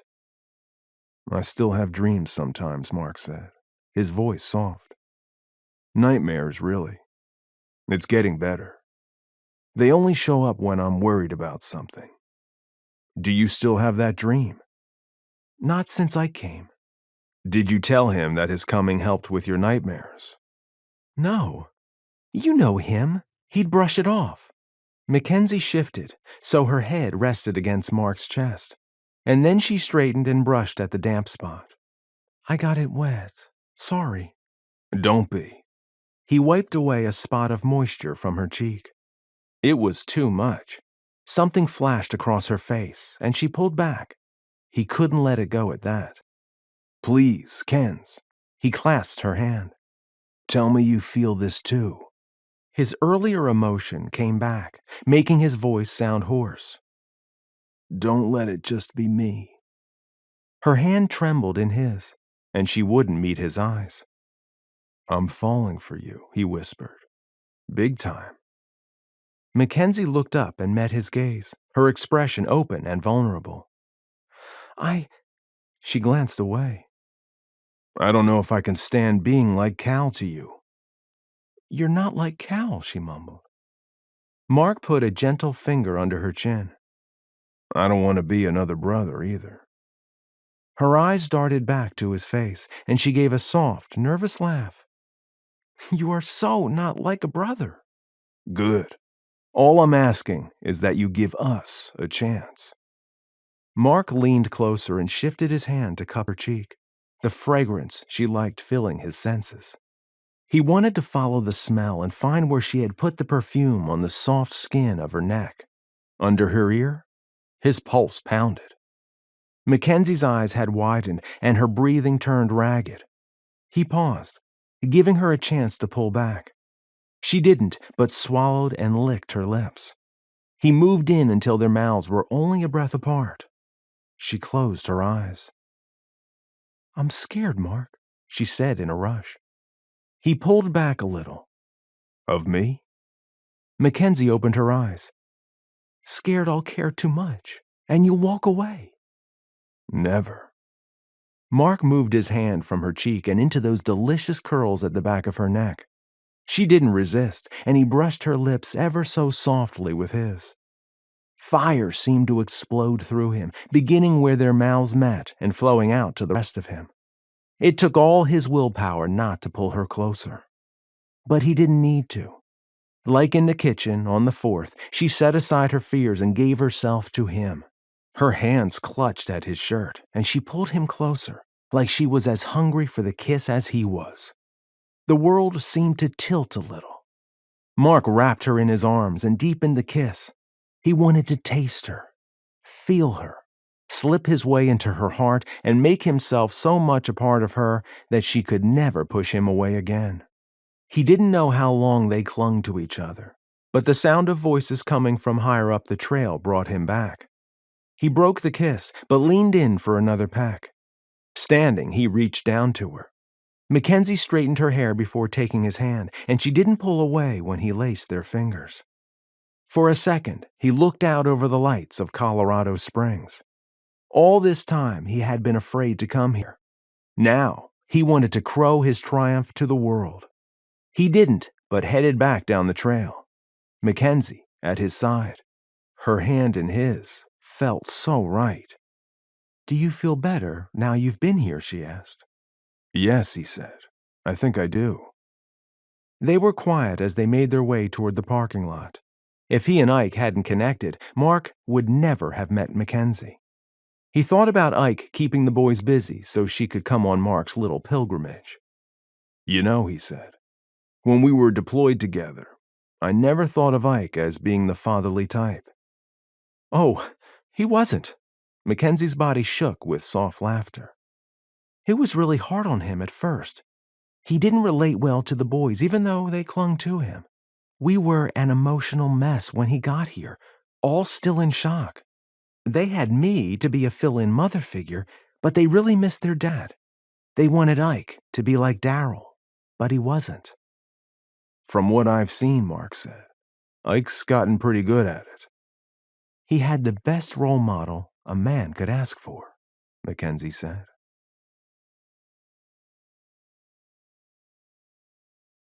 Chapter 32. Mackenzie found herself staring out her office window, at nothing.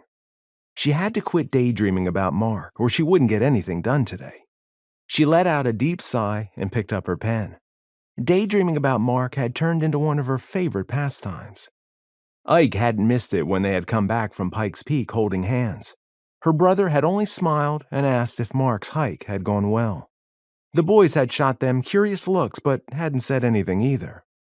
At the barbecue on Saturday afternoon, Cal had worn a resigned expression when he saw them together. She had seen him the following Monday going to lunch with one of Kathy's co-workers, a newcomer. Maybe he would bring her to the next barbecue scheduled in 2 weeks. McKenzie reminded herself to text him and tell him to bring a date. It would be nice to bring another newcomer into their mixed fold of friends. Kathy had taken one look at them, standing by the picnic table and close enough to touch shoulders, and given McKenzie the thumbs up. Even the people at work hadn't seemed surprised when Mark had shown up at lunchtime every day this week to see her. The two of them being a couple must have been obvious to everyone but her. The last week had been the happiest she could remember. It reinforced her decision to do what Mark had suggested. Give them a chance. McKenzie hummed a little. She kept wondering how people didn't just float up in the air when they felt like she did. She glanced at the clock. Mark had mentioned that he wouldn't be able to come for lunch today since he wanted to work on his information for the city council presentation tonight. Maybe she should surprise him and go home. The meeting tonight would run late, and she could keep her overtime hours down by taking a long lunch. That decided, she grabbed her purse and went out to the main office. "I'm going to be gone longer than usual," she said.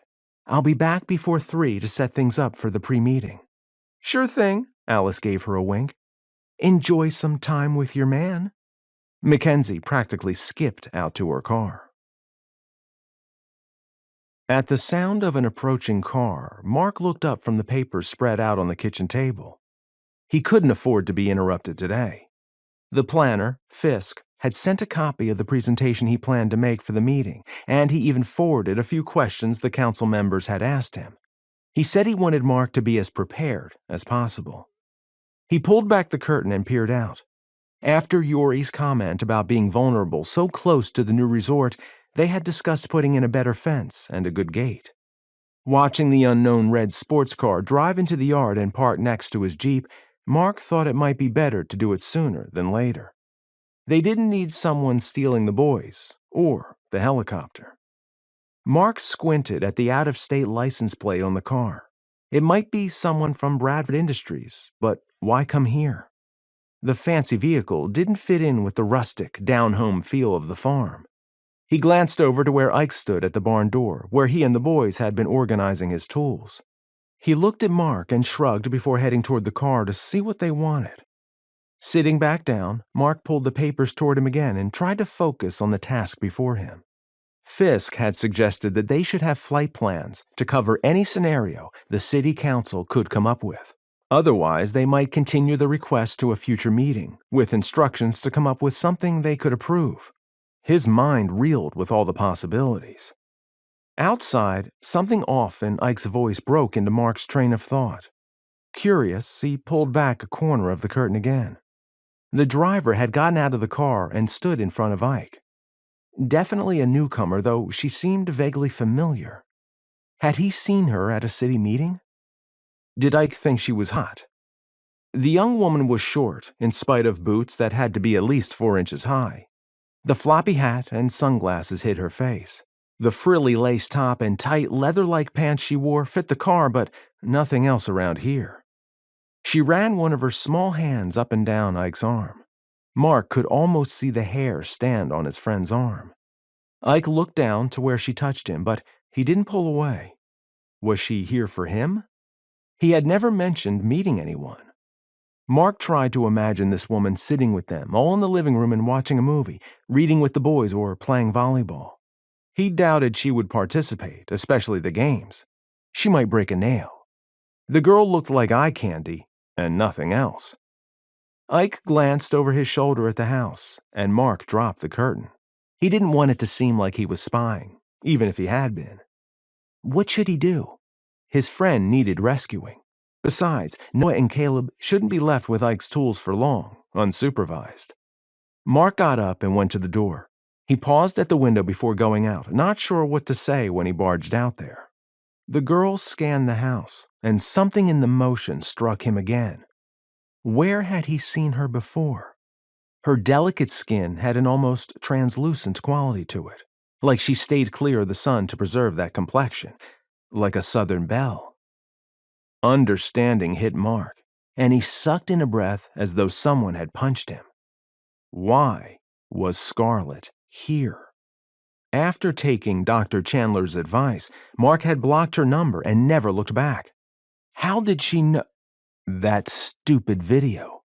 He had no idea why she had come or what she wanted, but he couldn't leave Ike out there to deal with her. So many times since he had read her letter, Mark had wanted to see her face to face and hear her say those words in person, to have closure. Watching her talk and touch Ike, Mark saw it for what it was, an act. How had he not noticed before how fake she was? McKenzie filled his mind memories of her freaking out at finding a stranger in her kitchen, her calm and professional manner at work, her reading to the boys, whispering to him that she was afraid of being hurt. Everything about her was real. Mark couldn't care less if he heard Scarlett say those words. All he felt was relief that he had been injured, so she would write that letter, and he could find McKenzie. Whatever had brought Scarlett to Canyondale, he had to deal with her. Mark opened the door and stepped into view. Her eyes immediately darted to him, and her body language changed. She put on her pouty face. How had he ever found that attractive? "Scarlett," Mark said, his voice flat. "Scarlett!" His friend's eyes went wide, and he shot Mark a concerned glance. "You should go check on the boys," Mark said. "I've got this." Ike frowned but turned and headed back to the barn. In the distance, a vehicle approached, but Mark kept his eyes on her. "What are you doing here?" he asked. "Oh, darling, I texted you over and over again. You know how much I've been wanting to see you again." Her southern accent was more pronounced than he remembered. She sashayed up to him, getting right into his personal space. When she tried to slide her hands up his shirt, he caught them and held them in a firm grip away from his chest. "No." Scarlett looked up at him with wide eyes. Mark saw it now for what it was, a ruse, a way to manipulate him. It made him sick to think of the times in the past that he had fallen for it. "Look," he gave her hands a little shake. "You ended us in that letter. I've moved on. You need to leave and never come back." Her eyes filled with tears, and her bottom lip trembled. Mark felt as though he had been thrown into a soap opera like the ones his mother had watched when he was a kid. 2 years ago, Scarlett's performance would have sucked him in. "I told you, I need your help." Scarlett rested her head against their hands, her shoulders shaking as she cried. Mark had never seen her like this before. She might be in trouble, for real. He exhaled. "Oh, what's wrong?" She looked up, hopeful, a tear glistening on her lashes. "I need a place to stay." "I can't help you." He wouldn't help her that way. Scarlett glanced over at the house. "Can't I stay with you here?" "This isn't my house," he said. "I'm a guest." "I could stay with you." She pressed a fervent kiss on his hands. At the same time that he pulled himself free, an engine revved on the road behind Scarlett. With a small cry, she threw her arms around his waist. "Stop it!" He took her shoulders and pushed her gently away from him. "Mark, the cops are looking for me," she hissed in desperation. "You have to help me." He stared at her for a second. "Why?" "They're saying I killed my husband." Scarlett clasped her hands to her chest. "I didn't do it. He was old. Old people die." Mark's head swam for a second, trying to process what she had said. Husband. "How long were you married?" He felt a little cold. "Almost 3 years, but—" "3 years ago," he interrupted. "Long before I was wounded." And he thought she had dumped him because of his leg. Her mouth worked like she couldn't decide what to say. She had chosen an old rich guy over him. His pride stung, but he felt nothing else. Mark gave a quiet grunt, and pulled his phone from his pocket. He took a step back and pushed the button for Zach's number. "What are you doing?" Scarlett's voice shrieked a little, her eyes wide. "Hey, Deputy Jarvie," Mark said, stressing his friend's name. "I think you might be interested in someone who showed up at Ike's place." "Who?" Zach asked over the phone. "I think she's wanted in Georgia." Scarlett spun around, screaming obscenities at him, and ran to her car.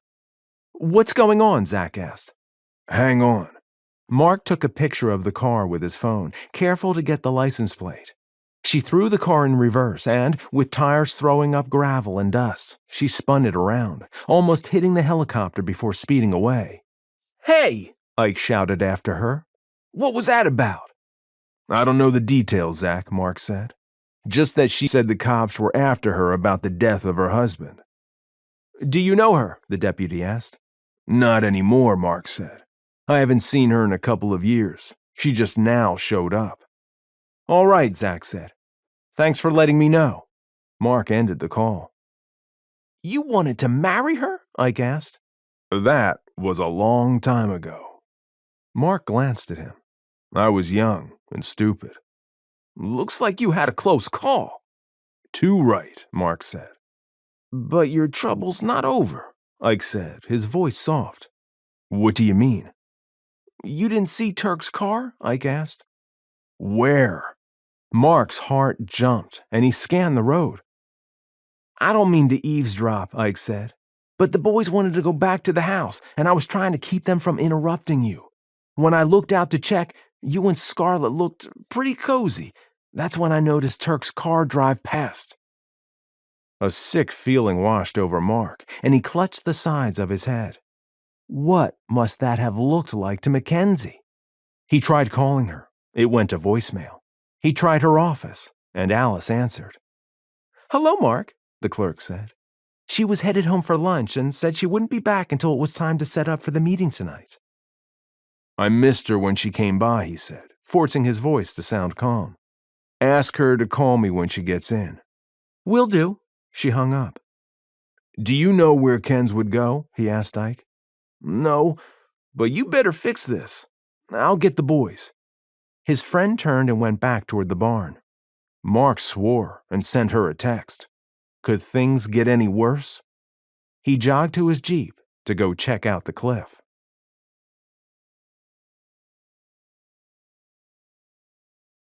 Chapter 33. McKenzie stared at the Arches National Park Visitor Center, the red rock cliffs a striking backdrop for the building. Darryl had fallen in love with this place the first time he had set eyes on it. They had hiked many of the trails over the years. Why wasn't he here now, when she needed him? He would know just the words to soothe the hurt. He might even have kicked some tush. She couldn't go to Ike about this. Mark was his friend. His friend. Another tear rolled down Mackenzie's cheek, and she wiped it away. This hurt so much worse than when Tyler had dumped her. Why had she trusted Mark? During the 45-minute drive here, the image of him holding that girl, of her kissing his hands, had gone through Mackenzie's mind over and over again. She rubbed her forehead, trying to ease the headache from her swollen sinuses. How could she go back home with him there? What if the girl was still there? Mackenzie's stomach knotted even tighter, and she gagged a little. She had to get a grip. She had to stop crying. "Excuse me, ma'am," a ranger said. "Are you all right?" "I'm fine." Mackenzie wiped her face and gave him a wan smile. "I just got some bad news." She pulled the phone from her purse to check the time. It was still off. She turned it on, and it pinged several times with text messages.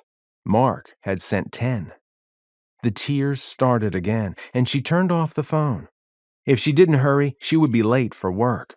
Her job gave her a handy excuse for not coming home early. She got in her car and headed back to Canyondale. Her emotions calmer now, Mackenzie tried to put things in perspective. It could be worse. No one had died, though it might be quite satisfying to make someone wish they were dead. No, she wouldn't be like that. Why would Mark risk his friendship with Ike and almost guarantee the end of their business by playing her for a fool. She hadn't thought him to be that kind of man, especially after that girl from Georgia had hurt him. That girl from Georgia. The one Ike had mentioned had been texting Mark. Could it have been her? Come to try and win him back? McKenzie had never seen her before, but Mark had obviously known her. Ike said they had been going out together for a couple of years. Who else would he know to hold like that? With that realization, McKenzie's emotions flip-flopped, anger replacing hurt. How dare that Georgia skank show up here and think she could weasel her way back into Mark's life? McKenzie ground her teeth. She would just see about that. Straightening, she increased her speed. Ken's still hasn't answered any of my texts. Mark straightened his tie. I've looked everywhere I can think of that she might have gone. I'll bet she turned off her phone. Ike didn't look quite as worried as Mark felt. She hasn't answered mine either. You'll get a chance to talk to her after the meeting and explain then. If she'll talk to me. Mark began to pace the living room. I hope the mayor can keep control of the meeting. He's a nice enough guy, but it bothers me that he backed off so easily when Bradford showed up here. She said tonight is the perfect storm of a meeting with some of the most hotly contested items coming all at once, Ike said. How far up the agenda is our item? It's the third one, but the two before ours are controversial. Everything's controversial in Canyondale now. Thanks for taking this part of the business on. Ike gave him a nod of approval. I almost feel bad you've had to do all the lousy stuff. Almost? Mark nudged him with his shoulder. I'm really feeling your sympathy. Well, as a consolation, I'll bring the boys by when we get ice cream to see how things are going. Ike grinned. We'll ooze sympathy for you. Thanks. At least someone will have something to look forward to. Memory of the ugliness at the first planning commission flashed through Mark's mind. Keep the boys down the hall at first, though, until you see how people are acting. I'd hate for them to see the grown-ups not adulting well. Ken said she thought Alvarez had his cronies, especially Hank, even more riled up than usual about the first two items. Why couldn't our item be heard before those two? Ike asked. If it goes on really late, I'll send you a text about what the council decides. Mark grabbed his keys and headed toward the door. Let me know if you need any support with Turk, Ike said. Thanks, Mark said. At his car, he had a bit of inspiration. He pulled out his phone and texted Zach. You going to the meeting tonight? Zach replied immediately. Sadly, yes. Mark felt for the deputy. It would be tough to have to stop a fight among people he knew. Do me a favor. If you see McKenzie, mention to her that I called you to report a fugitive from the law at the house. A girl. It took longer to get a reply. Okay? Thanks. McKenzie pulled into the parking lot with only 5 minutes to spare. She rushed into the office to gather her laptop. Do I look okay? She asked Alice. Have you been crying? The clerk asked, her brow wrinkled with concern. No. McKenzie strode from the office. She hadn't had time to check her phone, and she wouldn't until just before the meeting started, if then. During the drive back, she had gotten herself psyched up for a face-off when she got home tonight. She wasn't going down without a fight. Hey, Turk. Zach jogged to catch up with her. Want me to carry that? It's not heavy, she continued walking. Thanks, though. Want me to guess a time for when tonight's meeting ends? He winked at her. No, McKenzie said firmly. You always jink the meetings by saying they'll finish early. Ever since Zach had been assigned to attend council meetings, he had made it a game to see which one of them could guess adjournment. It had been a long time since they'd had a short agenda. Well, on a happy note, I can use the overtime, he said. You close to having enough money for that four-wheeler, she asked. Yes, and it couldn't come at a better time, Zach said. I can't have Cal outdo me. Is Cal buying one? She shot him a sidelong glance. Did Cal bring out the competitive side in everyone? He's ordered one. That girl he started dating is crazy about the outdoors, Zach said. So, I need to get mine first. I think that's a want, not a need. McKenzie paused at the conference room door where the council met for their pre-meetings. Zach's rambling had soothed her, even more than the ride back had, and she felt calmer than she had since driving by the farm. It's absolutely a need. Zach opened the door. We should plan something at the sand dunes then, she said. Now that's a plan. Zach opened the door. Oh, and did you hear about the fuss at your place? What happened? Her shoulders tightened. Had the boys been hurt? She should have checked those messages from Ike. It's not the boys, they're fine, Zach said quickly, seeming to sense her alarm. I got a call from Mark about, oh, the mayor's signaling for you. I'll tell you later. No, she grabbed his sleeve. What happened? Just that some girl he used to know showed up. It turns out she's a fugitive, and he called me to come get her. Zach stepped back. The mayor's looking impatient. When McKenzie had stepped inside, he took the chair outside and let the door close. A fugitive? And Mark had called the police on her? She grinned, her heart suddenly full. Mark approached the city building preoccupied. He had gotten a call from Alice to let him know McKenzie had finally returned and gone straight into the meeting. The clerk hadn't been subtle at all about asking why her boss had been crying. He had to get through the meeting so he could make this right. Pausing, Mark scanned the front of the building. Something didn't look right. Then it hit him. Hank's protest spot stood empty. The old man had become such a fixture that it seemed odd not to have him there. Was he having another secret meeting with Alvarez? Mark tiptoed to the corner of the building where he had seen the two before.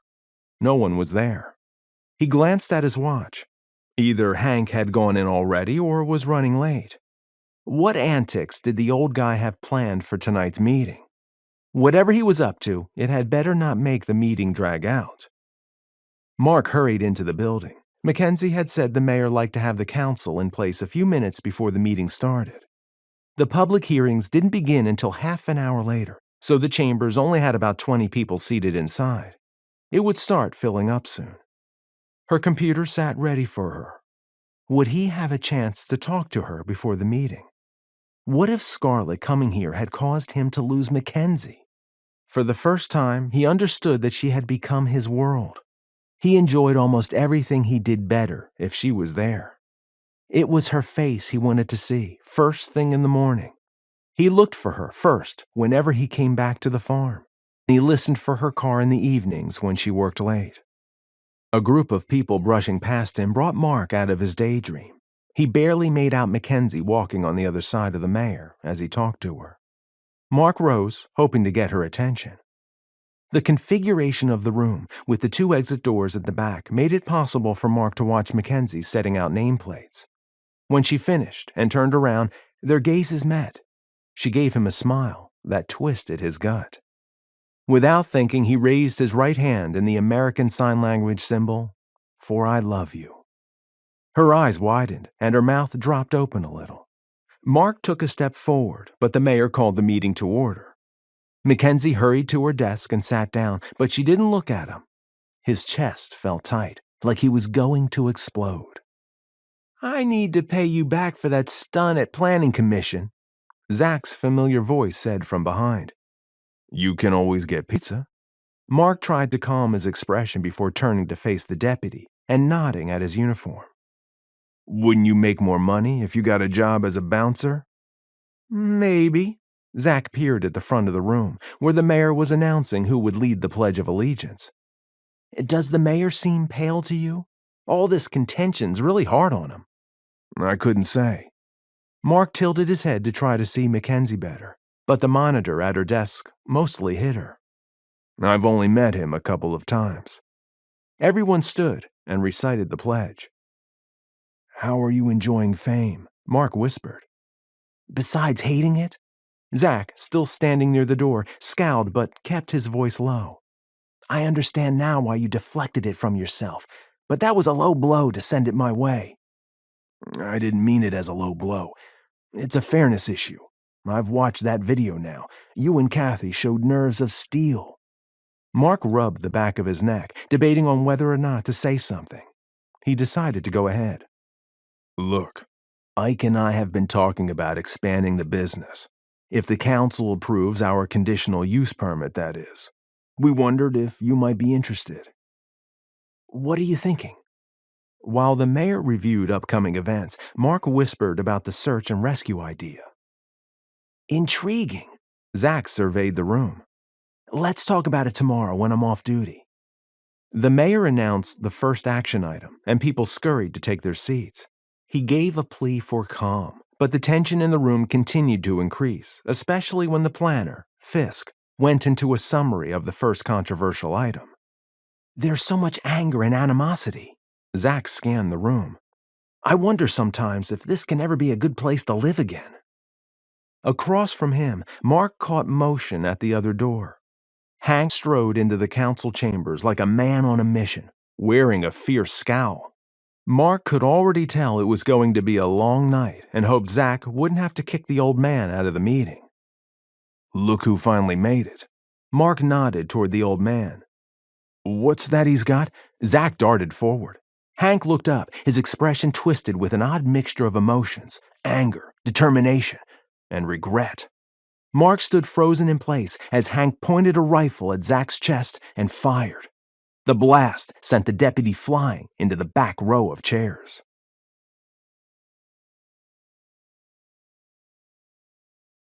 Chapter 34. McKenzie jolted in her seat, ripped from her contemplation and into some bizarre nightmare. People screamed and scrambled away from a figure. Her brain couldn't make sense of Hank holding a rifle. He pointed it at the front of the room. Gasping, McKenzie dropped behind the desk. Another blast made her jump. To her right, a council member jerked and fell back, just as Zach had. And then two more in quick succession. McKenzie bit back a scream and covered her mouth. Zach! Her entire body trembled. Please let him be okay. Where was Mark? Why was Hank doing this? Closing her eyes, she started panting to calm her erratic breathing. People were hurt. She had to help. McKenzie opened her eyes and scooted over to the end of her desk. Ever so slowly, she peeked around it, praying that if she couldn't see Hank, he couldn't see her. She scurried past the gap between her desk and the dais. Greg Phillips, a newcomer council member, lay on his back, eyes closed, his breathing ragged. Blood stained his shirt and her eyes filled with tears. She had to stop the bleeding. With trembling hands, she tugged off her lightweight jacket and tried to remember what she knew about first aid. She pressed it against Greg's chest. Closer to the middle of the dais, Mayor Ashley knelt beside Elizabeth Ham. The snooty newcomer clutched the mayor's wrist while he pressed a wad of fabric to her shoulder. I don't want to die, she mumbled again and again, like a prayer. The mayor's pale, almost greenish skin glistened with sweat, and his hands shook even worse than Mackenzie's. He looked terrible. Her fear ratcheted up a notch. Had he been shot too? She tried to make sense of the sounds coming from the other side of the dais. People had stopped screaming, but plenty still cried, and was that talking? Was someone trying to calm Hank down? Council members Ryan Martin and Ernie Alvarez sat hunched against the wall. Ernie shook, his knees clutched to his chest, face pale. His eyes darted between Greg and Elizabeth, almost as though he couldn't take it in. What had he expected might happen when he had purposely inflamed the old man? A surge of anger flooded through McKenzie. How many times had Ernie called for change and fed gross exaggerations and misleading information to Hank, knowing the old man was a loose cannon? While Ernie might not have called for violence, his attitude had screamed for it. How far had Hank's mind gone? He had shot Zach. Zach! The scene of him flying into the air replayed in her mind, twisting her stomach even tighter. Was he alive? His ancestors had helped settle Canyondale. If Hank would shoot Zach, he would shoot anyone, like a former Marine. No, no, no. A wave of dizziness almost made her sit back, but she closed her eyes and kept the pressure on Greg's chest, trying not to think of Mark out there, his life bleeding away. Under her hand, Greg's breathing turned shallow. It didn't sound good. McKenzie leaned forward. His skin had taken on a ghastly tinge that reminded her of when her mother had passed. "Greg, you're going to be okay," McKenzie whispered, her cheeks wet. "Help is coming. Please, let help be coming." She looked to Councilman Ryan, hoping for possible help. The old-timer's body shook violently, and she saw that he had wet himself. Greg gave a shudder, exhaled, and went still. "No!" she cried. A pounding filled her ears, and her vision clouded. 2 more little kids had lost their father. And why? Memories of the times she had seen Ernie and Hank whispering together, of the way the old man had followed every word the councilman had spoken or written. Greg had died because Ernie had felt justified in playing light with the facts and manipulating people, feeding Hank's obsession to advance Ernie's cause. Fury flooded McKenzie. She lunged forward and grabbed Ernie's shirt. "Look at that!" she growled, her jaw muscles tight. "What have you done?" Ernie stared at the body for a second and then seemed to see her bloody handprints on his shirt. With a low guttural cry, he shook his head, wiping at the stains. When the blood smeared on his hands, he freaked, scooting away and rubbing his hands on the carpet. A familiar voice pulled her from the drama in front of her, and fear clutched her heart. "Now, Hank," Marc said, "take a deep breath and think about this." A sharp pain spread from Mackenzie's chest, and she found it hard to breathe. "I'll shoot you too," the old man cried. Mackenzie crawled to the end of the dais again and looked around. Chairs lay scattered about the room, some on their sides, and others with people hiding behind them. Hank stood at one exit, but covered the other exit with the rifle he held. He had 2 more slung over his shoulder. Marc didn't look like he had been hurt. Near his feet, Zach stirred. Mackenzie felt a rush of hope that disappeared when Hank lowered the rifle toward the deputy. Marc stepped between them, his hands held up. "No, Hank," Marc said. "Zach is down and unarmed. He can't do anything to you." Someone moved near the presenter's desk.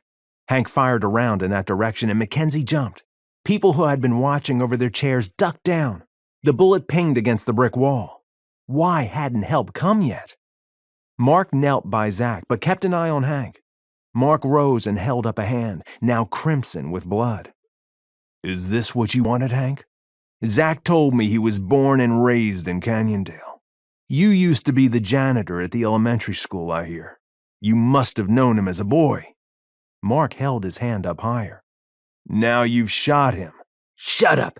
You shut up!" Hank's eyes seemed to pop out of his head and spittle sprayed from his mouth. He pointed the rifle at Marc's chest. "You're just a filthy newcomer like the rest of them." "Are you going to shoot me too, Hank?" Marc asked. "Wouldn't that be ironic?" How could he keep his voice so calm? Mackenzie eased out a little more, now in a crouch. "You thank me for serving our country, for earning a Purple Heart and a permanent disability, and then you shoot me?" "You just shut up." Hank's eyes had gone wild, his expression a confusion of emotions. Marc took a step closer, and Mackenzie wanted to shout at him to stop, her pulse pounding in her ears. Hank looked unhinged. "Is that how you want the headline to read tomorrow morning?" Marc said. "Marine survives IED explosion, only to be murdered by Hank Baker in a city council meeting? Hank Baker, the murderer." Hank's body stiffened. Mackenzie was moving before she had time to think about it, running around the desk, into full view. "No, Hank," she cried, waving her arms. "Don't!" Everything seemed to happen at once. Hank twisted toward her. Marc cried out. A dark figure leapt from the doorway on top of the old man. The rifle fired. A sharp pain exploded in Mackenzie's head.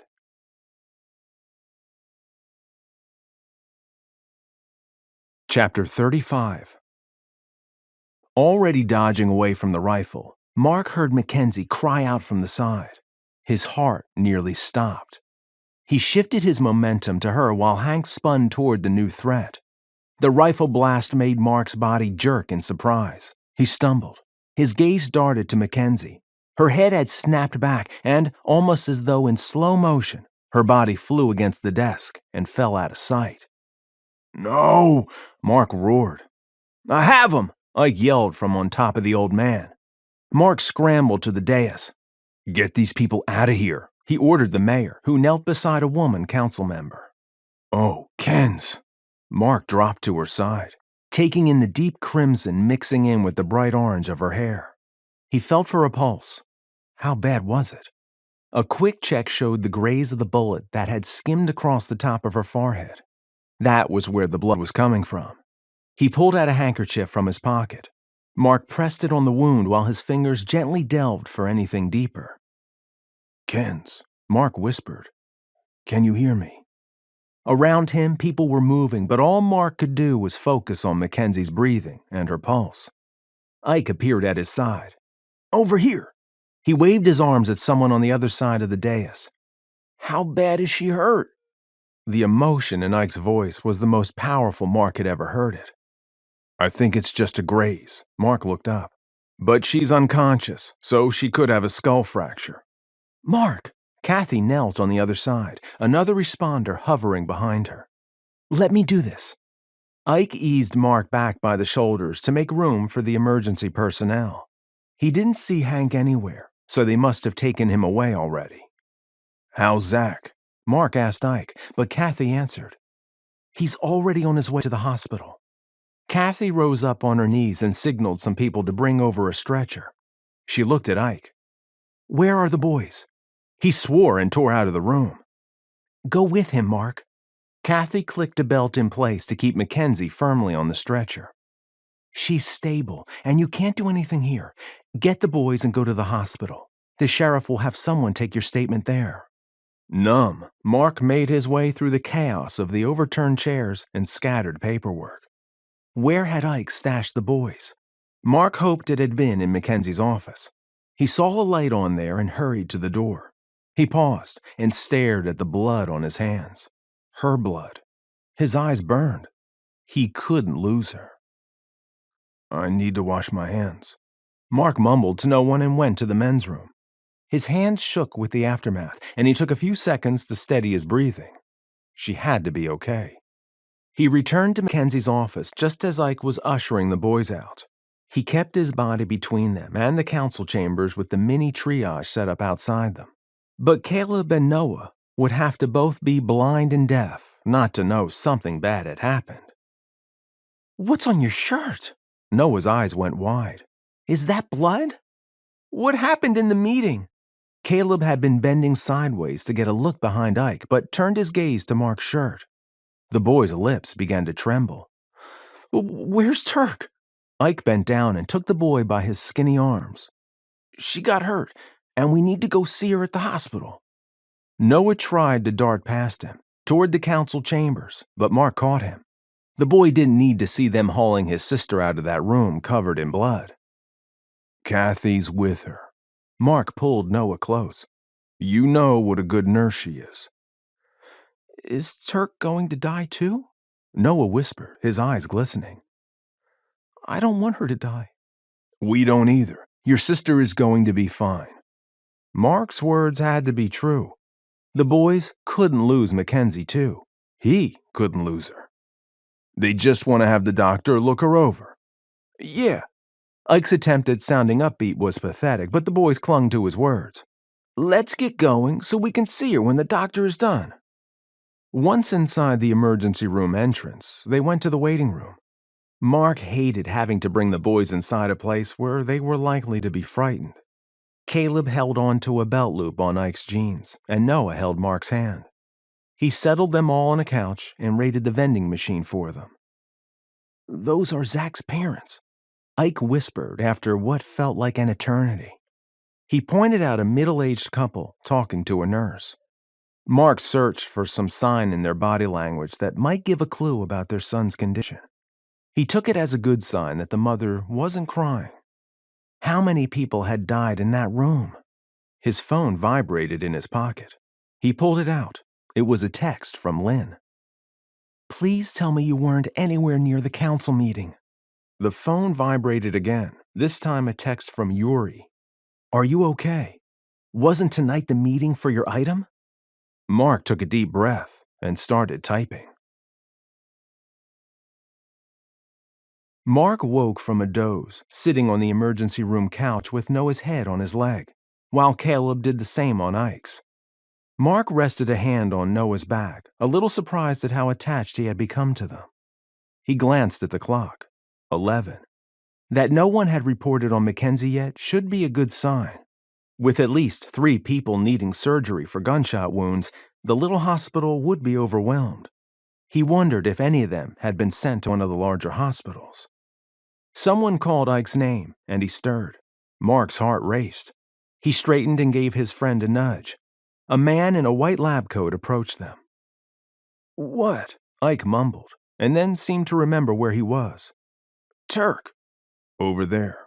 Mark tapped his hands, willing his breaths to stay steady. Ike eased Caleb's head from his leg and stood. "I understand you're McKenzie Terkildsen's brother," the man said. "I'm Dr. Jessen." "Yeah, I'm her brother," Ike said. "How is she?" "She's fortunate. It was only a graze. It requires stitches, but is close to the hairline, so there shouldn't be much scarring." He glanced at the chart he held. "She must have hit her head pretty hard when she fell. She's got a concussion. It took her a long time to wake, so we're keeping her overnight for observation." "How's Zach?"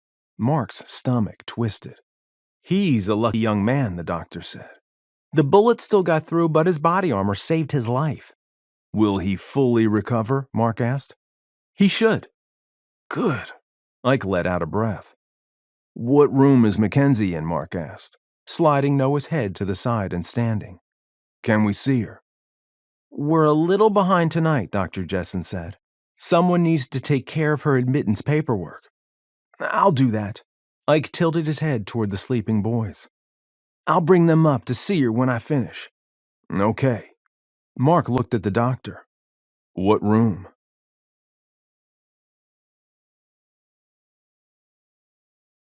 Chapter 36.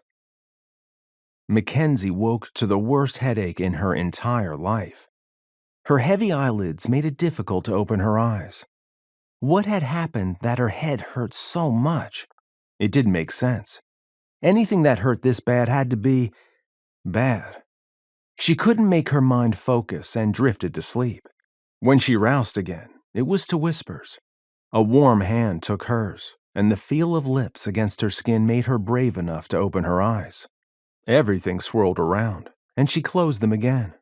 She felt so woozy. If the boys saw her like this, they'd say she was drunk, and she didn't drink. "Kens, you awake?" "Mark," she whispered. He put her hand against his cheek, his rough cheek. She moved her fingers over the sandpapery skin. Why was it rough? He was so diligent about his hygiene, and he would have shaved before going to the council meeting. The council meeting. Something about the memory made her mind shy away from it. Her heart pounded for no reason, making her head hurt worse. "What's wrong with me?" she whispered. It was hard to catch her breath. "You were hurt," he said, his tone soothing. "But you're going to be okay." Yes, she felt like she had been hurt. But how? Bits of memory tried to intrude again. Wispy shadows and voices that made no sense but brought a sense of terror. Her body started to tremble. "What's wrong with me?" McKenzie cried, tears she didn't understand running down her cheeks and into her ears. "You're safe." Mark held her hand to his chest. "I'm here." The memories cascaded in, too fast for her to grasp what she was seeing. Mark giving her the "I love you" symbol. Zach flying through the air, blood on her hands. McKenzie couldn't catch her breath, and she started to pant. "Kens, I think you're having a panic attack. You have to ride this out." Mark gave her hand a gentle squeeze. "Like with the fireworks." She winced against the pain in her chest. "Exactly like the fireworks." He pressed her hand to his lips. "Are you my comfort?" McKenzie tried to smile.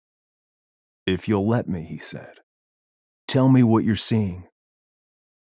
"Zach was shot," she choked, her tears starting up again. "Yes, he was, but he's going to be fine," Mark said. The tightness in her chest eased a little, but then the other images hit her again. There were others. That councilwoman, Elizabeth something, was shot, but I hear she's going to be okay.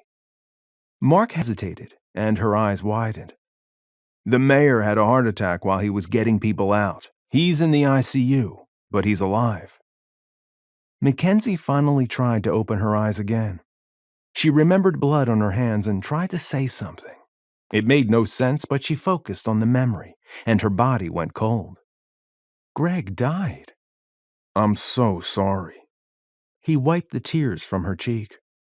She tried to turn her head and realized some kind of bandage was taped to her forehead. Dully, she understood why her head hurt. What happened to me?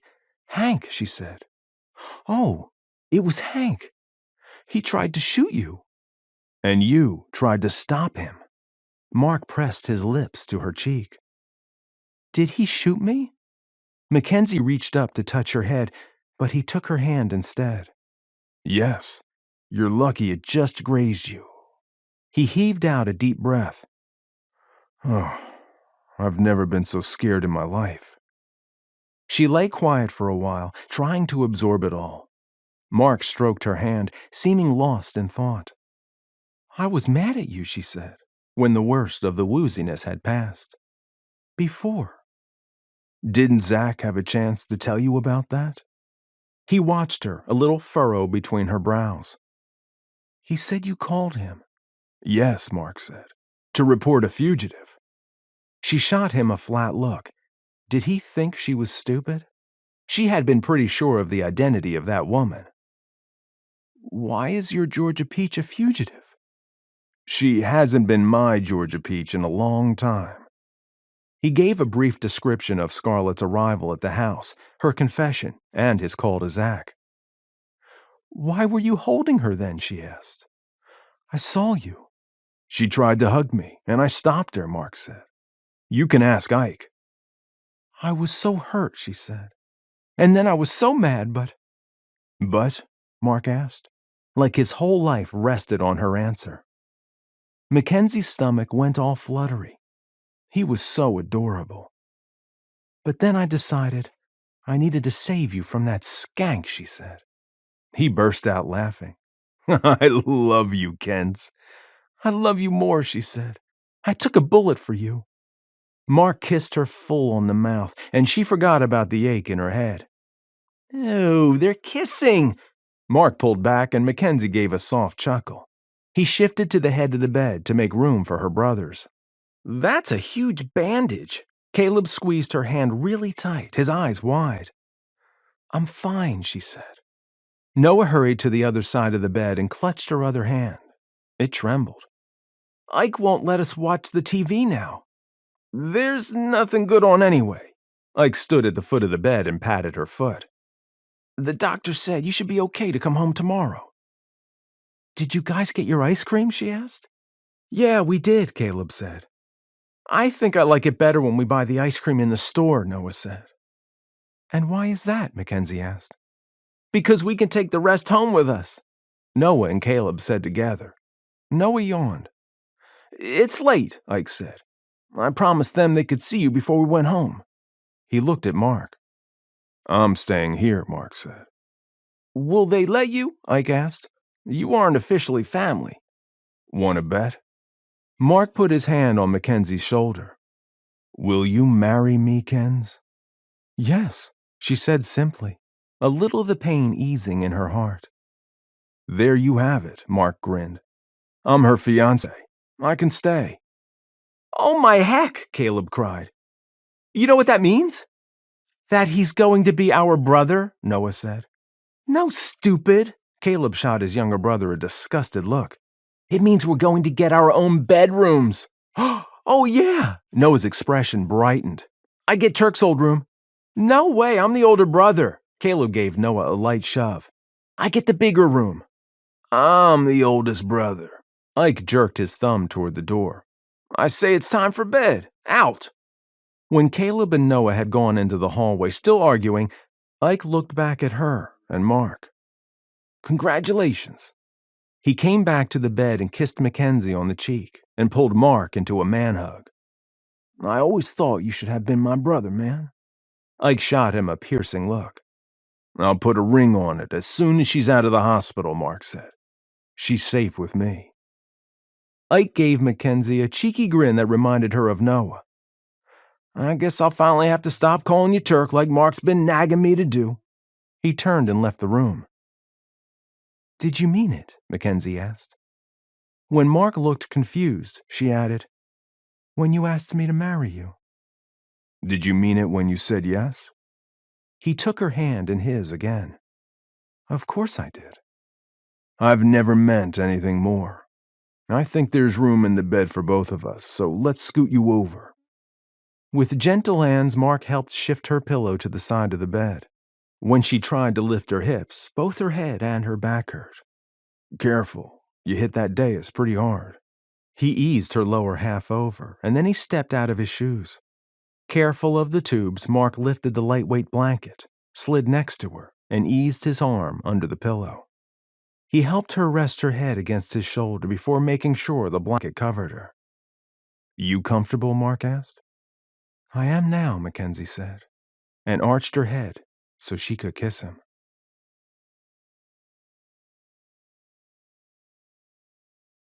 Chapter 37.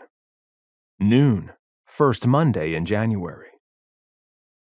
"That I will discharge the duties of my office in the city of Canyondale with fidelity," McKenzie said, finishing the oath of office. Bill Bradford, holding up his right hand, repeated the words. "Congratulations, Mayor Bradford." She extended her hand, and he shook it. "Now," he whispered, "I have to decide if it's better to reappoint you as the recorder or try to steal you away from my other job." "You'd have to make it worth my while," she whispered back. "You know how much these cushy government jobs pay." He chuckled, turned to face the crowd, and began his speech. McKenzie had stepped back to stand beside John Ashley, now the former mayor.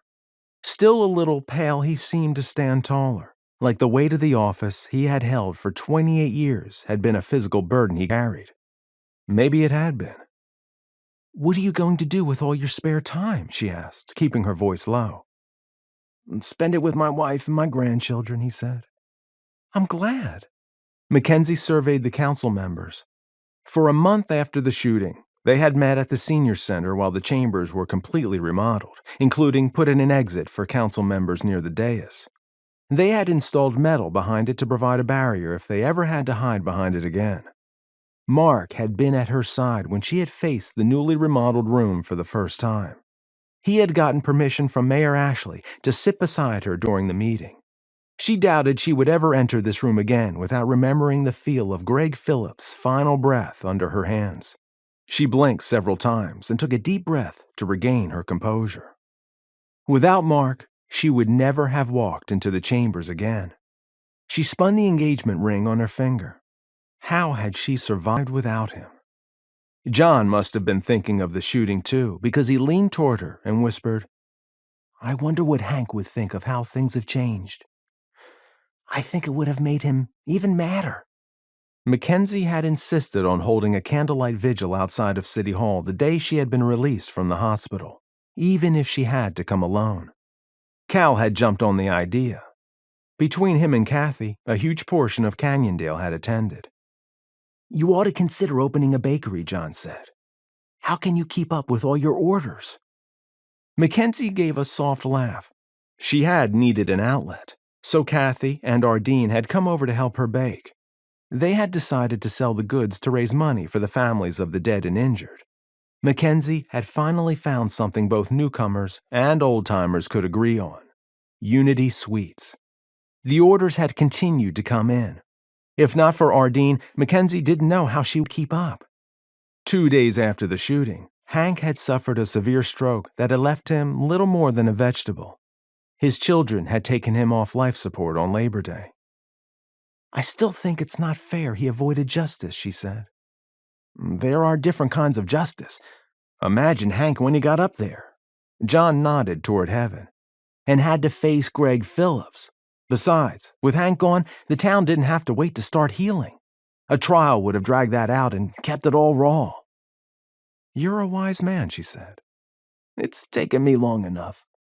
The former mayor laughed softly. "Like my grandmother used to say, too soon old, too late smart." McKenzie scanned the room, looking for Mark and Ike. They'd had to leave on a life flight call a couple of hours earlier, but said they would try to be back for part of the ceremony. She hoped they made it soon. "Another life saved," Mark said, as Ike lifted the life flight helicopter from the regional medical center in Provo.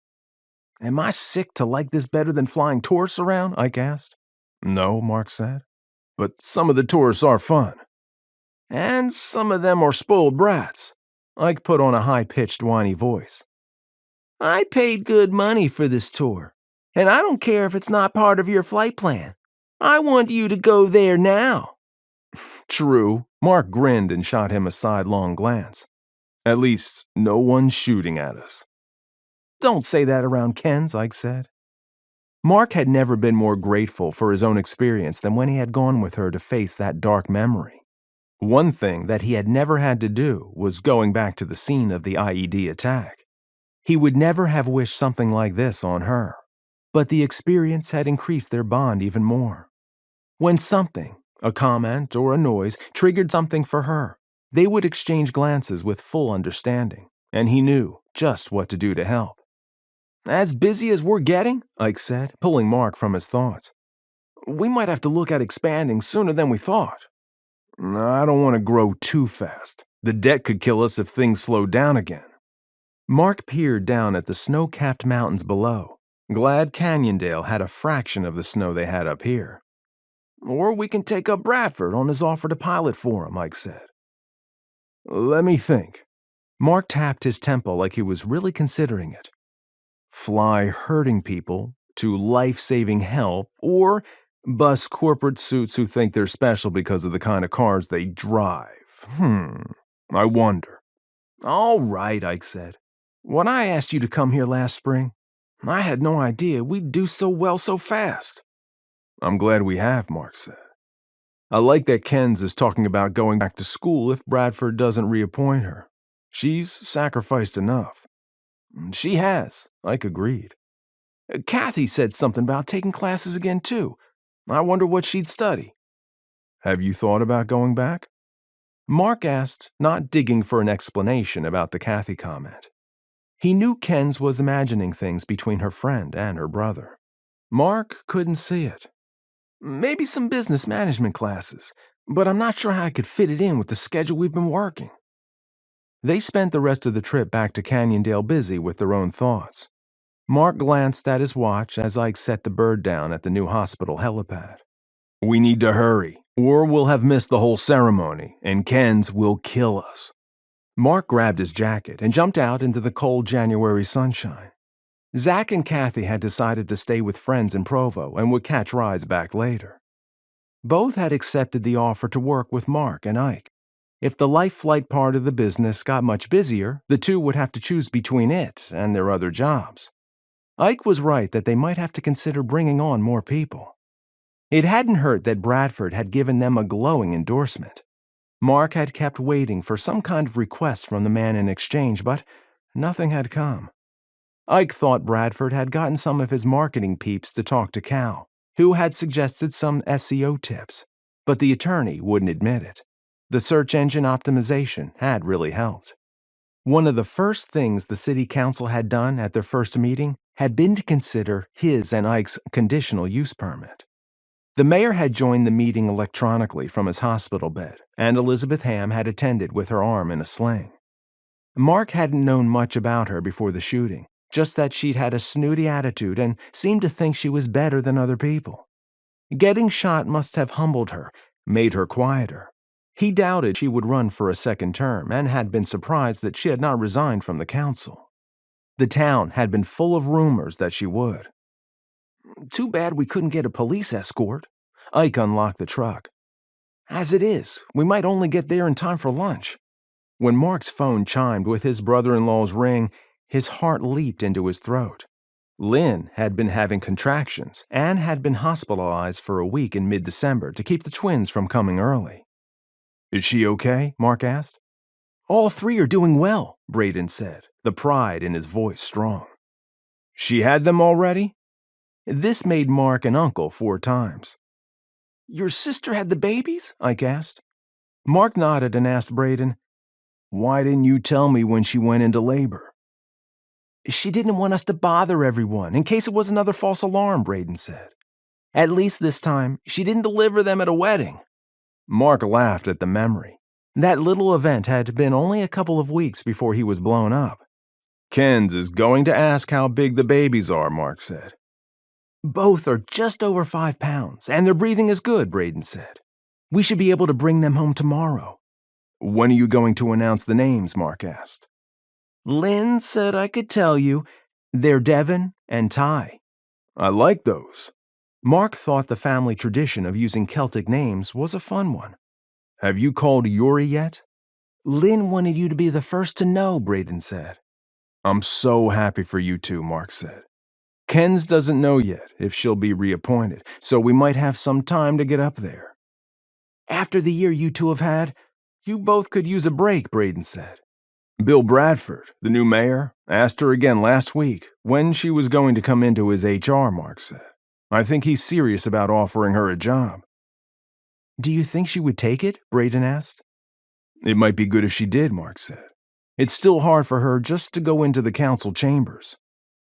She had started seeing Dr. Chandler to talk through some of her issues, and he had given his okay for Mark to teach her about the stress techniques that had helped him so much. He had noticed her using them when they had gone into the building the first time. Moving over to Bradford Industries might be a good change. Ken's had also talked about possibly getting her teaching degree. He wasn't sure now that was the right fit for her, but she had to decide that for herself. "Well, we're at City Hall," Mark said to Braden when Ike pulled into a parking space. "We'll be excited to talk to Lynn and to see your sons." "My sons!" Braden said with a full voice of wonder. "Talk to you tonight." "Congratulations," Ike called as he got out of the truck. They slipped quietly into the rotunda, which served as an overflow for the council chambers. The last of the newly elected council members must be speaking. Mark squeezed through the standing room only crowd until he saw McKenzie. She met his gaze with a smile. The bangs she now wore covered the little pink scar on the top of her forehead. He didn't know if it was as much because she didn't want others to see it and ask about it, or if she didn't want to be reminded of it every time she looked at herself in the mirror. The speaker finished, and Mayor Bradford invited everyone to enjoy the luncheon that would be served in the rotunda. Mark made his way through the crowd of well-wishers to where McKenzie stood with John Ashley. Mark shook his hand. "If you don't mind, sir, I'm going to borrow McKenzie." "You do that, young man," the former mayor said. "Take her far away from here." Mark took her hand and guided her from the room. He told her about the twins' births, and she did just what he knew she would, asking about weight and size and hair color. "I only know their weight," he said. "You can ask about the other stuff tonight when we have the chat." "There's the governor," McKenzie whispered. Did he come because of Bradford or as a sign of solidarity after the shooting? Mark nudged her past the crowd and down the hallway. "Both," she said. "Where are we going?" "Someplace where I can kiss you without an audience," he said. "Where's your key?" Grinning, she handed it to him. He opened the door, ushered her inside, and closed the door. She turned to him, her chin uplifted. Mark cupped her cheek and kissed the side of her mouth. She closed her eyes, and his lips found hers. During moments like this, he found he could lose himself in his sense of her. The softness of her skin, the smell of her perfume, the taste of her. It was like he had been starving before, but not realized it. She was both satiation and hunger combined. He finally broke the kiss, and McKenzie made a soft sound.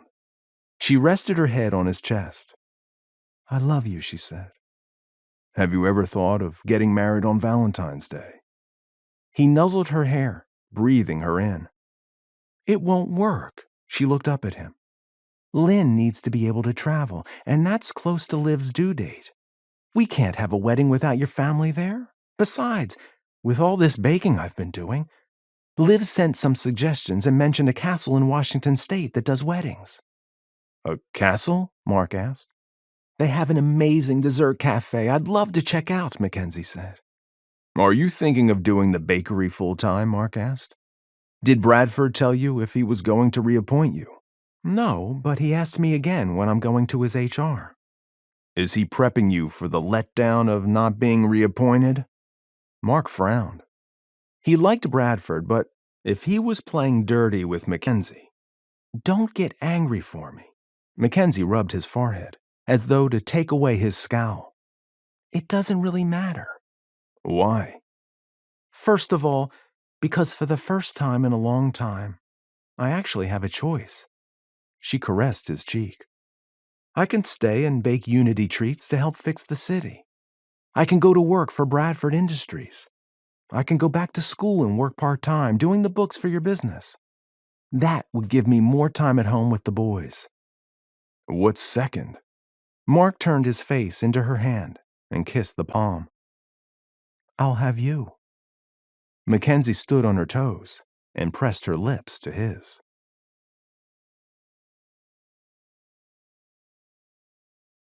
Thank you for listening to Swing Vote. Be sure to subscribe to my channel to know when new audiobooks or other fun videos are available. Acknowledgements. I'd like to thank Lane Pace, former Orem City Fire Battalion Chief and Army Black Hawk pilot. It's Lane's work with a local orphanage in Afghanistan that was the inspiration for Mark's humanitarian work. Lane talked with me for hours about his experiences as a pilot and sponsor for the Afghan Orphan Project. He's one of the finest men I know.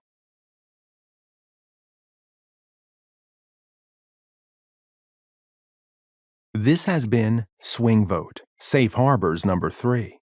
Written by Donna K. Weaver. Narrated by Scott R. Smith. Copyright 2017 by Donna K. Weaver. Production copyright 2018 by Donna K. Weaver.